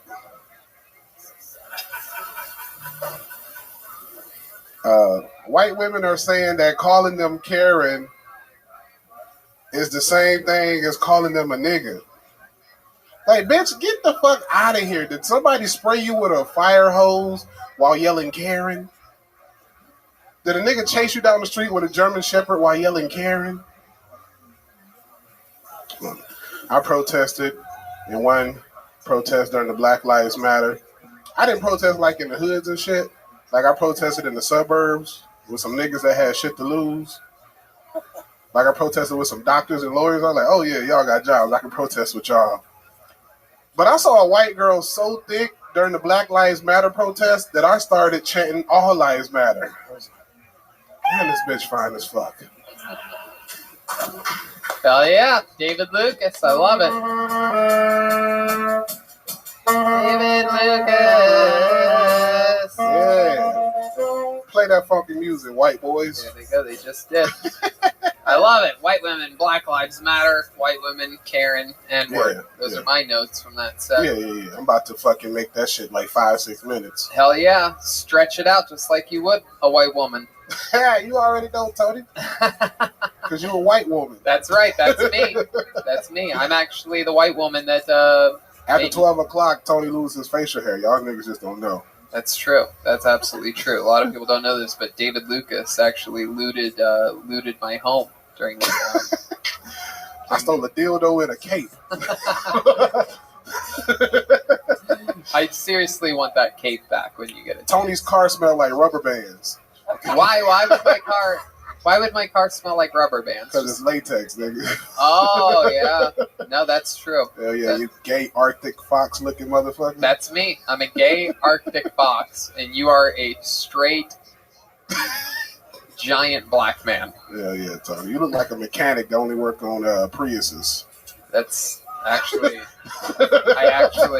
That's actually one of the things that I've been doing to supplement my income. An electric car specialist. Yeah. I also work on electric motorcycles. I had to give Red Band a little tune-up. No, bro, that shit, nigga, when I see Red, because I saw Red Band post that he rode like 15 miles. And then today, when I saw that shit was electric, nigga, I was laughing so hard. Oh, I know. Trust me. I don't know why you guys think I'm like trying to pull a fast one on. It's so funny. From day one, I've said I'm getting an e-bike. It's fucking cool. I saw that too, Brian, if it makes you feel better. I haven't joked about it, but I did screenshot it when you posted your trail of electric bicycling, like you're actually exercising. You guys just need to come over and fucking get on it. That's like it's me, just about having fun. I don't know why you guys. That's like me tracking where I went in my Corvette and being like, went for a 20-mile jog today in my Corvette. Red Band bicycle cut off when he go up hills. Wow, Tony ran 130 miles an hour down the 10 freeway at one point. Red Band, you should get a dirt bike, bro. That's more manly. It's not more manly. My shit's faster than that crap. Every bike with Red Band on, it's a dirt bike. It has instant torque. You know, it doesn't have like the gears like that. It's like a Tesla. You just want to have a reason to plug some shit up so you can go get some food. He has instant torque to get his instant pork. That's hilarious. You ever ride an electric bicycle? No, nigga, I'm straight. You know? No, come on. That's not a game. You make everything gay. Tony. Everything I do is gas until they run out of fossil fuels, nigga. Wow. I lied. I did used to have a hybrid i3 BMW. Oh, okay. Yeah. But the motherfucker only went like 110 miles, so it was a great car, a lot of room. Is that the one that has like the weird wood? Yeah. Yeah, that thing sucks. Do cars go slower because you're in them? Like they can't hit the max speed because you have the weight of like a small family. Oh, okay. A small, like Mexican family. You make dogs start urinating. I make dogs urinate. Yeah, when you walk in the house. This is what it's come to. This is why you don't see another show where the same two people roast each other for 74 episodes in a row. You make dogs urinate. This would literally be the final episode of Roast Battle if this was that show. They'd be like, well, that's it. An exec would be like, oh, they've run out. David Lucas said, Tony makes dogs urinate. That's funny though, man. No, it's actually true. I actually go to the dog park sometimes. I'm like the dog. You've heard of the dog whisperer? I'm the dog pisper. You're the dog tickler. Yeah, I go up and I start tickling the dogs. You do look like you can communicate with squirrels though. I do. We both love putting nuts in our mouths. So for the winter time. Yep, and we both love climbing trees and staring at guys from above. See, I can make gay jokes about me too. Man, fuck. That motherfucker's defense is 100. Like, that's it. How you go joking when he give you the joke? Like, that's it. I'm like the Tennessee Titans on Madden, except the only Titan on me is my butthole. It's Titan. Hey, Titan. We all know that. That motherfucker's loosey-goosey. That's right. So, David, what else has been happening? What do you got going on in your life? Ain't shit happened since last week, dog. Same old slow motion. I went to the beach today to fucking write, dog. That shit was... Oh, okay, you washed up on shore? Now, if you don't get your starfish booty hole looking ass up out of here, bro. Like a sea urchin looking at. You went to the beach to go write, so what'd you do? Did you walk on the sand? Yeah. Was it quicksand? Did you start sinking like the horse in the Never-Ending Story, Falcor? Oh, that's a really sad scene. Chroma said nothing's quick with him. Oh. Hey, man, if you don't get your deceased Chris Cornell looking ass up out of here, bro. Hey, people often tell me I look like deceased Chris Cornell. Yeah.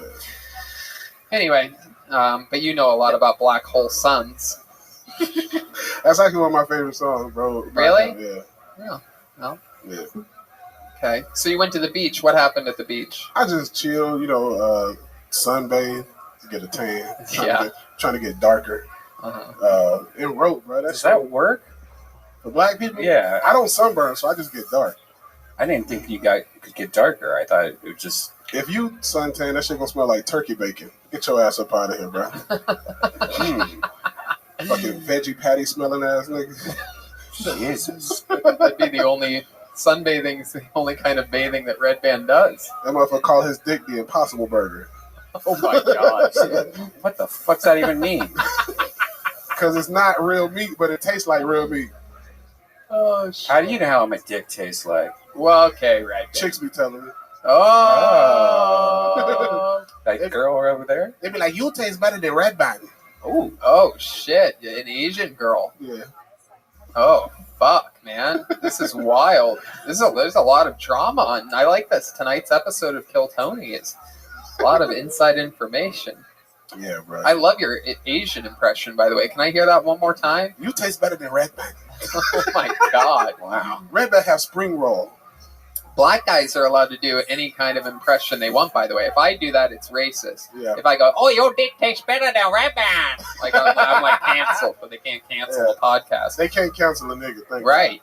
That's what I was going to say. If I was allowed to say whatever I wanted, that's what I would have said. You can say it. I'll just say it for you. No, I can't say it. But I will say this, is that you're always fun. We always have a blast. My nigga, yeah. Always fun conversations and great jokes. Ladies and gentlemen, David Lucas. Yes, sir. There he goes. On to the next one we go.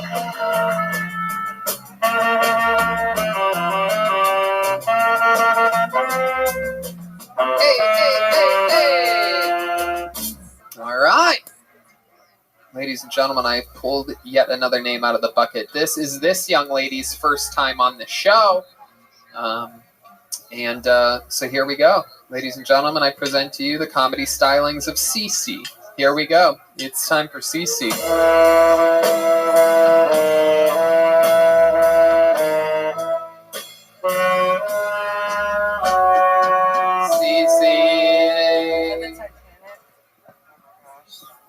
All right. Hi, guys. My name's Corinne.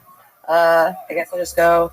So I think as a nation, like, I'm appalled at how we've been treating, like, sex offenders without knowing the whole story behind it. For instance, I was arrested about a year ago for masturbating, and it wasn't my fault at all. Like, I have this thing where, like, I masturbate in my sleep, so it's like sleepwalking. You can't tell that you're actually doing it. But, like, so, like, for instance, like, if I'm, like, having this dream, like, I don't know, like, I'm kidnapped by ISIS, and, like, they're like, oh, you either need to, like, like, either way, we're getting head, Of course, I'm going to finger myself. Like, I'm only human. So, like, anyway, like, it wasn't my fault that I masturbate in my sleep. It also isn't my fault that I, like, fell asleep in church with my eyes open. But, like, it kind of looked worse than it was, So, it's like, I didn't, like, have to do jail time, but I had to do, like, community service. So, like, that Big Brother, Little Brother program, like the Big Sister, Little Sister thing. So I was just, there you go. There you go. Absolutely. Cece. That was Cece's time. Hi, Cece. Hi. How are you? A little drunk, to be honest. Oh, my goodness. Yeah, it's so early, too. You got to sit down. You can't stand up for a couple minutes. Well, they got to sit down. Wow, following in the footsteps of Michael Lair and Kyler Bentley over there. Maybe we can get you a... okay. So, Cece, this is your first time on the show. Mm-hmm. How long have you been doing comedy? I haven't at all. This is your first time ever performing? Pretty much, yeah. Wow, Yeah. Look at that. That's interesting. Yeah. Is this something you've always wanted to do? I mean, no, not really. I just, like, I love hearing people laugh despite what happened. Were you just running past the comedy store and thought you'd stop in? Yeah, I was running. You do have some workout gear on. Well, because I came straight from jiu-jitsu. Oh, that's cool. Yeah, You do exactly. jiu-jitsu. How long have you been doing that for? About a year. Okay. Mhm. What level are you at? Well, so I feel like I don't know. I've only been doing it a year, right? But I feel like if you can beat a black belt, you should automatically be a black belt. Have you beaten a black belt? I have. Really? In jiu-jitsu? Yeah. Or something else? Like in jiu-jitsu. Like Go Fish?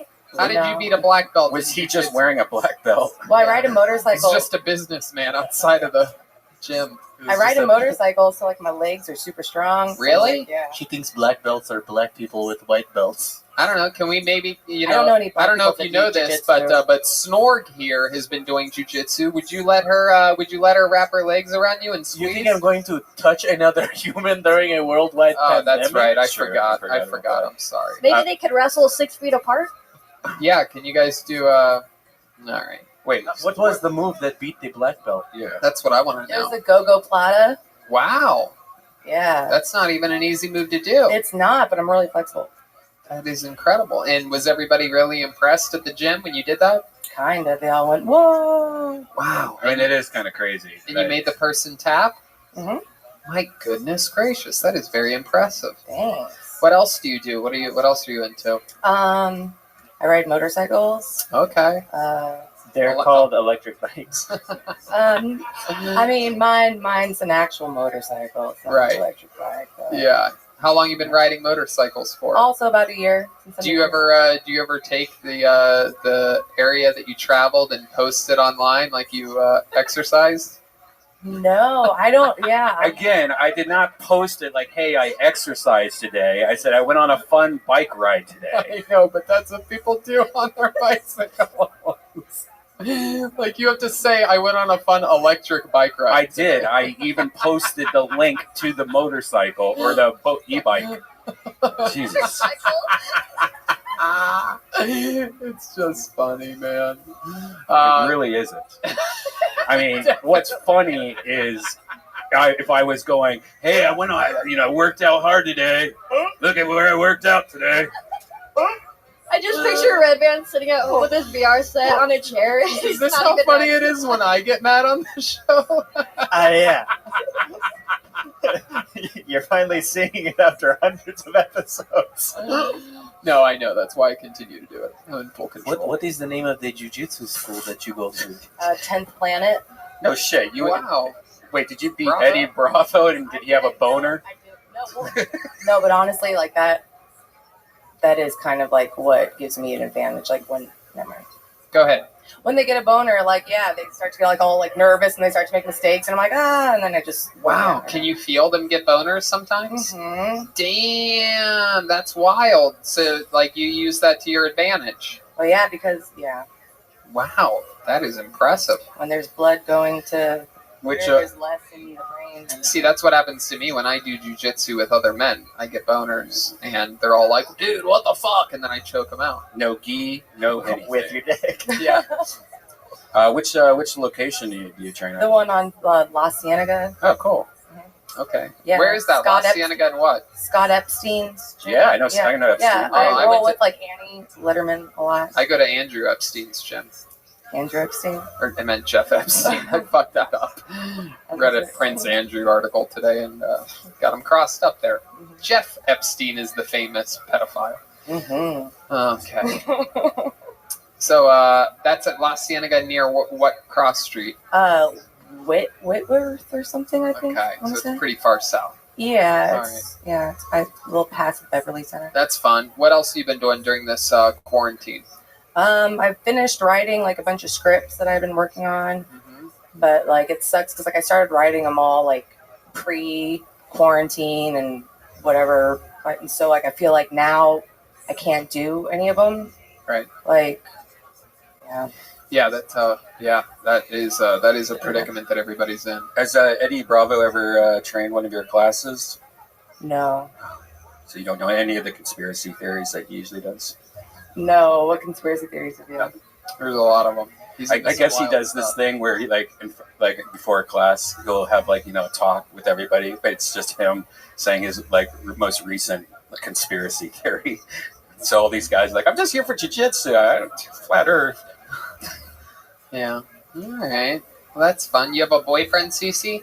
I have a few. Oh, okay. Whoa. Oh, yeah. One in the jitsu, two in the shitsu. You know what I'm saying? You got Mitch on that one. How about you, Jen? You ever do any jujitsu?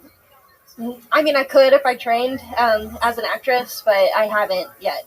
What characters do you like to play in acting?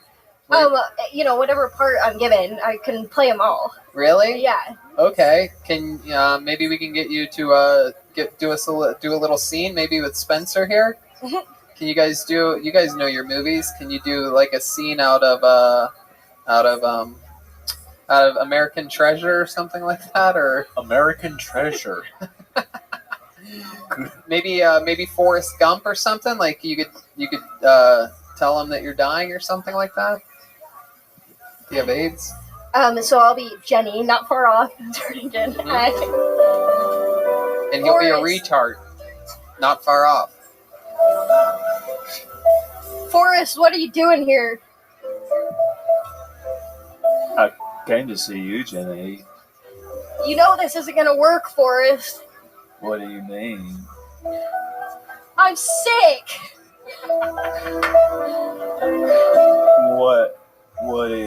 What do you mean by sick, Janae? I'm sick. I have AIDS. Okay, all right. Wait, let this go. Okay, you guys want to keep going? No, go. I'm really in this right now. Forrest? What is AIDS, Jenny? Oh, Forrest, you're so dumb. You'll never understand. Well, could you try to break it down for me? I know I'm not smart like those other guys.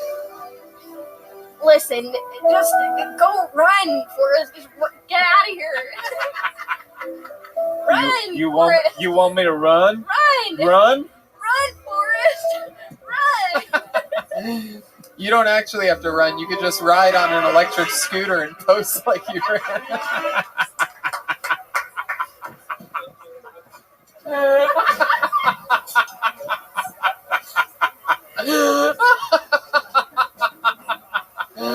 Okay. Oh, God. Oh, it's so funny to me. All right, Cece, this was fun. Thank you. You led us into a scene out of one of the great movies, 1994's Pulp Fiction. I mean, Forrest Gump. There you go. There goes Cece, everybody. 1994 Best Film at the Academy Awards. Beating Pulp Fiction. That's why I said that. Confused myself with the 94 thing. I do kind of think that if you beat a black belt at least maybe 3 times, you should automatically be a black belt. I think so too. I mean, every other competitive or that black belt martial goes art backwards. Right. Yeah. I think that seems fair. I mean, if you're boxing or in pro wrestling and you go against someone with a fucking belt and you beat them, you get their belt. Yeah. I think she should get a black belt. I do too. I'll talk to Eddie about it. There you go. It's going to put in a good word. He might have to meet you. Absolutely. All right. Round and round we go. Back to the bucket.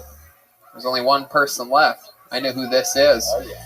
This young man was on the show just a couple weeks ago, and he is back. He is a cool dude, amazing door guy here at the Comedy Store. Great comedian out of beautiful Atlanta, Georgia. Ladies and gentlemen, one of my favorite people to kick it with this year, 2020. One of my favorite new friends of 2020. Ladies and gentlemen, Mitch Burrow is here. Mitch Burrow. Hey, Mitch Burrow. All right. Burrow. Mitch Burrow. Here he is, Mitch Burrow. You know, I know it don't look like it, but I fuck sometimes. The last time I was fucking a chick, she had her dog in the room, and I was like, hey, you got to get this dog out of here. And she said, you need to quit being weird. And I was like, no, you and this dog need to quit being weird is what needs to happen, because I don't think this is – I'm not the weird one for not wanting this. You have an audience, and I don't like it. And she was like, no, you got to stop. I was like, look, I know this is weird, and I know it's weird because this isn't a category on Pornhub. That's how I know it's weird. There's a lot of weird shit on there. People are fucking their stepsisters. They're fucking their stepmoms, which, first of all those are very unrealistic. Not a single one of them is named Tammy, so I know that's not a real stepmom because that's what mine's name was. And I never wanted to fuck her because she was mean. But that's not what's important. Here's the thing. There's fucking your stepsister. There's fucking your stepmom. You know what's not on there? Fucking your stepsister while the family pet watches you. That's not on there. All right.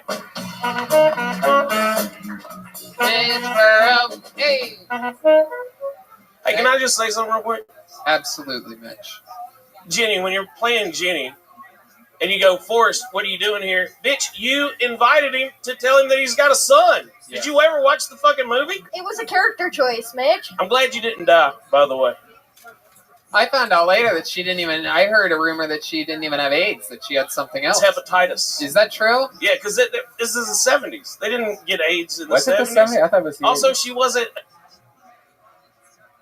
a gay man. So, like, it wasn't, like, at that time, that's the But only she was a heroin addict. Yeah, and they were just trying to scare everyone with the Dirty AIDS thing needle. back It then. didn't get over there at that point yet. This is still very early in the AIDS craze. It was hepatitis. Where I am from, we still haven't gotten AIDS. Is that true? Yes, as far as I know. Frogtown? That shit's crazy, dog. Never a case of AIDS in Frogtown. You been to Frogtown before, Snorg? Maybe once or twice. Wait, I would say that it is an American treasure. Frogtown, baby. Oh, yeah. You go to Frogtown a lot? Oh, yeah, dude. I love fucking drugs and shit. That's right. When you're not in Hogtown, you go to Frogtown. Mexican skateboarders. That's Yeah. what they got in Frogtown. I Yeah. know one of them. Yeah. People in Frogtown are very proud to be from Frogtown. It's one of those places with a lot of pride. It's like the South. You know, they shouldn't be, but they are. Right. Yeah, people from Young. Do you guys have a Confederate flag in Frogtown? Do you, Snorg? You've been there but once or twice or 3 times. You seem I very don't know if this is the right time to say, but you seem mad about I have AIDS. Hell yeah. Actually, it's just hepatitis. Mitch, is that true that you had sex with a girl and her dog was in the room? What kind of dog? What part of that don't you believe, Tony? No, I believe it. I believe it. Yeah. But I also believe the kind of girls you have sex with, they probably only have one room. I feel like this was probably a studio apartment. And she's like, what room would you like the dog to go into?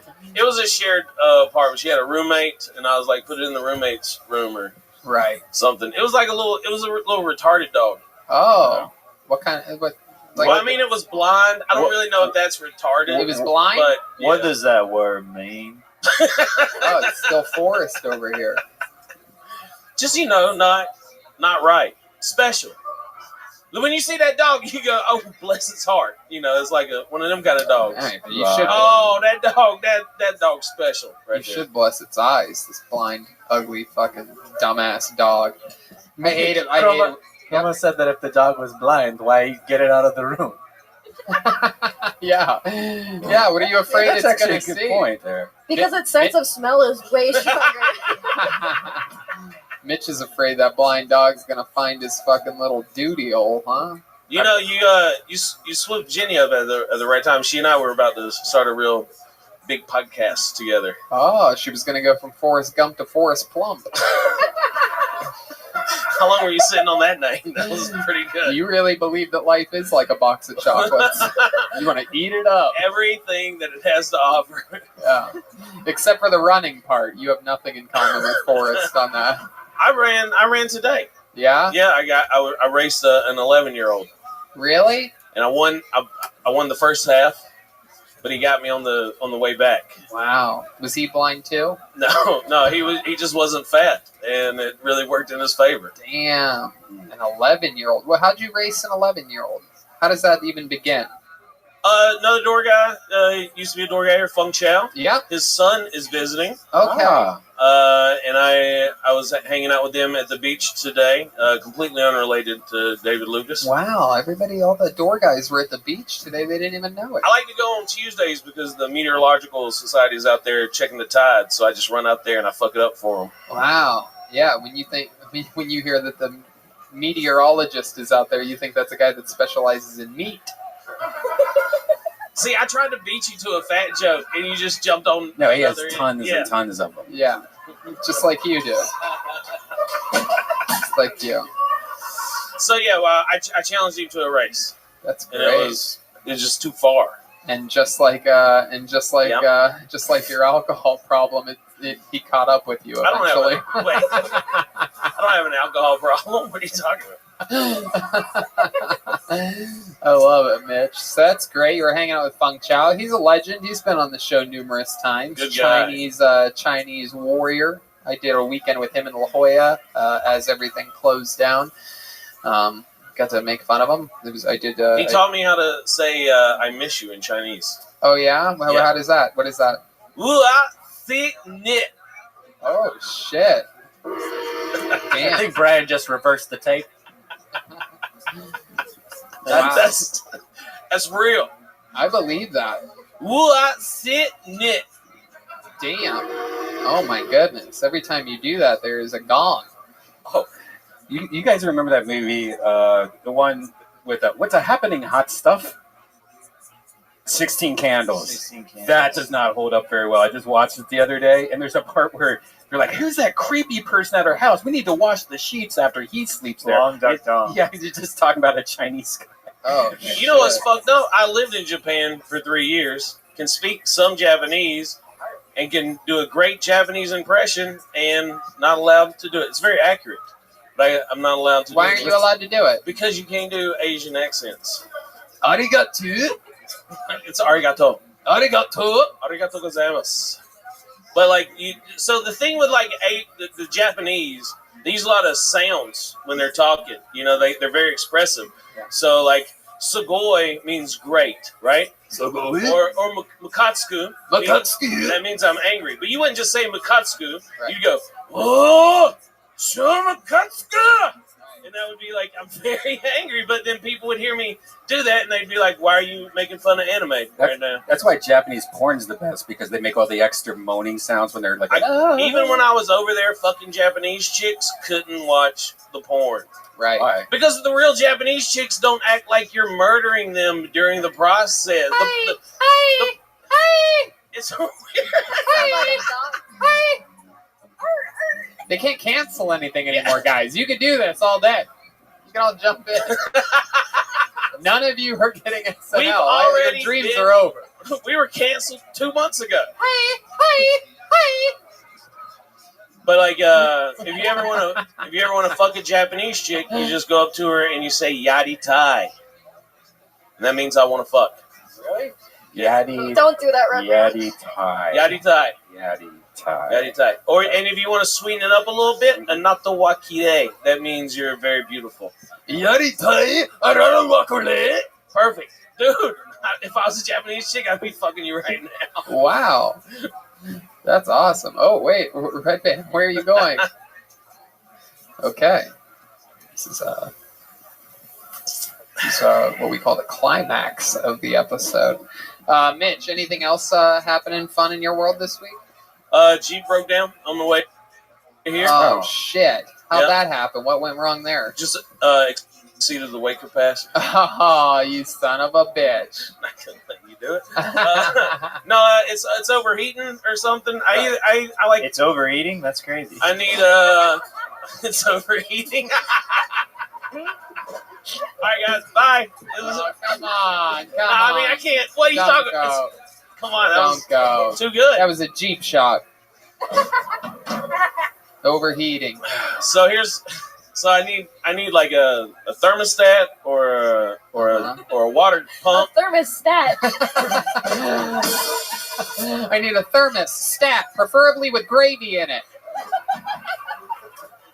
There's got to be a part on the Jeep that I can name that. What was the other thing? A thermostat or a what? A water pump. A water pump. Or a fucking starter. I don't know. I just name parts of the engine. Starters, appetizers, whatever. I'll do it. Joe Berg. Hey. Joe Berg. Joe. I love it. That was a good one. Yeah. You could fix your car. Did you think about using the defibrillators that you have on the back seat? That's not how you jump it off. Clear. No, but I'm probably going to work on it tomorrow. That's not how you jump either. All right. People can subscribe to my YouTube channel to see me work on a Jeep. Okay. What's your YouTube channel? It's just Mitch Burrow. Okay. Yeah. MITCHBURROW.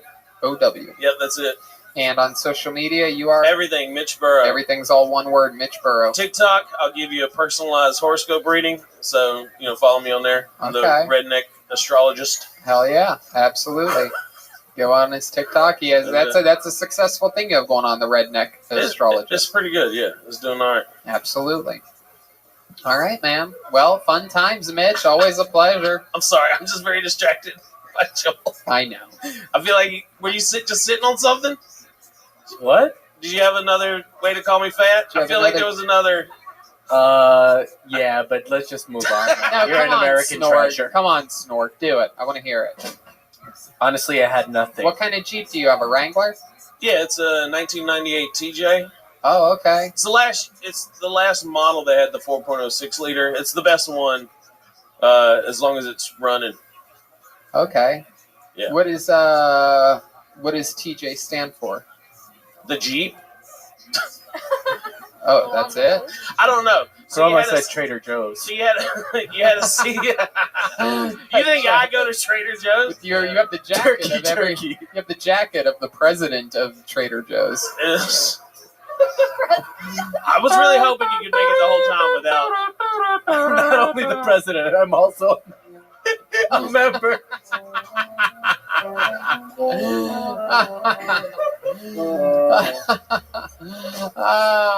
mean, I was going to give you some real Jeep knowledge.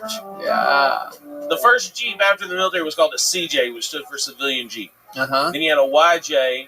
People didn't like it. Then they moved to the TJ, and then they just keep adding letters. And now you love the PB and J, right?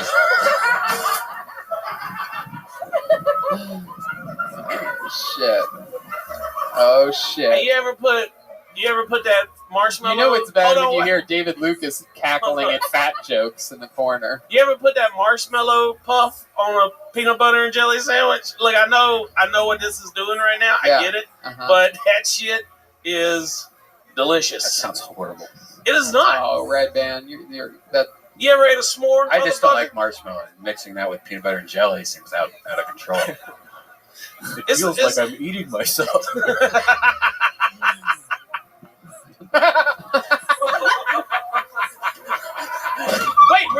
Wait, was that directed at Red Band or me? Oh, okay. Yeah, that was great, dude. Good shit. All right. Fun times, Mitch Burrow. Had a great time. There he goes, the great Mitch Burrow, everybody. There goes Mitch Burrow. That was Mitch Burrow. There goes Mitch Burrow. Mitch Burrow, Mitch Burrow, Mitch Burrow, Mitch Burrow, Mitch Burrow, Mitch Burrow. All right. We've come to that part of the night, ladies and gentlemen. This young man, very controversial figure on this show. People either love him or hate him. So he's been winning a lot of people over lately, and he's also lost some people lately. He is a polarizing figure. And with no further ado, I give to you the Big Red Machine, William Lights Out Montgomery. Here we go. Here he is. What's up? They call me William Lights Out Montgomery. That's because I have hepatitis C. I think Victoria's Secret was that its founder gave $1 billion to Jeffrey Epstein for no obvious reason. I don't know if y'all have ever seen Michel Jordan play. He's that French basketball player. Wait, is this fucking Pizza Hut or Domino's? That's what I like to say when I call it Papa John's.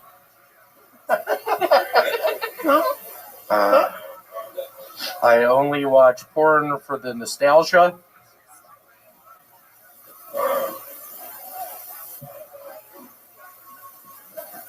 Man, really hard to repeat my set from last night. I killed it last night. I feel like last night was probably my best set I've had. It sort of bothered me. Y'all were shitting on me all night. I've had all day to really dwell on that. I think we need to talk about that. It really make the fucking sound. There you go. There's a minute from William Lights Out Montgomery. Make the fucking sound. William Montgomery. Make the fucking sound. William Montgomery. What happened last? Oh, the elephant noise. Last week, William, is what you're talking about. You keep saying last night. You mean last week? Last week. Yep. What? Probably it was my best set. Well, you were on quadruple Kill Tony probation for the first time ever with the management, the cast, the crew, who you have been both physically and You didn't tell me it was the crew as well. Yeah, David Deary. What do you mean the crew? David Deary, I hate that fucking pussy. But why? Why do you hate him? He's a nice guy. I tried to kiss him the other night and he didn't reciprocate. I know, you're not supposed to do things like that during this global pandemic. I love that guy. Y'all seen David Deary recently? Look at his fucking pussy ass. His actual problem. Look at how he's fucking sitting, just like a bitch. Oh my God. You would sit like that, David Deary? You piece of shit. David is... Why didn't you kiss me last week? No one wants to be near you. Dude, I'm sick. Okay, we get it. Everybody gets it. Y'all are in for a treat. The cameraman, this is my showtime at the Apollo. Just set to get on showtime at the Apollo.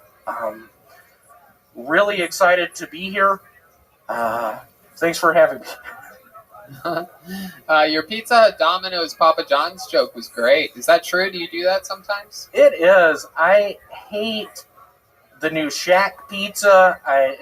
He claims it's an extra large. It happens to be just a large. What? Same amount of pepperonis, same amount of cheese. $1 goes to some bullshit charity for black kids. I'm not buying it. But I am calling up Papa John's, asking, hey, what is this, Pizza Hut? Or Domino's? Have y'all had the cheese bread from Domino's? That is to die for. Jeremiah, it looks like you have. What's up with your hair tonight, dude? My name's Spencer. Hey. Spencer, what's up? What's up with your hair? I've just been growing it out. It's kind of... Love it. It looks pretty. Oh, thanks. Red Band, what's up with the hood over your head? What's going on? Because you fucked up last night on the AV? Last week. Last week on the AV? I fucked up last Why isn't it on YouTube? That was my best set. It is on YouTube now. Yeah. Is it? Yeah, last week's episode is now on YouTube. Cool. Perfect. Another fun fact about last week's episode is that afterwards on that Monday night, my sleep schedule's actually evolved. Hey, Michael, quit laughing like that. You know I hate your girlfriend. William, over here. So my sleep schedule's evolved a little bit during this pandemic, and I was actually asleep by about just a touch before 1 a.m. last Monday. And I called you. And you didn't answer. And yeah, that is true. My phone, I forgot to turn the ringer off. Very rarely do I forget. What is your ringer, by the way? It's the song "Money" from Pink Floyd. I love that. I thought that was Joe Walsh. It's Pink Floyd. Oh, Jesus. Okay. I thought that was a Joe Walsh song. Anyway, why were you calling me last week at 1:57 a.m.? By the way, I wanted to tell you this has been such a nice ride, but after y'all paraded... Yeah, thanks, Red Man. That really adds to it. Keep going. I just wanted to, if I could have gotten you on the phone, I would have said, Tony, this has been so sweet, so nice, but after tonight, I've had enough to some extent. Yeah, that's perfect.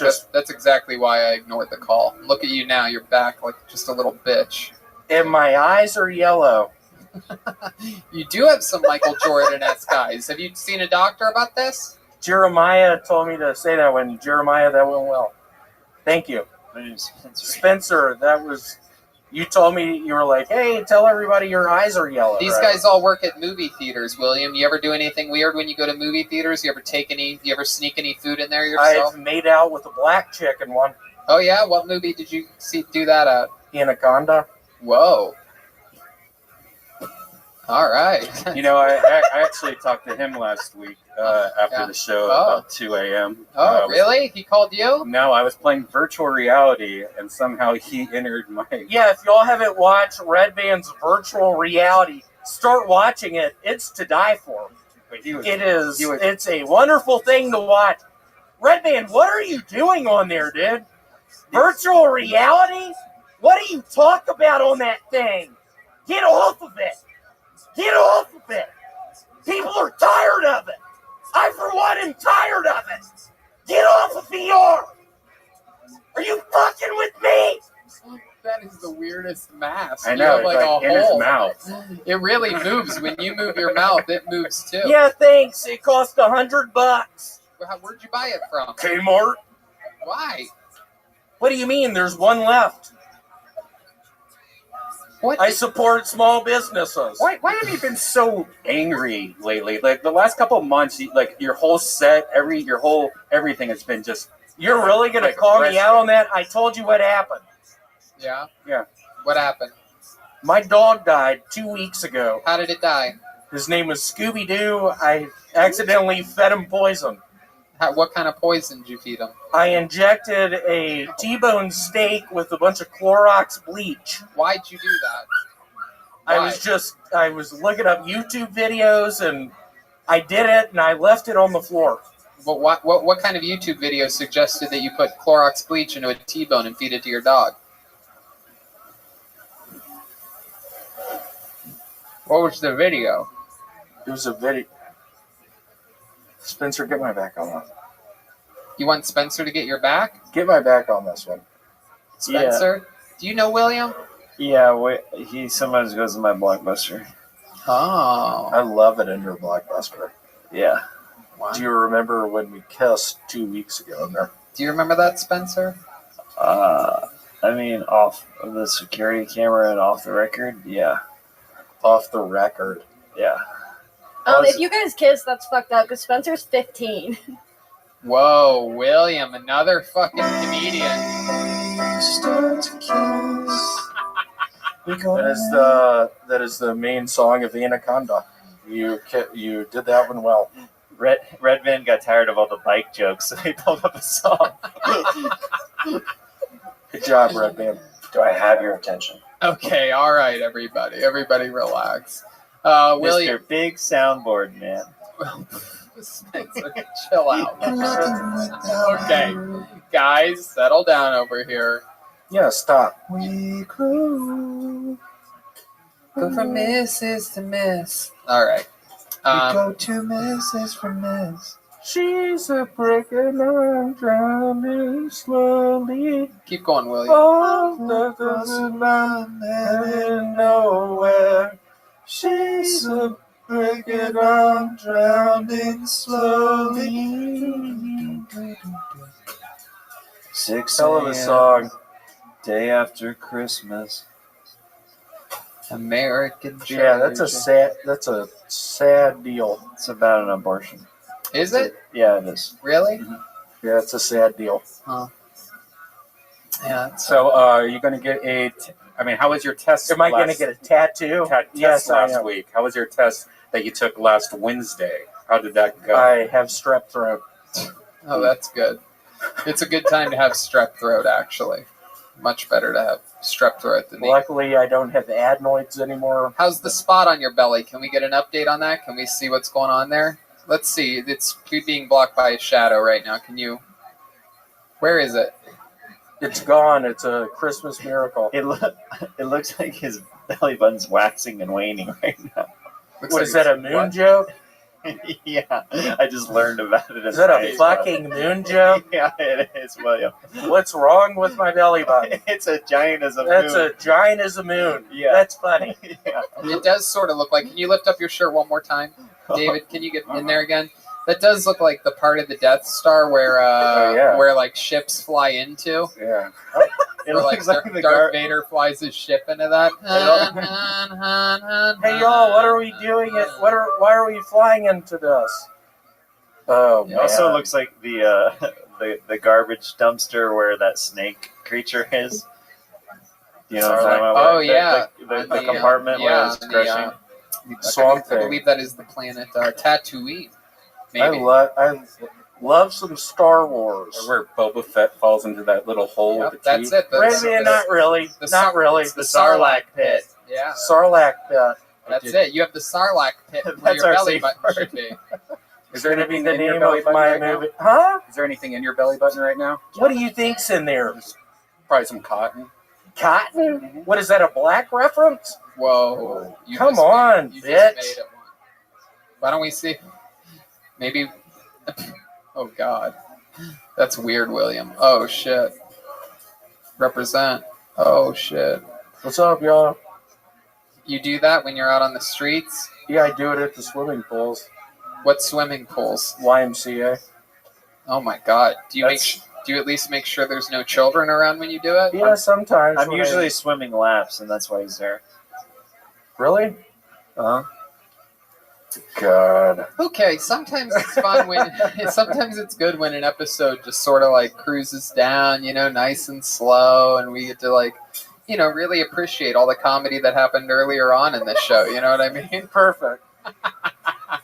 Ladies and gentlemen, one of the longest tenured regulars in the history of the show, the great William Montgomery, everybody. There he goes.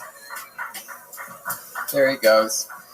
This was another episode of the show. We did it again. Fun stuff happening all around the world. Let's check out the drawing from Ryan J. Ebelt. Let's see what happened here tonight with the movie theater crew that sometimes works at a Blockbuster.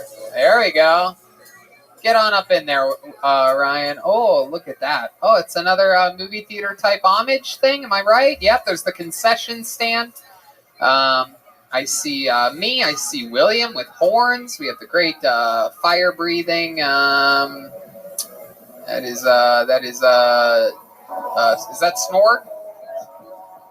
Oh yeah, that's David Lucas. Yep, that makes sense. Cool cat. Everybody, Michael Lair on a tank. I love it. What a crew. Snorg and Jen down below.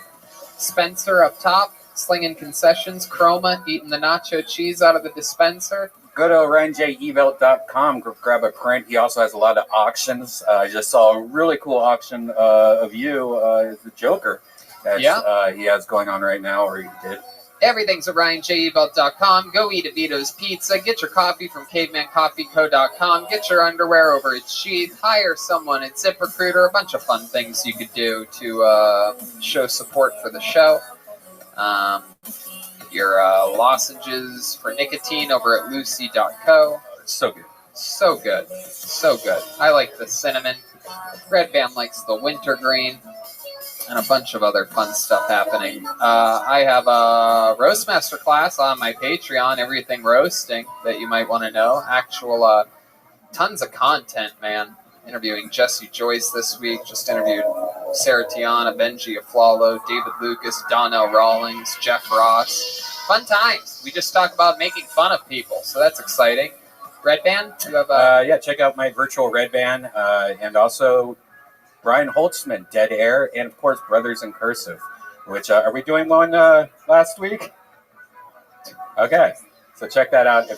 Oh yeah, I have a whole new merch store as well attached to my website, TonyHinchcliffe.com. Brand new shirts drawn up by the McVader. Those are mostly Roastmaster class based. There's also a cute little Hinchcliffe Red Band 2020 shirt there. I like it. Jeremiah Watkins has a new episode of Jeremiah Wonders. I'm sure of that. Tell me about it. It has Dr. Phil and the Starbucks assistant manager, Aubrey, on that episode. I thought that was last week's episode. That was this week's. Shanks and Dr. Phil was last week. Oh, yeah. Yeah. What else, Jeremiah? Anything else? At Jeremiah-Watkins on Venmo. Thanks for the support, guys. And if you're in the Tempe, Arizona area at the end of the month, I'll be doing some shows there the last weekend of the month on Thursday and Friday. There you go. Tempe, Arizona. Yeah, and if you're on YouTube right now, head over to youtube.com/Jeremiah Watkins and hit that subscribe button. There you go. Also hit subscribe for this show if you haven't yet. Jen is actually Jet Ski Jesse Johnson. Quadruple J's tonight. You are Jet Ski Johnson on all platforms. What else, Jetski? That's it, at Jetski Johnson. Thanks, guys. Chroma Chris. It's Chroma Chris. I missed anything tonight, Chroma? No. Just check me out, the Baby Boys on Spotify. That's right, the Baby Boys on Spotify. TheBabyBoys. And then, of course, the great Joelberg, Joel Jimenez, was here. Believe it or not, that was snored the entire time. I know, it's shocking. But go ahead, Joelberg. You have a new episode of Mostly Sorry, which is also your name on all social media That's platforms. right. Yeah, me and David Deary, we are American treasures. That's right. I absolutely love it. Are we missing anything? That's pretty much it. Thanks a lot, guys. Good night, everybody. Oh, thank you to everybody out on the patio that came tonight to the Comedy Store. We are streaming the show out there. We thank Charlie from Vito's for the ZD. We'll be back next Monday with another episode of Kill Tony. Live.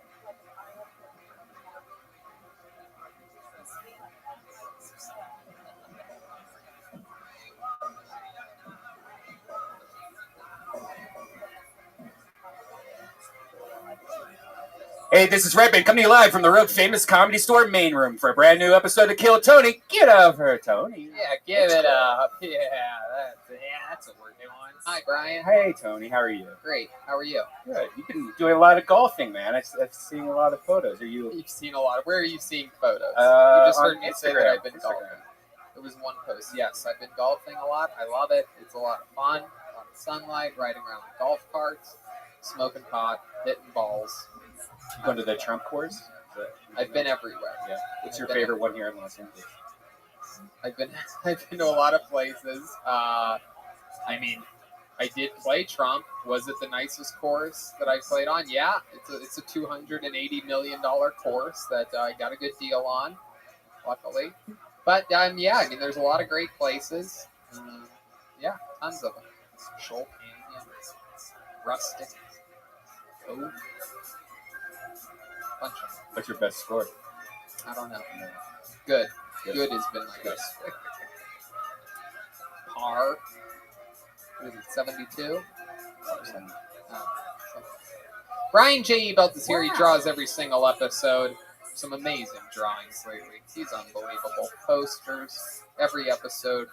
On for sale. It's all out there. RyanJEbelt.com. You can get them. Why not? Vito's Pizza. Delicious Vito's Pizza. I've been indulging a lot this week in a lot of Italian food from Vito's. I had the baked ziti yet again with meatballs this week. I had the baked ziti with sausage and meatballs. This is golf food. It's good for people that ride electric bicycles too. This is the electric bicycle diet. That's baked ziti and pizza. All from Vito's, locations everywhere. I like the one on La Cienega, but they're also out in Santa Monica. They're everywhere. Vito's Pizza. Speedweed, the great Gino, always joining us, always has our backs. The great Better Box Studio was home to us for many months during the quarantine, and we absolutely love it. Get a candle at damngoodcandleco.com. Yeah.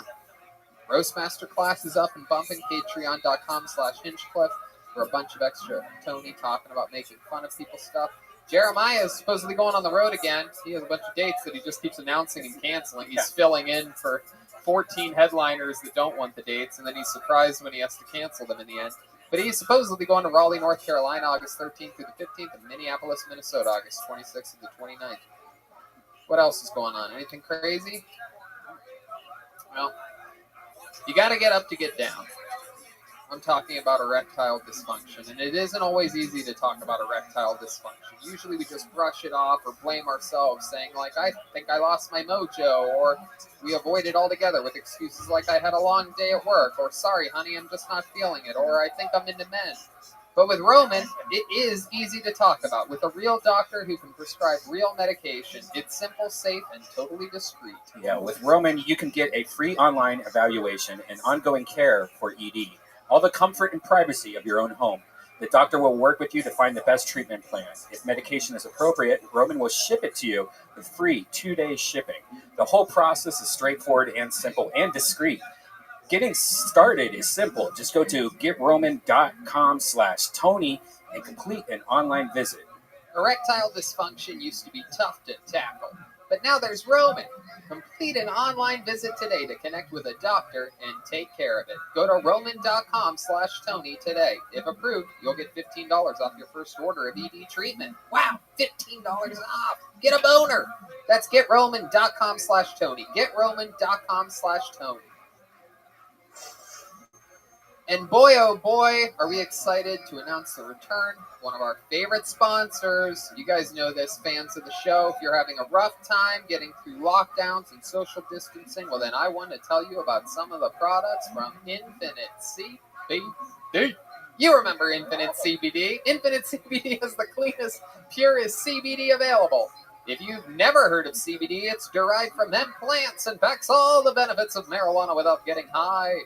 And Infinite CBD has a ton of different products that we've used, and they're just great. I rub it all over my body all the time. Here's some Infinite CBD products I think can get you through the hard times, Tony. CBD AM Plus, difficulty concentrating while you're working from home. This has CBD plus caffeine for mental clarity. CBD gummies, that's my favorite, with new flavors like sour and full spectrum gummies. Woo, full spectrum. A lot of people say I'm in that spectrum. If you think you're losing it, these can help you relax. CBD lube, you know, it feels good. You've got time to kill, treat yourself. Actually, that's really, instead of using spit, try it out. CBD lube's amazing. Put lube on your fucking stump of a dick. Yeah. If you haven't tried CBD, look it up. There's a lot of research and users reporting benefits like reduced anxiety, reduced inflammation, and more. So go to infinitecbd.com to see which of their products fits your needs. That's infinitecbd.com, and if you use promo code KILLTONY, you will get 20% off once more. That's infinitecbd.com, promo code KILLTONY for 20% off. There you go. I like that voice. You know, we're just gotta get through it sometimes. You know what I mean? I'm just excited about these sponsors. I just love everything about them. We're having fun. It's a beautiful Monday. We're live on YouTube. The live streamers are amongst us. They're watching, right? Everything's out there. Okay, let's start tonight's episode then. We have a fun one, I do believe, lined up. You know, we never know that. Sometimes I lie. I say tonight's going to be a fun show, but I don't know what kind of mood the band's in. I don't know who's going to get pulled out of the bucket. I don't know if the regulars might be prepared or whatever. I don't ever know. This is a completely improvised show. Other podcasts, they know what they're going to talk about. They have a big whiteboard right behind the camera that you never see, in which they talk about the things that they're going to talk about that they plan to talk about all week. Anyway. We do have a band on this show. They commit to being different characters every episode. We never know what they're going to be. Let's find out what they are tonight. Ladies and gentlemen, I present to you the best damn band in the land. It's the Kill Tony Band. Jeremiah Watkins, Joel Burke, Joel Jimenez, Jet Ski, Jesse Johnson, and Chroma Chris. Here we go. Let's see what happens tonight, shall we? Here they come, I'm sure, any moment now. Oh, we know this crew. Oh, wow. Wait, I thought it was newscasters, but now I'm a bit confused. Could be 80s comedians. Strike and a miss. What is it, newscasters? Foul ball. Oh, it is newscasters. All right. No, it is not. It's foul is not not when something's going smooth in baseball, Tony. I thought perhaps you were a sportscaster calling a foul ball. There you go. Sportscaster it is. You said newscasters. We do not. You're say all the news. sports guys? Yes. Okay, well then you're not newscasters, you are sportscasters. Sports announcers, sportscasters, sports broadcasters, whatever you like to say, Jody. Yes. Okay.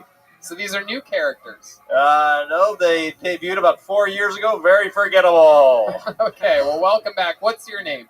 My name is Teddy Massingale.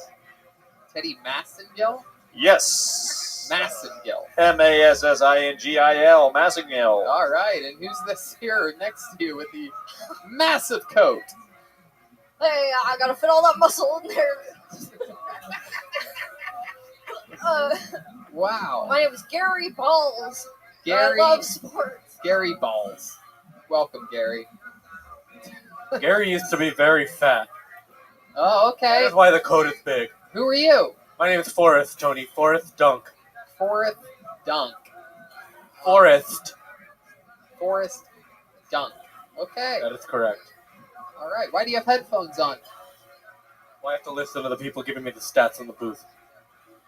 Okay. And how about you?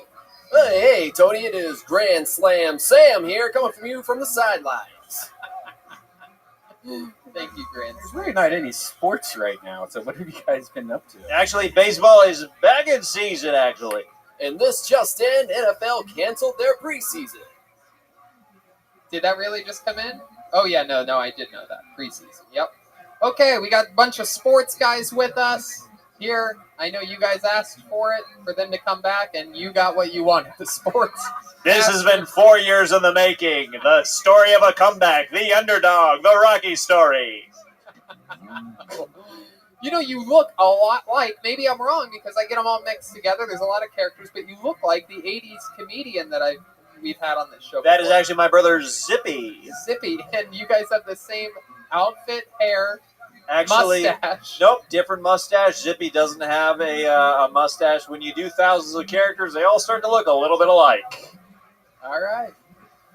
They all look alike to me. Well, welcome, guys. We're going to have fun. We have 4 sign-ups in the bucket. They are, actually, we have 5 tonight, so somebody's going to be left out. That gives it a little bit of risk involved.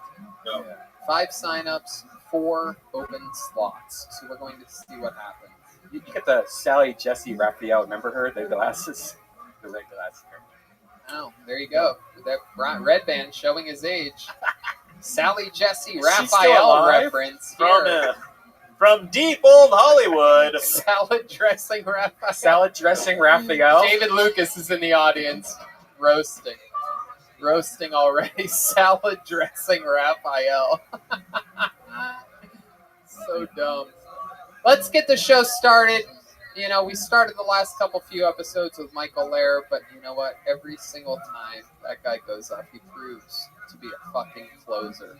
So we're going to flip it around again. Ladies and gentlemen, kicking off tonight's show, a beloved figure to many, hated by so many more. It's incredible. Ladies and gentlemen, here's William Montgomery. What's up? First and foremost, I want to give it up for salad dressing Raphael. He is a good friend of my uncle's. I wrote this set after a couple ice houses. Let's just call it that. A couple nights ago. You know the difference between cancer and a child? My dad's got it. Who needs Jesus when you've got a metal detector? This is me working at Disney World. Check out the castle over there. I'm coming out with a movie. It's called Spiky Pineapple. How do I hold this thing?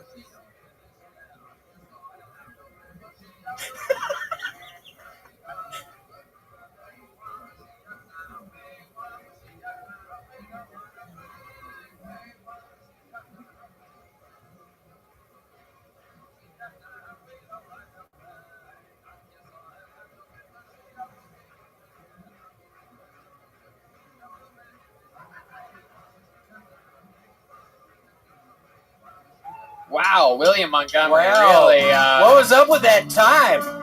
Woo! He really... Whoa! What happened there? You left a lot of space for laughter there at the end.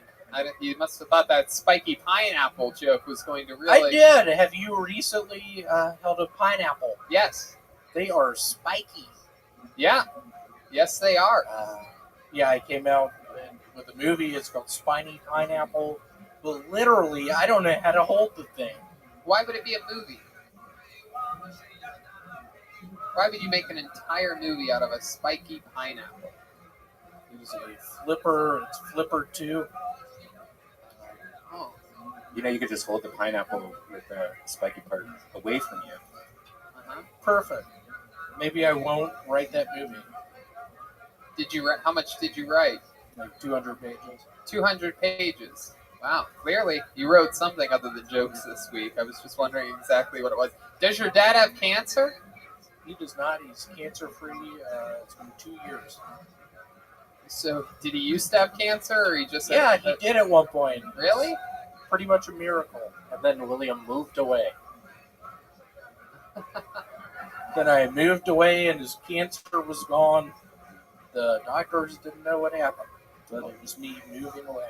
My goodness gracious. How about now the Jesus metal detector joke? Can we talk about this for a second? If you don't need Jesus, if you have a metal detector, can you explain? Yeah, you don't need Jesus if you've got a metal detector. What do you mean by that?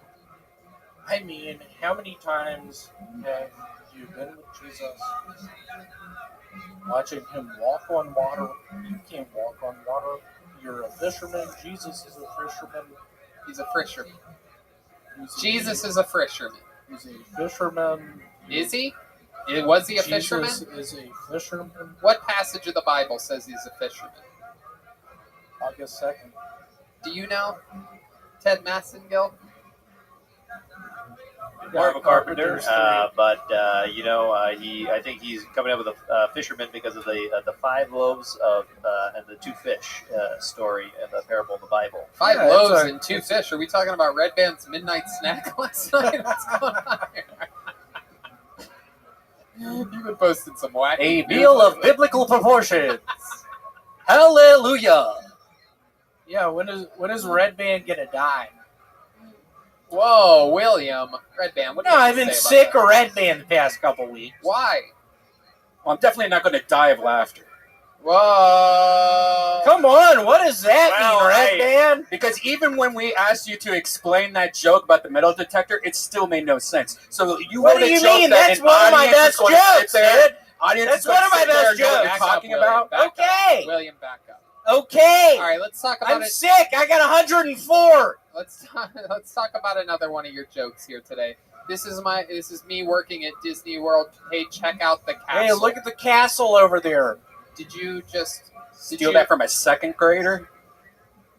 I don't even think a second grader. No. I mean, that's not Look at the castle over there. My point is, Disney World is known for a Cinderella's castle, and I swear to God, if I'm working there, I am going to be saying, "Hey, y'all look at that castle over there, please." The Cinderella's castle. I've been working for Disney now for 5 fucking years. No, you work at a storage facility. A job. Well, I I had to resign. No, you didn't. Did I you? had to resign. Did you really? If anyone has a job, do you have a job, Gino? You got a job for me? Yeah, nobody's really hiring right now. Okay, William. okay. Oh, I literally had tens and tens of people offer you jobs the Well, last now few I years. finally need one. You finally need one in the middle of a global pandemic. In a pandemic, I need a job.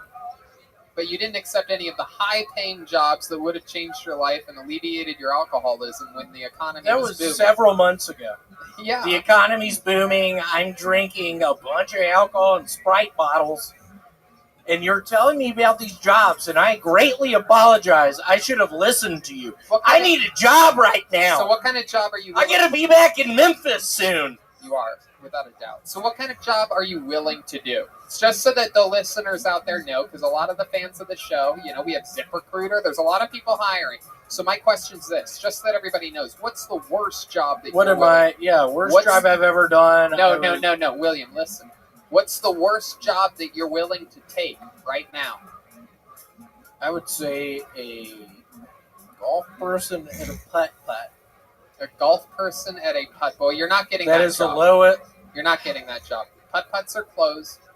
Even the putting courses on... I need a job, Tony. I know. So let's I try. mean, what will I do? Yeah. What will you... That's what I'm asking Red you. Band, are you hiring me? No. You were saying it the other day. No, I wasn't. William, Brian had to get a job at Trader Joe's. What are you talking about? Who's Ryan? Who's Ryan? Okay, William, what type of job do you think you'd be good at? Like a Petco? What would you do at a Petco? Do you know a lot I about work pets? around the fish. Okay. Let me ask you this. Okay, so let's do this. I'm a customer. I walk into a Petco. You work at the Petco. Hello, can you help me? Yeah, what are you looking for? A channel cat? It's a channel catfish. What are you looking for? A channel cat? What the fuck's a channel cat? I'm a customer here. I was looking for some... David, why'd you tell me to say that? I was looking... Come on, dude. William, over here. You can't just... There's no, like, crowd Yeah, work what during this happened part. there? What happened there? William, so I'm at a Petco. I'm a customer. Hi, I'm looking to buy a squirrel. Can you help me? Yeah, what's your name? Bob. Bob, what's your last name? Jenkins. Bob Jenkins, and I'm here to buy a squirrel. Do you have a squirrel? What size do you want? Medium squirrel. What, 2 feet? Yes. Everyone A knows 2-foot squirrel? Yeah, medium is 2 feet. Everyone knows It's that. $1,000. A 2-foot fucking squirrel? It's $1,000. Do you accept cashier's check? Yeah, cashier's check. I accept cash. That's it? A 2-foot squirrel? What kind of Petco is this? Whoa!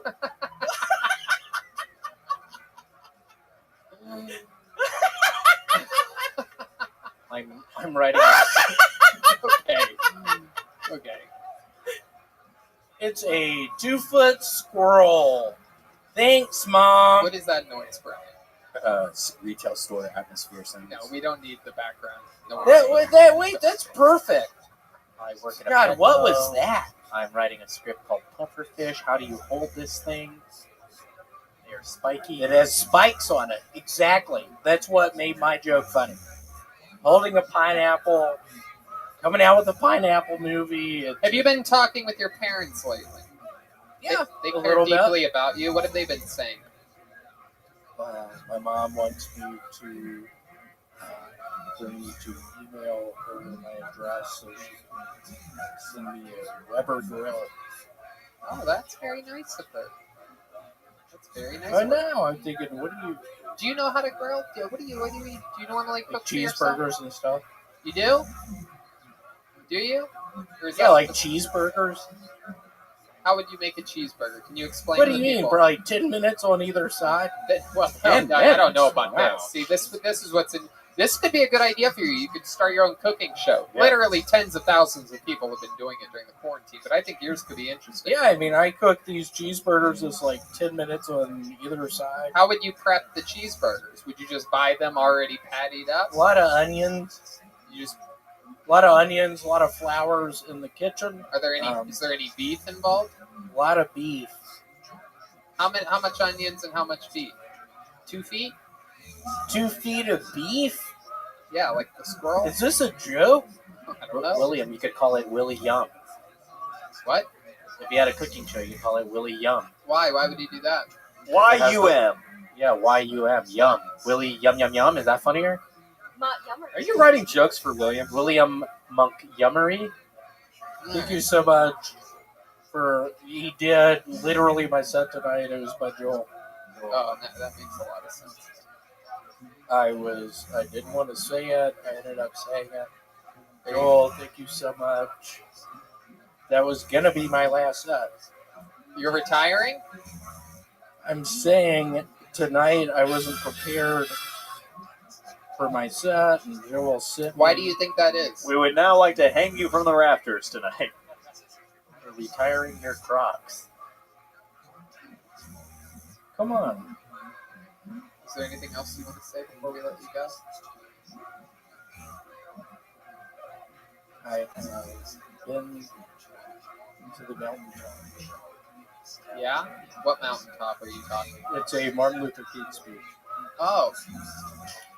Okay, well, there you go. Whoa! Red Band got his first and only fart sound out of the way tonight, so at least something good came out of this. There goes William Montgomery, everybody. William Montgomery, he's the one with red hair, no jokes. All right, David Deary, man with a plan, helping us out, keeping everything nice and clean.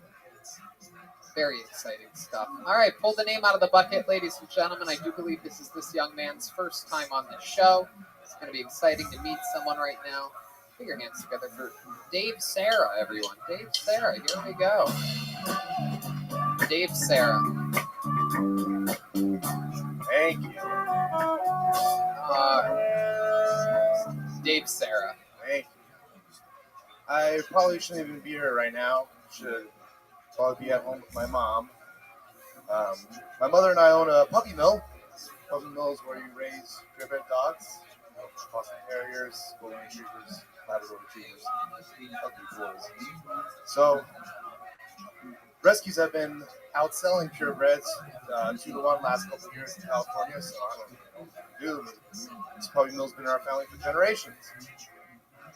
So I just did what any good son would do. I bought a whip and a lead pipe, and honestly, I'm just going to abuse these puppies and fucking turn them into rescues. I really think that's the easiest way to do it. I'm no expert, but I can definitely do that. Puppies are so unaggressively dumb and obedient. It takes night after night of night beating them over the head. You want to kill the damn thing, you just want to make it scary. I mean, you know the look. Thank you. Dave Sarah. Thank you. Yeah. Thank you. That was fun. Thank you. Is any of that true? You guys really have a No, not true at all. Not at all. Huh. That was actually the first joke I ever wrote before actually told me. Like that joke.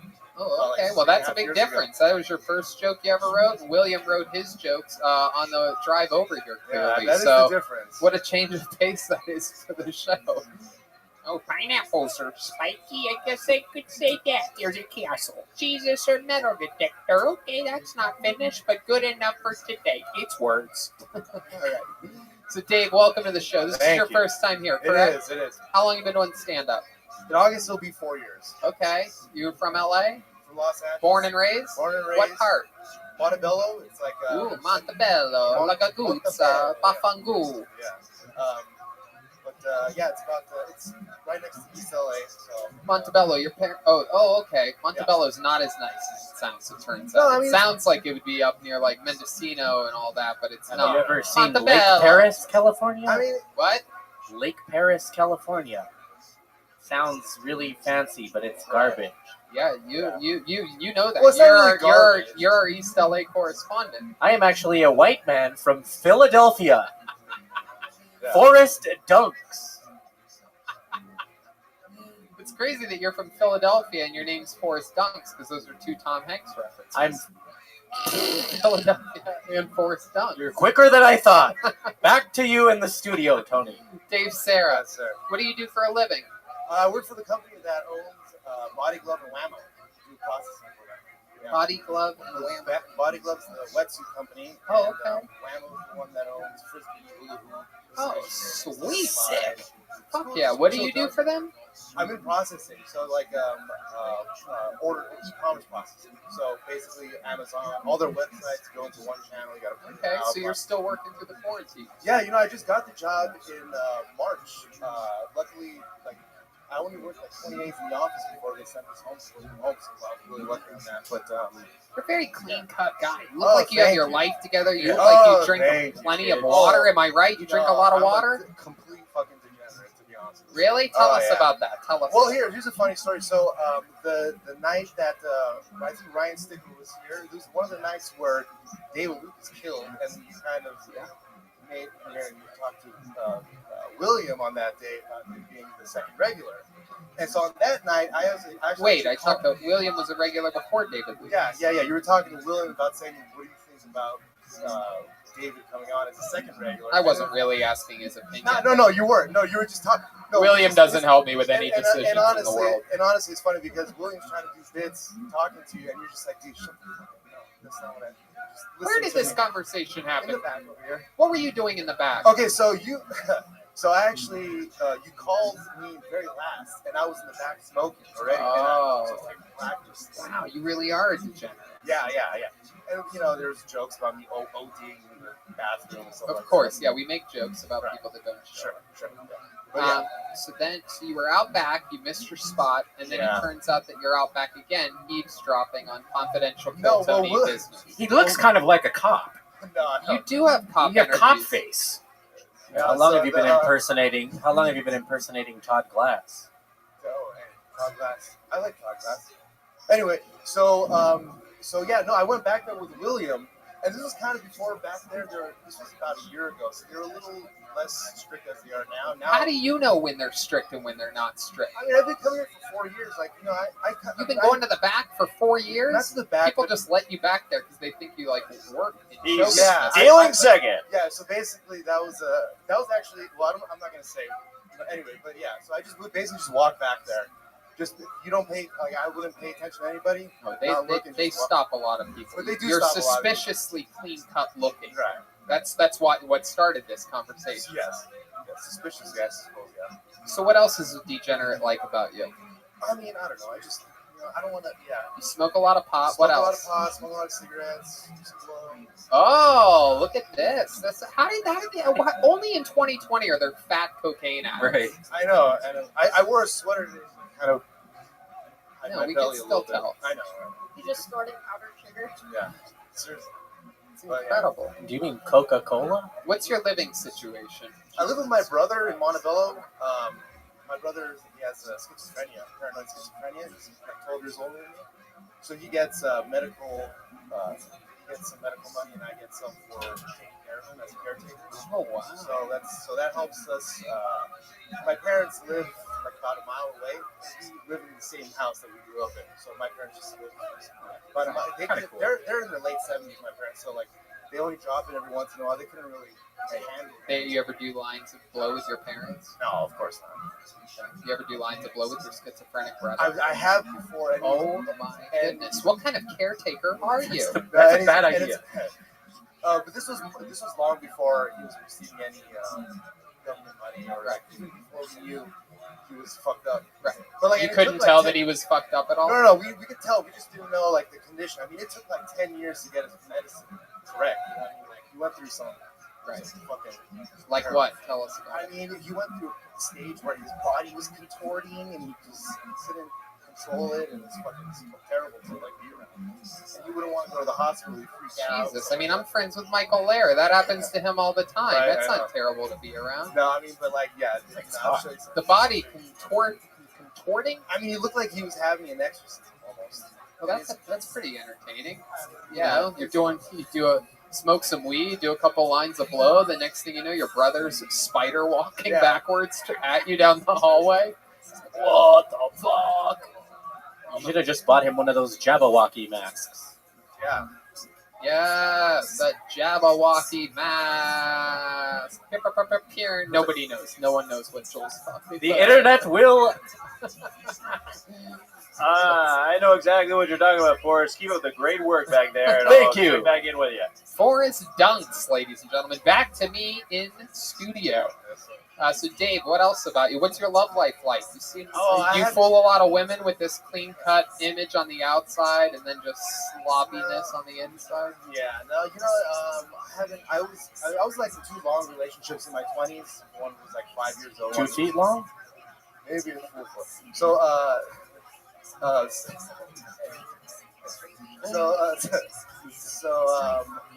my last girlfriend, we broke up about 4 years ago. We lived together for about 8 months, but nothing. How'd that end? Why did that end? Tell the truth. I will tell you. At that time, this was about 4 years ago. Valentine's Day was on a Sunday, and on Friday, I had just gotten off of work, went home where we were living in an apartment in Pasadena, and then went on a little bender. Well, no, but she was asleep when I got there, and she was looking through the days. you raped her. No, I didn't. Okay, go on. So, yeah, I mean, she was asleep. It was Friday night. I get a call from my cousin saying, "Hey, you want to come downtown, have a drink?" I was like, "Yeah, no, I don't feel like waking her up and explaining all this bullshit." So I did. The next So you morning, went and had a drink. No, I did not go. Right. I didn't wake her up. I decided not to go, not have a drink, whatever. So the next, and like my ex at the time, she was a fellow degenerate as well. So Okay. she was like, so you woke up. She woke up the next day. You guys wake up Saturday morning. Saturday she goes, "Guy, you didn't even wake me up last night." And you're No, like, "Yeah, no, well, not my even like- buddy invited me for a drink." And she's like, "You could have gone and had drinks. You didn't fucking wake me up." And then you broke up because of that. well, no. What happened was I said, "Oh yeah, my cousin called me. He said, why don't you come down to have drinks?" And I said, "No, I'm not gonna go." And she got mad at me because she's like, "Yeah, we knew what you were gonna do," and I fucking flipped out. Why'd you flip out? I just flipped out because I knew what she was insinuating. That I can't picture you being mad. Can you do it without even thinking about it? Can you really get mad and show us? No. Wow, this is like gay Tony Soprano. I know. This is exciting. I've always wondered what gay Tony Soprano would be like. Woke up this morning. It was the day before Valentine's Day. Girlfriend was mad at me. We'll be fine. Gave drugs, I'm a schizophrenic. Schizophrenic brother. You Well, to ever be fair, at the time, I mean, you ever everybody give compassionate masturbation to your schizophrenic brother? Have you ever heard of that before? That's a scary concept. I did not know. I've caught him masturbating a couple times, but You ever? What'd you do when you caught him? nothing. I just like just that. Come on, faster, harder. Come on, finish already. We call that an assist. Yeah. There you go. That's on character, funny in the moment. There you go. Good timing on that. Forrest Dunks is back, everybody. He's hitting up. Dave, anything else we need to know about you before we let you go? That's gonna be it, I think. Yeah. Fun times, good jokes. Thank you very much. I think with an audience that puppy mill thing about abused dogs, smart, funny approach. At first, it was kind of a little touchy because Yeah, anytime Yeah, you're I'm hurting very animals and nervous. stuff. I mean, I've been on the belly room before. I've been in the belly room and in the OR, and I always wanted to do. There you go. This is a version of it. The version of it, I'm down. So Getting thank closer. There he goes. Thank you. Dave Sarah, Thank you. everybody.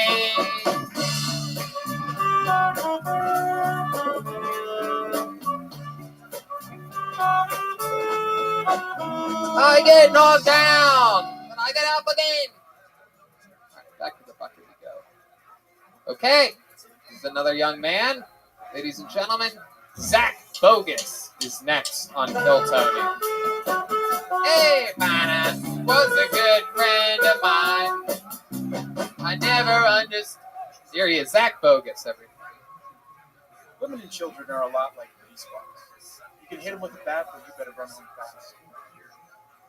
Getting kind of tired of this lockdown bullshit. It's been months without a decent school shooting. When I was a little kid, I thought I was gay, so I told my dad. Like the good Christian man that he is, he sent me to church for conversion therapy. And it must have worked because I figured out I was straight after the priest lost his ring in my asshole. To this day, when I fart, it smells like holy water. I lost my anal beads. I miss them so much. Without them, I feel empty inside. I consider myself a pretty open sexually guy. I mean, I fuck just about anybody, except for war vets. I hear they all have PTSDs.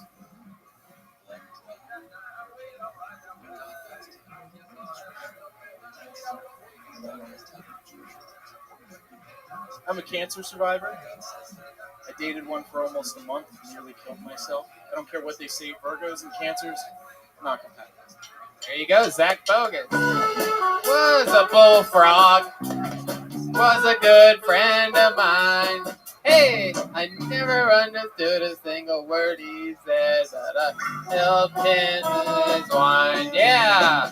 Step back from that ledge. Bow now, now. From Zach, from my friend. All right, Zach Bogus. The best part of that song, by the way, is the second verse when it comes in. If I was the king of the world, tell you what I do. We don't give a fuck anymore here on Kill Tony, everybody. We are talking about a song right now. And make sweet love to you. All right, very good. We're losing our minds. You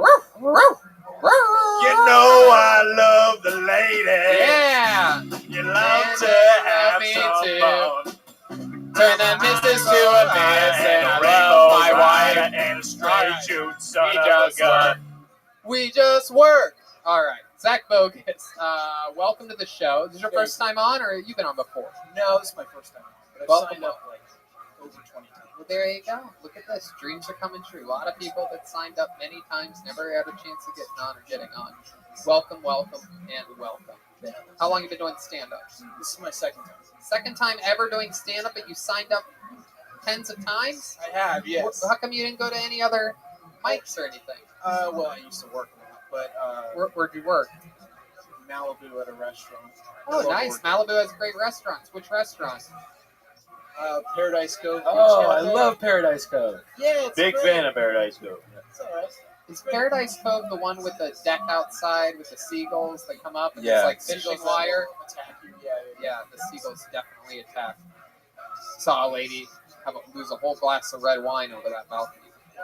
There's all those trailers, like a trailer park right in front of it, and that's where I think Woody Harrelson or somebody weird like that lives. Woody Harrelson, another Buckeye from Columbus, Ohio. I've seen Nick Nolte at that Paradise Cove.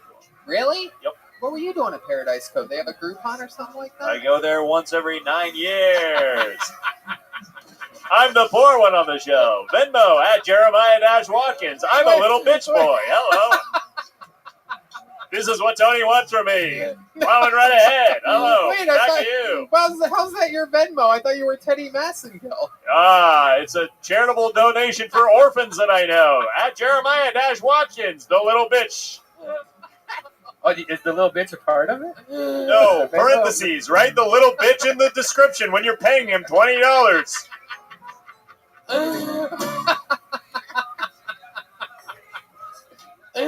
Look up his song, I Need You on YouTube. It has 3,000 views. Back to you, Tony.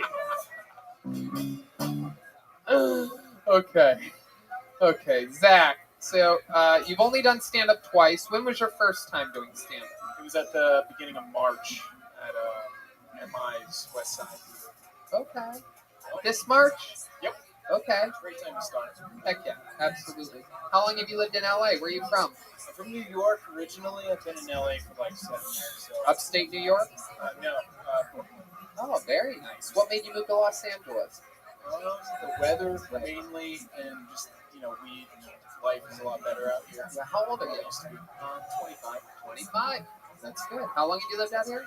7 years. 7 years. That's great. Moved out when you were 18. Just about, yeah. That's awesome, man. How'd you end up making that move at such a young age? I saved money or something? Yeah, I mean, you get a one-way flight for $300. So, how about sleeping? Like, what did you do after you landed? I moved in with my mom. Oh, you got a mom out here. That Yeah. changes things. Yeah, so that helps. Yep. Safe. What does your mom do? She works in catering management for a hotel. Okay. Yeah. Okay. You close with her? Not really. No. Where does she live? What part of town does she live? Westwood. Okay. You don't know where your mom lives? No, I probably should. Maybe I'll hit her up after Do you know where your dad lives? Both of them, yeah. You have two dads? I've got two dads, not gay, but two dads. Where are they at? Brooklyn? No, I got one in Virginia and one in Portland. Your biological dad's in Portland? Yep. That is correct. I can tell. You look like you would try to storm the federal courthouse. I can feel the Portland energies beaming off of you. Have you ever protested or rioted in any way in your entire life? You ever go to the Occupy movement? No, I didn't do that. All my protests are internal. Like what? What are some of your internal protests? I used to be an emo kid. Yeah. I don't know if you can tell. I don't wear it on my sleeve. No, I get a little bit of punkabilly. Like, is that the word? Rockabilly. Rockabilly? Sure. Get some rockabilly vibes from you. I'll take it. You play any instruments? Nope. You have any special skills or talents? Yeah, I'm a tattoo artist and a freelance graphic designer. So. Oh, okay. What's your favorite tattoo? On myself? Yep. Is that an R2 unit there on your elbow? That's Boba Fett. Boba Fett. Oh, okay. Same as close. Probably this it's a cool shoulder chrysanthemum. Oh, chrysanthemum. Reminded it. Hell yeah, that's fun. Tattoos are fun. How about your biggest, most regretful tattoo? When I was learning how to tattoo, I tattooed an X-Wing fighter from Star Wars on my shin. I was sitting on my carpet just going at it freehand, and it looked like a little phallic after I was done. It looked like a lumpy cock. I'm just going to be Can we honest. see it? Is it still there? It's covered up now. I can't really see it. Okay. So it looks a lot better now. I got it lasered off and covered up, but for a while I had to wear knee-high socks. It's not a good look. Okay. All right. How about now during the quarantine? What do you do for fun? How do you pass the time? I'm sure a lot of listeners are figuring out ways to do this. They might have a big piece of information that they never thought of. Yeah, man. Unemployment is better pay than working in any industry right now. I mean, until the end of this month, now you're not making that extra $600. But for a while there, I was making more money playing Ghost of Tsushima on my bed. Ghost of Tsushima? It's a badass new video. Oh, okay. Ghost of Tsushima? Yep. What do you do in that? Make sushi? No. That'd be Ghost of Samurai. Sashimi, by the way. Strike one! What do you do in the video games? Kill a lot of Asian people with swords. Whoa! I Whoa! would write a summary. Whoa! That come out after the coronavirus did? Yes. Yep, that makes sense. No better time to kill Asian people than when they're killing us! Am I right? People! No! Because of that disease? And the crowd goes wild! Zach, you ever been arrested? 4 times. For what? Not paying while using the subway in New York. I put my feet up on the train once, and that got me arrested. Oh, look at you, the subway Yeah. the subway bandit over here. Kind of badass. One time I stole a foot long.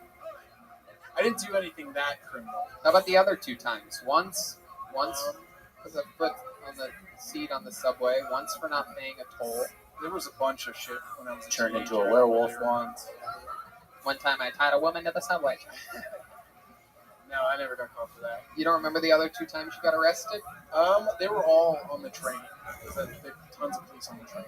Wow, that's incredible. Random shit while I was in high school. Oh, you know what? That actually reminds me of a funny story that my brothers reminded me of this past week when I hung out with them for a quick barbecue. When I first moved to LA, I once took my bicycle down on the train. This is many years ago, like 15 years ago, and they tried to give me a ticket for riding the bicycle in the lower area. You're not allowed to do that. And they're like, "You fucking stop!" And then they had to chase me, and they ended up getting me. It was a whole big rigmarole. I'm like fucking 19, 20 years old at the time. And they're like, "We're going to write you a ticket. Give us your ID." And I'm like, "I don't have an ID." And they're like, "Okay, well, give us your information." And I immediately realized that I can lie, right? But I'm like halfway through the thing, lying about my information for this ticket. I had already said Tony Hinchcliffe, and they're like, "Give me your address." But I was halfway through lying. So I got all the way to, they're like, "What city do you live in?" I'm like, "Burbank." They're like, "What's your zip code?" And I'm like, fuck, the only zip code I know in LA is my actual zip code. So I told them 90210. And they didn't even fucking blink at it. They were so excited to give me a ticket, it worked. I know. Fucking train police. You could have lied the whole time, dude. I told them to fuck off. I think that's where I went wrong. Has anybody ever told you that you look like the Green River Killer? The Green... Brian J., who's that serial killer? BTK. I've never heard of him. No? Look up, will you pull that up real quick? Just for me, just so that I can confirm. I believe it's BTK killer. Chroma Chris said that he looks like Ryan J. Eveld's son. Yeah. There's sort not that picture, but that one. That one over there. No, not that one. That one. It doesn't matter. Dennis Rader. Yeah. You have Dennis Rader energies. Have you ever thought about killing anyone? Yeah. We've actually had a murder on the show before. Same energies as you. It's funny, he reminds me of Purse House. Very, very Clark Kent. That's what I was afraid of, to be honest. Clark Kent with a touch of rockabilly. Okay, I'm not going to push anybody off the balcony, but, stay away from second floors. He actually threw her. Did he really throw her? I believe. Hell of an arm. I mean, I was going to say, you're the sportscaster. That's quite an opportunity there. All right, Zach. Well, fun times, man. Thanks for coming on the show. You finally made it, dude. Thank you. Zach Bogus, everybody. Whoa.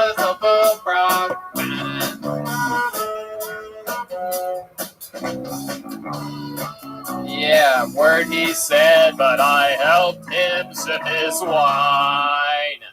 Ladies and gentlemen, it is that part of the night where we bring up a regular who I absolutely adore. This man did a great job doing the show with me this past weekend. We did a big, crazy, packed show at a drive-in. It was a drive-in comedy show, and a lot of fun times. Him, Jeremiah, Jetski Johnson, did some time. I love this man. Very funny. Roaster. He's going to make fun of me. Ladies and gentlemen, David Lucas with a brand new minute of stand-up comedy. Yeah. I'm trying to lose weight and shit. But I'm not trying to get like a six pack or biceps or anything. I'm just trying to get in shape enough to where I can fuck a girl with my shirt off. Because I'm tired of fucking bitches in tall tees and Jordans. But ever since this latest invention, I've been fucking girls in Skechers shape-ups. Because not only do you tone your thighs and your ass, but you got the rocking motion going on when you hit it. Or you can reach new levels in pussy. I'm tired of skinny guys thinking that they fuck better than fat guys. Like, it's impossible. I got 300 pounds of pressure coming behind my dick. How do you fuck better than me? Pressure makes diamonds, bitches. There's a reason we have PSI. I'm tired of girls getting with me and complaining about being on top. Like, do you trust these arms over you in the missionary position? There you go. Hey. These minutes are long as fuck with no audience. No, you're doing good, man. You're doing good. You believe that, though? You believe fat guys fuck better than skinny guys? Nigga, I got 300 pounds coming behind this stroke. What you mean? I know, but it's not really. I mean, like, I don't think they need that much. It depends on what type of fat guy you are. Like, Red Band probably don't fuck with his full force. Red Band, what are you like in the bed? I've asked thousands of people on this show. I've never asked you. What is your move in the bed? Well, I like to bring a lot of food into bed with me. Oh, we know that. And my bike. I like to put that in there. And no, I think I don't think there's much like it's. You have a fatter dick if you're fatter for sure because your dick's fatter. Also. Nope. We know that's not true. No, it's true. When I lost weight on my dick too. Did it come back when you regained the weight? Of course it did. And when I lost all that weight, my dick had the markings, from stretch marks. Stretch marks on it. Get the fuck out Yeah, of here. it did. And it's weird because my dick's like a little darker color, like it's brown, and it had like these white like spaghetti veins all over. Oh God! Or it could have just been spaghetti because I'm in my bed, So Red Band put gravy on the pussy before you eat it. All right. Come on. What are you doing? Flipping bottle caps? What are you doing? Your guys' stingers kill me.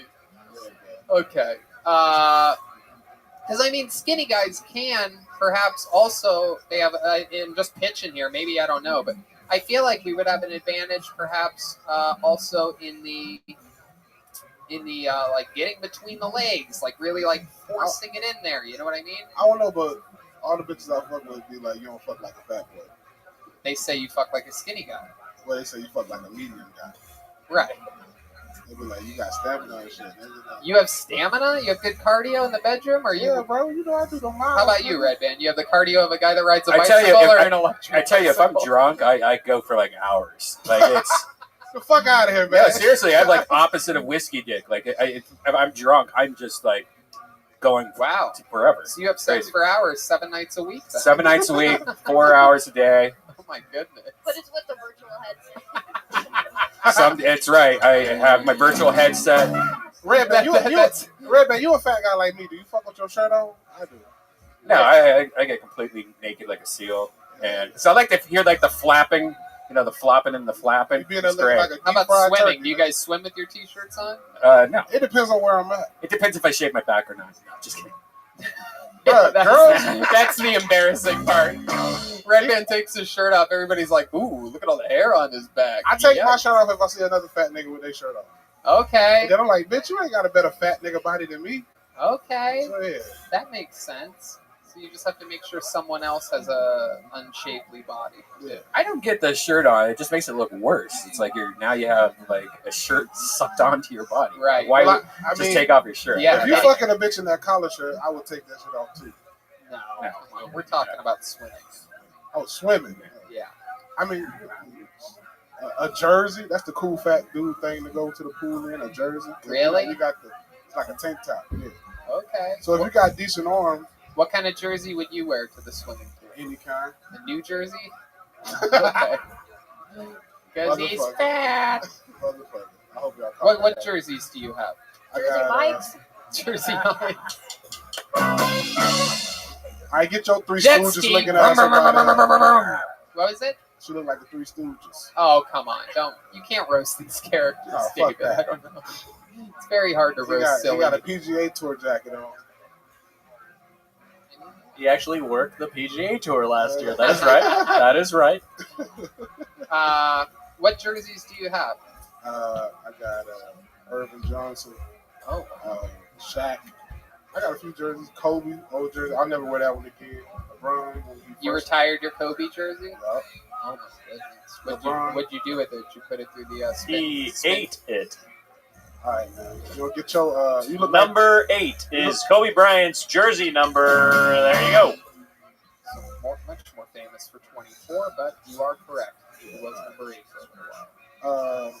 I got a Carmelo Anthony high school jersey. You say Carmel Anthony? When he was at Oak Hill. Caramello Anthony. He also has Marshmallow Anthony. What kind of jersey you got?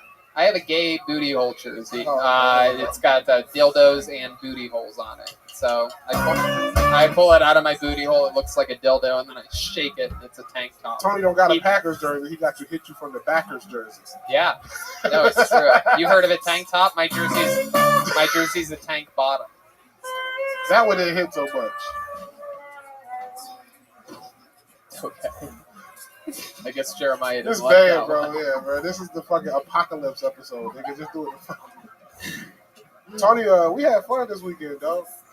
Yeah, yes, we did. We had a great time. It was we, at a we car had a club. fancy meal. Yeah, we did. Took Jeremiah and David Lucas to a restaurant called Salt, as though David needed any more salt in his diet.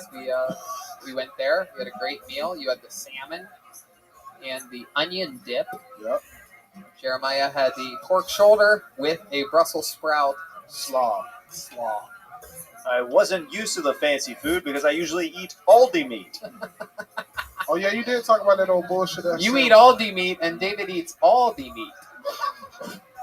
And you eat the sweet meat, motherfucker. That's right. I eat that straight up booty hole Jenkins. That's my name. You take a hot dog off the grill and put it in the bed with you. That's right. What the fuck is going? What is going? What's your favorite kind of candy, David? I never asked you this. Shit, Reese's in the freezer. Reese's. All right. Okay. I said I love the stinger thing. I see what. Y'all motherfuckers. It was good when Chroma and Jesse were doing it, but Jeremiah shoehorning his way through the middle here. Oh, God. Reese's in the freezer. Hell yeah. What else? That's really all I fuck with. Reese's. Is there any wrong way to eat a Reese's? Hot. You gotta put it in the freezer. I mean, have you ever had a Reese's that's melted? Well, let me tell you the best kind of Reese's, bro. Not the ones that come in the orange package. The ones that they sell for Halloween with little cups. Yep. Yeah, they got a little crisp to them, bro. You keep those all year round? No.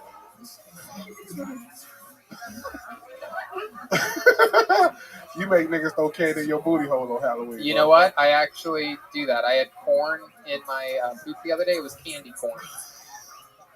Because I have so many people throwing candy in my booty hole. I'm running out of gay jokes to tell Tony. I gotta come up with a new animal for this one. Or a new edge. You got this. Yeah. Right. Or maybe it's time to start roasting red now.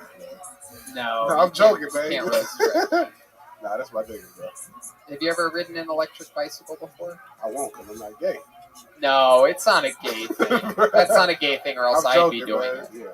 You ride all with- things gay. Everything I do is gay. If you rode a bicycle, you wouldn't have no seat. You would just sit on the pole. I would. I actually do. I sit on a pole. Actually, it's a dildo, and my bicycle handles are both dildos, and the pedals are booty holes. Yep. Okay. There you go. Okay. There you go.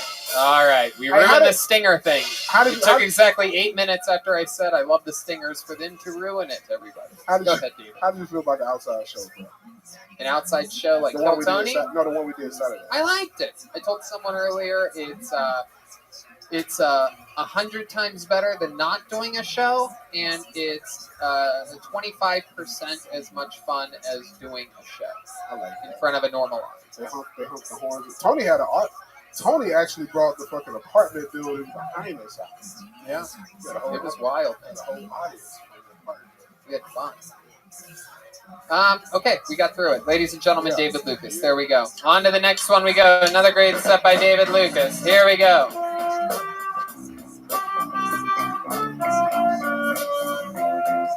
Back to the bucket we go. All right, ladies and gentlemen, I pulled the third person out of the bucket for tonight's show. Make some noise for Shangi, everyone. It's Shangi.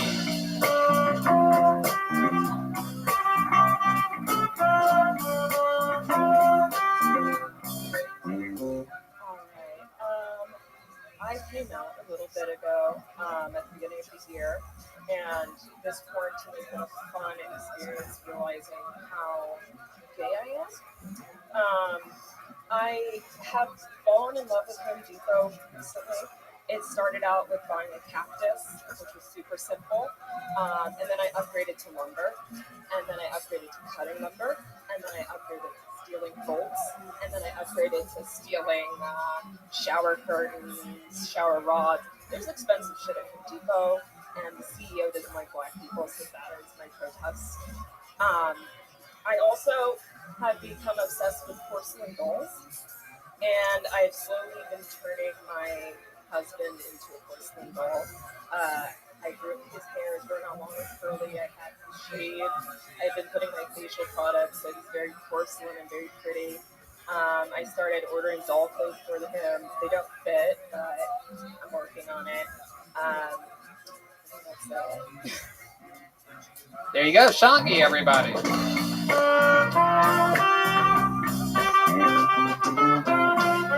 Welcome, welcome. You've been on the show before.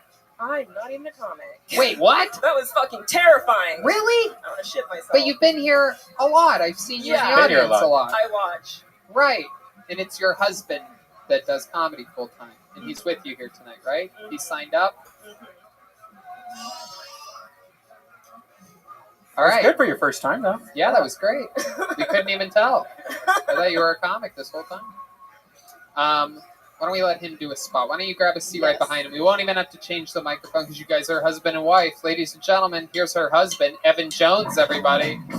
Here comes Evan Jones. It's Evan Jones' name. This is awesome. Finally get to fulfill my dream of doing stand-up in a David Lynch movie. I feel like there's going to be an edit where everyone's faces are made of meat, and then it'll slowly fade out. People will be like, that was so good. Before quarantine, I went to Disneyland. Fucking magical. Went on the Pirates of the Caribbean ride. The animatronic Jack Sparrow has more life left in his eyes than the real Johnny Depp at this point. Disneyland's nice. I'm not used to theme parks being nice, you know? Like, I go to Six Flags. Six Flags is just white trash Disneyland. Like, Six Flags is a theme park, but I'm not sure what the theme is supposed to be. They're like, I don't know, cartoons and flags, who gives a shit? Loop-de-loop. That's right. There you go, Evan Jones.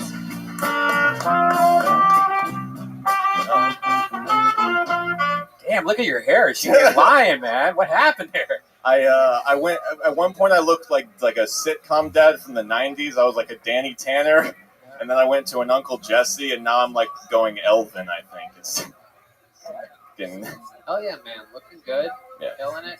Very, very, very good set. Oh, thank you. That's fun. Is that all stuff that you wrote during the pandemic? I wrote all that right before. I wrote like a whole 5 minutes about like theme parks right before theme parks didn't exist. So I've just been sitting on a bunch of theme park material. It was all good. I love the thanks. David Lynch part. I don't know if you're allowed to say Lynch with your wife that close sitting behind you. Yeah. No, I think I am allowed to say it because of that. Right. No, I know. Exactly. How long have you been doing stand-up, Evan? Like 10, more than 10 years, 11 years, something All like of it that. here in LA? No, all mostly in New York. I moved here like 3 years ago. So it's just like I started in New York, and then I started doing some just DIY road stuff like maybe 4 or 5 years in there. How long have you been in LA? Since when did we move here? Like 2016, I think. And what made you want to do that? Just New York. There was a lot of people had a weird thing. A lot of guys had like a weird like jock thing against me, and it sort of made it difficult to move up socially. In New York. Yeah. Right. Yes, they do And, that there. It's very tough guy. That's the yes. New York scene. They're all tough guys until they're around an LA comedian, and then they bend at the knee. And then I also am very into like psychedelics and weed and stuff, and a lot of the New York guys are more like right up Smoke late cigarettes. drinking. I always my fucking 6th coffee of the day. Yeah. So they would just be like, "Who the fuck is this guy trying to talk about this weird shit?" I don't know. And then also it's like I have a lot of social anxiety, but I don't look like I should, so they took it as maybe arrogance or something, like not being able to socialize for a while there and stuff. I don't know. No, I get it. I know exactly everything that you're talking about right now. The scene in New York is definitely not exactly wide open to the thought of innocent looking, hippie-esque dudes, Yeah, or even free-spirited guys. Even like those things conceptually and material, it's like if you're not like angry or sad, then you're fake or something. Exactly. Yeah. 100%. You Yeah. cannot show any happiness whatsoever. Even if you're wildly successful, even the best comedians in New Yeah. You You have to seem be angry, miserable. even though they're happy. Okay, that's fun. What part of New York did you live in? When I first moved there, I was staying in like dorms. So I was going to New York Film Academy, which was fucking bullshit. Right. So I was just staying in dorms in like Manhattan.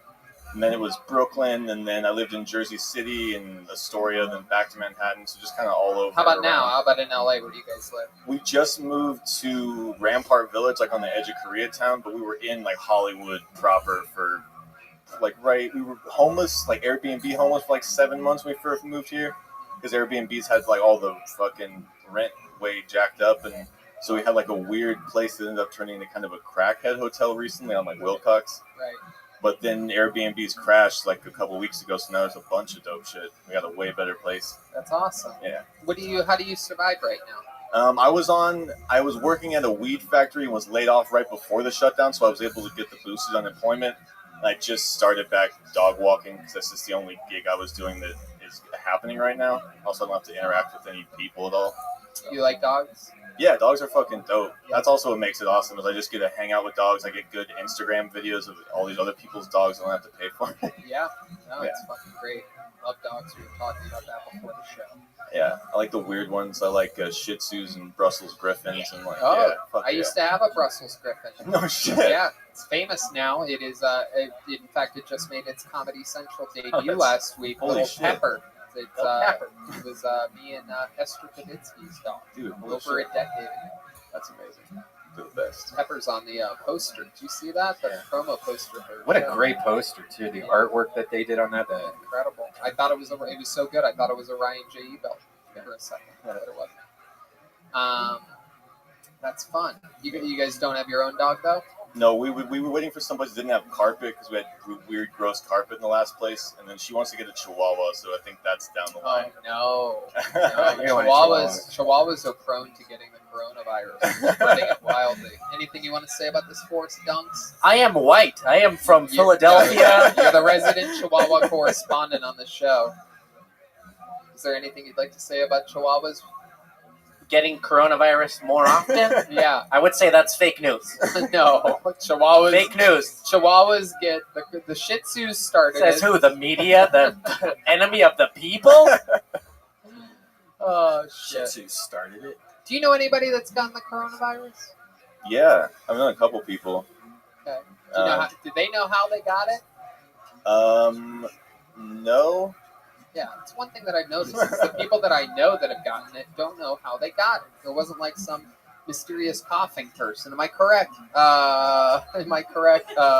Gary Paul. I got it and I know how. Oh, you do? Yeah. I thought you didn't know. I know. Who gave it to you? I ate a bat. Oh, well, there you go. That was a baseball bat. God damn it. And my dad lives in a homeless, like in the VA shelter downtown. He hasn't gotten it, so I don't know how you get it really. I feel like that should be Corona Central, and it's not. Should be. Probably not a lot of chihuahuas in that room. I chihuahua. Chihuahua. Oh man. So your wife and you guys are in an interracial couple. Any wild times with that? You guys ever like drive through Arizona and people are like, what the fuck? It's been the opposite. It's when we moved here, people were overly supportive. Right. So they'd be like, "We love what you're doing," like yell at us from cars. Oh my god. Like, you go, girl. You know? Oh my god, that's so fucking wild. Yeah, it was super. Because in New York, no one gives a fuck. Like everyone just dates everyone just does everything. Right. I put my dick in a dumpster the other day. I'm a New York fucking guy. What are you looking at? Yeah. But here it's like weirdly people notice racial thing. I think because they're trying to like cast you in something, so they'll like notice racial things, and so I feel like there's not as much like crossover social interaction or something. I don't know. I guess it's maybe also the city is set up in a way that it's like segregated strangely. You and Shangi think about making a baby at any point? You guys? Yeah. I feel like you guys are going to make a beautiful child. Yeah, it's going to be ridiculous. Yeah, with nice tits. Oh, Jesus Christ, Red Man. Oh my God. Good Lord, Brian. Out of bounds. Jeez. Yeah, we're going to have a big kid with big old titties. That little baby. Lord. It's like, damn, that baby is fucking confusing me. As a white man, let me ask you this: as a white man being with a black woman, was that your first black woman that you've been with? Did I dated full time? Yes, but not that I've like hooked up with. Right. When you're with a black woman, are you ever concerned that perhaps you don't have all of the penis that they're used to? No. You have a special package down there. It's not that my dick is like excessive, but it's just like, I don't know. I did the first naked show in New York, and everybody was like crazy about how big my dick was or whatever. But right. I don't think it's not like the dick addicted would like stand out in a porn gangbang, but I think it's just like aesthetically perfect. So it like so your kid's gonna have big tits and a big dick. Yeah, That's at least incredible. a very nice dick and gigantic titties. That's incredible. We have a big dick correspondent on this show. Let me just see where he is for a second here. Let's check in with our big dick correspondent. Hey, why don't you come back up to the stage, fucko? Here he comes, ladies and gentlemen. It is our Joel, big dick correspondent, I mean, Forrest Dunk, Forrest. everyone. He left the stage where the show is for a moment. Sorry, I was so big I needed to let it breathe for a second. Forrest, you're known for having a massive cock. This is true. Yours also made its debut in a New York naked roast. Yes. Do you have any questions for Evan Jones or any concerns about his big dick? Or perhaps maybe you could start a club or something like that. Yeah. New York Big Dick Association. Maybe start a new baseball league. But we only hit the ball with our cocks. That's what I meant. 2 balls, 1 bat. Okay. All right. Well, Evan, very fun. Amazing set, man. All the way through from beginning to end. Very, very good. Shangi, thank you so much. Her comedy debut. What a beautiful couple. Yeah. We love what you guys are doing. There they go. Shangi and Evan Jones, everyone.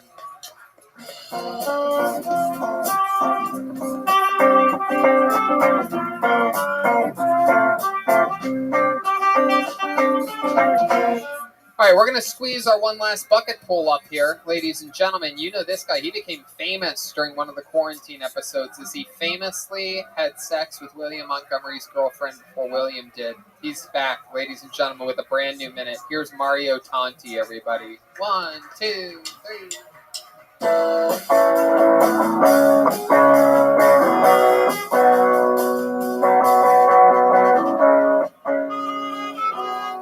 Okay, there we go. Mario Tonti. Go back to your country. They used to be racist, but now it's just good advice. There's been a lot of deaths from coronavirus. A couple months into quarantine, they started comparing it to the number of deaths in 9/11. They're like, oh, we're up to 3 9/11s now. I think 9/11 is my favorite made-up form of measurement next to smidge and cunt hair. You probably can't tell this by looking at me, but I had an abortion with an Asian girl from Tinder. It's not exactly what I had in mind when she said she wanted to hook up. She told me to come inside of her. She can't get pregnant. Yeah, I fell for that, Michael. She also couldn't come. So either she got the two mixed up or I just heard her wrong. Either way, we swiped left on the baby. I've lived in LA for 7 years, and it was the first time I had Korean takeout. Thank you. Mario Tonti. Mario Tonti. Incredible. It's so much funnier than William It's Montgomery. incredible. He came right into the show that William is a regular on. Kicked off his set with a William Montgomery formatted-like joke, but much better than all the jokes that William did tonight. Plus, followed through with continuous good set the entire 1 minute and 9 seconds of his set, using all of his time, unlike William, who dipped out at 41 seconds tonight. So you came in, you fucked his girlfriend, then you came in, had a better set than him on his show. How do you feel right now, Mario Tonti? I feel pretty good. I'm glad to be here, guys. Thank you for having me. That's incredible. How happy are you right now that William left early? He left early? Oh, we're actually best friends. But I actually don't know his girlfriend. That's been a bit the whole time. Whoa, that's great. Look at that. No, I'm just kidding. Oh, okay. Yeah, no, I had a feeling. But, That's not the Korean girl, though, right? No. Because that would be an even bigger revelation if we found out that she carried your baby for a moment, that there was a little baby Mario in there. I wish. Hey, baby Mario. We know about that. That's an actual Mario Kart. Baby Mario? Right? Isn't there a little baby Mario? Oh, yeah, that's a little half Korean Mario. Yeah. Absolutely. So, Mario, what have you been up to this whole time? What's going on? Just hanging out on unemployment. Lost my job. Restaurant industry is in the shitter right now, so no sous chef jobs out there. Just been hanging out, relaxing. Are you happy that you live in a country that has unemployment? Yes. Yes, you are. That is correct. The United States of America, the greatest country in the world. Absolutely. People just take it for granted. They're like, oh, I'm on unemployment. I'm on unemployment. I'm on unemployment. Then everybody talks about the stimulus package, but that's an extra thing. That's extra bonus money. Anybody who was employed now is on unemployment. I can't get it. You're one. Thank you, Mr. President. Thank you. You do such a good job keeping us out of wars with other countries. You're welcome. So Mario, what else is going on? You're collecting unemployment. What have you been doing to pass the time? Me, golf. We talked about that earlier. What's your golf? Going on walks and drives, going to the beaches and trying to just What do get you out. do when you go to the beach? Just sit there. You sit Just on a sit. bench or on the I sand? brought a blanket a few times. You Sat took a there. blanket? I did. You have extra blanket? You seem like a guy that would only have one blanket. I just got a new comforter. You take a comforter to the No, beach? but like I have multiple Jesus blankets. Christ, this but, guy like, takes his fucking duvet to the beach. It's a Ninja Turtles blanket. What is your? It's a normal comforter. White. Yeah. You have a white comforter. Yeah, my sister keeps telling me to get a different one to say it's like a girl's comforter. No, white's great. You wipe your cum all over it, no one will see it. Wait, well, how does your sister even see your comforter? She lives here too. I showed her. You live with your sister? No, she lives down the street from me. And she came over. She's like, you got a girl's comforter. Yeah, she's like, get a black one. That looks stupid. A black one. Then you get worse. I mean, Red Band knows you get cum all over it from using your Roman. Yeah. You put a little Roman. Yep. Put a little Infinite CBD lube all over it. That's right. Yeah, black comforter is like as dumb as having white underpants. Wait, black comforters like having white underpants? Yeah, it's like the worst idea ever. Why? Red Band gets skid marks. This just in. Yeah, I don't think I've ever really got a skid mark. Poopy and pee-pee on the white stuff, Tony. Come on the black stuff. Red Band is a high-class gentleman, and he enjoys Miller High Life, the champagne of beer. I was talking about blood. Oh, yeah, you have a lot of blood coming out of Yeah, it? especially when you have a tushy, you get too much water in there and it just drips out. Oh, that's a great ad for Tushy. What a great ad for one of our sponsors. Hey, blast your ass with water so hard you stop fucking bleeding. Hey. Yeah, it cleans it out, though, good. Well, he could use the Tushy and blood'll gushy. You know what I mean? Hey, there it is. All right. So, Mario, you have a white comforter so far. This is what we found out. I've been arrested too. All these guys have been arrested. Oh, tell us about it. I got arrested with heroin one time. Oh my God! Were you doing the heroin or were you I selling didn't it? get to do it yet. Really? Well, I mean, I was doing it, but I didn't get to do it that night. Right. So Yeah. what happened? How'd you get arrested with it? Put your feet up on the train? Yeah, I went with a guy from work to get heroin, and we got pulled over on the way back. Now, why'd you get pulled over? I think my taillight was out. Oh, Classic junkie mistake. So how did you get from just a taillight warning to them searching you? They smelled 'Cause, something well, in the back, car? Well, back where I'm from, like, it was 10 years ago, like, the cops, like, they pull you over, like, they look for anything to, like, search your car. Where are you from? Pennsylvania. Yep. Yeah. They do have tough police there in Pennsylvania. What part of Pennsylvania are you from? A little south of Pittsburgh. A little south of Pittsburgh. What are we talking about? Sharon, Bessemer? Like Mount Lebanon area. You know the Gumps? The Gumps? No. How about the Dunks? Do you know the Dunks? I know a couple Dunks. Forrest? Do you know Forrest Dunk? Yeah, he's We actually watched Jurassic Park together last week. Ah, you are wearing a Jurassic Park shirt. Why is that? Target? But he's on a swing because he's hard. Oh, that's adorable. So cute. That's fine. Goodness gracious. You have a girlfriend now? No, Last girl you've been with, who is that? just a couple tender people. Oh, Nothing. that was during the quarantine? No, this is way before. Okay. But yeah, when I got arrested with heroin, I told them it wasn't mine because I tried to get out of it. And they're like, whose was it? And I was like, I was getting it for a friend, and they're like, well, that's a felony now. Oh my God! Oh my God! That But- makes you the dealer. Yeah. Oh it my makes God! you intend to distribute. Oh, fuck! So what ended up happening there? They ended up lowering it at the end after I got a lawyer and paid for a lawyer. But like initially, it was intent to distribute heroin. Always say it's yours, even if it's a lot. Or always just put it in your butt or something if you get pulled over. Yeah, that's Red I Band's didn't really have policy time on for it. everything. Like, I threw it under Yeah, the whether he's seat. getting pulled I over thought I was going to get out of it. Wait, what? They searched Whether my he's car. getting pulled over or not, it's his policy. Shove it in your butt. Pull the electric bike over now, sir, please. It's hard to pedal with this heroin in my ass. Luckily, I wasn't gonna pedal anyway. Look at the Never girl. heard. I'm peddling heroin.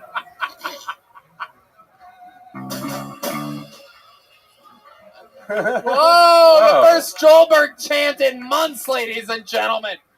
This is one of those episodes where he started cold and he ended bold. A true Joelberg. He's peeking out like the coronavirus right now. We're gonna have to shut it down. All right. Mario Tanti, anything else interesting about you that we should know about? Fun set, fun interview. Thank you. I've been doing stand-up about a year. You ever have weird dreams? I had a dream the other night that I was on a Hinge video call with a girl. What's Hinge video? Just so that It's like a dating app. Hinge. Okay, no, I don't know because I'm happy. Yeah, which means you have like a friend that knows the friend or a friend. It's kind of Well, like, it's a dating app, but like you can like video call people to say hi. They added that during quarantine, whatever. So I had a dream that I was on a Hinge call with this girl, and in the middle of the call, she shows up to my apartment with a gun. Yeah, she showed up to my apartment with a gun while we were on the call, and then like she went to go like point it at me, and I jumped at her, and then she pulled out a knife, and went to go swing it at me. And like as I said no in the dream, but then I sprung up and said no in real life. And, Wow. but yeah, And that call never even happened. You never even talked to that girl. our brains are fucking weird. They are. My favorite part of the dream was that it was a gun, and then your subconscious thought, "Oh, it's too scary," and then made it a happen. I think in the dream she was mad. She said that I sent her my dick without asking her. I think that was why she showed up. Intent to distribute. Goodness gracious. All right. There he goes, ladies and gentlemen. Fun set, fun interview. Mario Tonti, everybody. There he goes. Mario Tonti. Hey, hey, hey, hey. That was Mario Tonti. All right. It is that most special part of the night, everybody. You know, I mean, this fucking guy, I don't know where to begin. I just love him with all of my heart. He's incredibly, incredibly agile, entertaining, and hilarious. You know him currently as one of the contenders of the Easter Seals film competition. Ladies and gentlemen, here's Michael Lehrer.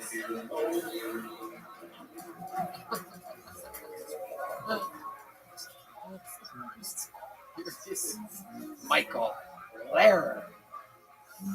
Alright. So, Brooks Brothers suits is closing. Of course they are. Mace Warehouse perfected the suit store. You buy one suit, you get 3 free.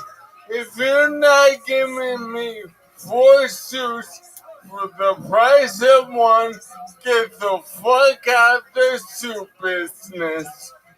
Taylor Swift just came out with an album. She said it's full of her dreams, fears, musing, and thoughts. It's called the 4-part harmony of the creek. Now, the Washington Redskins have changed their name to the Washington Team. Let's call it how it is and call them the Washington Elite African Americans coming to your town to make a wife feel something she's never felt before. Because that's all racism is. Fear of a black planet. Alright? Every racist wife, once she gets black, that bitch ain't going nowhere. Michael Lehrer. Hey,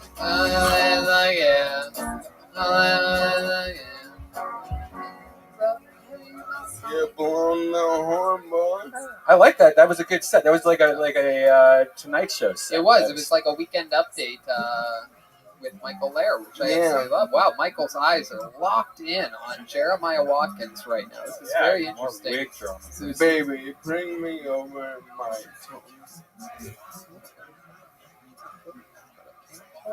No, it's a Chicago Tony Award. Oh. It's called the Jip for a Gift, a Joseph Gifferson Award for excellence in theater.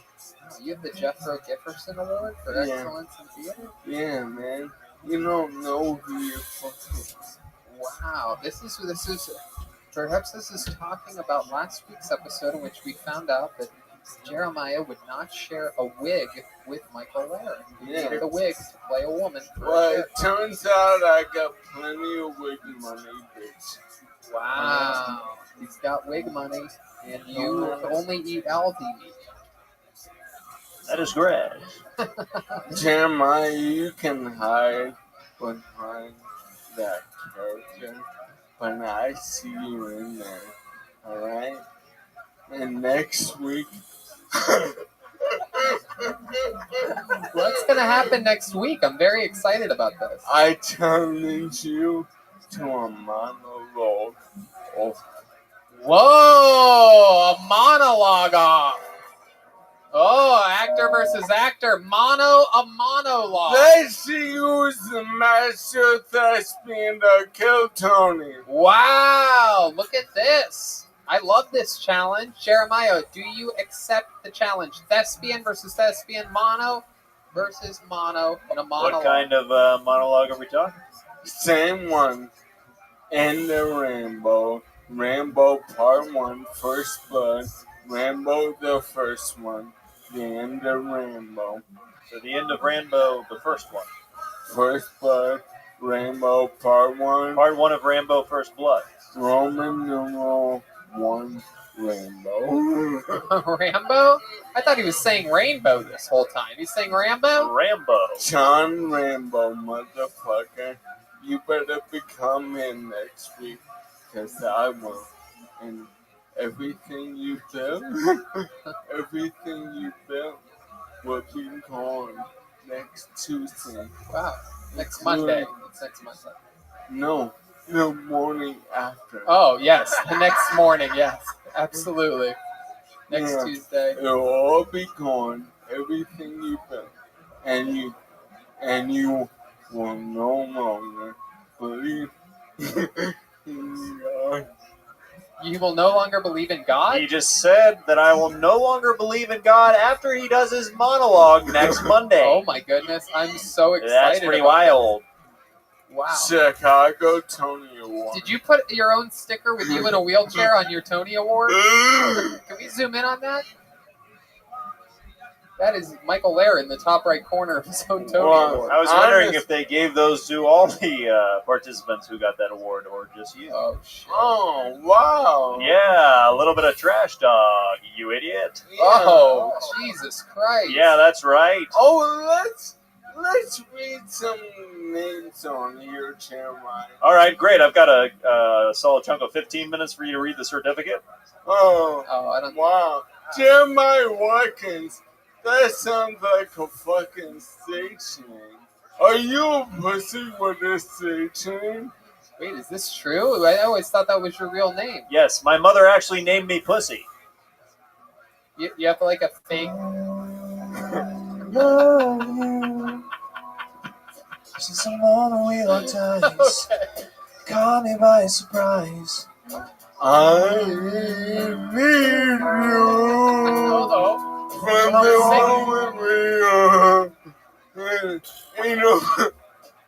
long for your warm embrace, the caress of your face.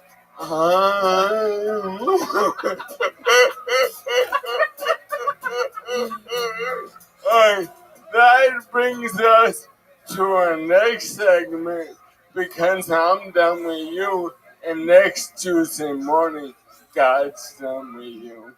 All right, but right now, Wow, he just threw his Tony Award like it was nothing. It doesn't mean anything to him. I'm gonna sell it after the content. Oh yeah. Yeah, I know I'm gonna have you and Brian sign it, and then I'll sell it on Etsy. Absolutely. I'll make a deal with you right now. If I lose, I will take your ALS from you like the Green Mile. Wow, he's gonna suck your ALS right out of you. Yeah. He's gonna have flies come out of his mouth. Bring it. Let me take it. I want it because look at the platform it's giving me.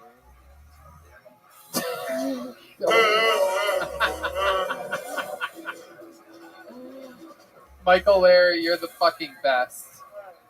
I'm really oh, these eyes are covered. Can you zoom in on that? Can we move on? Alright, I'd like to, before I fell in love with comedy or rap or magic, my first love was karaoke. Oh my goodness. And since I've gotten sick, I haven't been able to karaoke. And honestly, I don't know what it's gonna sound like, because although this sounds pretty good right now, and that's why I'm covering my eyes to see like a blind person, they hear better.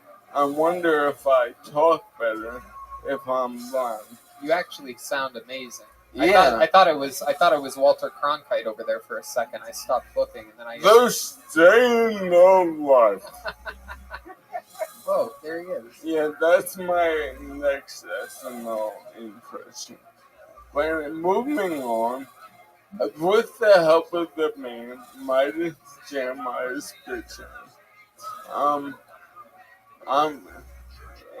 When you all get so sensitive, I'm gonna sing my favorite karaoke song. Now, I understand a large portion of this podcast is an audio component. So, if it gets unbearable, please stop it. And also, nurse/girlfriend, are you there? Come to me. Alright, now when I'm going to be singing, I might spit or snot. And she'll want me down harder because it'll be quick. Yeah. And then I get overheated. So, and baby, make sure the microphone is away. So if I turn to you and open my mouth, spread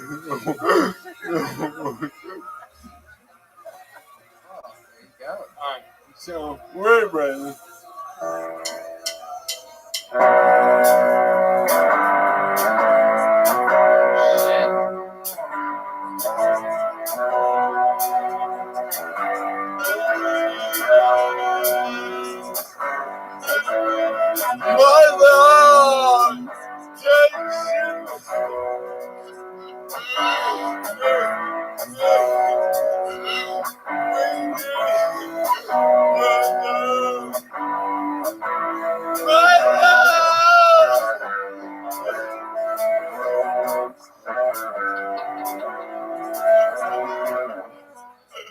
Wait a second, what was that?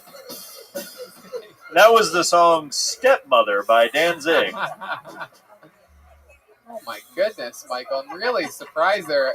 I don't even think you got one word out, and the only word of that song really is just "mother." You really couldn't. Somehow the headband made him blind and mute at the same time.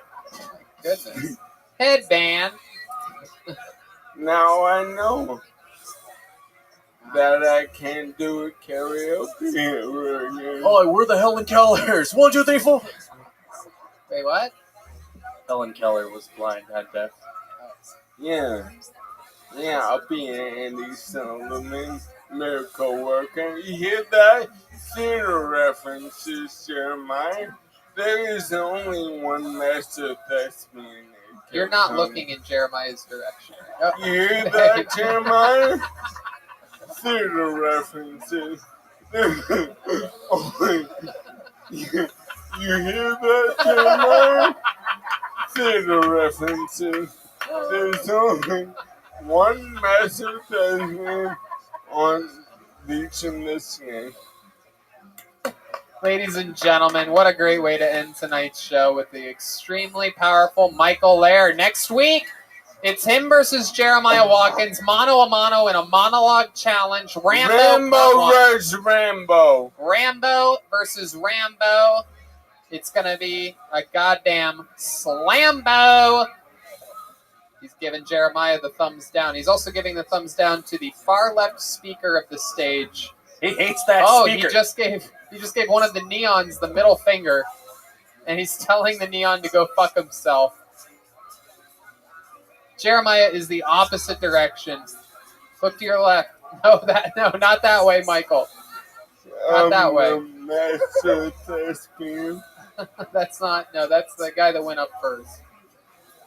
Ladies and gentlemen, MichaelLairComedy.com for everything Michael Lair. Anything else, Michael? I'm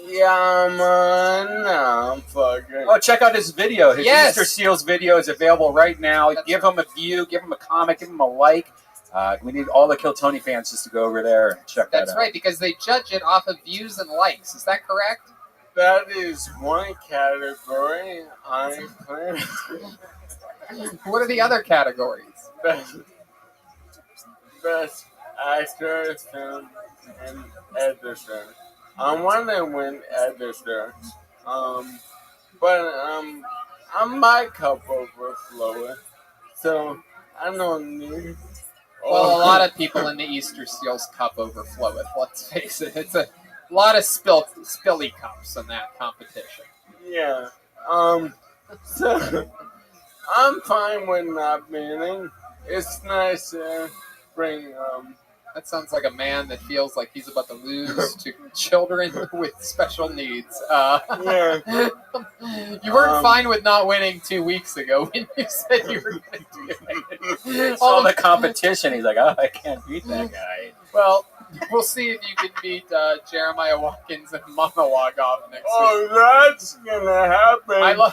You're going down there, my John Rainbow's my cousin. Jeremiah, let the record show that he is losing an Easter Seals special needs film competition, but he's confident he's going to beat you in a monologue off next week on the show. Extreme confidence that he can beat you. A girl with Down syndrome that's 4 years old is dominating him right now. But you, easy pickings, he would say. Yeah, Jeremiah. What's your YouTube called? Michael Lehrer Comedy? Yeah. Go to Michael Lehrer Comedy channel. Look at his Easter Seals video. It says Easter Seals in the heading. You can't miss it. And give it a like, please, for the sake of Kill Tony. Don't let us lose a. Don't let Michael. Tony, I don't care about all those instructions were wrong. Okay. Michael Lehrer, everybody, MichaelLehrerComedy.com. Let's check out the drawing from Ryan J. Ebelt tonight. Let's see what we got here. Here we go. Here it comes. Look at that. It'll get in a little bit there. Push it on in so we can see different parts of it. Wow. Incredible detail. Incredible. That is just mind-blowing. RyanJEbelt.com. Look up the Kill Tony heading on that website. You can find every print ever done. All there. He is the house artist for years and years and years now. Incredible stuff. Hey, Jeremiah Watkins was here, everybody. Jeremiah is doing Raleigh, North Carolina, August 13th to the 15th. Minneapolis, August 26th to the 29th. And as a new episode of Jeremiah Wonders out with William Montgomery. His Venmo's at Jeremiah-Watkins if you just want to give him free money. Jeremiah, anything else? YouTube.com/Jeremiah Watkins. Head over there. Got a lot of great content, especially with William Montgomery and a new Tibby sketch where he interviewed a cow. There you go. How about the great Jesse Jetski Johnson tonight, everyone? High kill ratio. I mean, just knows how to pick those moments. Gary Balls was here. Gary Balls was in the house. Kind of sounds like Harry Balls. Sort of. Oh. Pretty funny. I thought it was Gary Balls the whole time. Gotcha. Jetski is at Jetski Johnson on all social media. What else, Jetski?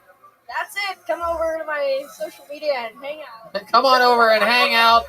Hang out. Spend a few hours on our social media. You can even take over her social media if you want. Her password's probably really easy to guess. Just keep trying. You have two-factor authentication. What's it called? Vroom Vroom 69. Vroom Vroom 69 is the password. Ladies and gentlemen, Chroma Chris was here the entire time. Believe it or not, that was Grand Slam Sam. Grand Slam Sam, coming to you from the sidelines. What else, Chroma? Did we miss anything tonight? No, thank you to Orange Amps, and also you could follow me at Chroma Chris on Instagram. What'd you think about tonight's episode, Chroma? Oh, Tony, you knocked it out of the park.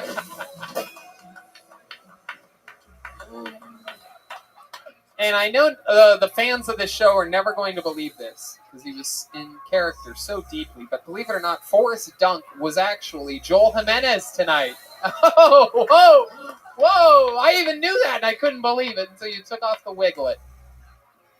Joel is at Mostly Sorry on social media. What else, Joel? Okay, we got a premiere of Mostly Sorry podcast, me and David Deary, tomorrow, 5 o'clock, YouTube. And that's it. That's right. David Deary is at MF David Deary on all social media. Follow this guy. I mean, he has his little hands in all the funniest cookie jars. He's with us on Kill Tony. He's with the great Joel Jimenez, and he's with pretty much fucking who I think is top 3 funniest human beings in the world, the great Donnell Rawlings over at the Donnell Rawlings Show. David is a wizard at these things. He's a great person to have around, a great energy, and we absolutely love him. And a great kisser, too. At MF David Deary. Red Band, anything else? Check out Brothers in Cursive at DeathSquad.tv with William Montgomery and David Lucas and Brian Holtzman's podcast. It can all be found at DeathSquad.tv. And check out me in virtual reality at Virtual Red Band on YouTube. That's right. Go to InfiniteCBD.com. Use the promo code KillTony. Get 20% off. Go to GetRoman.com/Tony and get $15 off your first order of ED treatment. And if you want, if you want to make fun of people better in your normal life, or learn more about roasting overall, the history of it, talk to some of the great writers of it, the writers in the history of it. We have Greg Giraldo's ghostwriter on this week, the great Jesse Joyce, who's been on Kill Tony, and so many other fun things. That's at patreon.com/Hinchcliffe. All right, that's it. See you next week. All right.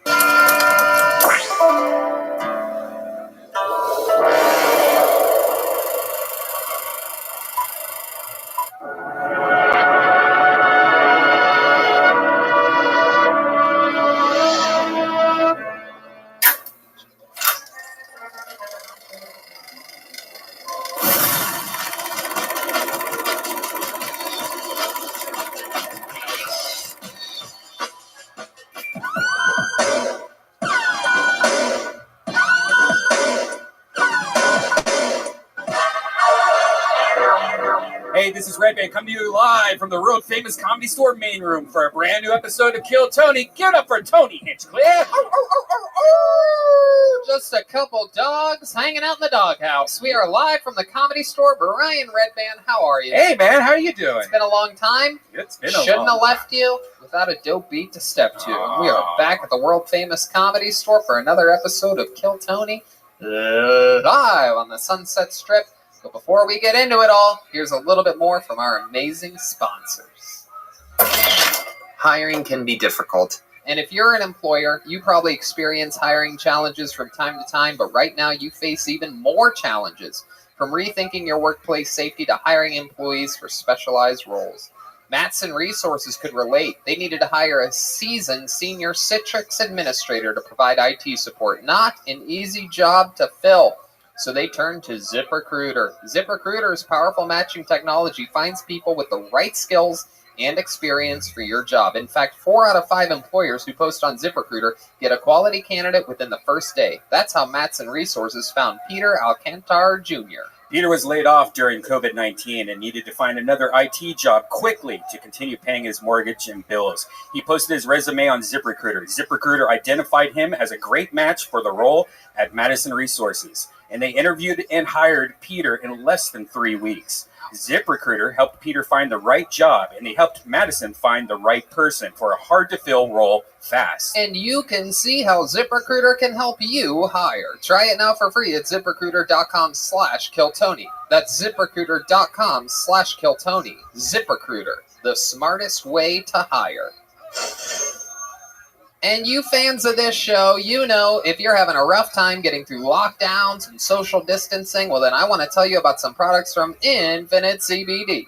You remember Infinite CBD?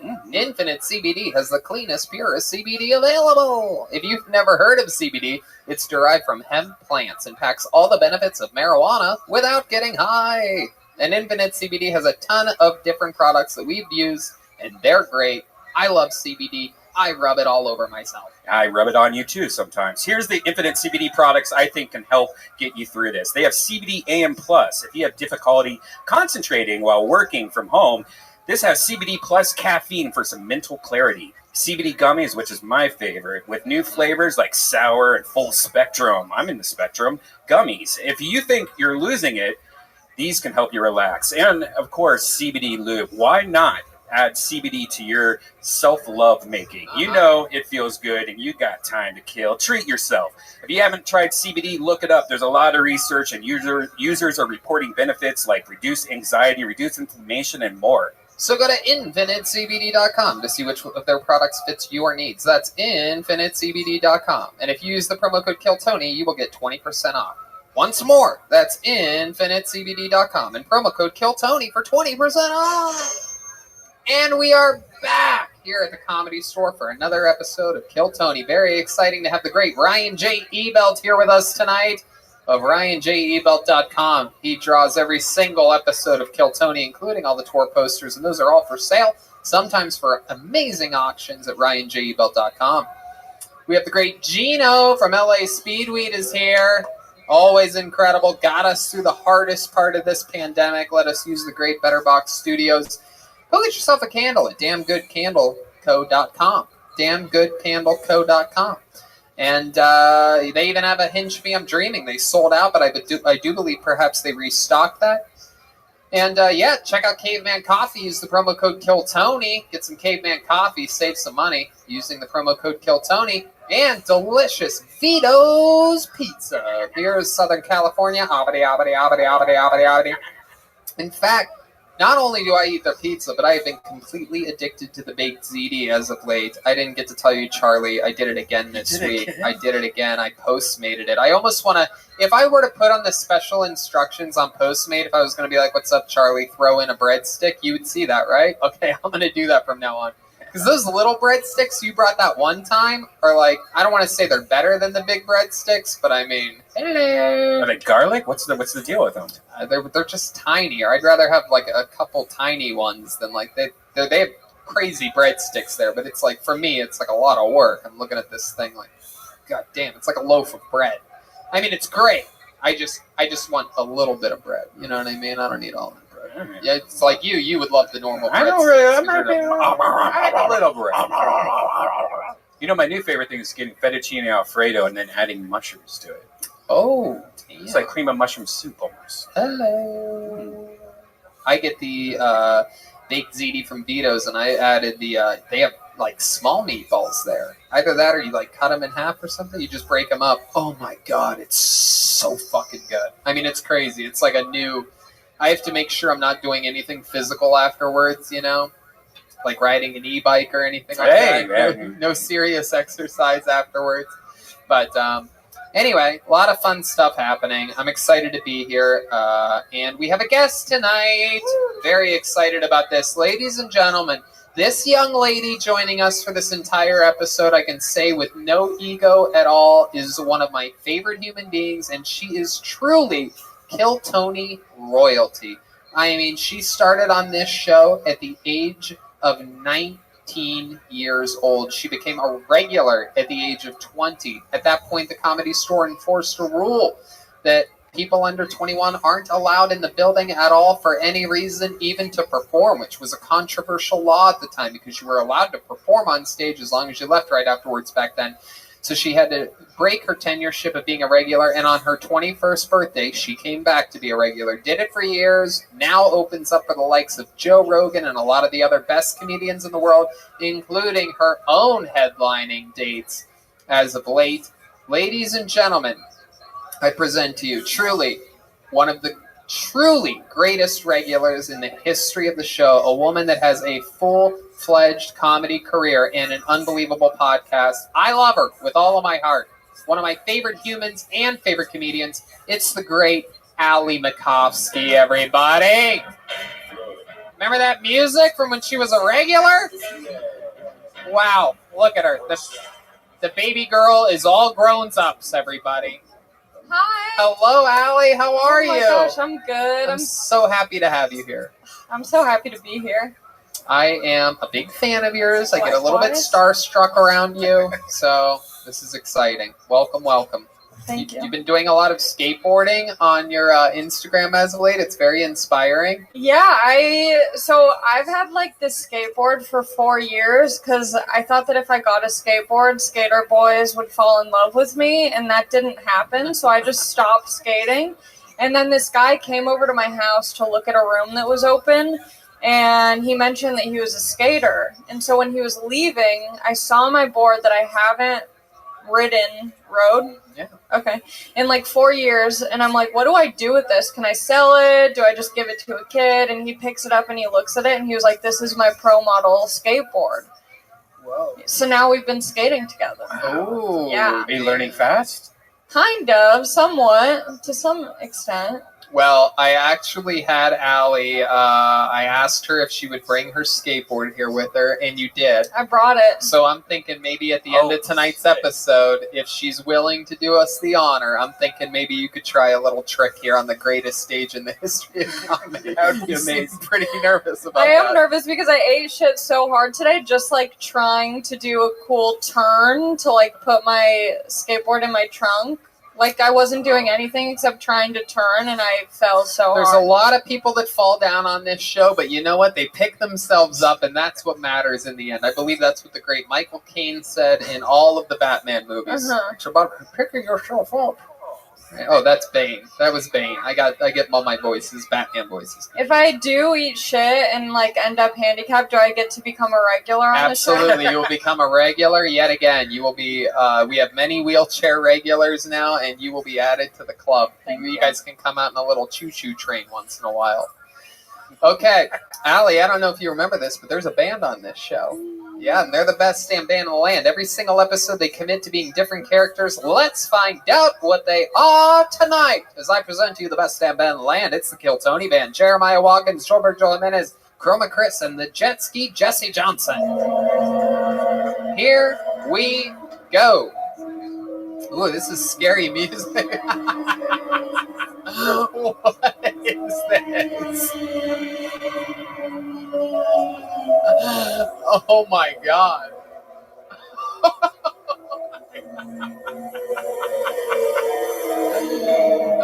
Jetski, get out there. Show these people what's going on. I literally have no idea what they're supposed to be, by the way. You guys all work at like a haunted house, a Halloween house or something? Welcome, ghouls and goblins, to Channel 9's horror-themed show. Wow! Bend, Oregon is in for a scare tonight. Oh my goodness, I thought you were Tommy Wiseau from The Room for a second. I did not hit her. I did not. Oh, hi, Jeremiah. That's not Jeremiah. What's your name? My name's Vincent Shadow. Vincent Shadow. I'm going to write that one down because that seems easy to forget.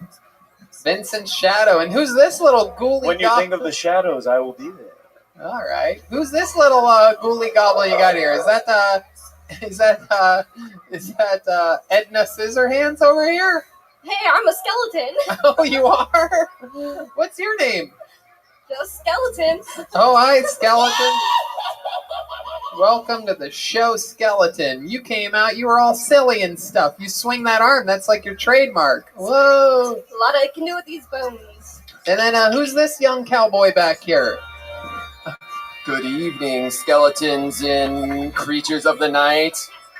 This is your host on AM 66.6 Terror Hour. It's Ghoul Lee. Thank you for dropping in. Ghoulie?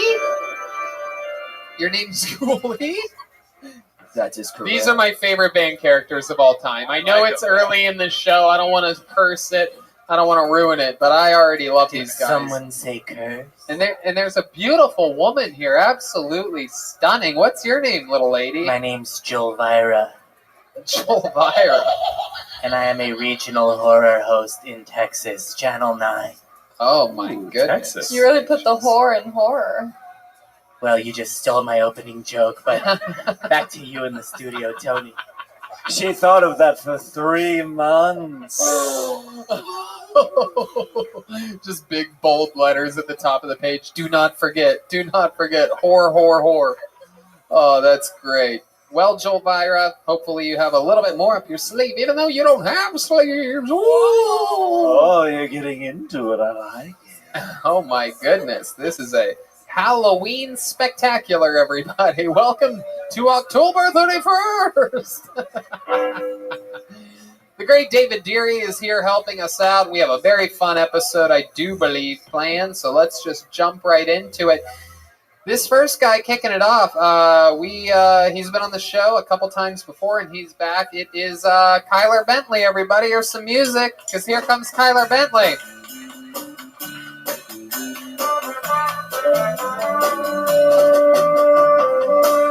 Yeah, here's Kyler Bentley. Hey, I live in a senior living facility, and I know what you're thinking. I'm too young, but they have a saying where I live. It's you're only as old as you feel, and I feel like a dirty old man, so I fit in just fine. I just found out I'm next on the list for a HUD housing rent voucher, so I'm waiting for one of my neighbors to die. Yeah, it's kind of weird hoping for that to happen, but I know who I hope it is, and oddly enough, it is not the alleged pedophile. Yeah, he's a good guy. Lets me use his Wi-Fi. They say there's a lot of cliches about the senior living facility, like everyone has an Esther living there. It's not true. We have 2 Esthers. So somewhere there's a senior center missing an Esther. Fuck yeah. Kyler Bentley. Getting it started with a bang. I love that performance. Very, very funny. Senior living facility. Is that true? I'm not sure. I've never seen evidence of pedophilia there. No, I mean you live in a senior facility? Yeah. That's cool. My mom once lived in a senior facility for a couple years. That was interesting. It wasn't like a facility. It was like a luxury apartments just for old people. But she qualified. Yeah, she was old enough. You had to be like 60. And then maybe you had to be like 50. It was like 20 years ago. Wow. It was for just a couple years, but it was awesome. Anyway, so is it like how senior living a facility is it? Like what I'm talking about was like separate apartments in a building. Is this like more like a nursing home, or what are we talking about? No, it's like a regular apartment complex, Right. But you got to be senior or disabled to live there. Okay. Is it mostly senior? Yeah, I've got like a lot of surrogate grandmas that, give me cookies. And Heck yeah. Did you get hit on? Because I heard they're like super horny and they're on Viagra and shit like that. That's like the number one thing I hear. You're so handsome. He gets lots of blowjobs there, and they call it Meals on Wheels. Oh my goodness. Whoa. Glurp, glurp, glurp goes in the house. Oh my goodness. Channel 9. Welcome to Kill Tony. That's very exciting. Hello, it's a ghost. Do you guys ever play games? Do they have like community events or anything like that? Oh yeah, bingo's a big thing there. Do you play bingo? Favorite bingo number is B9. Wow. Yeah. It perfectly describes bingo. It's not really fun, but it's not cancer either. That's true. Benign tumor. I heard bingo's actually pretty fun. Like I used know a lot of hipsters that would go there and go to the bingo hall. Red Band's favorite bingo number is I8.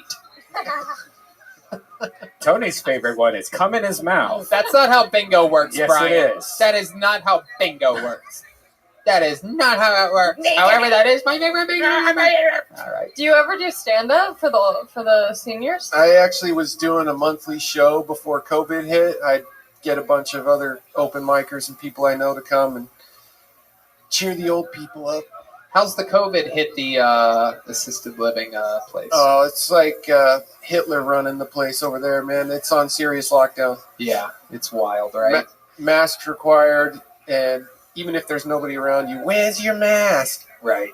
Yeah, exactly. People are freaking out. Has anybody gotten it? A lot of ambulances swinging by as of late? No, crazy enough, nobody's had the COVID there. That's good. It must be in a nice part of town, not too far east, huh? No, it's really far east. Oh, it is? How far? I mean, not far east like China far east, but Montclair.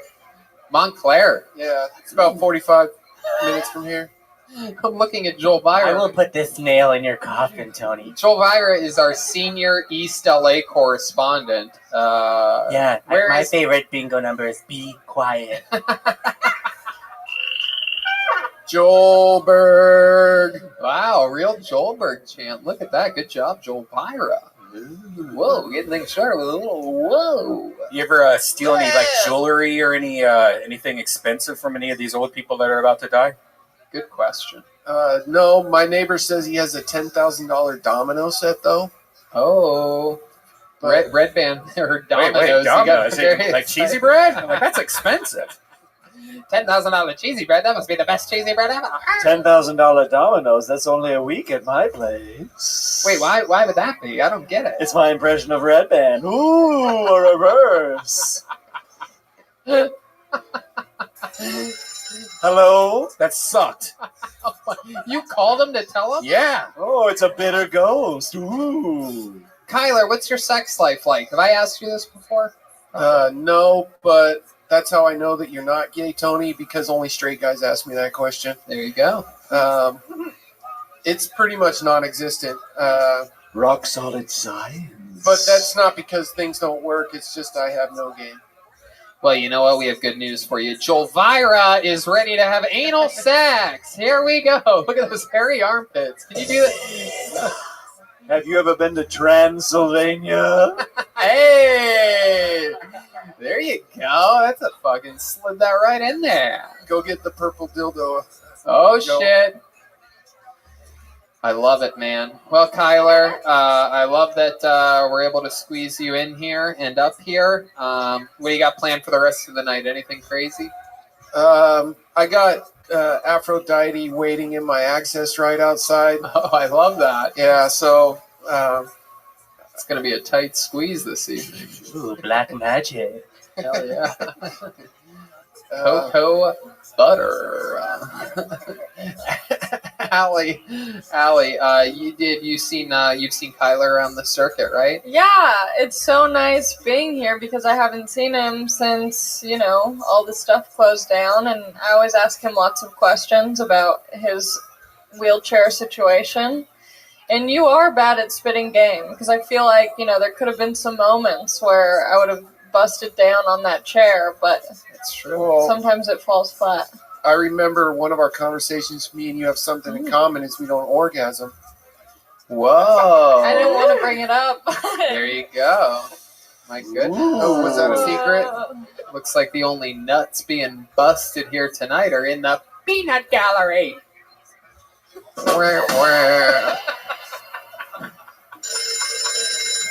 Okay, put your phone down. That joke brought to you by John's Manure Company on 3rd Avenue. Go get your manure.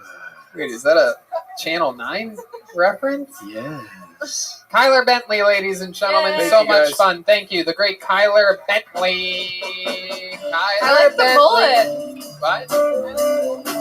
Oh, yeah. Kyler Bentley. Kyler Bentley. Kyler Bentley stand-up on social media. Absolutely. That's where you can follow him. All right. Let's see. What do we got here? What do we got? I don't see William or David in this room. Is that correct? Oh, at the same time? Okay. That makes a lot of sense. Yeah. Tell one of them to come over here. Tell William. God, it's unbelievable. Just I mean, it's just... just amateurs. Yes, you know? absolutely. It's like sub-retarded. Like to call that retarded. You know, would when be Allie just when a Allie was a compliment. regular, we didn't have to deal with such At all. annoying. Waiting, ready, everything written, Professional. prepared, professional, ready to go. They cost me so much. Wait. Now, Allie, it's in your head, zombie. Okay, all right. Go grab Tony Gidley. I pulled Tony Gidley out. He works in the kitchen here. This is very exciting. This is going to be, I believe, his first time ever doing stand-up comedy. Here he is, Tony Gidley. We got him, David. We got him. Tony Gidley. It is Tony Gidley. Here he is. Tony Gidley, everybody. Here he goes. Here he is, Tony Gidley. Should I have my mask on? No. Okay. So do you guys know what the most popular 2020 children's new names are? G-Lane and Maxwell. Too soon? No. There's a couple months left in the year. She's still got some time to die. Let's see. I'm out of breath. Not even running. So I was hanging out with my little cousins anyway. And I opened up the refrigerator for my little cousin. I said, "You want some of this 7-Up?" And he's like, "No, I'm only 6." And I was like, "All right, well, do you want some of this Coke?" And he said, "Yeah, line it up, motherfucker." And we had a good time. Basketball all night. So yeah, I was at a bar watching Steph Curry. I love to hate that guy. So I'm sitting there screaming at the TV. I'm like, "Fuck Curry! I fucking hate Curry! Curry sucks donkey dicks!" And then just then a guy came out from behind the bar. He said, "Excuse me, sir, but curry is very important to our native cuisine. Take it easy, bro. Plus it can hit the 3." Wow.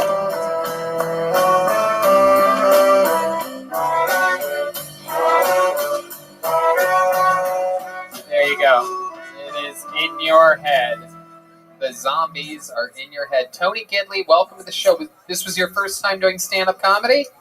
Incorrect. Oh, you've been doing it a while. I started in 2019 in January at a potluck, and I've been doing mics and a show called Comedy Chow ever since. Awesome. And, okay. It's your first time on Kill Tony, though. I've signed up, but I've not been on yet. Correct. Okay. You look a lot different, by the way, than pre-quarantine. It's true. He started drinking water. He was very dehydrated. I used to make fun of him for not drinking enough water, and now you are completely hydrated. Yeah. Yeah. Yup. You've been exercising a lot? You've been out on your e-bike? Nope. No? Oh, you're an e-biker? No, I don't know what the fuck that is. No, it's nothing. Have you been exercising? I just hiked. Just went for a hike today. That's it. When you're... Let me just catch you guys up on something you might not know. If you're truly white trash, all you need to do is work out once, and you get compliments for like 3 days. People are like, "Oh my God, you look great. Did you do something?" It's like, "Oh, I went on a 30-minute hike earlier." That's it. I got all of my fucking unemployment money just recently. Oh, really? What'd you do with it? How'd you spend it? All at once. I bought some hiking shoes. Wow. Did you spend $10,000 on Domino's? No, but I could. You got hiking shoes? What else did you get? I got a couple of pairs of shoes. I got like 4 pairs of shoes. You just bought shoes. Jesus. So I think somebody went looting on Melrose in June. I spent all of my money on shoes. Size 15. You're making a grave mistake right now, Jody. 6 feet away, motherfucker. My goodness. So what kind of shoes did you get? I actually got shoes that are like Nike All Conditions gear. So they're called ACG, which is actually my initials. ASG? ACG. ACG. All Conditions gear. Oh my goodness. They're the most comfortable hiking boots that I have worn. Wow. Where are you hiking? Just Kenneth Hahn, primarily. He does. He specializes in trash piles and landfills. Yeah. I grew up on like 14 acres in the woods. Is that true? Where were the woods at? What part Michigan. Oh, what part of Michigan? Right in the middle. Right by the Capitol. Oh my goodness gracious! Wow, you are truly just born in an ashtray. Absolutely. That is 100%. incredible. What do your parents do for work? Both retired now. What did they used to do? My Worked dad at a factory? Yeah, I worked at plenty of factories. My dad was a Vietnam veteran. Is a Vietnam veteran. Marine. Oh, I can see. Fucking badass. You carried on his looks, the bandana, the facial hair. You look like a young Vietnam vet yourself. 100%. This is the longest that my hair has ever been. But yeah, totally. Yeah. And how about your mom? She used to be a bus driver. Absolutely not. Oh, she's a prison warden. Whoa! Close. I was Very close. close. Bus driver and prison warden are right next door at the White Trash Family Employee Benefit Place. They have the same shapes too. Yes, absolutely. Very, very strong. Your mom has broad shoulders? Sure. Oh, you know she does. Come on, dude. She's a stout young woman still. Yeah. Do you remember any stories? Like, was there any like she almost got stabbed once? Or Oh yeah, I mean, yeah. Well, not she didn't get stabbed, but she would tell me that guys would like cut themselves open just to like be able to go to the hospital or whatever. Oh. And then eventually that fucking scar would just open up with their finger. They call that flirting. So they could just go to the hospital or whatever the fuck was going on. You call that foreplay, Joel Byra? Flirting. But they made her all kinds of crafts and like they painted pictures for her and shit. Oh Like, my goodness. But Hey, some there's of a them were picture of me raping you, bitch. and they also masturbated. And I used my own shit to paint it. What did you think about that joke that I just made, Skeleton? I'm laughing to the bone.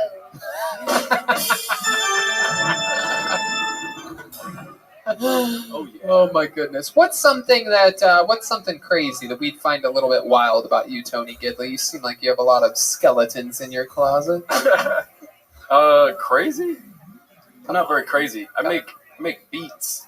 You do? I make a lot of beats. You do? Can you beatbox a little bit for us right now? I guess I could beat. Here we go, everybody. This is one of the rare live performances that we're getting. He's putting on his mask. He's going future on us. Yeah, who'd have thought beatboxing would be one of the most dangerous things to do? He's got one of the official Kill Tony masks on. This is very exciting. Turns out he's a big fan of the show. Represent. That's right. Middle. Oh, shit.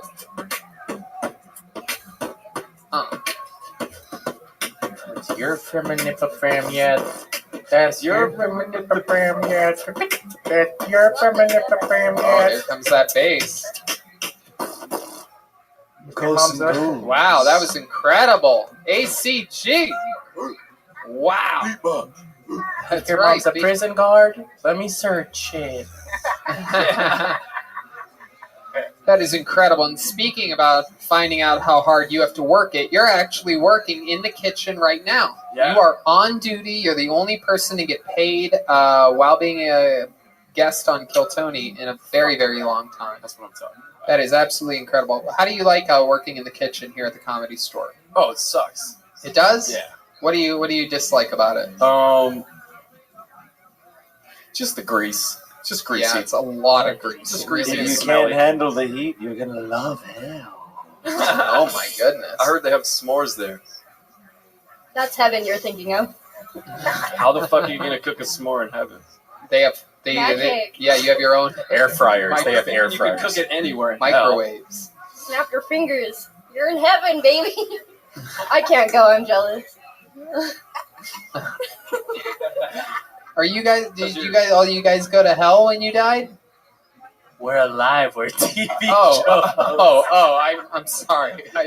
Channel 9, Bend, Oregon. Ooh. Oh, so these are just characters that you guys play. We're regional TV horror host, Tony. Oh.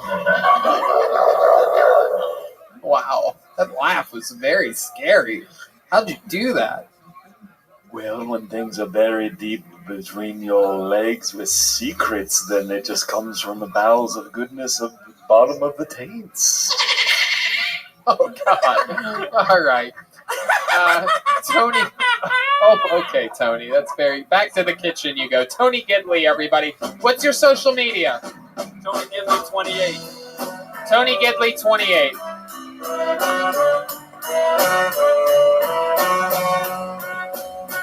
It's in your hair. We're having fun here. Hey, look, one of the regulars is here. They were both performing at the same time in a fucking window during the show a minute ago, but one of them is here. You know this guy, very controversial figure. A lot of people say he is the most beloved person ever. A lot of people absolutely want to murder him on sight. Ladies and gentlemen, I give to you the Big Red Machine, the Red Dead Revolver, the redhead Red Dead with Redemption. the bread shed. Ladies and gentlemen, it is lights out, William Montgomery. Y'all, I wrote this set when I was in New York City last week. I was about to perform at Showtime at the Apollo. Bunch of blacks. Spoiler alert. Smashing Pumpkins is a cool band name. If I named my band after my high school hijinks, we'd call ourselves Shooting Schools. I miss the old Weather Channel. Show me some lo-fi graphics accompanied by elevator jazz. Now you've got World's Strangest Weather and shit as programming. Bitch, I got YouTube. Hey, Red Band, when you receive a gallon of Nugenics in the mail, don't blame me, queer. That's a testosterone joke. Red Band is pretty much a bitch. Wow. Yeah, are you gonna really look at me that way, Red Band? Wow. William closing on a joke calling Red Band a bitch. That is not an angle very much used on Red Band. When I saw Red Band, I was at his place 3 nights ago. I was at his... I would never let you have my house, you I fucker. was in his No, glory hole in his You bathroom. annoy the fuck out I of me. saw his Oriental Oriental. Are suck you going to his use dick. another racist term from the 90s, you fuck? Wow. Are you really No, gonna no, say seriously, that? are you calling my You girlfriend? said I Are you can calling my watch. girlfriend Oriental, bitch? You said I could watch. Oh, Red Band's walking over there. David, are you on camera? Bitch! David. You think I'm a fucking bitch? You're gonna do this? We were friends the other night. We were friends the other night. I watched his Chinese girlfriend suck his dick. Right now, they're like blood brothers, but like with COVID instead of blood. And some bubblicious bubble gum. The Corona Bronas, William and Red Band. The bubblicious. Hey, Red Band, I did send you the new Chinook. Oh, he's about to get his pistol. Oh, Red No, he's Band. cleaning. Y'all are in for a treat. This is about to be on Lively. Red Band is about to murder me.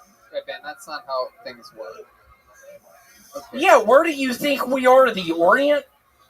Bringing a new meaning to Death Squad.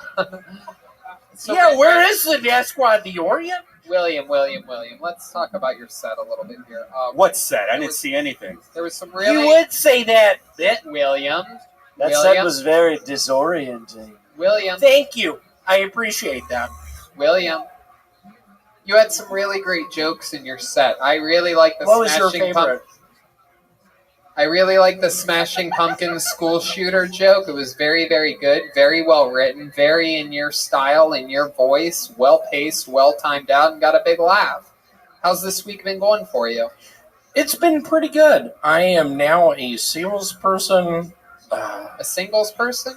No, a salesperson for the board game Jumanji. I've been playing a bunch of board games. Try to get that die out of my hands because you're not going to be able to. I'm playing Jumanji tonight. Jumanji?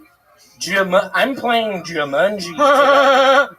Okay, Brian. You know my least favorite board game? Life. Ooh. I sort of don't like Monopoly. What do you think about Monopoly? Whoa. Red Band is very mad at you for calling his Oriental girlfriend Oriental. This is really interesting. He is mad I saw her suck his penis 2 nights ago in his fucking shower. And I wish think you were all the allowed at my listeners house. want to know. Where did you see this at? He just In he's his not allowed at my bathroom. house. Me and David hang out and have barbecues all the time. I won't let him in my house. Hold My on, girlfriend doesn't hold on. like him. Plot Red hole Band, with relax, that story. hold on. Plot hole with that story. Red Band doesn't shower. Yeah, this is wild. But he stuck his penis. It looks a lot like mine. How did you weren't in his house, correct? Were you? I was in his bathroom. I saw his thing come through the hole. What did very it look slow. like? What did his thing look like? Sort of like a squirrel grabbing onto a pecan. What did it look Hold on, who messed my joke up? Who said that? Doesn't matter. I'm kidding, I love you. William, what did you say that it looked like? It looked like when Red Band stuck his penis through the shower hole and his Oriental girlfriend was bending over. It looked like a squirrel holding on to peanuts. A squirrel holding on to peanuts? A squirrel holding on to peanuts. And I didn't know what what noise to do. does a squirrel make? Ah! Okay. I heard a bunch of that. William, you're really good at making animal noises. Can you do a cow? Hey! How about a horse? Hold on. Oh, that's what a horse says? What else? Give me more animals. Okay, a skunk. All right. How about a walrus? Here he is. Wait, that's an Australian person. It's an English person going to the match. Okay. Here he is. How about a dolphin? What noise does a dolphin make? Flipper. Okay. This has really gone downhill fast. All right. I don't think it has. One last one. Do an impression. Allie, get my bag. Do an impression of a dog. I'm gonna lose the fucking caboose. I love that joke. Allie, what do you think about William's style and delivery? You know, I love William. How long were you the regular? I feel like. How long were you doing it? I've now been doing it 1 year and 7 months. She's longer than you. I don't remember. It's all a blur. I'm wondering, I have a random question. Would you ever replace Will.i.am from the Black Eyed Peas? Yes, last time I heard he was a part of Queen. What? Do you like Black Eyed Peas? I like when Will.i.am sings the Bohemian Rhapsody song and I just get into it. And I can't help but think, where is Red Band's Chinese girl group? I want to see her put her lips around his penis. Hey, where's your girlfriend that beats you up, you little bitch? Yeah, why don't you show me another bruise every week from you getting hit, you little famicky? Are you fucking with me right No, now? no. Did you read on the news? She's in the hospital. Why? Why? Because she hit herself and then called the cops and said that you did it? She got in a fight with a ghost. Really? Ooh. I'm kidding. I've been watching a bunch of Dateline. That is a Dateline line. All right, William, before we let you go, what can we see your impression of a mosquito?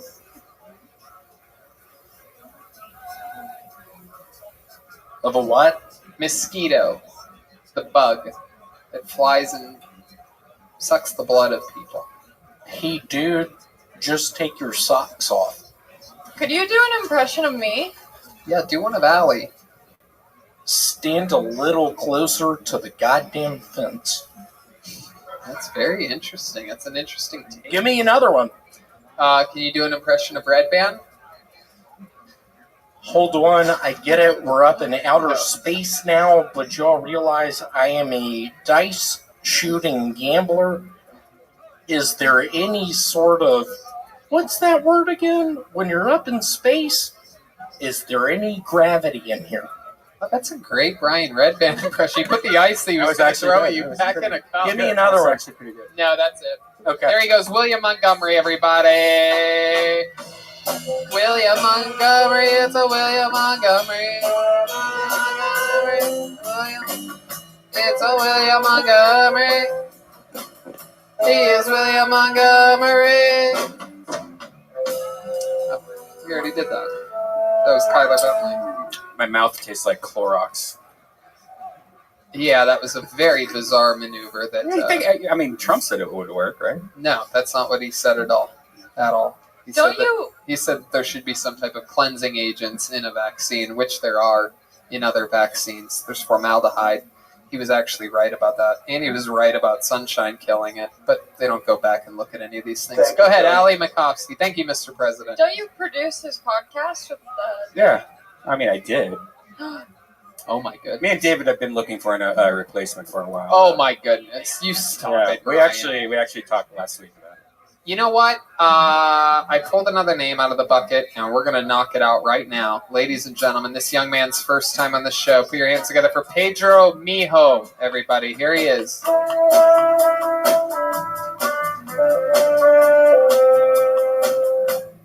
Here's Pedro Mijo. Thank you for the introduction. So, you know what I find very unfair? I find very unfair when you're fighting a girl and her friends find it very odd that she is fighting you, so she gets into it. I also think that it's also unfair that, she kind of takes her time. The guy usually just jumps in. No fucks given. So, there's that. There was a time I had a girl that I was really into, and like every other pursuit, it ended with misery, despair, and self-loathing, also known as Manuela. Manuela, would you like to say hello?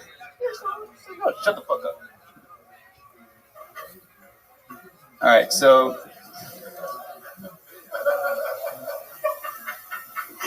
fuck. Okay. So there was a. There you go, Pedro Mijo. I only had We're gonna two. save Only had you two. there. It's okay, Pedro. Very good. Pedro, that was a very unorthodox set. How long you been on comedy? I've been doing it for about a month and a half. Month and a half. You started during the pandemic? Obviously. How old are you? 25. 25? This year. No, turning 26 this year. When? When's your birthday? It's actually next month. September. Yeah. September what? 22. Yeah. We're Virgo. Wow, what's yours? September 8th. Oh my goodness. Mine is September 11th. Wow. That way you never forget. Oh my god. Didn't see that one coming at all. I'm a regional TV horror It's host. also 9/11 Friday because that at- joke crashed and burned. 9/11. My favorite bingo number is Be Quiet. That joke was already made. Yeah, I know. Why did the chicken cross the road? Okay. He forgot that. Pedro, welcome to the show. You are 25, going on to 26 very quickly. I still feel like you might be 17. Yeah, I didn't say he's like 15. You are. You have those young ages. Any of your classmates? Forget it. I'm not going to make that joke. Hey, what's your favorite science teacher? What's her name? She was Miss Holt. She was. Pass the test. Okay. Red Band, still deeply affected from the words of William Montgomery minutes ago, still riding that adrenaline and perhaps a bleach poisoning running through his veins. Pedro, tell us about your life. You're 25. What do you do for work? All right, so I don't really have a job except working at a factory whenever I feel like going. Why do you have such a lax schedule at the factory? Well, because I just feel like, there's so many things to do throughout the day. Why do I need to be slaving over something that What kind of factory is it? You're such a bad comedian, I feel like it could be the Laugh Factory. It's a cookie factory. It's a cookie factory. It's a cookie factory? Cookie factory. A cookie factory? Yes. Uh-oh, Red Band's new favorite comedian of the year. I don't like sweets. So I don't either. Your Instagram at 4 a.m. tells an entirely different story. Yeah, meat and cheese, a different story. You're right. Red Band's biography. So what kind of cookies are you making over there? You guys know the J&J? No, that's the brand name. Jerry's, the whole cookie. The one with the crazy hairs and stuff? Yeah. Tastes nasty. Yeah, the cookies that you make taste nasty. They taste nasty because they're not made with love. Right? What are you good at? Like, you make shitty cookies, you write shitty jokes. What's like a talent that you have? Well, I did serve my country. What did you serve? What did you do? You served them cookies? What are we talking about here? Now I do, but no. I used to serve for the military back in 2013 to 16 for the U.S. Army at Fort Hood. Really? Yeah. Wow, that's incredible. What branch of the military were you in? Army. The Army. Yes. Why do I feel like you're lying? How many push-ups can you do? 25. I'm not gonna do it. Why? I don't feel like doing it. What if we had William do 25 alongside of you? William, so you be down? Come on, here we go. Lay down, guys. Here we go. All right. 25 push-ups coming from both of them. There's some armed forces music coming at you. Here we go. 25 push-ups. 1, 2, 3, 4. Come on, this is for America. Keep up, William. This is very exciting. Wow, this kid really was in the Army. This is very impressive. All right, Randy.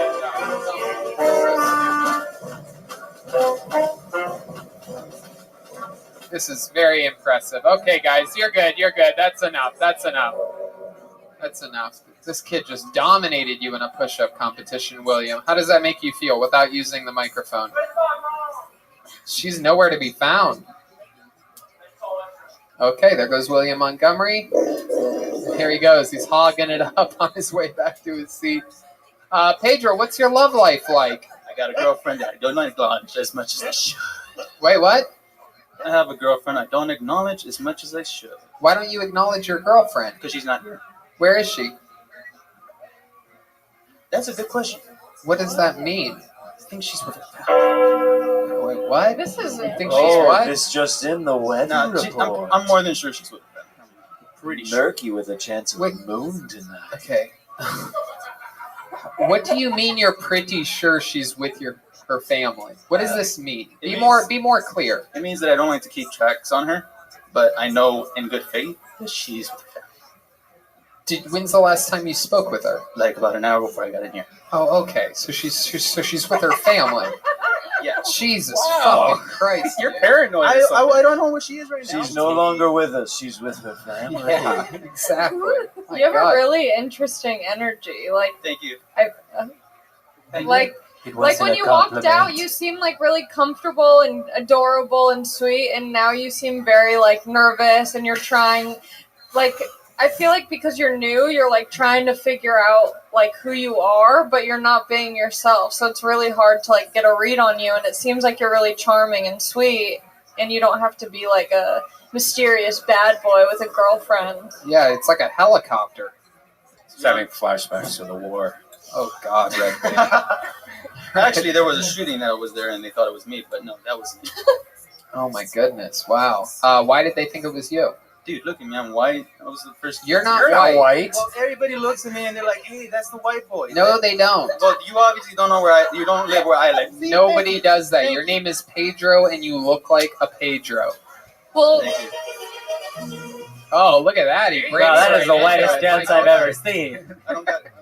That's his ringtone. Joel Vira, you're our senior East Los Angeles correspondent. What do you think about this guy? What race would you call him? This guy's my cousin, eh? Oh, Hey, fool, shit. what's up, man? There you go, man. Damn. God, I thought that was fucking digits for a second over there. You got He's only a white guy at the million man mark. Yeah, we were featured on Fools Gone Wild. Did you see that? Oh, what? We were featured a clip of. Did you guys see that? Yeah, Los Digits was on a viral, a massive Mexican. It's basically like World Star, but for Latinos. Because on the episode where I asked him, "What's your first pickup line when you meet a girl?" and he goes, "What's up, fool?" That's the whole clip, and it just keeps going over and over. It's really funny. It's great. All right. How long you been with this girl? For about 3 years. Is she Latino as well? Yeah, I don't. Is she? Yeah, she is. Have you ever gotten her pregnant? How many times? 20? I don't want to talk about. Have you ever gotten her pregnant? Oh gosh. Pedro, this is an interview. Interviews are supposed to be compelling. How about we talk about the military? Yeah, this is more interesting than. Is your girlfriend the one who inspired your joke about getting in fights? No. What was that joke? I was confused. So I thought the joke was funny because I was trying to make a longer joke and it did not work out. I didn't have enough time in order to get to that joke. So at the end, there was a good punchline and. Pedro, I like your style, dude. You just keep writing, keep trying, don't give up.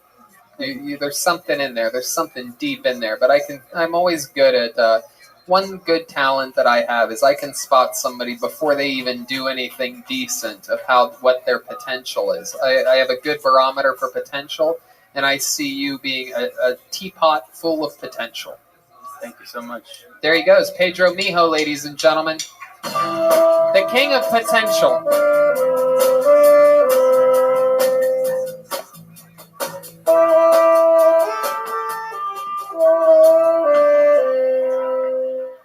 Fuck yeah.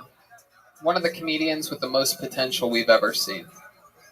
All potential, that guy. Pedro Mijo. Shitty cookies. Shitty cookies, shitty at his factory. He was bad at the military. He's a bad boyfriend, but a lot of potential as a comedian. We have another regular, ladies and gentlemen. Roast God, joke writing guru, one of my favorite human beings. Ladies and gentlemen, it's David Lucas. Here he is. Let's do this shit. Here he is. The great David Lucas. Yeah. The WNBA is back, and these hoes are complaining.